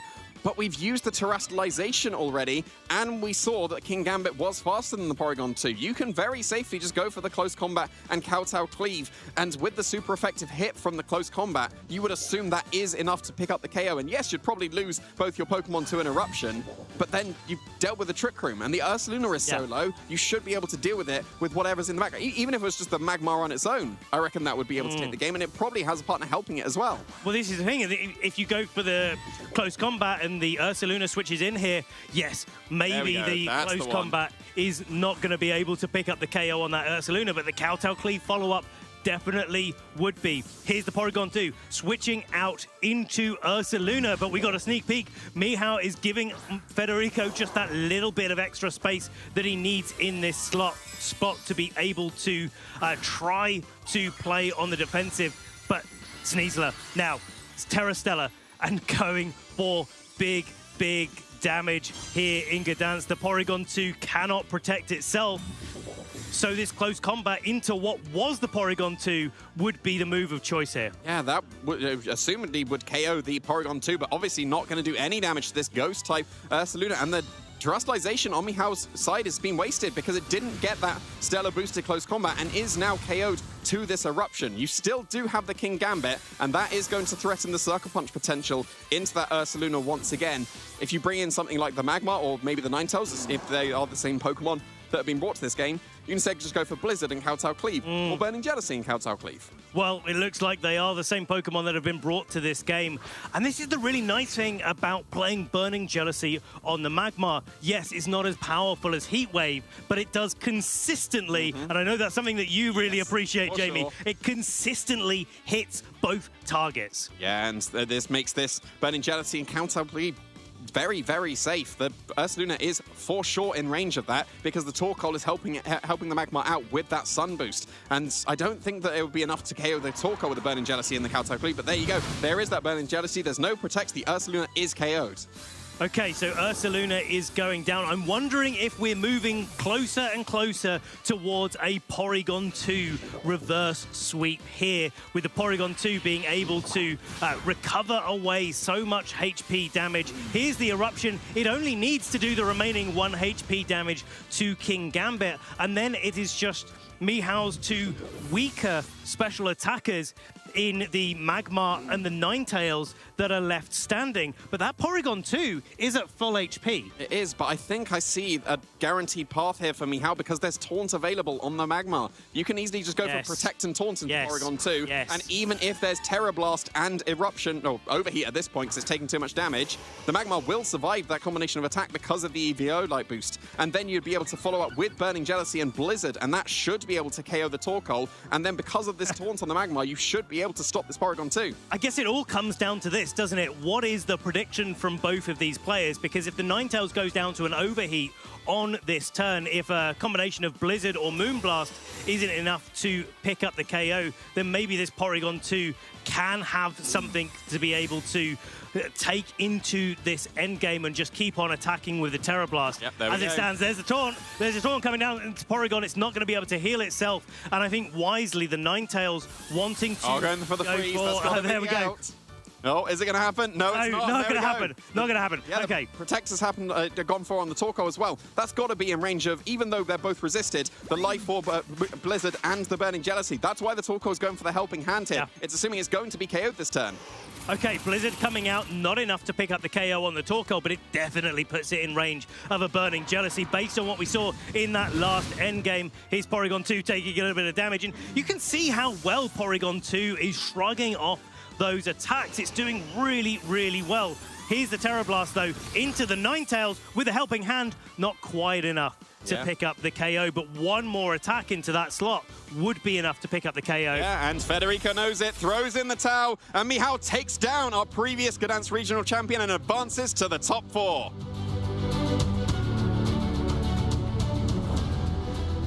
So there it is. It's confirmed. We will be crowning a new champion here in Gdansk this year. Federico not quite having what it takes to be able to go all the way 2 years in a row, but he's been a fantastic competitor, a fantastic trainer, and I'm sure we will see him on the top tables yet again. But Mihao being able to improve their record from last year, the local hero here in Gdansk, and maybe, just maybe, he will be able to take it all the way. He's already improved, and the only way is up from here. So yeah, fantastic showing. Just being able to adapt to what was happening from Federico. Yes, like this Diaclaw was incredibly impactful. You'd have probably lost the Sneasler on that first turn to the double up of it. I assume the Heat Wave and the Earthquake. So, like, you know, Diaclaw's fallen off a little bit, but that's showing why Diaclaw was such a menace before, because that sleep was so impactful. And yeah, nice expression there, Mihao. I think we were all at that point in the game where that Diaclaw got the sleep, and then the King Gambit was able to hang on Absolutely just clutch. 1 HP. The amount of damage that the Torkoal took before it was able to get the Eruption off was just enough to allow that King Gambit to hang on. And King Gambit hung on for a little while longer. Those sucker punches forcing switches and forcing Federico to play on the defensive. Yeah, it did indeed. And then, yeah, the Magmar having taunts just locked the endgame. If that Magmar didn't have taunts, if it was something like Helping Hand or Will-O-Wisp that's very common on the Magmars, then that would have been a basically guaranteed trick. I say basically guaranteed because Blizzard, and we all know what can happen there. But not we were in snow as well. We weren't even in, because in sun you cannot get frozen. One of the reasons that Torkoal and the sun condition can be quite strong in those endgames to mitigate those last little bits of uncertainty that we have within the game. But yeah, it would have been pretty much guaranteed. Pretty much. Yeah, it does seem Trick so. Room. So yeah, like the Magmar. Well, I think that was one of the main pieces to be able to take that game. Yeah. Like, it was able to 1v1 the Torkoal as a supportive Pokemon, which, you know, Torkoal's usually the one that's doing the damage, but Magmar was able to shrug off its attacks very nicely. And then just having that taunt in the endgame basically made that guaranteed. I think, to be honest, Magmar was probably jealous of Torkoal. Thought, do you know what? I'm going to steal the spotlight this time round. And do you know what's, I think as well, worth noting about that Magmar is that it spent a lot of its time actually not doing what it usually does and going for follow me. Follow me once, did it? Not at all. Yeah. And so it was able to either be a damage dealer or close out the game with a taunt. And those things are equally valuable, but it's just not the role that we're used to seeing Magmar undertaking in this part of the format. And I think those little changes are really reminiscent of how the format has developed over time. Yeah, I think so. Being able to show the adaptability of, well, this isn't what I usually use this Pokemon for, but this is the role it needs to fill, and it filled that role to perfection. So, yeah, really, really nicely done. Like Magmar itself, it hasn't really been seen too much recently, has it? We've had even the other redirection Pokemon normally. Right, it's like usually Electabuzz. I feel like in the battle between Magmar and Electabuzz, it used to be that. It used to be that battle, and I feel like Electabuzz pretty much edged it towards the end. I mean, it's usually because Diaclaw was the main thing in the first phase of Regulation. Yes. And then Electabuzz is immune to 2 of the statuses, whereas Magmar's only immune to 1 because it can get paralyzed and poisoned, whereas Electabuzz, being electric type, is able to avoid the paralysis. But yeah, like that the Magmar's just having that fire typing, that like the Electabuzz I don't think would have been able to take that one against the Magmar would. The resistance was so key in that matchup, and I think that's then looking at what is happening in the current iteration of Regulation Set H, is what is going on in the metagame right now. How and which Pokemon do I use the most effectively? And this is great. I mean, the other great thing is that we get to follow Mihal's journey all the way through this event. We saw him right at the start of day 1 here, round 2 of our regional championships. He was able to win that match 2-1. Then we got to see him coming into our top cup bracket. We were now in our top 8, going into our top 4. And, you know, when you get to this stage of the event, there's only a few more games that separate all of our players from making it all the way and being able to take home the crown of champion. Yeah, and that all came from Mihal just like a couple of years ago signing up for the Gdansk Regional, back in the seniors division, but signing up just because it was in his hometown. And if you want to be able to sign up as well, like, you need to go to the Arcanine website, and that's how you are able to enter yourself. Because Mihal, being able to get a fantastic showing already in the last 3 regionals, back in the senior division in his first one, and now the top 8 and the top 4 plus maybe in this one, well, that could be you. This is it. It's like the trajectory is absolutely upward. And even if Mihal isn't able to get to the finals this time around, I've got no doubt that Mihal will be going back to the drawing board. We're going back to Regulation Set F, so a different one to be going into. That's going to require the time, the skills, the practice to apply to different Pokemon with different end games and different scenarios. But Mihal, I'm sure, will be a competitor in our next year's season. Yeah. Imagine if it does fall to Simone in this top 4. Well, then he's going to reach the final next year, isn't he? And then he'll win the following year. That's how it works, Slow and right? steady wins the Gdansk race. Of course. Yeah, but still, a brilliant showing. And he was one of our players to watch. And it was because we wanted the Polish representation here in Gdansk, and we've managed to get that fantastically. Like back in Lille, we had Rayan was able to make top 8 and represent France very well. So yeah, just being able to have, and especially because he said specifically he was from Gdansk, like that just makes it true. It's just absolutely perfect, isn't it? And especially to do it by knocking out a player like Federico, who has done so well.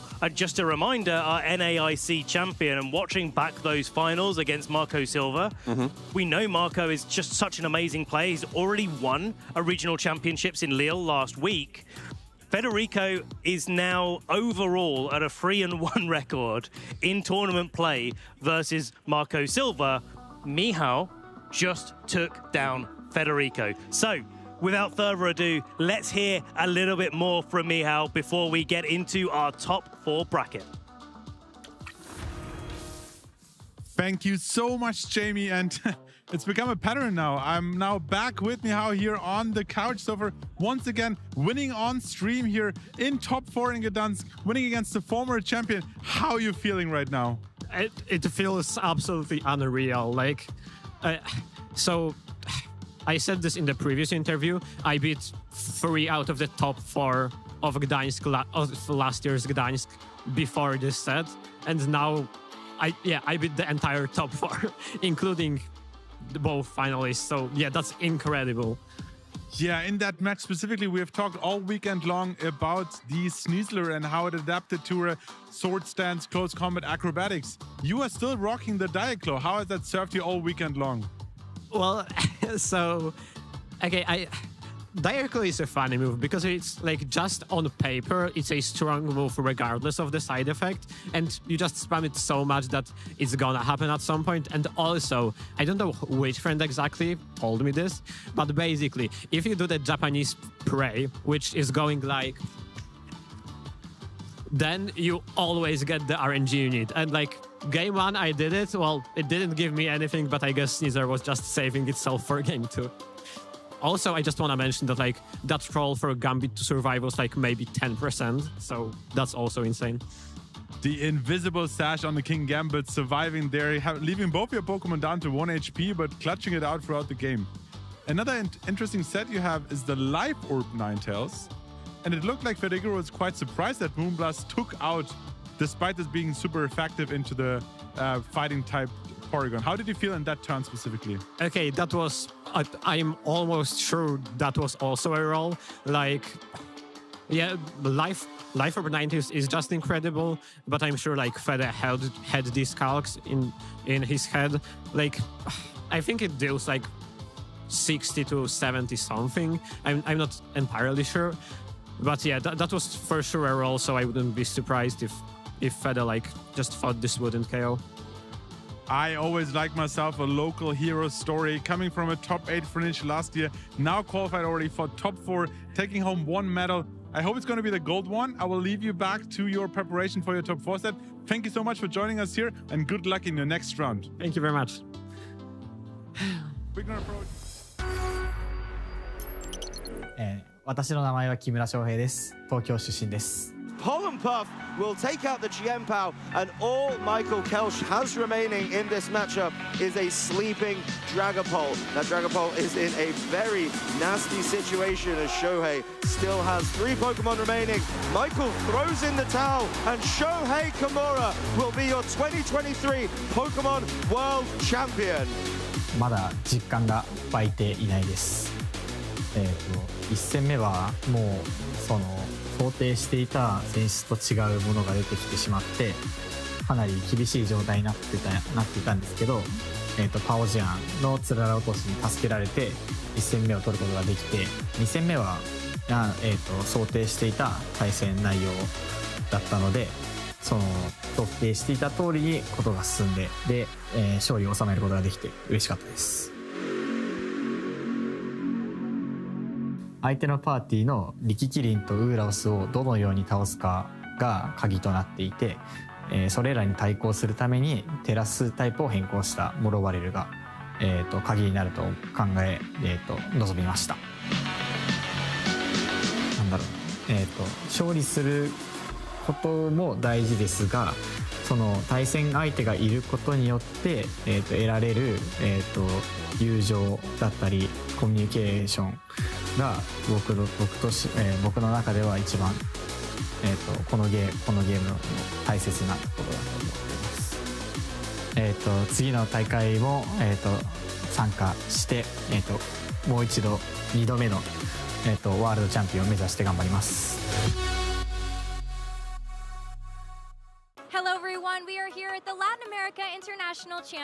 Championships, and there is so much to do and see. So we're going to be checking out some of the things that are happening around the venue. And we're here checking out one thing right now. I was hoping that you could introduce yourself and tell everybody what you're doing here at LAIC. Hello, I'm Sarah, and for this event, I'm the side events lead. So what are side events, and why should people come play? So, not everyone on the Pokemon community are competitive or being able to register for the events. So they always have this thing that it's called side events. It's smaller events. We also have championship ones, smaller. But it's the place for the players to have fun and to do other stuff when they are not in the main events. They have all kind of different events. We have some that has a schedule, so it has a time to start, and usually we don't have a player limit. And then we have the on-demands. The on-demands are the events that is always happening. We just need 4 players. As soon as we sit them and they start to play. For every side event, you can collect prize wall points. Those points, you can keep it or spend it right away, and you can go to our amazing prize wall and change for any kind of products we have there. You just need to exchange the number of points for the products you can get for those points. And yeah, that's it. Each person picks whatever they prefer. We have a lot of different choices, a lot of different sets, and this is usually the mode that we have for these internationals. Sounds like there is so many different ways that people can compete in side events, so many different ways that you're able to enjoy the game. What games can people play here to really participate in these side events?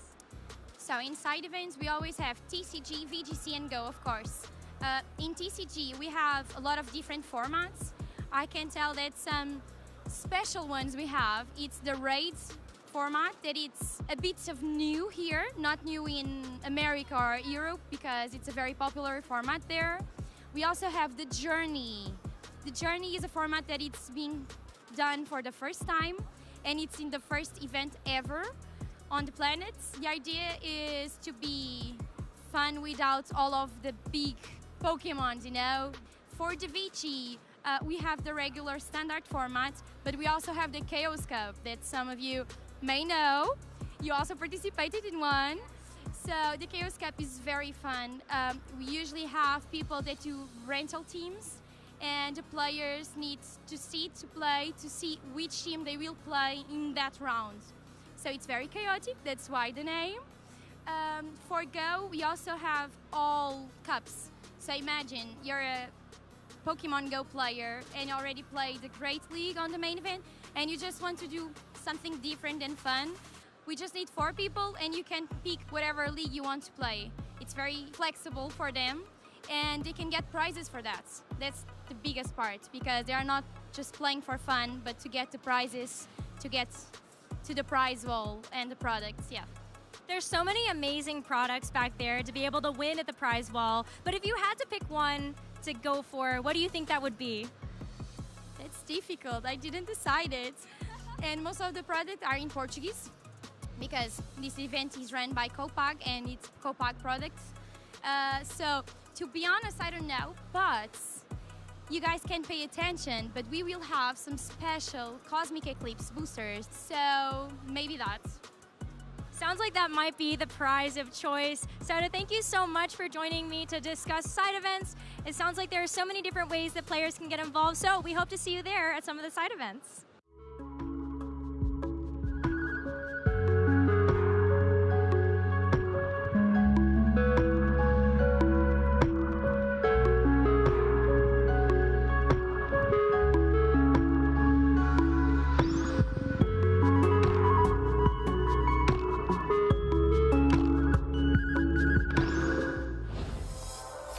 What a fantastic top 8 bracket we have had. And now we move on to the top 4. My name is Jamie Boyt. I'm joined by Ben Kiriakou, and we're going to be featuring a fantastic game to start us off with. Juan Salerno on an absolute tear, still undefeated, trying to take down tier team Masao.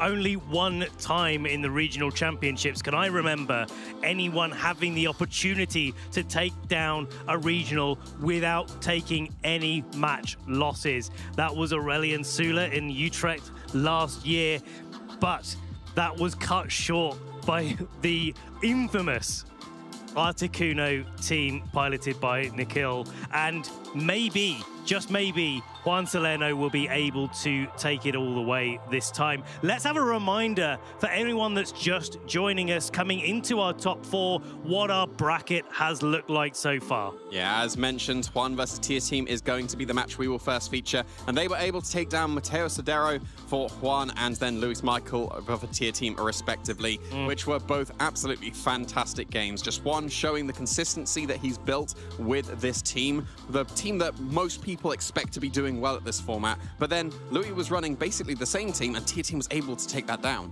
Could be a really decisive match that we're going to be featuring next. A little bit further down the bracket, we've got Simone and Lucas, which was a crazy matchup where Lucas was able to take game 1, hanging on with a sliver with their Blaziken, but a Terrafire Heatwave was enough to pick up a double KO. But then Simone was able to bring it all the way back. Now our attention turns to our top 4 here in Gdansk with Tier Team on our left, Juan Salerno on the right. And Juan is a trainer that has come over from Argentina to be playing over here in the European region and has been going on an absolute tear. Every time we've seen Juan Salerno on the stream, he has been so unbelievably consistent.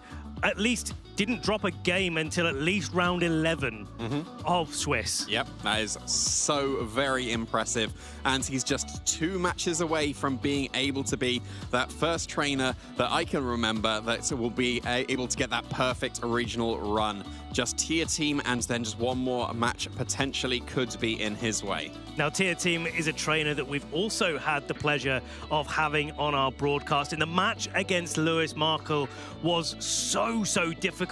Luis, just like Juan experienced a little bit of the other way around, Luis was able to take game 1 of that set so consistently. A couple of nasty plots on a Golden Go, and then Golden Go went absolutely crazy. But then Tier Team was able to find a way through, making those key adjustments and being able to find their win condition against such strong opposition. Yeah, it was a brilliant game, and Tier Team very much deserving to be able to be in this semi-final. I believe this is the furthest that he's ever been able to achieve. Will he be able to go one step further? Not quite. One more win. This is top 4 before. This is Tier Team's Stuttgart. Yes. This is Tier Team's 3rd top 4, because they were also able to get top 4 at EUIC last year, but they have never managed to make it past top 4. Yeah. And this is the opportunity. Yeah, just needs to make that finals, just one step away from that, but it's our undefeated player, Juan Salerno, that is in his way. Is he going to be able to reach that all-elusive final, or is Juan going to reach it there? Because he's already a 2-time regional champion. Exactly. All the way back in his home region. Is this just another day in the office for Juan Salerno facing down Tier Team? There's a reminder of all of those results. EUIC top 8, Bologna Special Championships top 4, getting top 16 at the World Championships, and Tier Team was indeed top 4 at the Stuttgart Regional Championships last season. Juan on the other side, 2-time regional level champion, getting to top 4 at LAIC back in 2020 on the year that he aged up to the Masters division, and recently getting top 16 at Belo Horizonte. Yeah, and both these trainers are using some very consistent options. I don't think there's any particular surprises that we'll see coming out onto the teams that we'll be able to feature very shortly. Of course, if you've already joined us on the stream, you will be familiar with this team. Well, either team, really. There's been the slight adaptation here. We've got the Volcarin and the Basker Legion joining the team for Tier Team, paired around that classic Incineroar Rillaboom Court with the Ninetales and Ursaluna. Like, dropping the Sneasler in this composition does feel a little bit strange, since the close combat and acrobatics is so powerful.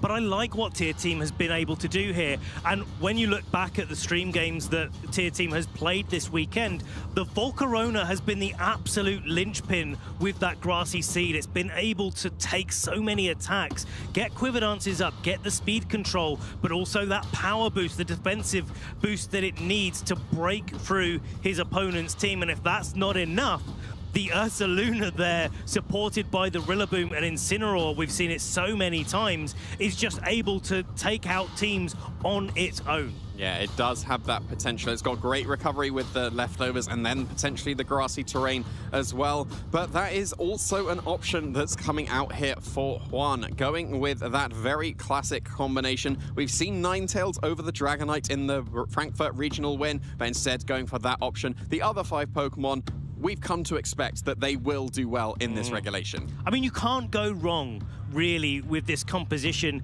in terms of the capabilities that your team has. But the thing that separates all of the players that are playing this sort of composition is the decisions that they make in the moment. And that is what Juan has been able to do so well. Not just that, but he's the first player potentially from the LATAM region that's going to be able to win a major event outside the LATAM region. Other than Paul Ruiz that was able to win the World Championships in 2018, this could be the first time since then that a Latin American player is able to win one of those key majors. That would be very impressive. It's very rare that someone outside of the region is able to take the regional championship win. I think over here in Europe, it was at least over 2 years ago since that's been able to happen. Yeah. So could Juan be one of those players that could achieve that?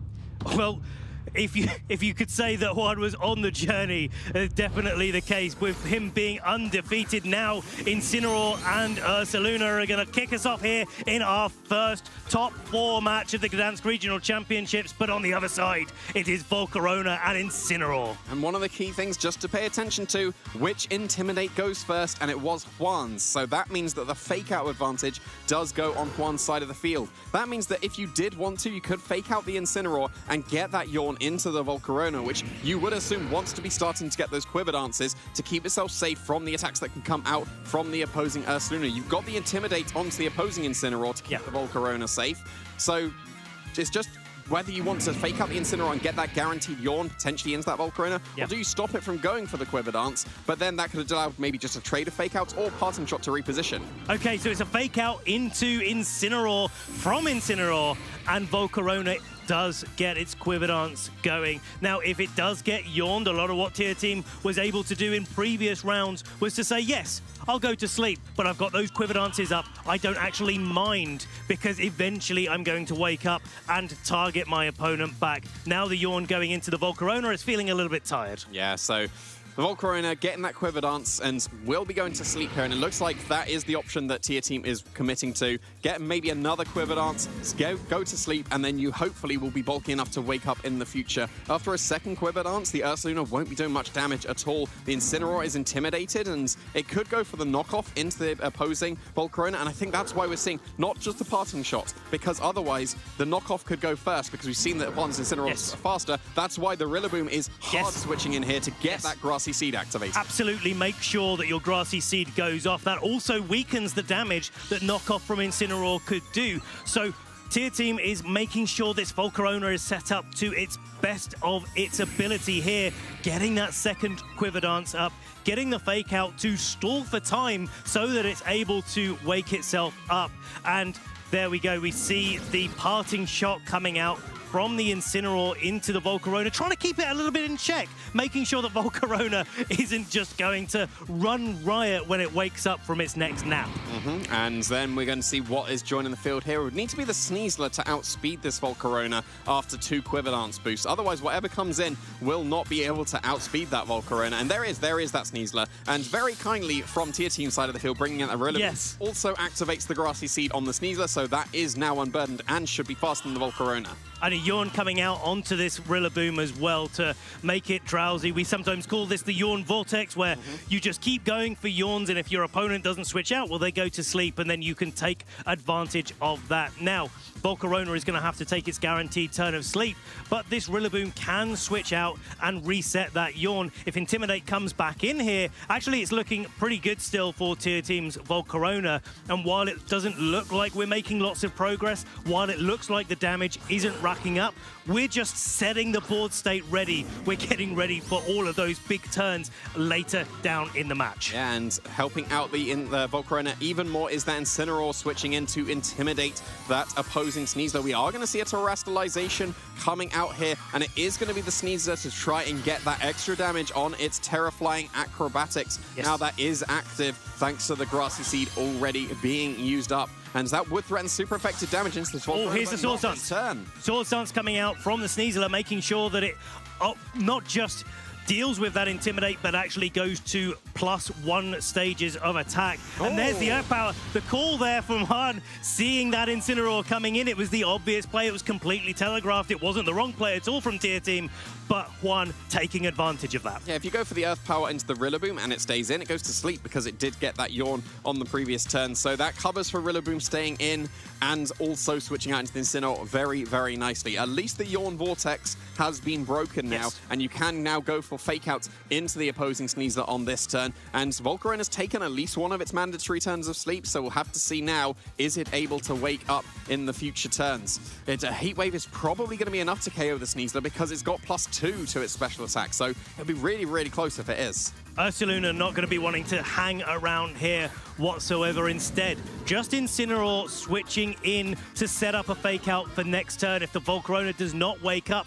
then there's Fake Out potential next turn. Here's the Fake Out into the Sneasler, so no Acrobatics going to be going into the Volcarona this turn, but Volcarona is content to keep on sleeping. Yeah, that's a bit unfortunate for Tier Team there. If that was a wake-up, that Heat Wave would have done some absolutely massive damage, maybe KO'd the Sneasler, and I reckon that would have probably been game over immediately. Now we've got to contend with the fake-out pressure on one side of the field. You could very safely just go for fake-out into Volcarona and Acrobatics into Incineroar, and that will be a KO. But you have to deal with this Volcarona, and especially now because it looks like it's going for that Terrestrialization to get rid of that weakness to the Acrobatics. With the Grassy Seed boost and only being +1, it's effectively cancelled out the +1 defense and the +1 attack now.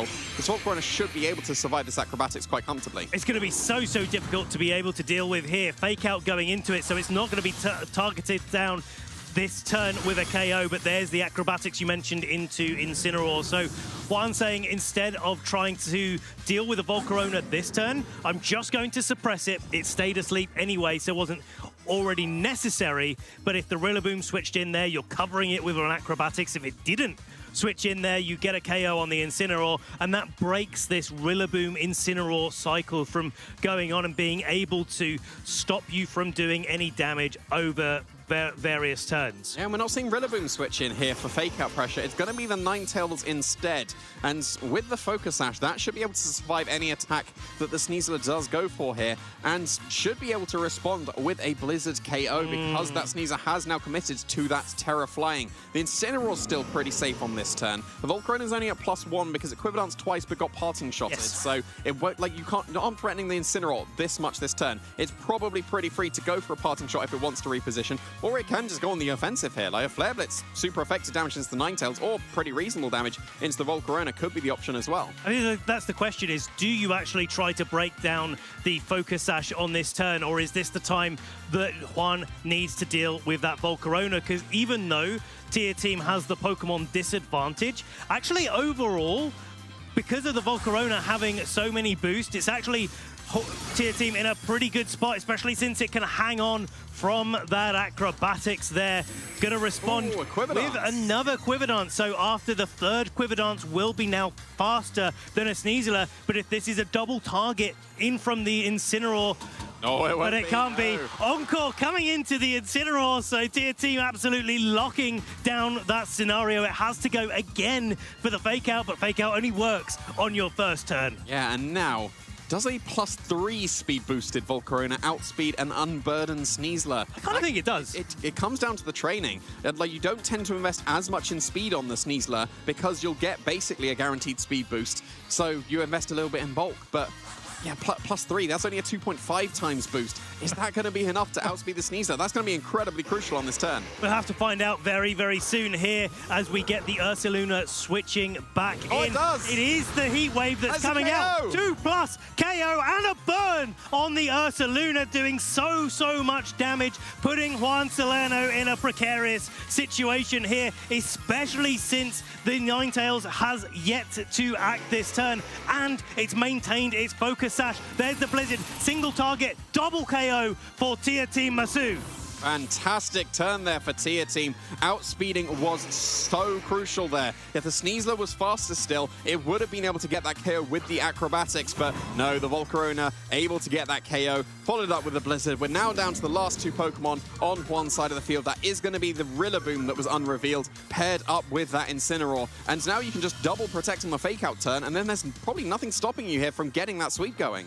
Well, it depends whether or not the Grassy Seed boost is enough to protect this Volcarona or not from a Grassy Glide. It's a Terra Fairy, so it doesn't resist or quad resist the Grassy Glide anymore. And if that Rillaboom that we saw in previous matches with Juan was trained like it looked like it was pretty offensively trained, maybe even after the grassy terrain recovery, it could be enough. Yeah, it definitely could be. Well, we've seen that Grassy Seed be very, very clutch in his top 8 match, so whether that's going to be the case again here, we will have to wait and see. I don't really think actually you can go for Fake Out because you've got that Encore pressure on the Ninetales, because if you go for that, true, especially with Incineroar, maybe the Rillaboom can afford to go for Fake Out because you can always Grassy Glide past that Encore. But yeah, there's that very, very safe protect coming out from the Volcarona, whether that was a Grassy Glide, which it looks like it was going into that Volcarona. Now the Ninetales is free to go for whatever it wants this turn.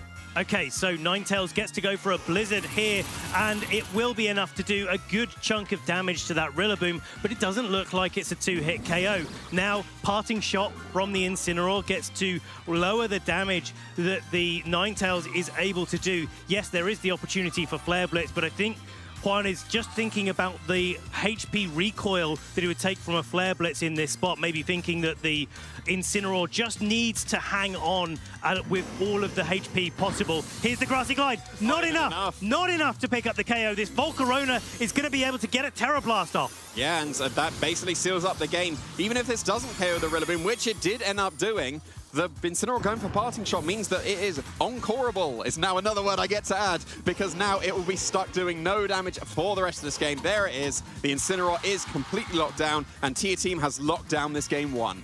Wow. What a way to do it as well. There's the Parting Shot, so it doesn't matter how many times the Ninetales or the Volcarona's special attack and attack is dropped, this Incineroar will never be able to do any more damage again. And with the Ninetales also having access to the Disable on Tier Team's side, this set that doesn't have any other offensive moves, also doesn't have Aurora Veil, now the Disable locks down this Incineroar into just being able to struggle, and that is if the Volcarona doesn't already take it down with a Terra Fairy Terra Blast. Yeah, 2 Terra Fairy Terra Blast should be able to pick up the KO regardless, but yeah, that was a perfect lockdown from Tier Team. Again, the Grassy Seed coming into play there on the Volcarona. But also I think the Grassy Terrain coming into play as well, because 12 HP is about the amount of HP that the Grassy Terrain recovers on Volcarona every turn. Yeah, well, we'll actually be able to see, because we'll see the recovery that would have happened on the Volcarona. If we actually make it through this turn, there is that Terra Blast. We'll be able to see how much damage that will do to the opposing Incineroar. And yeah, that's more than a 2-shot, yeah. Okay, so there is the Disable into the Incineroar. It's going to fail whatever move that it was locked into, Parting Shot being the move of choice here. And then next turn, it's going to have to struggle. It was exactly 12, yeah. It was exactly 12. Yeah, so perfectly trained Volcarona there to be able to get that survival. Absolutely well done from Tier Team. We just have to get through this last turn, but of course, this is the semi-final of a regional championship. Yeah. It makes perfect sense for Juan to be taking this extra thinking time. The game is over. We are now going through the motions, but this is allowing Juan that extra time to get that thinking in. And let's take this opportunity to just acknowledge that Juan has had such a crazy run through this tournament. There are not many games of Pokemon, and certainly not matches of Pokemon, that Juan has lost. Tier Team has now increased that ticker. Now, if Juan wants to take this championship, he's going to have to beat Tier Team twice in a row. But if Tier Team wins even one of the next 2 games, then he will be going on to our finals. Yeah, there we go. We've gone through the final motion here. The Terra Blast is enough to be able to pick up that Incineroar, and now we can finally properly confirm that Tier Team is taking this game 1. Okay, so Tier Team wins game 1 here in Gdansk, and now we turn our attention forwards to game 2. This is a matchup that Tier Team is clearly very well versed in. He said to me earlier, after he won his last match, I asked him, can he achieve greater than top 4. He said yes, and now he is proving it against Juan Salerno, our undefeated player. Looking forward to game 2 now, Jamie. What are you thinking in terms of adaptations that Juan can make? I think now that we know for sure that the Volcarona at +3 will outspeed the Sneasler, now that we know that, I think that maybe Juan was banking on the fact that Sneasler could still outspeed at just unburdened instead, but the fact that there was that double KO on that turn, that just completely sealed it immediately. So now that both players know that, and we, like Tier Team, it seems like it's a very Volcarona-centric game plan. Get those Quiver Dances. Don't even care about the Yawns. I'm still going to be waking up at some point. I've got all this bulk because of the Quiver Dances on the special side. I've got the extra bulk with the Grassy Seed and the Intimidates from Incineroar helping it out as well. So given that that is the game plan that Tier Team seems to be going for, like the Dragonite could help with hazes in that case, but then you've also got the Terra Fairy, which would make it useless otherwise. So that is an option to be able to stop all those boosts on the Volcarona, but then what would you do afterwards to the Dragonite? So maybe you can't even opt into that. Just shows you how much of a tough matchup we have here in our top 4, Tier Team Masu versus Juan Salerno. Oh, here we go. And we're getting into game 2 here.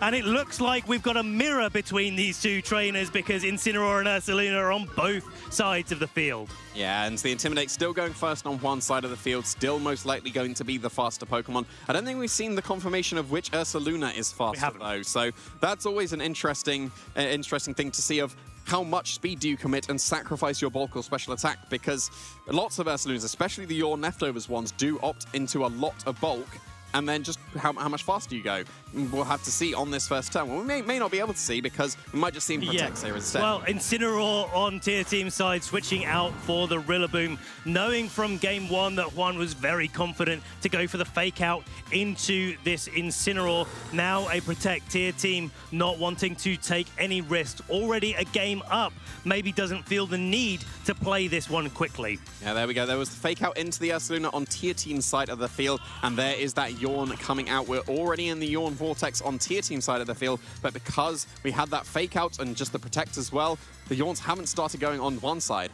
No, and now it is a choice. That choice that we've had throughout all of these games, whether or not you stay in. Now, Rillaboom isn't able to get those Quiver Dance boosts up. It cannot just stay on the field and accept it. But even if there's a prediction here, maybe this is the time for Tier Team to go on the offensive, take a risk, and just go for a straight Woodhammer into the Ursaluna, put it down at low HP, and then play the game from there. That could put Tier Team on the front foot if he wants to take a risk like that. One of the main things that's going to be able to break through the Volcarona that we did get the sneak peek of in the back would be those Yawns, because otherwise you're going to be able to Quiver Dance completely freely here. But no, not going to be going on the offensive with the Rillaboom, not going for that Woodhammer, potentially KOing that Ursaluna or bringing it incredibly low. It's instead going to be the safe switch in of the Incineroar once again. And Protect on Ursaluna on one side of the field. These two teams are neck and neck so far. But here is the first deviation. Parting shot into the Ursaluna, making sure that it's not doing too much damage. Now, with Tier Team bringing in the Incineroar already, Juan gets to choose what Pokemon he's bringing in. And lo and behold, could you have guessed it, Jamie? It is the Rillaboom coming in unintimidated and getting yawned for its troubles. This is a true mirror here, because yeah, the Rillaboom well, true mirror. Things usually happen on the same turn. This is like slightly staggered. This is like a slightly cracked mirror here, where we're slightly offset on either side of the mirror there. But I think the key with these matchups is that, like in game 1, things don't happen in the first few turns because these teams are so bulky, they have so much staying power, and they're able to... He went for the Woodhammer, no Go for it, here's the Woodhammer, and it is enough! It's enough! Juan Salerno gets a big KO onto that Ursaluna. That is absolutely critical. No more yawns, but this Rillaboom will go to sleep at the end of this turn. Now we're getting that mirror. The parting shot coming into the Ursaluna, dropping its special attack and attack stat, where Incineroar gets to switch into another Pokemon. But if this Ursaluna has already gone on the offensive as well, or even just put a yawn out into what now is the Rillaboom, then it could be a pretty swift game here. Blood Moon into the Rillaboom, good amount of damage. Yeah, but I think the yawn was surely preferable there, because now you can bring in that Volcarona that is waiting in the back. And now that the Rillaboom is asleep and has to take a guaranteed turn of sleep, you can very easily threaten down this Ursaluna with the Woodhammer KO. If you're expecting it to defensively Terra so it can survive that attack, you can just go for Fake Out and Quiver Dance instead. Yeah. Like, I think that the Sneasler, again, has to be in the back for Juan here, because that was a big KO on the Ursaluna. But remember, Tier Team focuses very hard on this Volcarona as the Pokemon that's going to sweep. So sacrificing the entire Ursaluna just for a sleeping Pokemon might have been a worthwhile trade. I think so. And we talk about paid switches. Yeah, sometimes you have to pay a lot for your switches in and getting into these better situations for you, where now the sleeping Rillaboom will not even take its mandatory turn of sleep here, switching straight out into the Incineroar, so making sure that Tier Team cannot go for the same sort of play that Juan just made, a Woodhammer straight into that Ursaluna, and now instead can just go for the Fake Out and get that Quiver Dance going. Double Sure with the terrestrialization of the Terra Electric onto the Ursaluna as well. Yeah, just in case there was the Woodhammer, but no, it was the Fake Out, the safe play here, and you've now scouted the terrestrialization. Of course, the Volcarona always going to go for the Quiver Dance on that turn, and now you've got that Quiver Dance up. Maybe the Heat Wave and Woodhammer would be enough to KO this Ursaluna. Of course, you've got the boosts on the defensive side to keep yourself safe from the knockoffs. You've got the boost on the special side to keep yourself safe from the Blood Moons. Now I think this turn of just that you got to yawn, right? It's got to be a yawn into one of these Pokemon, because the Blood Moon won't be doing enough damage into the Assault Vest Rillaboom and the Quiver Dance Volcarona. So now it's, do you yawn the Rillaboom to get the Yawn Vortex going guaranteed? Yeah. But then if the Volcarona goes on the offensive, then that is really, really bad for you. And if the Volcarona does go on the offensive, the correct play would be Fake Out and yawn that Volcarona. So yeah, it's a bit of an awkward situation. But what if the play is to just go for another Quiver Dance? Because if the Volcarona gets to 3 stages of increased special attack, special defense, and speed, then we know that it's going to outspeed the Sneasler in the end game if the Sneasler is indeed in the back. Most certain the grassy terrain will be in play and the Sneasler will get its Unburden boost overall. But it's so difficult. I feel like Tier Team with a Pokemon down just has to make sure that those Quiver Dances are in play. I think that's why, again, we're getting that revolving door of Pokemon where Incineroar comes in for the Rillaboom, intimidates the Incineroar on Juan's side, and now gets the opportunity to go for that second Quiver Dance here with the Volcarona, get its stats boosted up even further. And we'll have to see what Juan decides to do. It was Flare Blitz, but into the Incineroar. So really nicely done there on Tier Team side of the field. What is this Ursaluna going to target? Is the on, and it was into the Volcarona. So able to catch that very, very nicely there. So this Volcarona, if it wants to keep all its boosts, which Tier Team, it does definitely want to do. Presumably you do want to keep that, then it will be going to sleep on this next turn. Okay, but now the Volcarona gets the opportunity to get that third Quiver Dance up. We haven't seen the Sneasler yet, and there is the opportunity for Tier Team to play a little bit more of that defensive game, get those parting shots, get the Incineroar out there, get the Rillaboom back in, get that grassy terrain up, but also more importantly, keep that Fake Out pressure going. Yeah, and then the Volcarona, I think, is still in a prime position here, regardless of the fact that it's going to sleep on the next turn. The Ursaluna is still incredibly healthy. It hasn't been attacked at all. Do you consider just going for the Heat Wave here, potentially, to pick up that knockout? No, I think you need the Quiver Dance. I think the Quiver Dance, yeah, and that's exactly... The in the back. Exactly. I think that's exactly what Tier Team is thinking as well. If you can get to a point where the Sneasler is in the back, but you've got all 3 of your Quiver Dances up, then maybe all of the damage can come right at the end of the game. It's not important doing damage at the start, because the end game is what we're playing towards here from Tier Team side, and Juan has played an excellent game, putting the pressure on over and over again to just keep the Volcarona being able to get all of those boosts up. Now Incineroar gets the parting shot, switching out into Rillaboom, and I think Juan is thanking the Tier Team here for setting up that grassy terrain. Again. And yeah, just being able to get it up get the Grassy Seed going on the Sneasler and get that key Unburden boost. We do have the Volcarona now at 3 stages of increased speed, so it will be outspeeding the Sneasler. It's the Earth Power into the Incineroar that did switch out. That could have been another Yawn into the critical hit. Yeah, a little bit of an extra. Oh, and a special defense drop. Well, that special defense drop could actually be big. That could be big. That might put it in range of Blood Moon now. But if it would have been the Yawn, then you'd have to make the awkward decision on tier team side of the field, where do you fake out the Sneasler to definitely burn a turn of sleep, or do you switch out into the Incineroar to get the Intimidate and then a future turn of fake out? But yeah, now that you've got that special defense drop, you could just consider going for that Blood Moon instead. The Sneasler, it's surely got to go for a Swords Dance on this turn because you've got it basically guaranteed. And Terra Flying surely to... No, you can't even Terra Flying because you've got the Terra Electric. So actually, you could just go on the offensive with the Rillaboom because it does have access to that high horsepower. And we've seen before, that was able to knock out the Lewis's Sneasler in the previous game. It could have done a lot of damage, but no, going for the Intimidate instead this time. Yeah, Incineroar switching in for that Rillaboom, getting the Intimidate back down onto it. I still think, even without the Terra Flying boost, the Sneasler's acrobatics is still going to be very much a threat in this spot. Now Ursaluna coming back, and Juan probably wanting to do a similar thing to what Tier Team's been doing. Bring those fake outers with a Pokemon that can boost up. It's already got all of the speed that it needs, but it maybe needs a couple of extra Swords Dances to be able to come back into this match.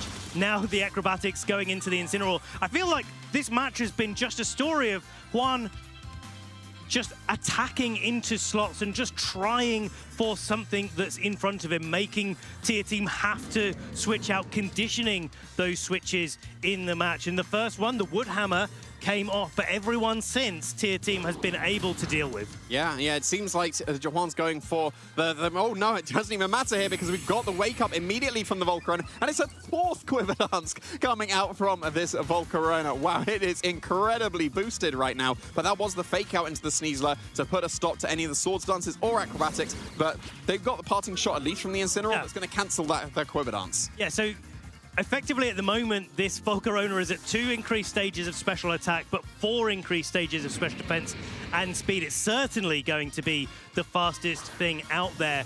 And I feel like if the question that we were asking at the start of this game was how many Quiver Dances does this Volcarona want to get, the answer is yes. It seems so. Who knows? Maybe we'll get to +6 by the end of the game, but the Volcarona still looks in a prime position to be able to start going for those sweeps. You've broken through the Yawn sleep now. It would take an extra 2 turns to be able to put that Volcarona to sleep, but it's going the offensive. Oh, and it missed something with the Heat Wave. It looks like it missed the Sneasler, and the Ursaluna was able to survive. Close combat now into the Incineroar, not enough to pick up the KO. Really needed those boosts to be coming in clutch on the Sneasler, and now this Incineroar gets to attack yet again, and there's a taunt coming out from the Incineroar, so no more Yawns coming out from this. And it was a Yawn coming out from this Blood Moon Ursaluna, so this Volcarona is in prime position. Tier Team in Game 2 has yet to pick up any KOs, but is he about to pick up 4 KOs in quick succession? Just seen that the Heat Wave is for sure a 2 shots on that opposing Ursaluna. Yeah. +2 is that you've got a close combat drop on the Sneasler. That's surely got to be enough now. So I think you just need to connect your Heat Waves and you will be able to sweep through this game. Sometimes that's a tall order, but we are first going to switch out the Blood Moon Ursaluna. The Incineroar presumably is going to come in its place. It's at full HP. Not much damage has been dealt so far by Tier Team, but this is the moment that all starts to change with the Volcarona going on the offensive. Now Sneasler is going to protect itself this time round, and no damage is going to be coming into the Sneasler, but the Incineroar is going to take some for its troubles. Now, parting shot coming in from the Incineroar on Tier Team side. That's going to allow a faster fake out to come in from the back in that Rillaboom and keep this offensive momentum that Tier Team has been able to create going. Yeah, and with that for Rillaboom, you've got the fake out pressure. Now you've got a choice. You could go for fake out into Incineroar because you are going to be faster here, and then you just need to connect your Heat Wave. But that's not consistent, so that is something to consider. You could go for the fake out into the Sneasler as the safest way, but then on that turn you could just trade fake outs and then lose that fake out pressure. Yes. So it depends. Like, Heat Wave has the potential to sweep through this entire team now, but it does need to be able to connect. So do you take this slight risk to be able to definitely go for the Heat Wave this turn, or do you play it slightly safe and sacrifice potentially your fake out pressure so that you have that opportunity in the future? It's such a difficult decision because at this late stage in the tournament where you know that you are in a potentially winning position, it's easy to overthink these turns. Do you just go for the Heat Wave, or do you try to play a more consistent turn to make sure that you guaranteed to make progress here? Here's the Terra Fairy, so making sure that any acrobatics coming out from the Sneasel this turn are not going to be able to KO this Volcarona without a critical hit. Incineroar going first. Faster. Incineroar faster than the Rillaboom. That's why Juan Soleno was so confident with the fake out coming out this turn. It's a Terra Fairy, Terra Blast into the Incineroar, picking up the KO here. That's one of the fake outs gone for Juan Soleno. But now the Sneasler will be able to reply acrobatics into the Rillaboom. Not enough after all those intimidates, and not enough Swords Dance coming out from this Sneasler. And now it is free Pokemon to free. Yeah, and so we've got here, coming back in, joining the field, the Ursaluna. So this could be a Heat Wave. Heat Wave will be able to KO both Pokemon. Do you go for the Terra Blast for the consistency and get a cycle going once again with a fake out? Because if you go for the Terra Blast, then you'll be stopping the Yawns potentially if you go for the Ursaluna, or you'll be stopping the acrobatics or the Swords Dances or the close combats coming out from the Sneasel. I think that based on the fact that, yeah, we've just seen the Sneasel is -2, you could pretty safely here go for the Terra Blast into the Ursaluna, and that would be a KO. And yeah, well, it won't be a KO this turn because it is going to go for the Protect. Okay, so Ursaluna just making sure that it's not taking any damage. There's the Terra Blast into the Ursaluna. So Juan Soleno making full advantage of the fact that he knows that Tier Team doesn't want to play this with Heat Wave, instead trying to target down one Pokemon at a time with 100% accuracy, and is able to knock out that Rillaboom with an acrobatics. Now 2 Pokemon for Tier Team, but that Volcarona is still looking threatening. At some point, Tier Team can change tactics and just go for the Heat Wave. But I feel like at this point, Tier Team wants to try as much as physically possible to not click that button if they have any opportunity to do something else. Yeah, you've just had the Protect come out from the Ursaluna, so Fake Out into Sneasler and Terra Blast into Ursaluna is all but guaranteed on this turn. And then you'll just have to contend with the Fake Out pressure, maybe the Fake Out pressure immediately coming out from this Rillaboom on this turn, because the Ursaluna did switch. Okay, so Rillaboom coming in here. It is asleep. It has yet to take its guaranteed turn of sleep as well. No fake out in the back for Juan Soleno. It is the fake out coming out from this Incineroar. Terra Blast coming from Volcarona. Going down into that Rillaboom, probably not going to be picking up the KO. No, Rillaboom hanging on. But now it is time for this Sneasler maybe to be targeted down, because now you've got a Pokemon that's sleeping next to the Sneasler, and this, I think, is the opportunity that Tier Team was looking for. Yeah, because if you've got the guaranteed sleep on that Rillaboom, you go for Terra Blast, and that's a KO into Sneasler 100% of the time. You go for Knockoff into the Rillaboom, that's going to be a KO 100% of the time. So it seems like we're going to the final turn here, because that Sneasler did go for a Protect, so it looks like the Terra Blast will go into the Sneasler and not KO because of that Protect. The Knockoff will go into that Rillaboom, and then maybe you do now need to consider going for that Heat Wave. But then the Sneasler's what? -3 now, because it was intimidated once again. You can still just go for the Terra Blast into the Ursaluna, because then that's still the consistent option. And the damage output from the Sneasler, it won't be good enough here. Well, that is it. That is the question mark that Tier Team is going to have to answer.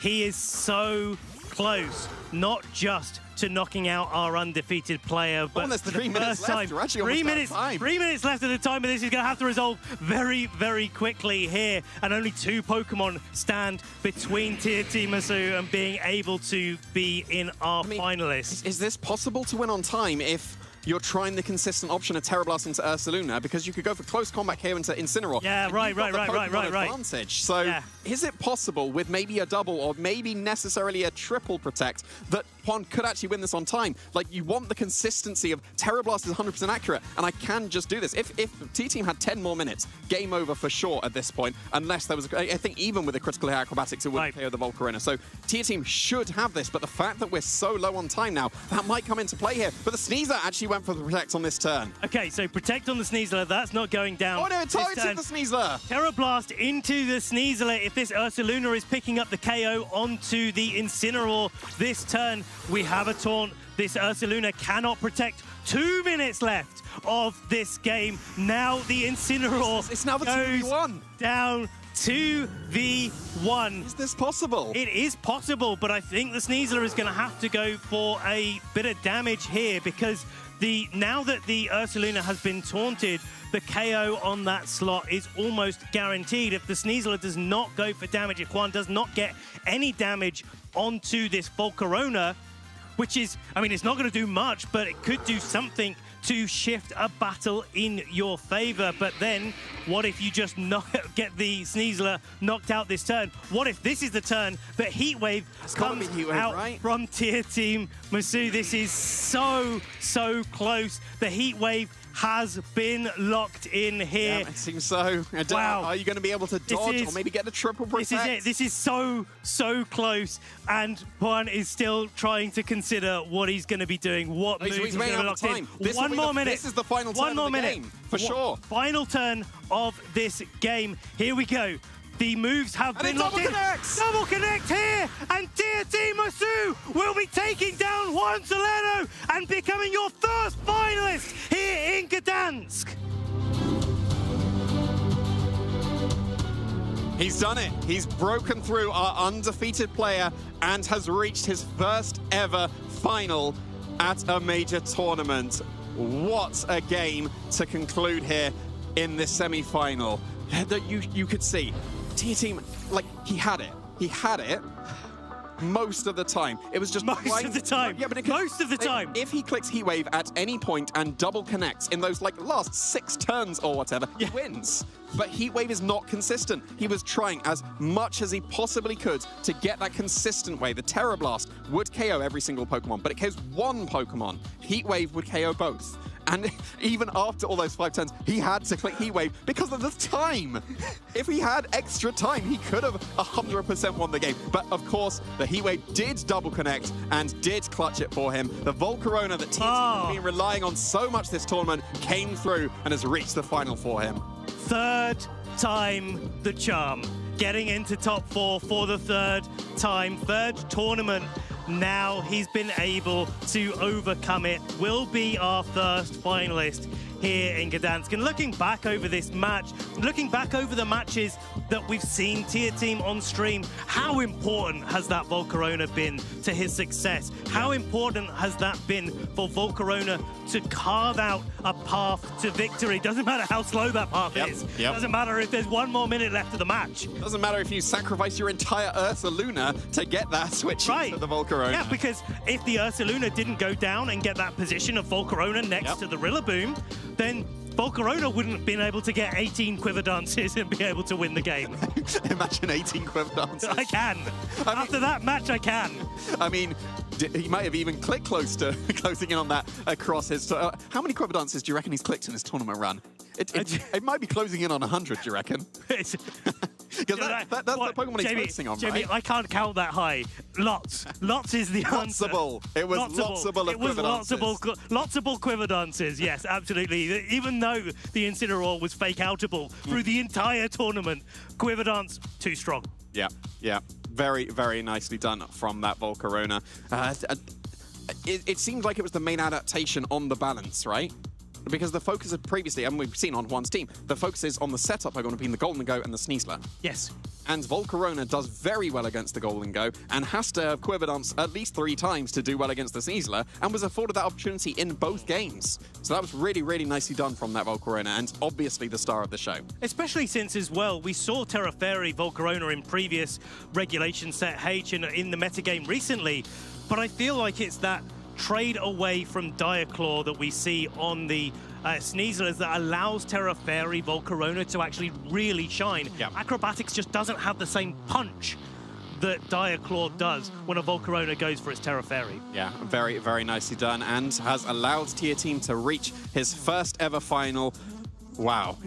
What we're going to have to go and sit down after this. Well, is it going to be Simone or is it going to be Michal that's going to be facing down facing down tier team in that final. We'll have to wait and see, because to be honest, I think that we're kind of done here, and we need to cut to a very short break to get back into that other semi-final to see who's going to be joining tier team. Is it going to be Simone or Michał? Stay tuned to find out.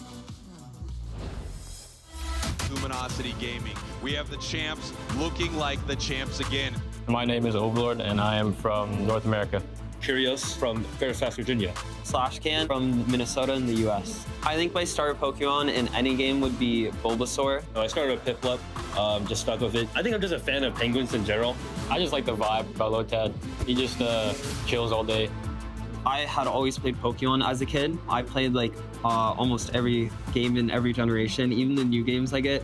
So when Pokémon UNITE came out, I instantly fell in love with it. I kind of just started playing a bunch of grassroots tourneys. People are kind of like, yo, you're good at this game. Maybe you should, try to get on a better team. Overlord and Slashcan, those are like my first real close friends in this game. I eventually met my former teammates Curious and Slash before the first UCSU started.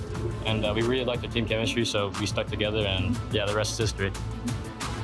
There was this undefeated team called TTV. TTV is like winning every single tournament. They were definitely like, I guess, the bar of what you have to reach if you want to be the best. In my old team, we played them in like a community tournament, and then we were able to like barely win. We were just like yelling and screaming after we won that tournament. I actually 3-0'd them in a tournament, and I was like, I think I'm gonna be really good at this game. The biggest moment for me in particular was winning Worlds the second time. The first time it was kind of, we didn't really know if like we could do it, I guess. Second year was about mainly proving to the world that we were still the best. Last season, around AS Cup time, I lost my previous team, and we didn't do as good as we thought. I ended up making a new team to try to compete that year. Unfortunately, it didn't go as well as I expected it, but it was definitely a good learning experience. One of the toughest things, like going to Hawaii and then also seeing, one of my closest friends, Overlord, have an unfortunate loss. It kind of like really made me want to get a win with him on my team and be able to, see him like lift up the trophy again. What keeps me coming back is just the feelings of being able to play on stage in front of a crowd, being able to play and perform in like the big moments when it really matters. It's definitely a special feeling. This season, there's a lot more to play for. So our strategy going into the finals was to find any holes and the opponent's draft. They had to play off their comfort Pokemon. We are very flexible. We're able to pull out any Pokemon and have good mastery over them. And we're able to kind of, have a good draft no matter what. In game 1, being able to win on the first pick side was really good. We felt really excited because that was a big win. We had a very strong plan for game 2. We drafted a comp that was very good at just ripping the Rayquaza in like 2 seconds. They look for the rip right away, and they take it immediately. Oh man, just ripping the cloth off the dinner table. I really love the crowd, even if it was, against us, it fills the room with energy. The players are playing better. Luminosity Gaming taking down every member of 2Z Esports. It was a big win for the team. Definitely very emotional. A lot going through my head, but I think it's like, I'm gonna have to kind of breathe and take it in. I didn't have like the most faith in myself coming back into this tournament. Being able to, I think, put on a strong performance for myself, really confidence booster. There's definitely a bunch of relief, because I think there was a lot of pressure on our team in particular to perform, because it was kind of like a redemption year. We do have a lot of haters, and so this is like the start of the perfect season we wanted. We want to win LAIC, ACL, AOS Cup, and Worlds. Being able to win Worlds 3 times would be huge. And then being able to show that our team produces the best Pokemon UNITE and nobody else can. Going up the previous World Champions final will definitely be a tough challenge, and I think that's where we'll see if we've got what it takes to win Worlds. Your LAIC champions! Yeah, I think we have what it takes.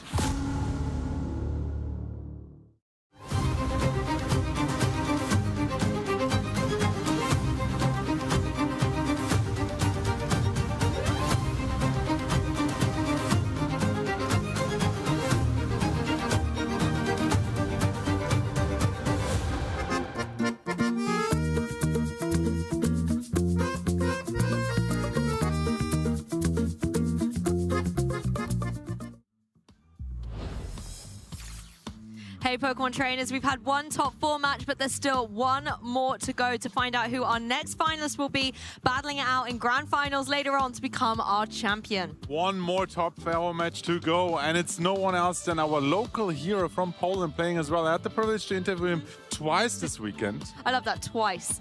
That consistency. Oh, excuse me.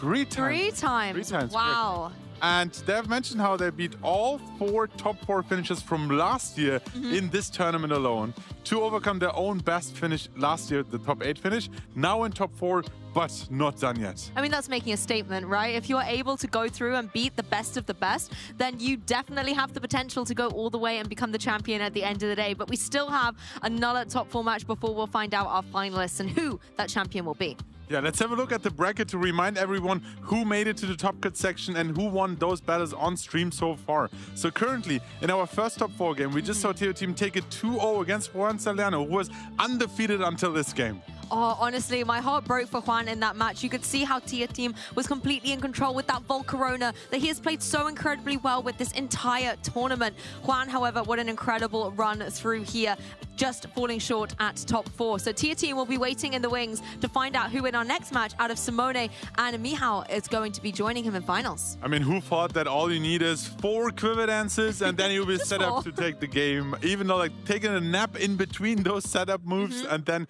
take the victory. Volcarona, one of your caster picks, definitely the hero of Teo Team's weekend so far. But the next top 4 game, Simone Sanvido, an international champion in his own rights, is playing against the local hero out of Gdansk, actually, Michał. I love that storyline coming full circle in a way. Simone, a trainer with so many years of experience, as you mentioned, EUIC champion back in 2018, and he won that very international tournament with Alolan Ninetales back in that format. And now, again, Alolan Ninetales by his side, he could be unstoppable. I like how you set up Alolan Ninetales as one of his favorites, helped him to win the IC, and then we saw him in top 8, and the Ninetales actually made the difference and helped him secure that victory. Yes, and his opponent is going to be Michał, and in case you've missed some of this tournament, maybe you're just tuning in from somewhere else around the globe, we can take a closer look at Michal's profile and see the accomplishments and the team, so you can get a little bit of excited ahead of our next match. Yeah, not only his accomplishments, but also what his schedule so far in this tournament looked like, and which maybe, like, let's start with the accomplishments so far. Yes, Frankfurt Regional top 16 in this season already, an incredible finish as well. In the previous season, a lot of top finishes. Gdansk top 8 already has beaten that record by being in top 4 here in the 2026 season. And a reminder for everyone, he just recently graduated to the Masters division. True. And in these 2 years, he managed a top 8 result last year in Gdansk. That was his first Masters Regionals. Top 16 finish in Frankfurt. And now he's back here in Gdansk with a top 4 finish.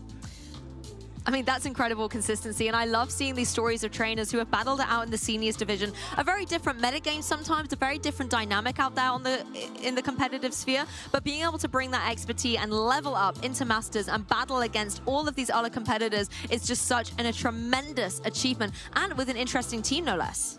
Yes, not only that, but like so young and so early in their career with these high finishes, there's so much more for them to play out and get some tournament wins in. Like, if you get those high finishes so early on, you have so many more years to develop as a player, as a person, as a team builder, and then take teams even further in future tournaments. And I really like the composition of that team. I love, in particular, that King Gambit, because I was asking a little bit yesterday, where's King Gambit? In NA, it was still, you know, scattered around in their metagame, but in Europe, it seemed to have really fallen off, and Michał really showing that actually it still has a place and a role to play. That King Gambit survived with 1 HP.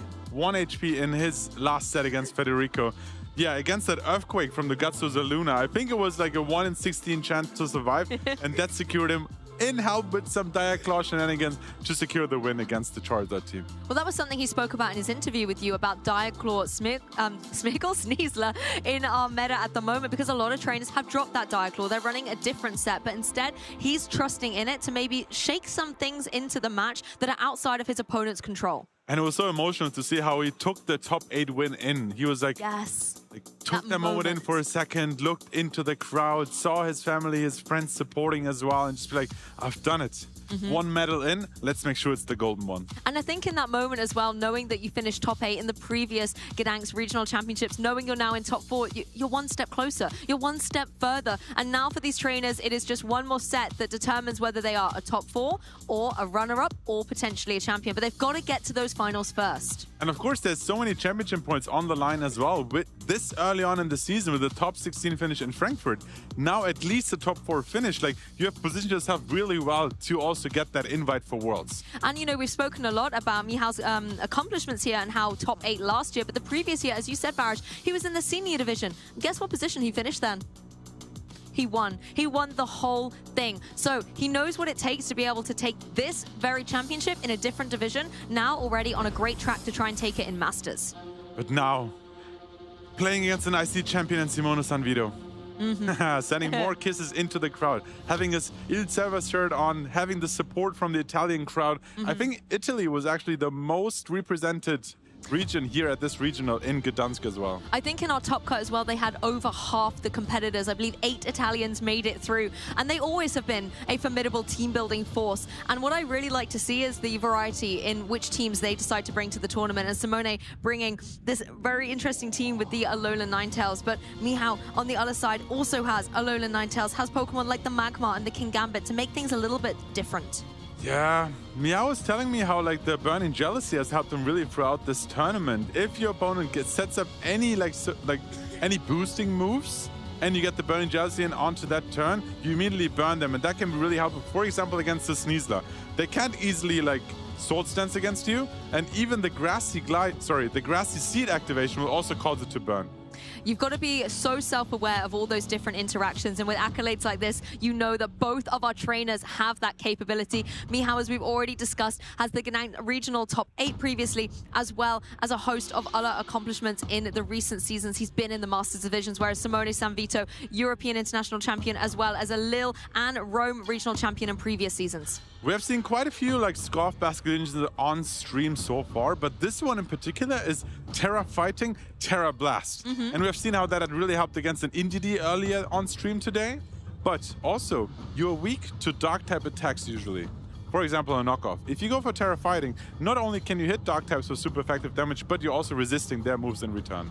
Very true, and I also like this Alola Ninetales set. We've discussed this Pokemon a lot, but this is one that is running that Moonblast, so it still has the utility to go for a Fairy type, same type attack bonus move, and that does give you a lot of coverage into possibly the fighting types that are out there, or even into something that could be carrying that dark typing. Yeah, and in most teams it has a very supportive role, but here it carries the Life Orb to further boost the damage output of Blizzard and Moonblast. But there's still this tech of Encore that can help you, especially against setup Pokemon or maybe fake-out users, to lock them into Encore, especially in end games, and then secure the win. And of course, of supportive Pokemon, you have that Magmar that was so critical in his top 8 match to be able to get around Federico's Torkoal in that endgame of Game 1. It can provide a lot of support, but that Burning Jealousy, as you mentioned, can also have some critical interactions in the game. Yeah, there's the fist bump, there's the exchange of the team sheets, and players are rushing or going into that team pool right now, making sure, yes, teams were already out there, you already had a chance to look at those teams, but now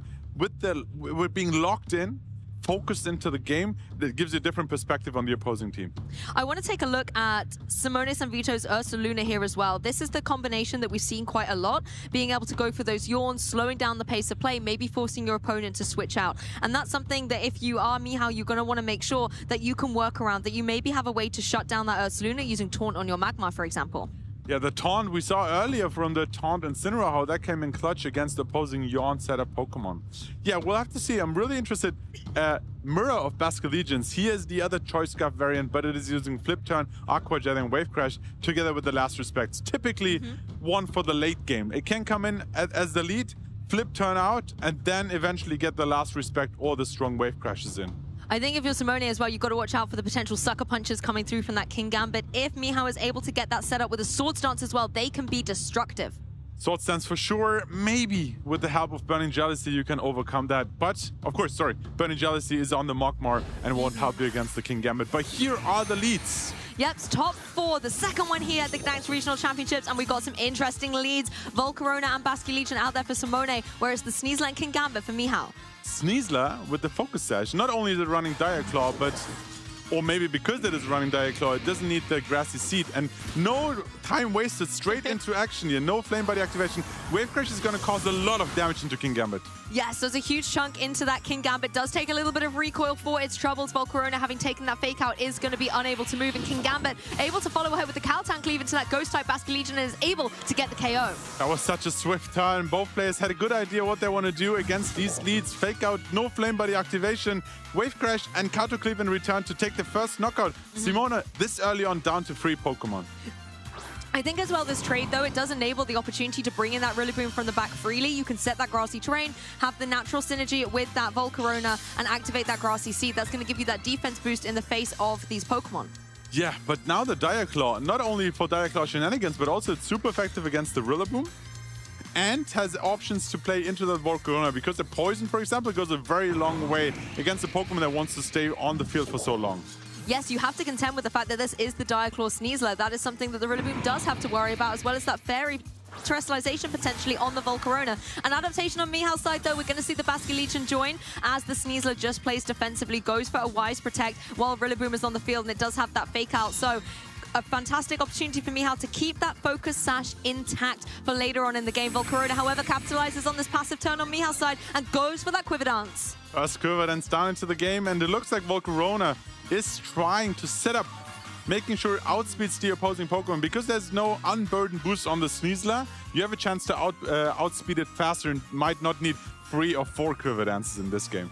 I mean, this is dangerous, right? We've seen Simone go for this Volcarona before. You get it set up. You have that additional offensive capability with a Heat Wave, and Mihal has to find a way around that. I mean, we saw Grassy Glide dealing a lot of damage to Basculegion and can actually take it out. So it's gonna be interesting to see if there's any Terra in play here, and we see a Terrestrialization. I think there was a combination of Diaclaw and Wave Crash or Flip Turn into the Rillaboom, but that won't come into effect because there's a Terra, Parry, Volcarona on the field now.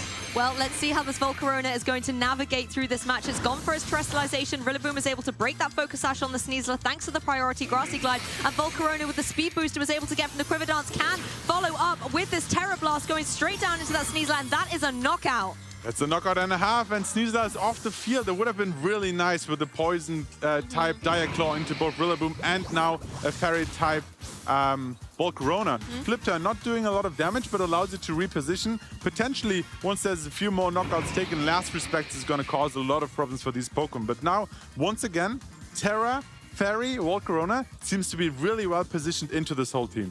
I think it's critical to note as well that Basculegion is Choice Scarf, so it does have that additional boost to its speed, but the Volcarona was still able to outspeed it. So even when it comes back onto the field later on, it has to be aware of that speed interaction. Yeah, Basculegion unfortunately naturally not as fast, so you need the Choice Scarf to outspeed most of the Pokemon, but if they also get a boost, it's really difficult to still outspeed them here. And now we'll see the Grassy Terrain coming into full effect, helping both Rillaboom and Volcarona. And despite taking an early knockout into that Basculegion on Simona's side, it looks like Simona found a way back into the game, punishing that defensive Protect and going for a Quiver Dance, and now in a really commanding position. Well, I think you made the great observation that because of this particular composition of the Sneasler, it applied a lot of offensive pressure into Simone's team because it has that Poison move and it also has that Poison Touch ability. Pokemon like the Rillaboom and also the Volcarona really didn't want to have to contend with that. So a great identification on Simone's side to eliminate that threat. Yeah, and Magma comes in great play here. Because of that Follow Me, it's really well positioned into like a Grassy Glide and Terra Fairy Terra Blast here. But he's like, oh, I don't need that. I will go straight for the offensive and double target here. Heat Wave actually missing a target. It is the Magmar. But thanks to the Water type, Basculegion takes that quite well. There was no Grassy Glide. Critical hit. No burn, and the first Last Respects of the game. Yep, Last Respects is going to connect down to that Rillaboom, but Rillaboom hangs on. Magma can retaliate with that Burning Jealousy to guarantee the knockout, and Rillaboom will be felled on Simone's side. Yeah, this is what I meant. You had the pressure of Follow Me, so your opponent didn't think that Grassy Glide would have been the right play in this circumstance, but because Magma is not only so bulky and has a Follow Me option, it's also quite fast. Naturally outspeeds the Rillaboom, and the combination of Last Respects and Burning Jealousy was actually enough. And now Ninetales hits the field, and that's not a great Pokemon into Magma either. So interestingly enough, in his last game, Magma was like the end game sweeper, even though it only has Burning Jealousy, and it's now in a decent spot once again. I think the Ninetales is going to have a difficult time for sure. It only really has the Blizzard to be able to do any damage into either of these Pokemon. One's a Fire type, one's a Water type. That's not really good odds against that Ninetales. Yeah, but Disable could come really clutch here. I think it is running Disable, correct? And you can disable the Burning Jealousy if they go for Protect. You have the Encore pressure in the next turn. They go for Follow Me, you disable Follow Me. So that Disable Encore might come into play here a lot. There's a switch into the King Gambit, which wouldn't want to take in a Heat Wave, but there might have not been the play with 2 Fire and Water types on the field. But there it is! Oh, I mean, I was going to say, this puts a lot of pressure on the Volcarona to be able to get the damage on the board, as Alola Ninetales really can't pull through in that regard, and it needs to be able to hit those Heat Waves. At least it found its mark on the King Gambit. That's, I think, the Pokemon you really wanted to connect with, as Ninetales can still deal with this Magmar and neutralize it in its own way with that Disable. We have now seen why Disable is so strong. It prevented the Burning Jealousy in this game, and there was really no way to play around that. You kind of wanted to, like, proc the Focus Sash, or at least like get the Focus Sash out of play here, because then Basculegion comes in and in Last Respect would have taken the KO. Sacrificing on King Gambit might not be the worst play, because Last Respect now is more powerful as well. Yes, Last Respects get more and more powerful the more Pokemon are KO'd there, and Basculegion coming in at the end can apply that pressure. Follow Me is going to try and draw in all of those attacks, though, so that Basculegion has its moment to shine. But the spread attack Heat Wave is going to be able to bypass this. It finally finds its mark on the Magmar, but critically on Basculegion, gets that burn, reducing the physical offensive pressure it has. The Last Respects will come through, but thanks to that burn, it is doing minimal damage into Volcarona. Ninetales can follow up with the Blizzard. It's not going to get the KO, but the burn, thanks to that Volcarona, will be able to knock out the Basculegion. Yeah, the burn was so crucial here, because Volcarona would have been down in the reds, potentially with a crit being taken out, but the crit instead came onto the Basculegion. Brings it Grassy down. terrain, though. Grassy terrain, and burn brings it down to 2 HP. And then Heat Wave connects it, will take out the Basculegion, and it's once again down to only Magmar. And I'm not seeing Magmar taking this game, especially with the threat of disabling the Burning Jealousy. Exactly. Magmar's really shut down at the moment, and Volcarona just taking his time, going for the Protect. And now that Grassy Terrain has left the field as well, the burn will eventually, as a tick on that Basculegion, be able to finally get that KO.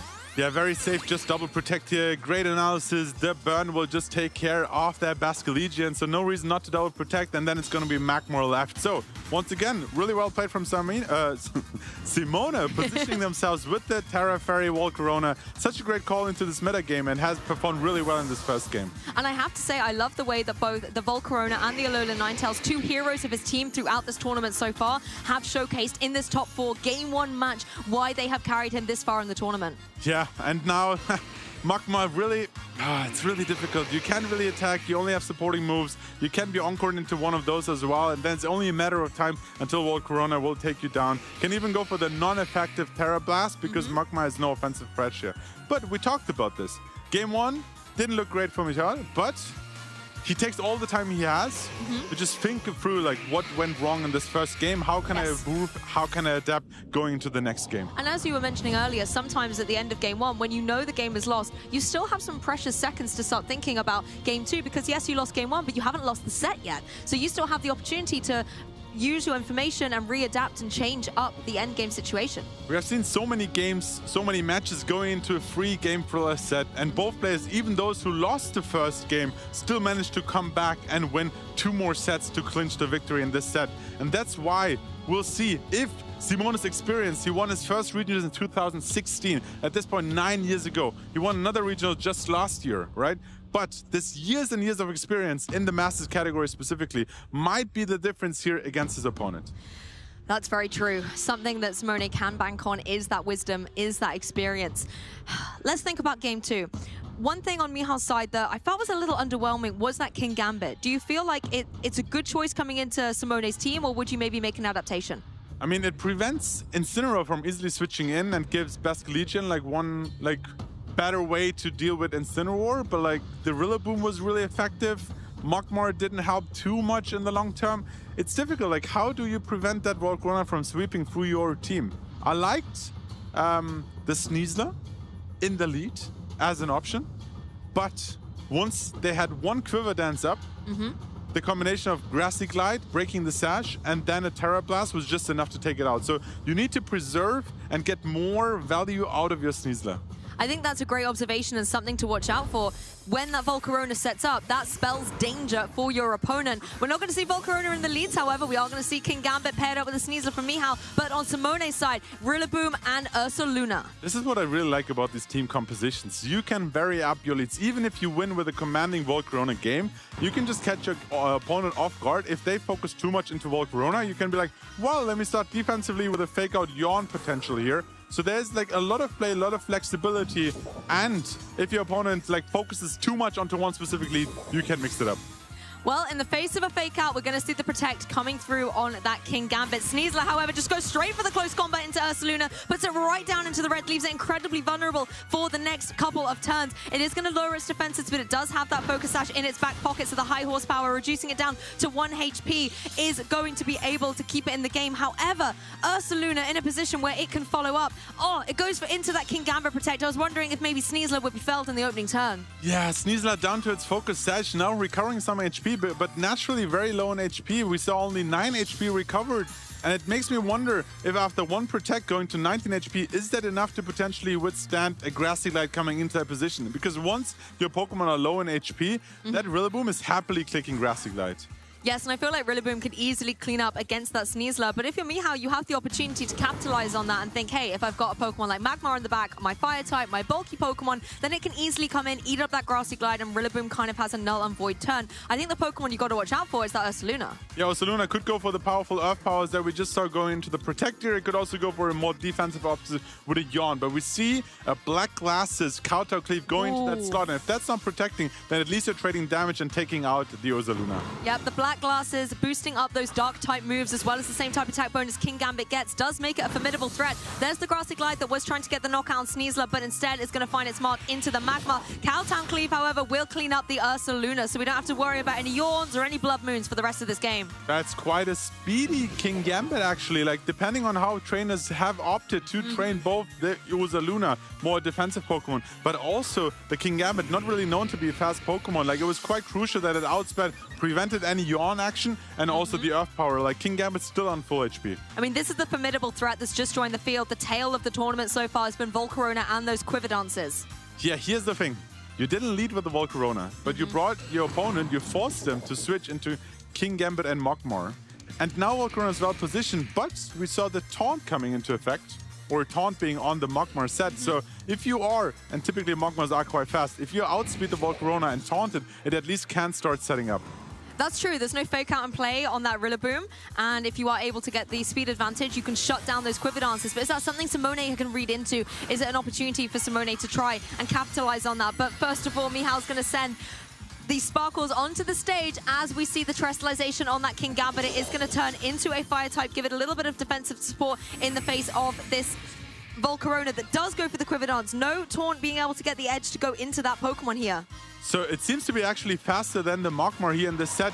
There's a Burning Jealousy, but because there was no Terra Fairy, it's not burning the Volcarona. But because it didn't go for the Terra Fairy, it is now susceptible to a very strong Kowtow Cleave going into that slot, causing a lot of damage. Yes, taking it down into the orange there, definitely putting it into a dangerous spot. The grassy terrain helping to regain a little bit of that HP, but there was a lot to see in that particular turn. The Terrestrialization, a nice defensive play from something like a Heat Wave coming through, but then Rillaboom being able to go for that high horsepower and get some good damage on King Gambit. Yeah, it was super effective into the Steel-type King Gambit, but also against the Terra Fire King Gambit. So it's just a very solid choice, connecting, causing a lot of damage, and giving Volcarona the option to boost here. So now if Volcarona decides to go for a more offensive approach in the next turn, maybe a higher horsepower and a Heat Wave would be enough to take out the King Gambit, even though it is resisting the Heat Waves. But keep in mind, there's also the play of going for Sucker Punches. I think as well that Grassy Seed giving the defense boost to the Volcarona does put it in good stead against this King Gambit, because we know with the Black Glasses it can deal a significant amount of damage. One other way to neutralize dark type attacks, however, is to become a Fairy type. And it was so nice to see that Simone was patient enough to wait one extra turn to Terra, because now if they connect the Heat Wave, and that's what we're seeing, then high horsepower, if it also connects, is going to be enough. The critical on Magmar won't decide this first turn. There's a Burning Jealousy, not causing too much problem into Rillaboom either, and it all comes down to this high horsepower. Yep, high horsepower connecting on the Magmar here, not able to get the KO, but definitely whittling away at Mihal's Pokemon. The Kowtow Cleave going into the Fairy type, not very effective. Volcarona still very much in the driver's seat. And we see how important, how crucial that Terra Fairy was here. It was resisting the Kowtow Cleave and allowing the Volcarona to stay on the field one extra turn, or like potentially even more turns, especially with the grassy search or grassy terrain recovery here. Rillaboom in a great slot. We saw the Heatwave crit into Magmar combined with the high horsepower. I think there was a protect into the King Gambit. Well, Magmar going defensive here, just taking a protect. Does not want to have to be KO'd in this particular turn. King Gambit trying desperately to get the Sucker Punch to get the knockout, but it's not to be thanks to that Fairy Terror type. The Heat Wave will not be connecting into Magmar this time. No potential to get a critical hit there, but on the King Gambit, still not enough. That Terrestrialization helping out, so Rillaboom has to seal the deal and go for that damage to be able to get the knockout. And Michal loses his Terra Pokemon, his Terra Fire King Gambit here. Sneasler might come back into the game here while Magmar is still on the field. And we'll see.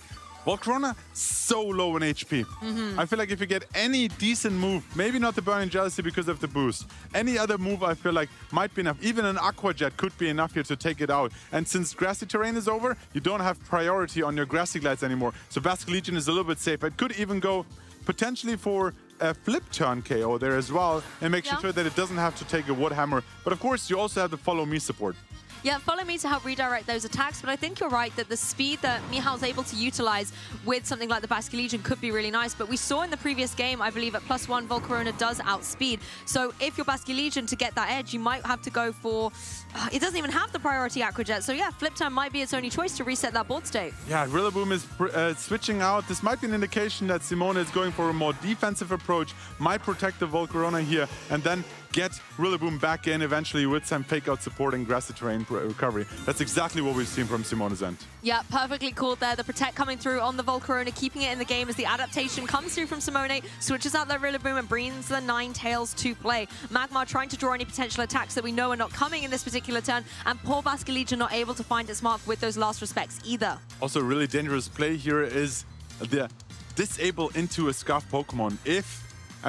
It depends on which move it's going for, but we saw the last respect.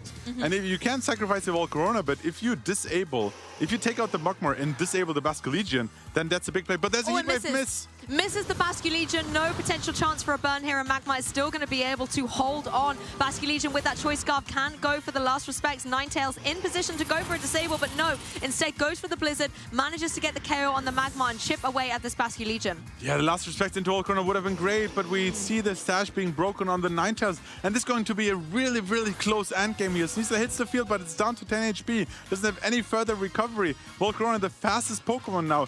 First question would be, Terra Blast, is that enough to take out the Basculegion? Is Heatwave connecting to both Pokemon? You have the fake out play, so naturally you would expect Simone to just play it safe and go for a double protect. That's the thing, you do have the fake out, and Volcarona in the red, it could maybe even get a knockout there, but Volcarona could easily protect like you said. But at the same time, Mihal can read into that and go, okay, I can go with last respects into my Alolan Ninetales, for example. And this is the position you want to play yourself into.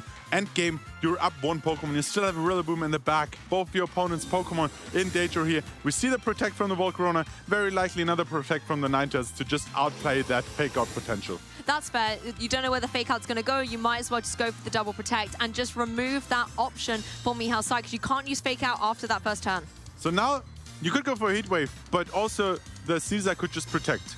You could fish for a burn, but that's not really what to do. So I feel like it really comes down if Terra Blast is enough to take out the Basculegion. If it isn't, then maybe a last respect into the Ninetales and the Dire Claw into Volcarona would be enough to take 2 knockouts and then position yourself really well against the opposing Rillaboom. But also Rillaboom has the priority moves, has the tank ability, so to say, to take hits as well. So maybe 2 Grassy Glides would be enough to go for the endgame. We see the protect, and I think it's going to come down to the Terra Blast option here. Yep, Sneasler going for the protect. Volcarona, however, has that option to go for the Terra Blast, but it was going into the Sneasler. Basculegion gets away scot-free here in prime position to go for that last respects, and it finds its mark down on that Ninetales. Oh, I'm not sure. Keeping Volcarona on the field just puts so much more pressure on the team, because now Rillaboom comes back in, has the priority Grassy Glide, Grassy Search, is setting the Grassy Terrain again. And I think Simone put himself into really good position for this endgame here, and I would have loved to see Volcarona being taken out. It's still a difficult position afterwards against the Rillaboom, but the speed advantage of Volcarona is just so difficult to play around. And you now have to contend with the fake out on the field for that Rillaboom with your Sneasler having just protected, so it's not going to be able to safely go for another one. You can see the double protect has indeed failed, but Rillaboom wasn't even going for it. The Grassy Glide into Basculegion is going to clean up, and now all eyes on the star of the show, the Volcarona, to clean up this top 4 game for Simone. One last attack, and is the Terra Blast. Terra Fairy, Terra Blast taking out the very low Sneasler, and Simone Sanvito is your finalist here in Gdansk.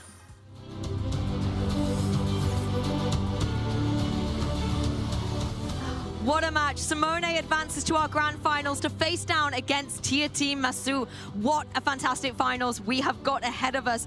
Commiserations to Michal, though, the hometown hero, having gone one stage better than his Gdansk regional run last year. But unfortunately for him, Simone Sanvito was just too formidable an opponent. I mean, he won in 2024 in seniors. The first year in Masters top 8. Now top 4. If we ever come back to Gdansk, I think he's just going to go up from here. Maybe a second place and eventually the champion. That is what the history books would indicate for sure. So definitely a name to keep a lookout on your radar on the European side of things. But I've got to talk about Simone Sanvito and that Volcarona. Volcarona has been the hero of the event, and I think we have 2 Volcaronas in finals, 2 Basculegions in finals, very similar teams in finals. So we'll see how that mirror match in finals will actually play out. But congratulations to Simone. Incredible performance. Volcarona in the lead in game 1. Really well positioned, gets an early boost, sweeps the game. Game 2 starts more defensive with the Ursaluna. Yes. You could argue like more defensive approach, but then managed to force the opponent into switches that then gave the Volcarona just the option to go for the sweep and the setup. And I think as well, when you see the Ursaluna on the field, because we know how devastating it can be with something like a Blood Moon, particularly into the more fragile Pokemon like Basculegion or the Sneasler as well, you want to try and get it off the field. And it basically sat there with the target on its back saying, come at me, Michal, bring all your Pokemon into me so I can enable some setup later on with my Volcarona. I think, I mean, both you this week and Marcus was talking about last week, if you find the right combination to support your Volcarona, it might be the answer to crack what we had with this meta game at the moment, and it's really well positioned. It has some of the common Pokemon as well, the Incineroar, of course, the Rillaboom and the Blood Moon Ursaluna, but combining the Basculegion and the Volcarona into this team composition seems to be working out really well this weekend. And you saw that Magmar as well that came into this game too, and I think I really felt for it because you could see what it was going for with this Burning Jealousy, trying to think, okay, if Simone goes for the Terra Fairy on that opposing Volcarona and goes for the Quiver Dance, I can catch it with that Burning Jealousy. But it wasn't to be. Simone held back on that Terrestrialization button and was able to click it in the next turn. Yeah, the Focus Sash Sneasler, like, it made a great performance so far. In top 8 it was good, the Diaclaw really helped, but here Simone just found an option to just set up one Quiver Dance and then any combination of 2 moves, breaking the Sash, and then the Terra Blast was just enough to take out the Sneasler, and it just couldn't like really help in this matchup. It had the fake out pressure on turn 1, but even when any of the fake out Pokemon came, I think like Michal was missing any like pressure alongside this fake out, because Simone could just double protect, save him for 1 turn, and there was no way that Michal could take any advantage of that. And I think we saw that in game 1 as well with the Magmar right at the end. It just didn't have the utility to deal a huge amount of damage. The Burning Jealousy, yes, it can hit both the target Pokemon, but it's only a little bit of chip here and there, particularly when you were up against Pokemon like Incineroar, Pokemon like Volcarona. It just made it so difficult for Magmar to get any momentum going on the board. And we have seen quite a few Ninetales on stream. We have seen quite a few different sets on stream as well. The Disable Encore combination specifically was really interesting, and in this matchup it played such a crucial role, because in the end game of game 1 we just saw how disabling the Burning Jealousy essentially guaranteed the win. Now, we only have one more match here at the Gdansk Regional Championships, but maybe you've been tuning in and thinking, hey, I want to come to a regional, I want to get in on the action here. Well, you can sign up through RK9, and that is where you will find all of the Pokemon information, whether you want to come and try your hand at competitive battling, or maybe you want to come to a real-life event and just spectate and see some of the action. You can get a proper adrenaline rush from doing that too. I mean, we already talked about the outline of the season and all the events that are coming up, and if you stay tuned after our winning ceremony, we'll probably go through the schedule again, and you can check out which events at those dates, make sure which cities to visit all over Europe. We have quite a few destinations yet to come up. And if you like we were talking about this earlier, even if you don't compete, Yeah. there's so many great activities at these events as well. Yes, there's something for every Pokemon fan at these events, and we're still only starting out in the 2026 season. There's still so much more action to come, and you indeed could be a part of it. However, we've got a finals to get ready for, so we're just going to have a really quick break and then be right back to bring you our grand finals. This could be the day he cements himself in Pokemon history. This is his moment. I'm Giovanni Siski, I'm from Dallas, Texas. Imagine if you have stuck to your guns and you're going to win the World Championships as your first major title. There's so much pressure on the line here. It's absolutely surreal. I mean, I feel like everything and nothing at the same time. It's just amazing. My Pokemon type would be Dragon because of Koraidon. It was very instrumental to my victory. Another one-hit knockout for Gio. My favorite starter is Piplup because my brother, for his 8th birthday, received Pokemon Platinum, and so every time now I pick the water starter because of him. What makes Gio's team so threatening is the options feel endless. I first got into competitive Pokemon through the 2014 US National Championships, the finals between Alex Ogloza and Adib Alam. That best of 3 really motivated me to get into competing, and in 2018 I went to my first regional, and from there, I mean, you know the rest. As coming in as a trainer that hasn't had a major win yet, imagine if this is the one.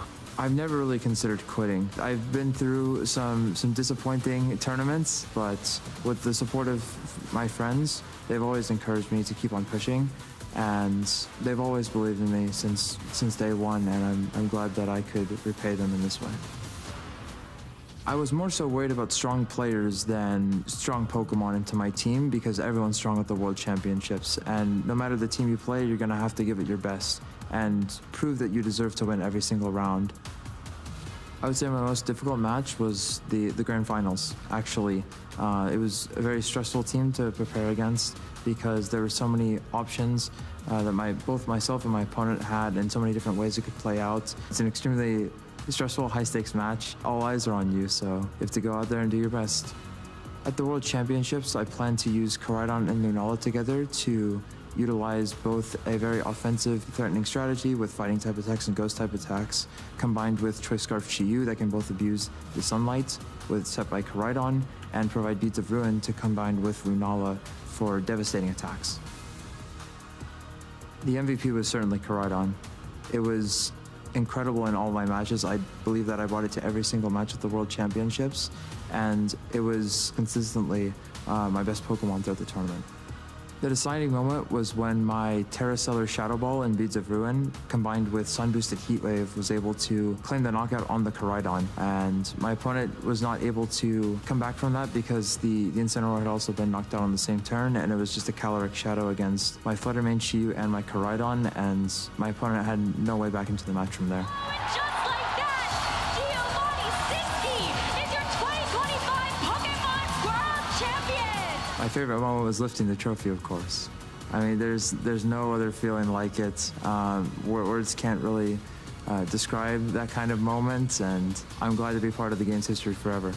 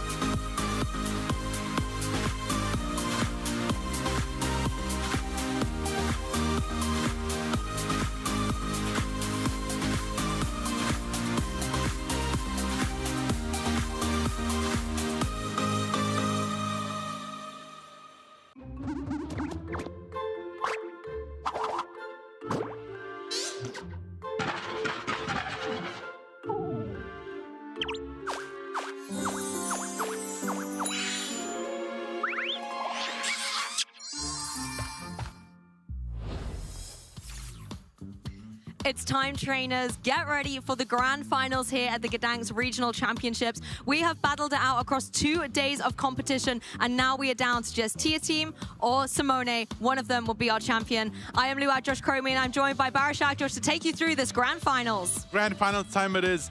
400 players, over 400 players competed this weekend.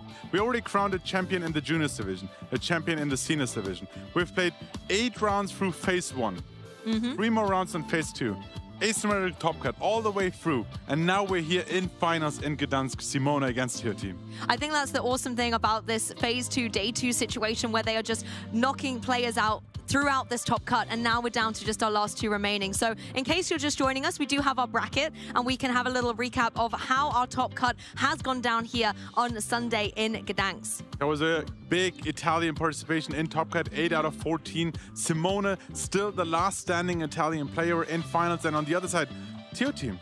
With the Volcarona. I mean, we'll talk about the teams in a second. Both these players have shown why Volcarona is such a great pick in the current metagame. I mean, Volcarona was definitely a wise choice coming into this tournament. But if you take a look as well through this top 8, some of the matches that they've had to contend with, Juan Salerno was a trainer who was completely undefeated until this top 4 match. And for Tia Team to be able to take it in a 2-0 set as well just shows the confidence and the caliber of player he is to be able to get into our grand finals. Simone as well, able to battle it out against some really creative Pokemon team builders like Lucas, who had that Blaziken, who had that Primarina. Great to be able to see Simone's success here as well. Yeah, and then Federico, of course, changing up teams, going for the Sun composition to finish top 8 after winning the event last year as well. So great representation all around the world here at this event. Luis from Germany falling short in a very close, nail-biting 3-game set against Tio Team as well. Great variety of teams, but in finals, it's all about Volcarona and Basque Legion. And I know I speak on our behalf and also on Jamie and Ben's side as well, that this top cut has been electrifying. As commentators, we've been on the edge of our seat, looking at every single moment,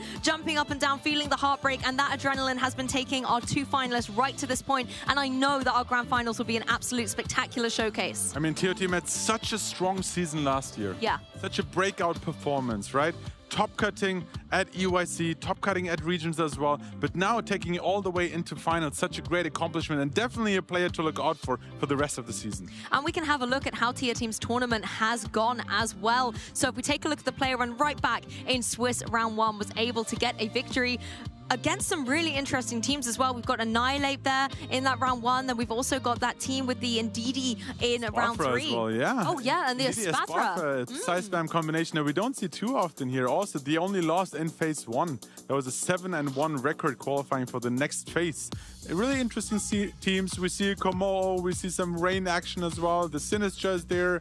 But yeah, looks like overcome most of these teams, only falling short to Lukas Giebel from Germany. I'm trying to see if any of these teams kind of match the 6 Pokemon that we know Simone is running, which also happen to be the same 6 Pokemon Tia Team is running. I'm wondering if there's any advantage there, but at the same time, if this is the team you are running, surely you know its strengths and weaknesses. Yeah, and it's really going to come down who is positioning better, who potentially trained their Pokemon in a way where in this mirror game will really come down. Looking at these top 8 sets, or at least phase 2 and then into the top cut rounds. We see starting the day with a loss against Lewis, but then bringing it back and actually getting revenge in top 8 against Lewis. That's so true, actually. The momentum just rose and rose and rose throughout the rest of this top cut. And critically looking at the team, you know, looking at the battles that have been done here, Pokemon like Golden Go, Pokemon like Sneasler, these are up really high on our usage stats, and that's reflected in the opponents that Tia Team has had to battle against.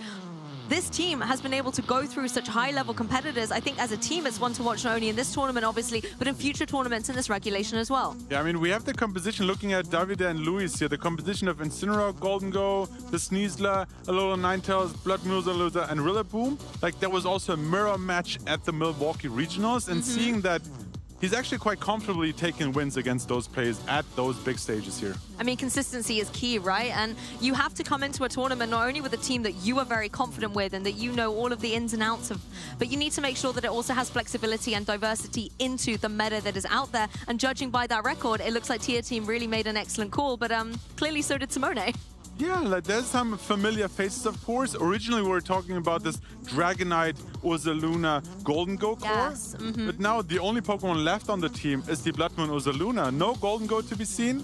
And no Dragonite either. So interesting take switching out the Golden Go, the nasty but Golden Go, for Equivalence Volcarona, which also helps you with the speed control. It's quite interesting. I feel like everybody just wants to be friends with Blood Moon Ursaluna, particularly as we just came out of spooky season. So we can take a look at Simone's side as well, because he's a trainer who is running that Blood Moon Ursaluna, but has paired it with a few different friends. Taking a look at his run through the tournament, right back at the beginning of the tournament, taking down that core you just mentioned. We've got the Golden Go, the Dragonite, and the Ursaluna. Yeah, it looks like really interesting team compositions that I'm looking here as well. Playing against quite a few Italian players, making their way through the first phase.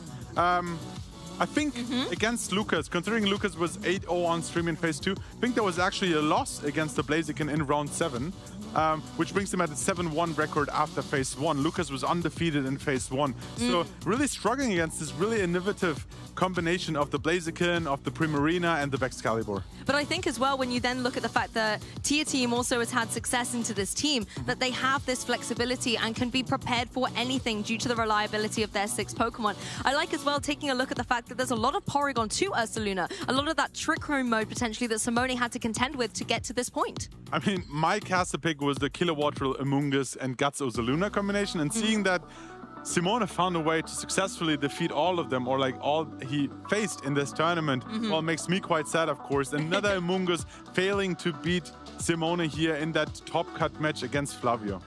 I think as well it's interesting seeing that Federico Campruso, our regional winner from last season, lost to both of these competitors in this tournament here. The Charizard was not meant to be the regional champion this time around. Yeah, Charizard, I mean, it won LAIC last year. Yes, it did. So it's definitely a good pick, and seeing that Federico and Marco, I think, gave it a shot again here in Gdansk, trying it out before the big tournament is coming up in LAIC in Brazil just in a few weeks. Seeing that Simone then actually managed to overcome and beat Lucas in Top Cut is quite inspiring. And also you can see in Swiss Round 9 and the top 4 that we just showcased, that was Mihal that Simone was against and won both times. So actually going into that top 4, I wonder how confident Simone felt, maybe thinking, I've already beaten him once already in this tournament, I can do it again. But there's so much that can go wrong with these games, with the speed boost, with the coaching, but we have 2 players ready on stage to kick it off for finals. I'm so excited, trainers. This is the moment you have been waiting for all weekend long. Simone on your left-hand side and Tia Team on the right. Both these trainers have battled it out with all of their hearts, with all of their efforts, with their Pokemon by their side to get to this point. And now they are 1 set away from becoming champion. And like these moments to take in, you're on the final stage, everyone in the crowd is watching, it's the last game on for video game. The crowd is excited, we've seen the crowd cheering on both these players, both the Volcaronas sweeping through the Top Cut competition here just to face off in a mirror set in the finals. It looks like the judges are ready, but the players, few moments more to take in.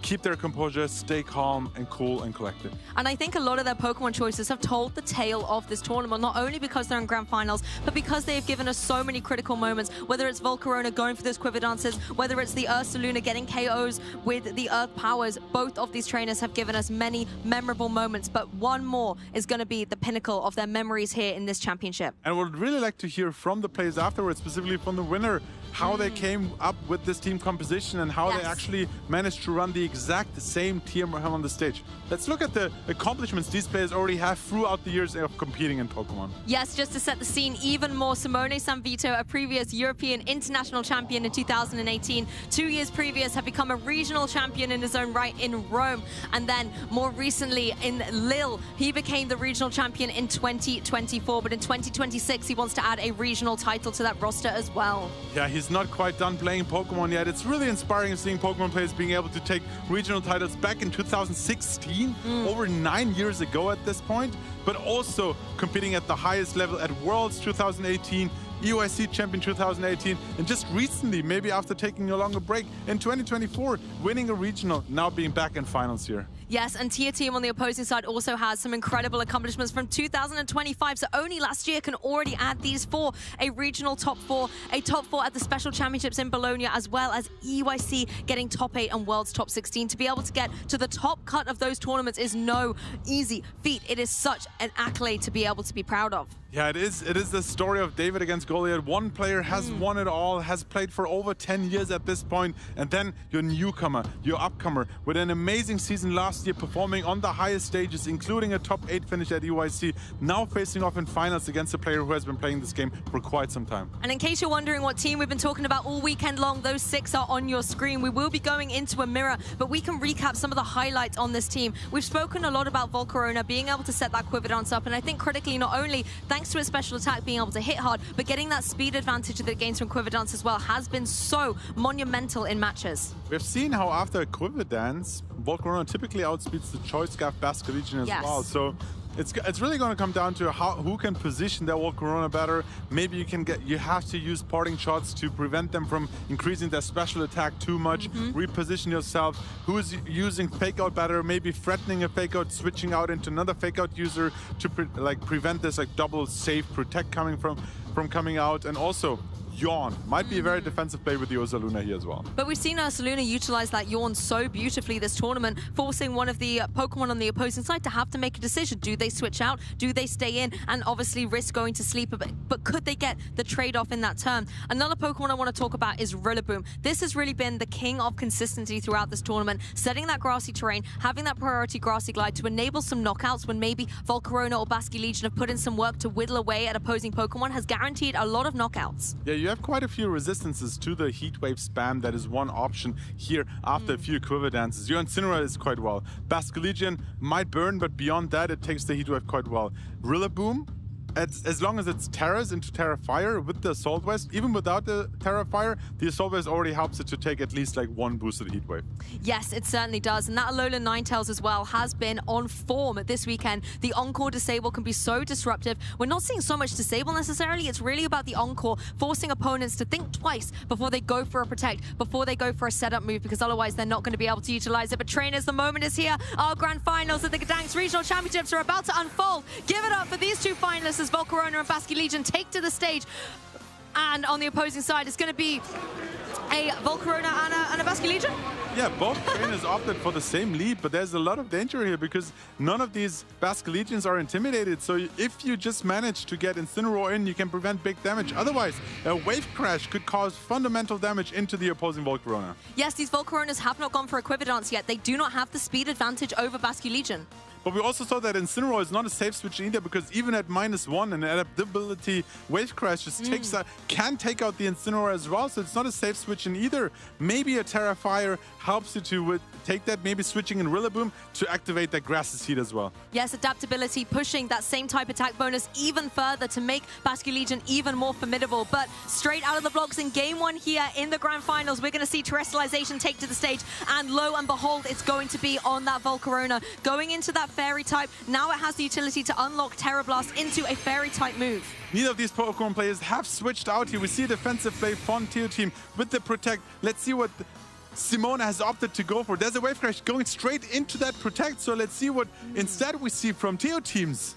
Yep, great Protect coming through on that Volcarona, but the Wave Crash on Tia Team's side is going to be able to find its mark. Huge damage into the Volcarona, not enough to be able to get the KO. That Terrestrialization was key and critically allows Simone to get that Quiver Dance up, but at what cost? Look at that damage. That was a lot of damage. You might outspeed the opposing Basque Legion now, and maybe after that recoil damage, a Terra Blast might be enough to take it out, but you just have sacrificed, or you just have traded in your Terra Fairy against 95-99% of your damage, so it's really difficult to come back having invested your Terra so early in the game. But critically, you do have a lot of speed on your side. If you are that Volcarona, you could go for the Terra Blast into the Basque Legion, try and remove it from play, or maybe now with your own Basque Legion, you can go for that Wave Crash again.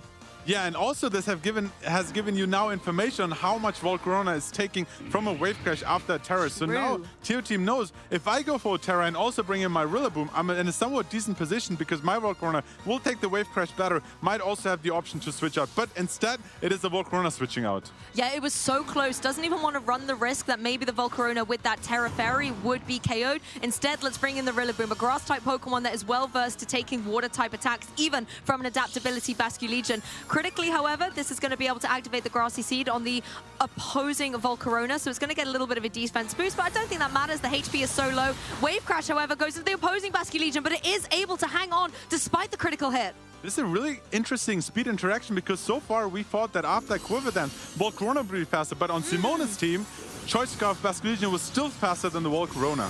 Double up into the Basque Legion, first Pokemon of the finals being down. I like that targeting. The critical hit took it so low, but I think obviously without it, Simone knew it wasn't going to be able to get the knockout. You had to double into it to remove it from play. And yes, very nice observation that the Basculegion was still going to be faster, but now you don't even have to worry about that. It is gone. Yeah, it's gone off the field. Rillaboom in a great position here, has two great targets. Both Basculegion and the Volcarona, this low in HP, would go down to Grassy Glide with the priority move.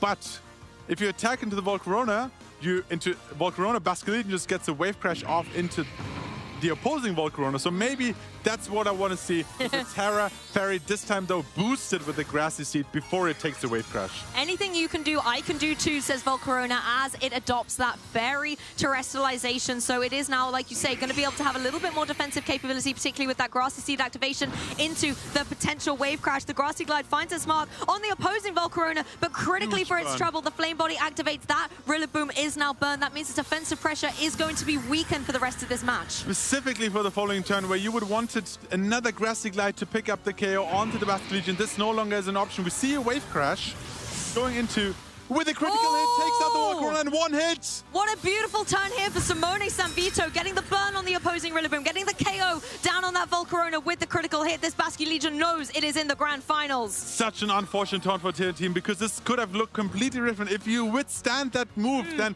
Rillaboom is in a great position if it isn't burned. You get a Quiver Dance, or maybe even go out for the offensive and take a knockout there as well. There were so many options, but amazing turn. Very fortunate for Simone here in the finals, puts him in the driving seat, and Tier Team down to their last two Pokemon with the Rillaboom and the Incineroar.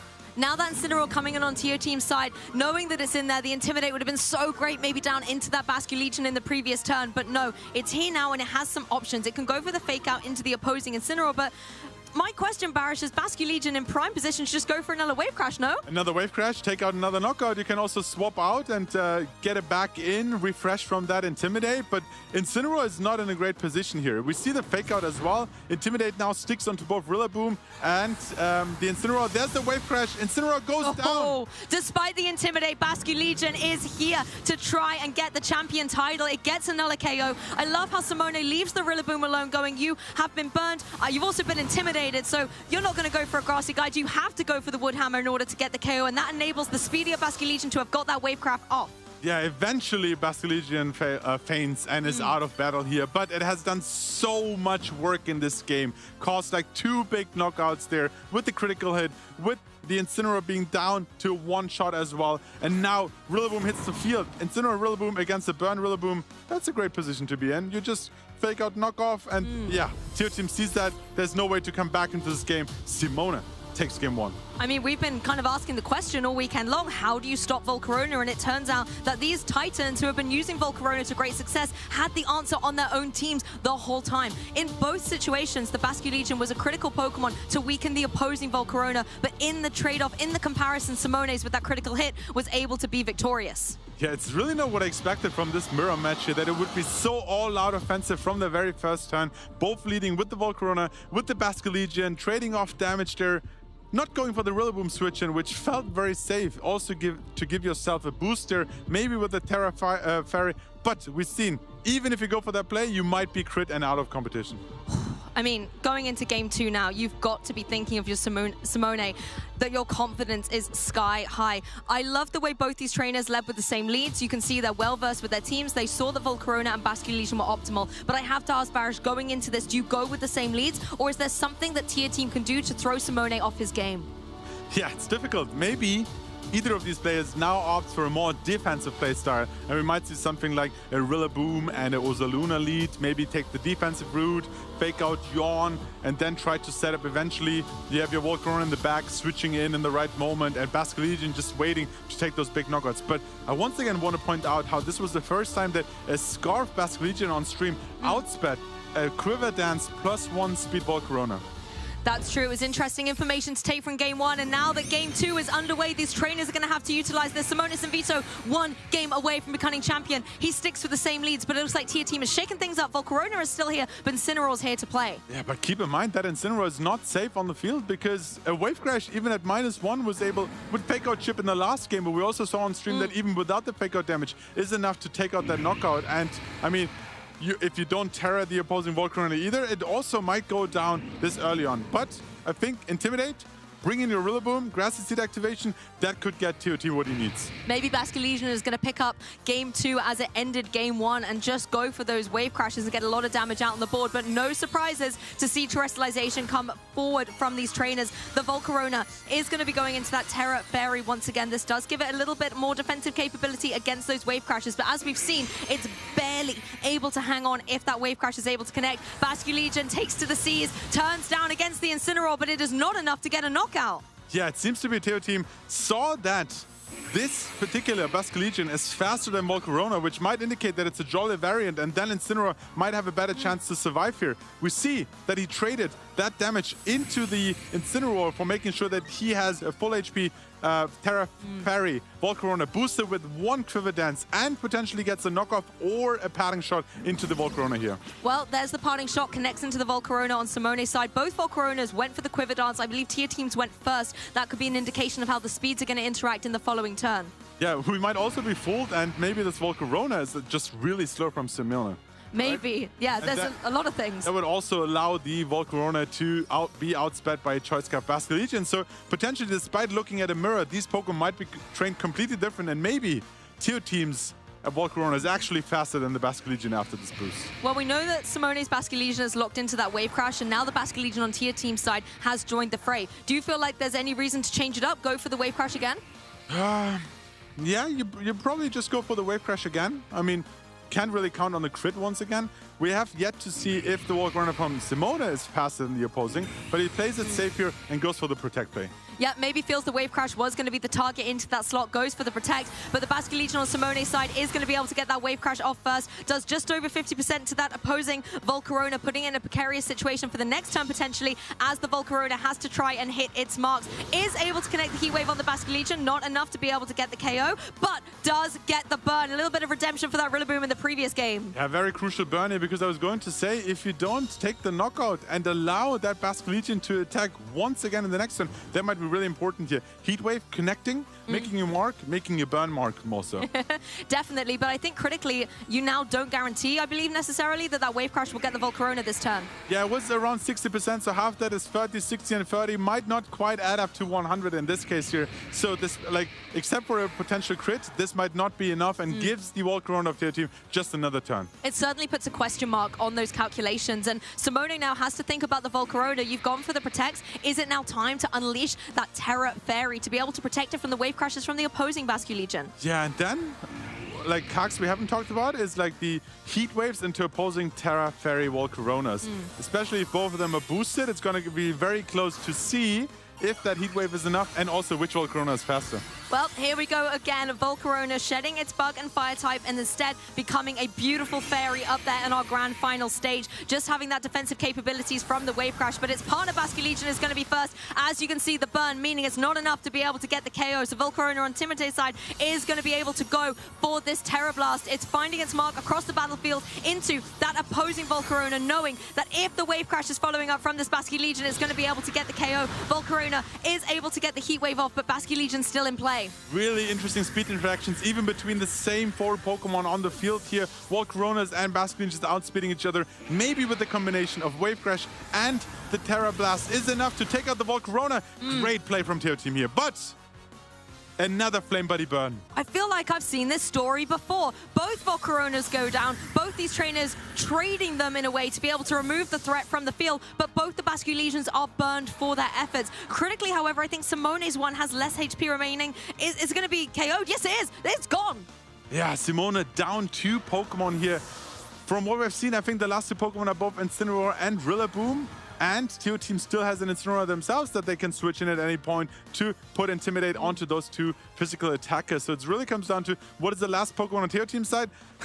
We might guess if it's a full mirror, then they might also have Rillaboom. Well, Rillaboom the Recluse is going to have to get out and socialize here on the field as the Incineroar comes through on Tier Team's side. Now, I feel like the script has been flipped a little bit from game 1 to game 2, because in game 1, Simone was able to apply all of the pressure with Intimidates and things like that, but now Tier Team in a prime position to threaten both these physical attackers and neutralize them towards this endgame state. Yeah, if it wasn't for the burn, one potential play would have been fake out the Rillaboom, prevent a Grassy Glide, and then even at -1, your Wave Crash would have taken out the Incineroar, but that's no longer an option. It's going to be Tear Team is in a really difficult position thanks to that burn to overcome the, just with power of Incineroar and Rillaboom on the field here. Potentially, Incineroar might just switch out to get his second Intimidate into the game. Maybe that helps it in the combination with Rillaboom in the back to actually overcome this duo, but it's really difficult from this position on. And we don't have any fire-type moves on these Incineroars either, so there isn't the potential of trying to get some good damage onto the opposing Rillaboom. You're really going to be relying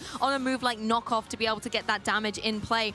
I like the way Basculegion is switching out. The potential Grassy Glide would have been very dangerous for it to contend with, so if you bring in another Rillaboom, then you have a way of avoiding that. And critically, you don't even have to go for Grassy Glide if Fake Out can get the KO onto the opposing Incineroar. Yeah, Tear Team is shaking his head, not happy with those plays. How it turns out, Incineroar coming with the Knockoff here, Intimidated, still does decent damage, but knocking off the Assault Vest will not play a role against these two physical attackers. Exactly, you didn't need that Assault Vest anyway, Rillaboom. You look great as it is in this Grand Finals, as the Basculegion can rejoin the fray. Now, it is burned, but is it going to be able to still do enough significant damage, maybe followed up with a high horsepower into the Incineroar? Yeah, it's going to be really close here. You have the Fake Out pressure as well, so maybe Fake Out Wave Crash, Fake Out Last Respects might put enough damage on the field so that Rillaboom can then close it out. Keep in mind, both of Simone's Pokemon are intimidated here as well. That Intimidate sticks for the rest of the game and might just be enough damage here. Fake Out, prevent the Grassy Glide. Let's see what this Basculegion is locking into.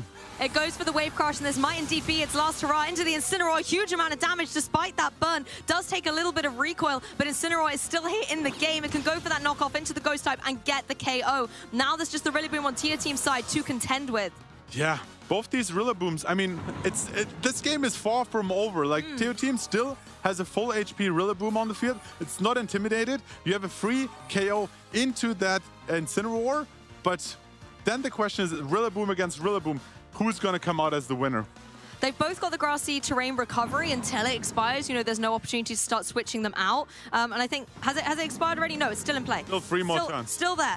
And that's something that you have to bear with as well, because if you're doing these damage calculations, you have to make sure that you're keeping your Pokemon in the game. Also keep in mind, these Incinerators are not running Flare Blitz, so you don't really threaten too much pressure into the Rillaboom. So maybe you take out the opposing Rillaboom first and then go for the Incineroar, because now that the Assault Vest is knocked off, Knockoff won't do too much damage, but surprisingly, this Incineroar is incredibly fast.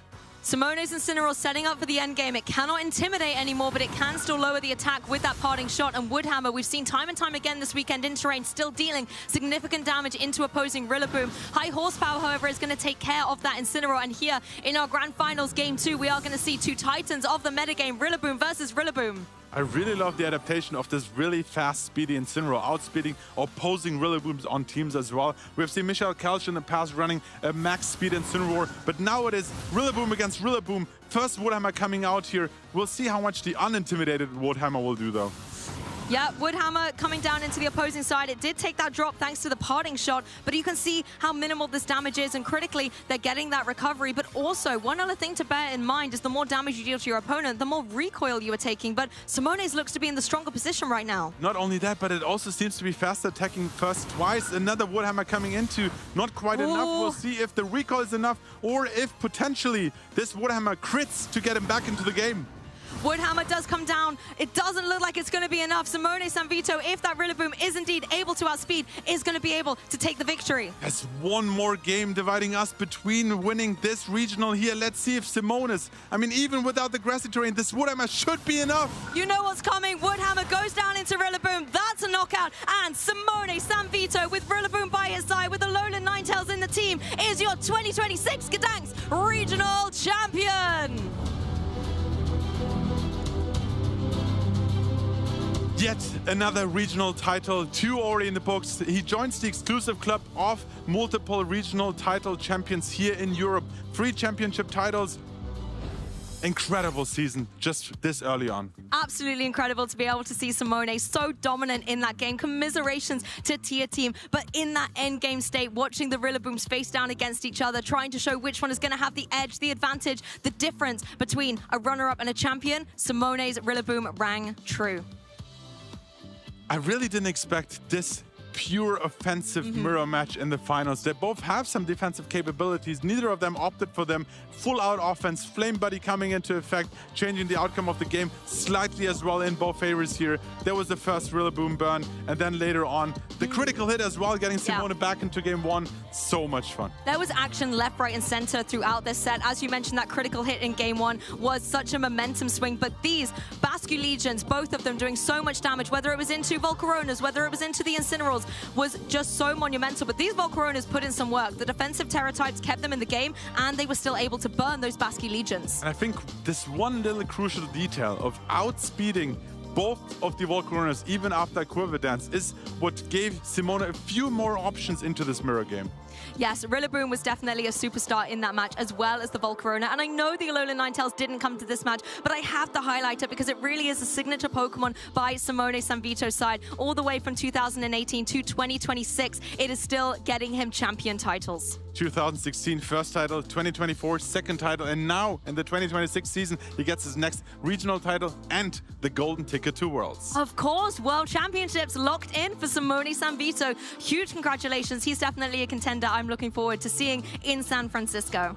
I've seen him share quite of his results from local tournaments as well. I think he has been experimenting quite a bit, played out new Pokemon as well, but taking this team by storm and in a mirror match, winning in regions in Gdansk, respect.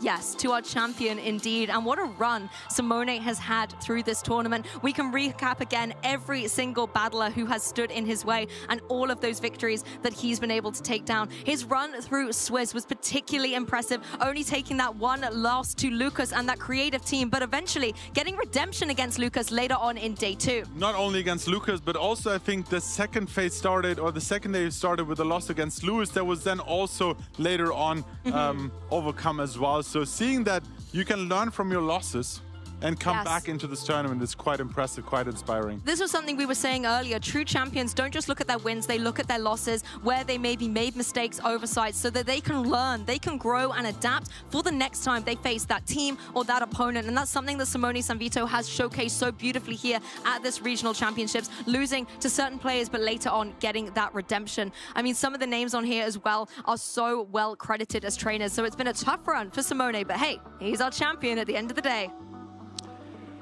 I mean, I'm speechless. Simone taking another regional title in 2026, winning against Teo Team, winning against Flavio, rematch against Lucas, quite a few games. Of course, beating the local hero of Michal in top 4 as well. This was a very impressive run. And it's like, people keep saying Regulation H is solved, but we keep saying new teams rising on top.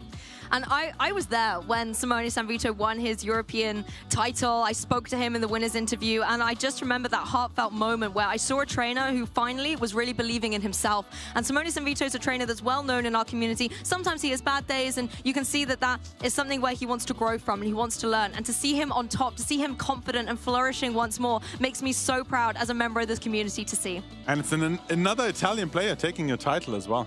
What can I say? Italian VGC is so incredibly strong. They bring some great teams, some great competitive energy, and it's a wonderful showcase for us to watch. And I hope you viewers at home have enjoyed it too. Yeah, I mean, it shows you that having like a strong local community, having strong locals, just having this regular practice against like really high players, high caliber players, just is exactly what you need to then perform well at regional stages. For sure. And when we looked at our grand finals, we actually saw a mirror match between Pokemon. So let's compare these consistent Pokemon to the usage stats from day 2 and whether or not they feature.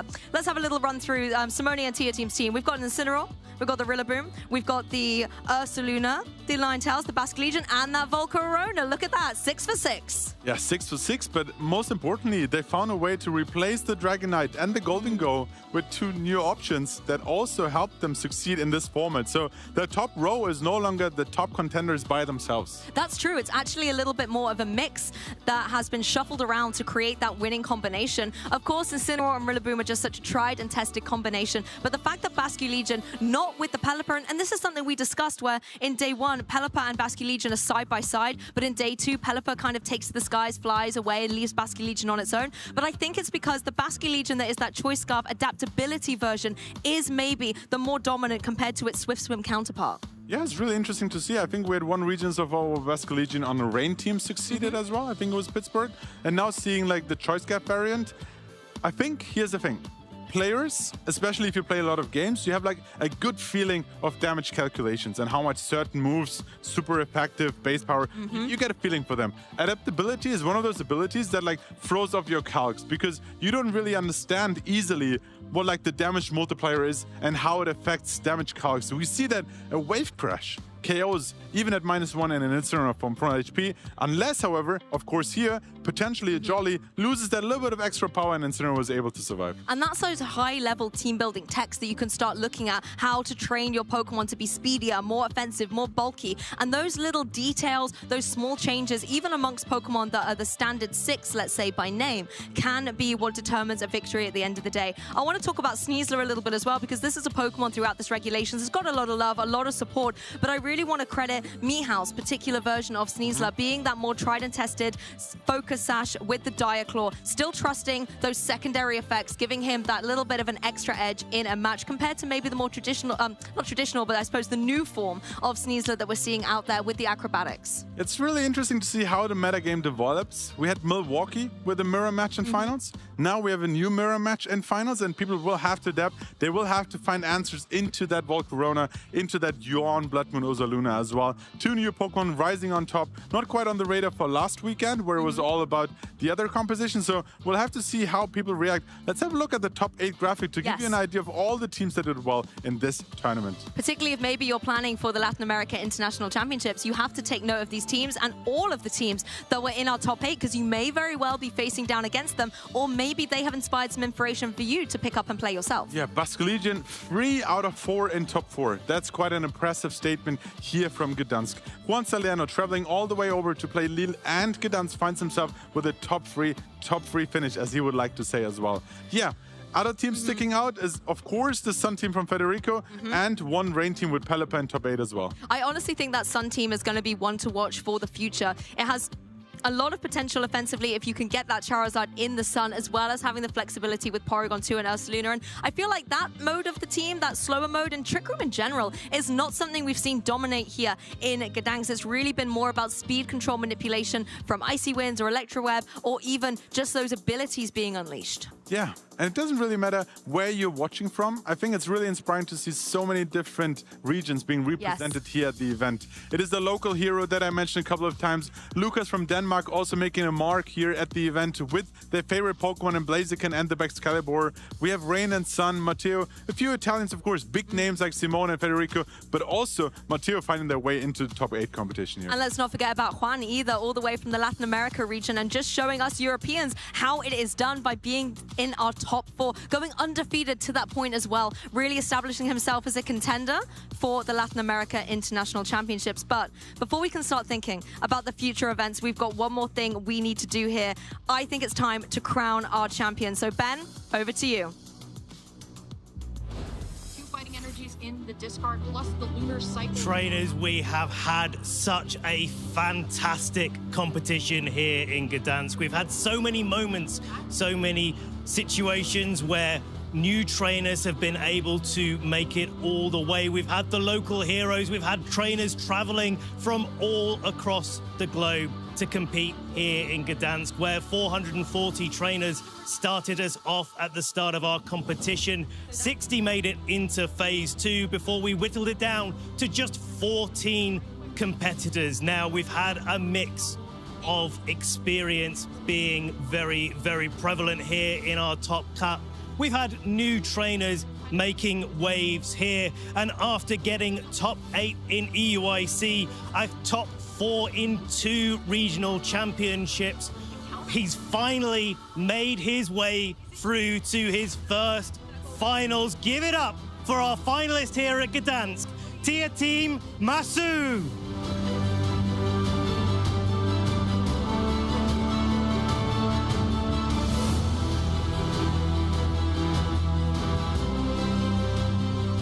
Tier Team, congratulations. You've been a fantastic competitor. We've seen you on stream multiple times. How does it feel to finally break through that top 4 barrier? Félicitations, excellent compétiteur. On t'a vu beaucoup de fois en stream. Qu'est-ce que ça te fait de enfin aller en finale? Ah, c'est quand même... ça fait du bien. Ça fait 2 fois du coup que j'avais échoué en demi-finale, et là... Bon, c'est une première, pas gagnée, mais c'est déjà vraiment un grand plaisir. Ouais. Feels very good. It's been 2 times lost in top 4. Finally getting to the finals. Not a win, but still feeling very good. You can definitely be very, very proud of yourself, dear team. And I know there's a lot of people in the crowd out here that have been supporting you in your community. What do you have to say to all of the people that have helped you along the way? Je peux vraiment être fier de toi, de ton parcours. Il sait qu'il y a beaucoup de gens dans la foule qui te supportent, parmi la communauté. Qu'est-ce que tu as envie de leur dire? Ouais, bah déjà merci à mon équipe PEPS de m'avoir soutenu et puis à toutes les personnes, que ce soit dans la communauté française et tous les messages que j'ai reçus de soutien, donc de la communauté française ainsi que de l'équipe. Et ouais, gros big up à Audrey David, à Adam Cherfaoui et à tout mon groupe de prep. Donc voilà, merci à vous. Thank you to my team for supporting me, for the people in the crowd as well, and special shout out to Audrey David and Adam Cherfaoui and his team training partners. Sorry. Thank you so much, tier team. We're going to let you go and celebrate with your friends out there in the crowd. But for one last time, please give it up for our finalists here in Gdansk, tier team Masu.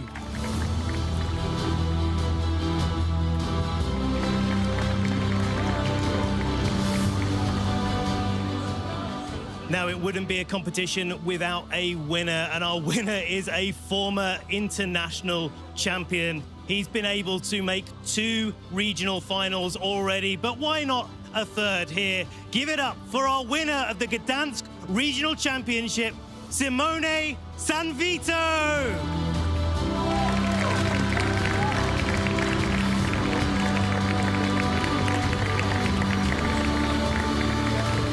Simone, congratulations. You've been a fantastic competitor across all of the years that I've had the privilege of knowing you within the game. What does it feel like to win not the first, not the second, but the 3rd regional title? It feels amazing. I'm happy that I'm not the only Italian to have lost finals, but at least we have the Italian triplets as regional winners in Europe.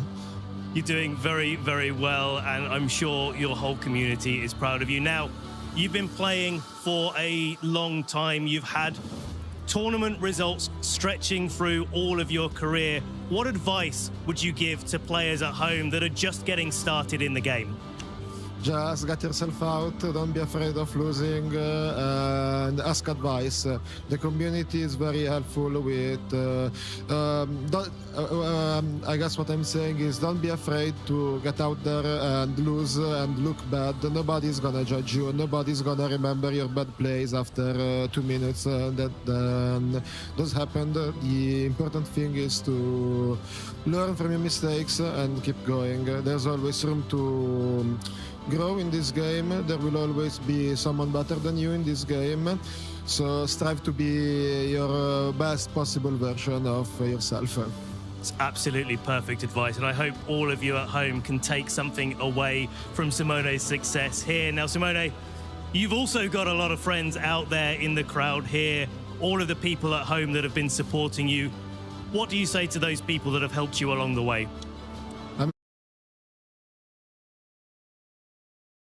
Thank you so much, Simone. I didn't quite catch all of that, but I'm sure everybody at home did. Thank you very much. You've been a fantastic competitor. Congratulations once again on your win. And join me in another congratulations for our winner here in Gdansk, Simone Sanvito.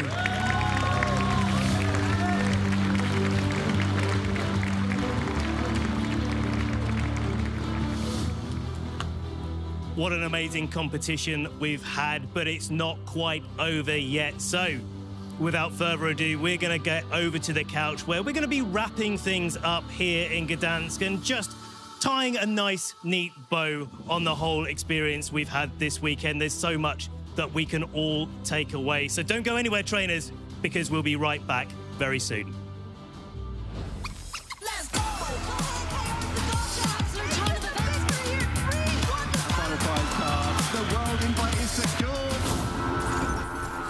Another day, another moment you can't wait, cause it's time for you to win the race, so level up. Come on, take it all the way you're in pole position right out of the gate. Have they heard of you? Then they know. You got your sights set on that road. If it's time to battle them,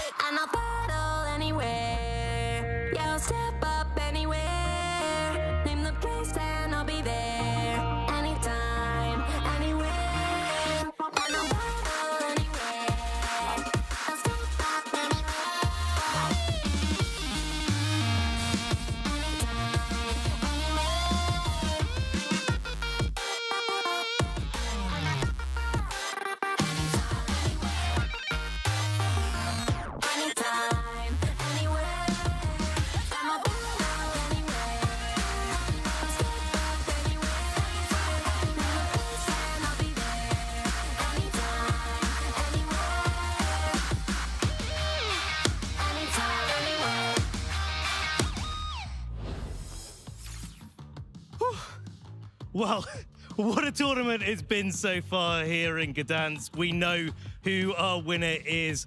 I'm Ben. I'm joined by Barish, Jamie, and Lou. And it has just been such an amazing weekend. And there's so many congratulations that we have for all of our winners here in Gdansk. It's been ups and downs. It's been a lot of different moments. We've had people traveling from all over the world to compete. We've had the local hero making it all the way into top 4, not quite being able to clinch it this time, but is certainly on their way to their potential next win. And we've got so much of the season left to look forward to. Barish, what has been your standout moment here this weekend? I mean, with the right partner on your side, it's very easy to shine. And we have seen how in the finals, the Basque Legion was the hero of the weekend. But also, congratulations to Lou for winning the Castles pick with that Volcarona. What can I say? Volcarona was a great choice, and I think that's probably my highlight of this entire weekend, is that people have been able to really see what Volcarona can offer, and it's been showcased so beautifully by both of our finalists, no less. Definitely. I mean, that Volcarona did so much work for our champion, Simone Sanvito, who has been able to take home the crown. But there's also the seniors and the juniors division that we've been able to crown a champion in.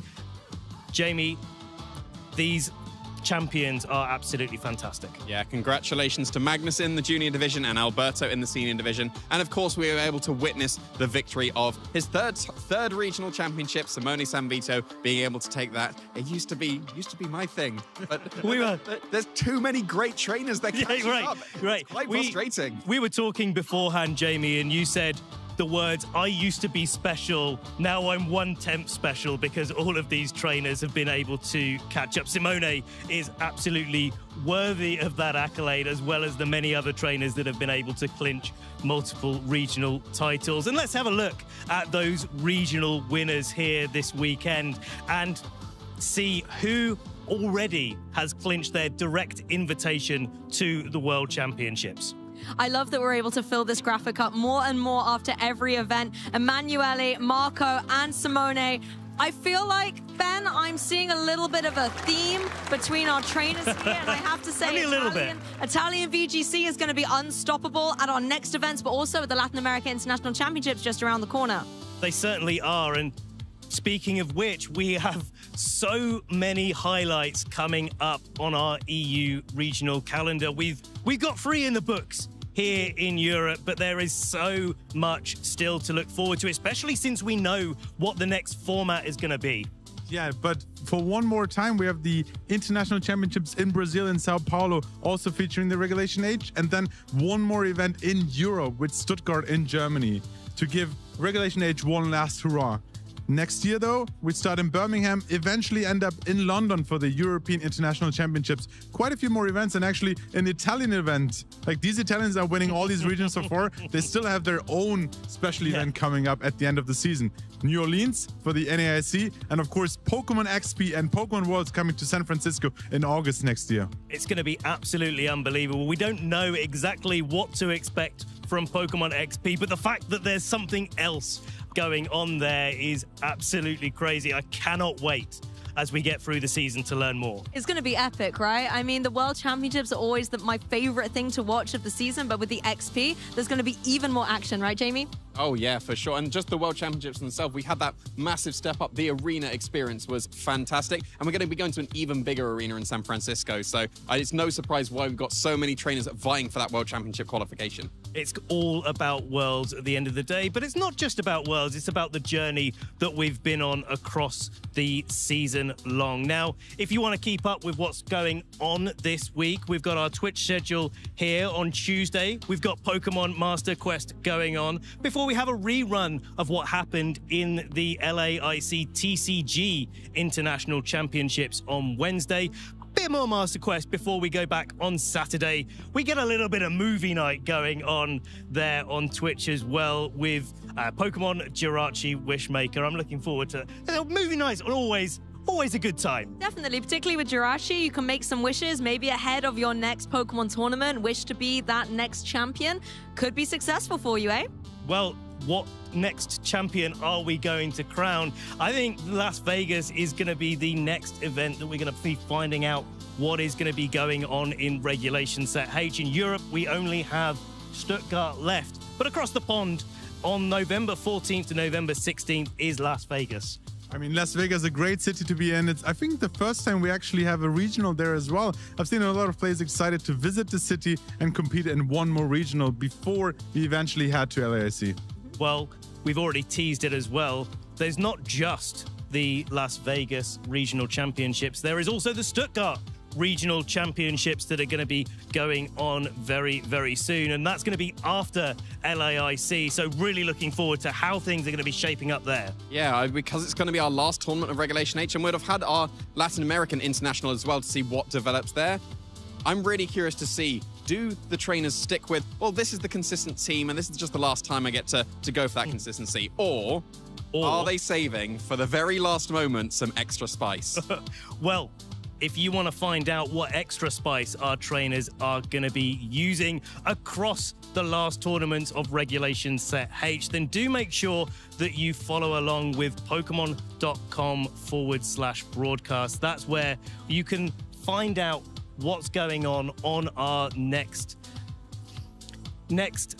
regional schedules, our international schedules as well. Anywhere where you want to watch a bit of Pokemon, Pokemon.com/broadcast. And of course, make sure to follow the channels as well. Make sure to ring the old bell to make sure that you get notified in advance when we go live too, so you don't miss any of the actions. And if you're enjoying it, make sure that you let us know with that hashtag #PlayPokemon across all of our socials down there below. It is brilliant to see what you're getting up to, whether you're playing and competing on these championship weekends, or if you're watching from home, or with the new ZA coming out, like, what's your character customization going on? We love to see that, and hashtag #PlayPokemon is the way to do that. So, without further ado, I think we can call that one a little bit of a wrap. I'm really sad to be saying that. Have to, Ben? I think we kind of Barish, honestly, it's been such a pleasure welcoming you to the team this weekend. Jamie and Lou, you're over there on the other couch. Make sure that you follow us along in Las Vegas and Stuttgart, and of course LAIC. But until then, trainers, we will see you next time.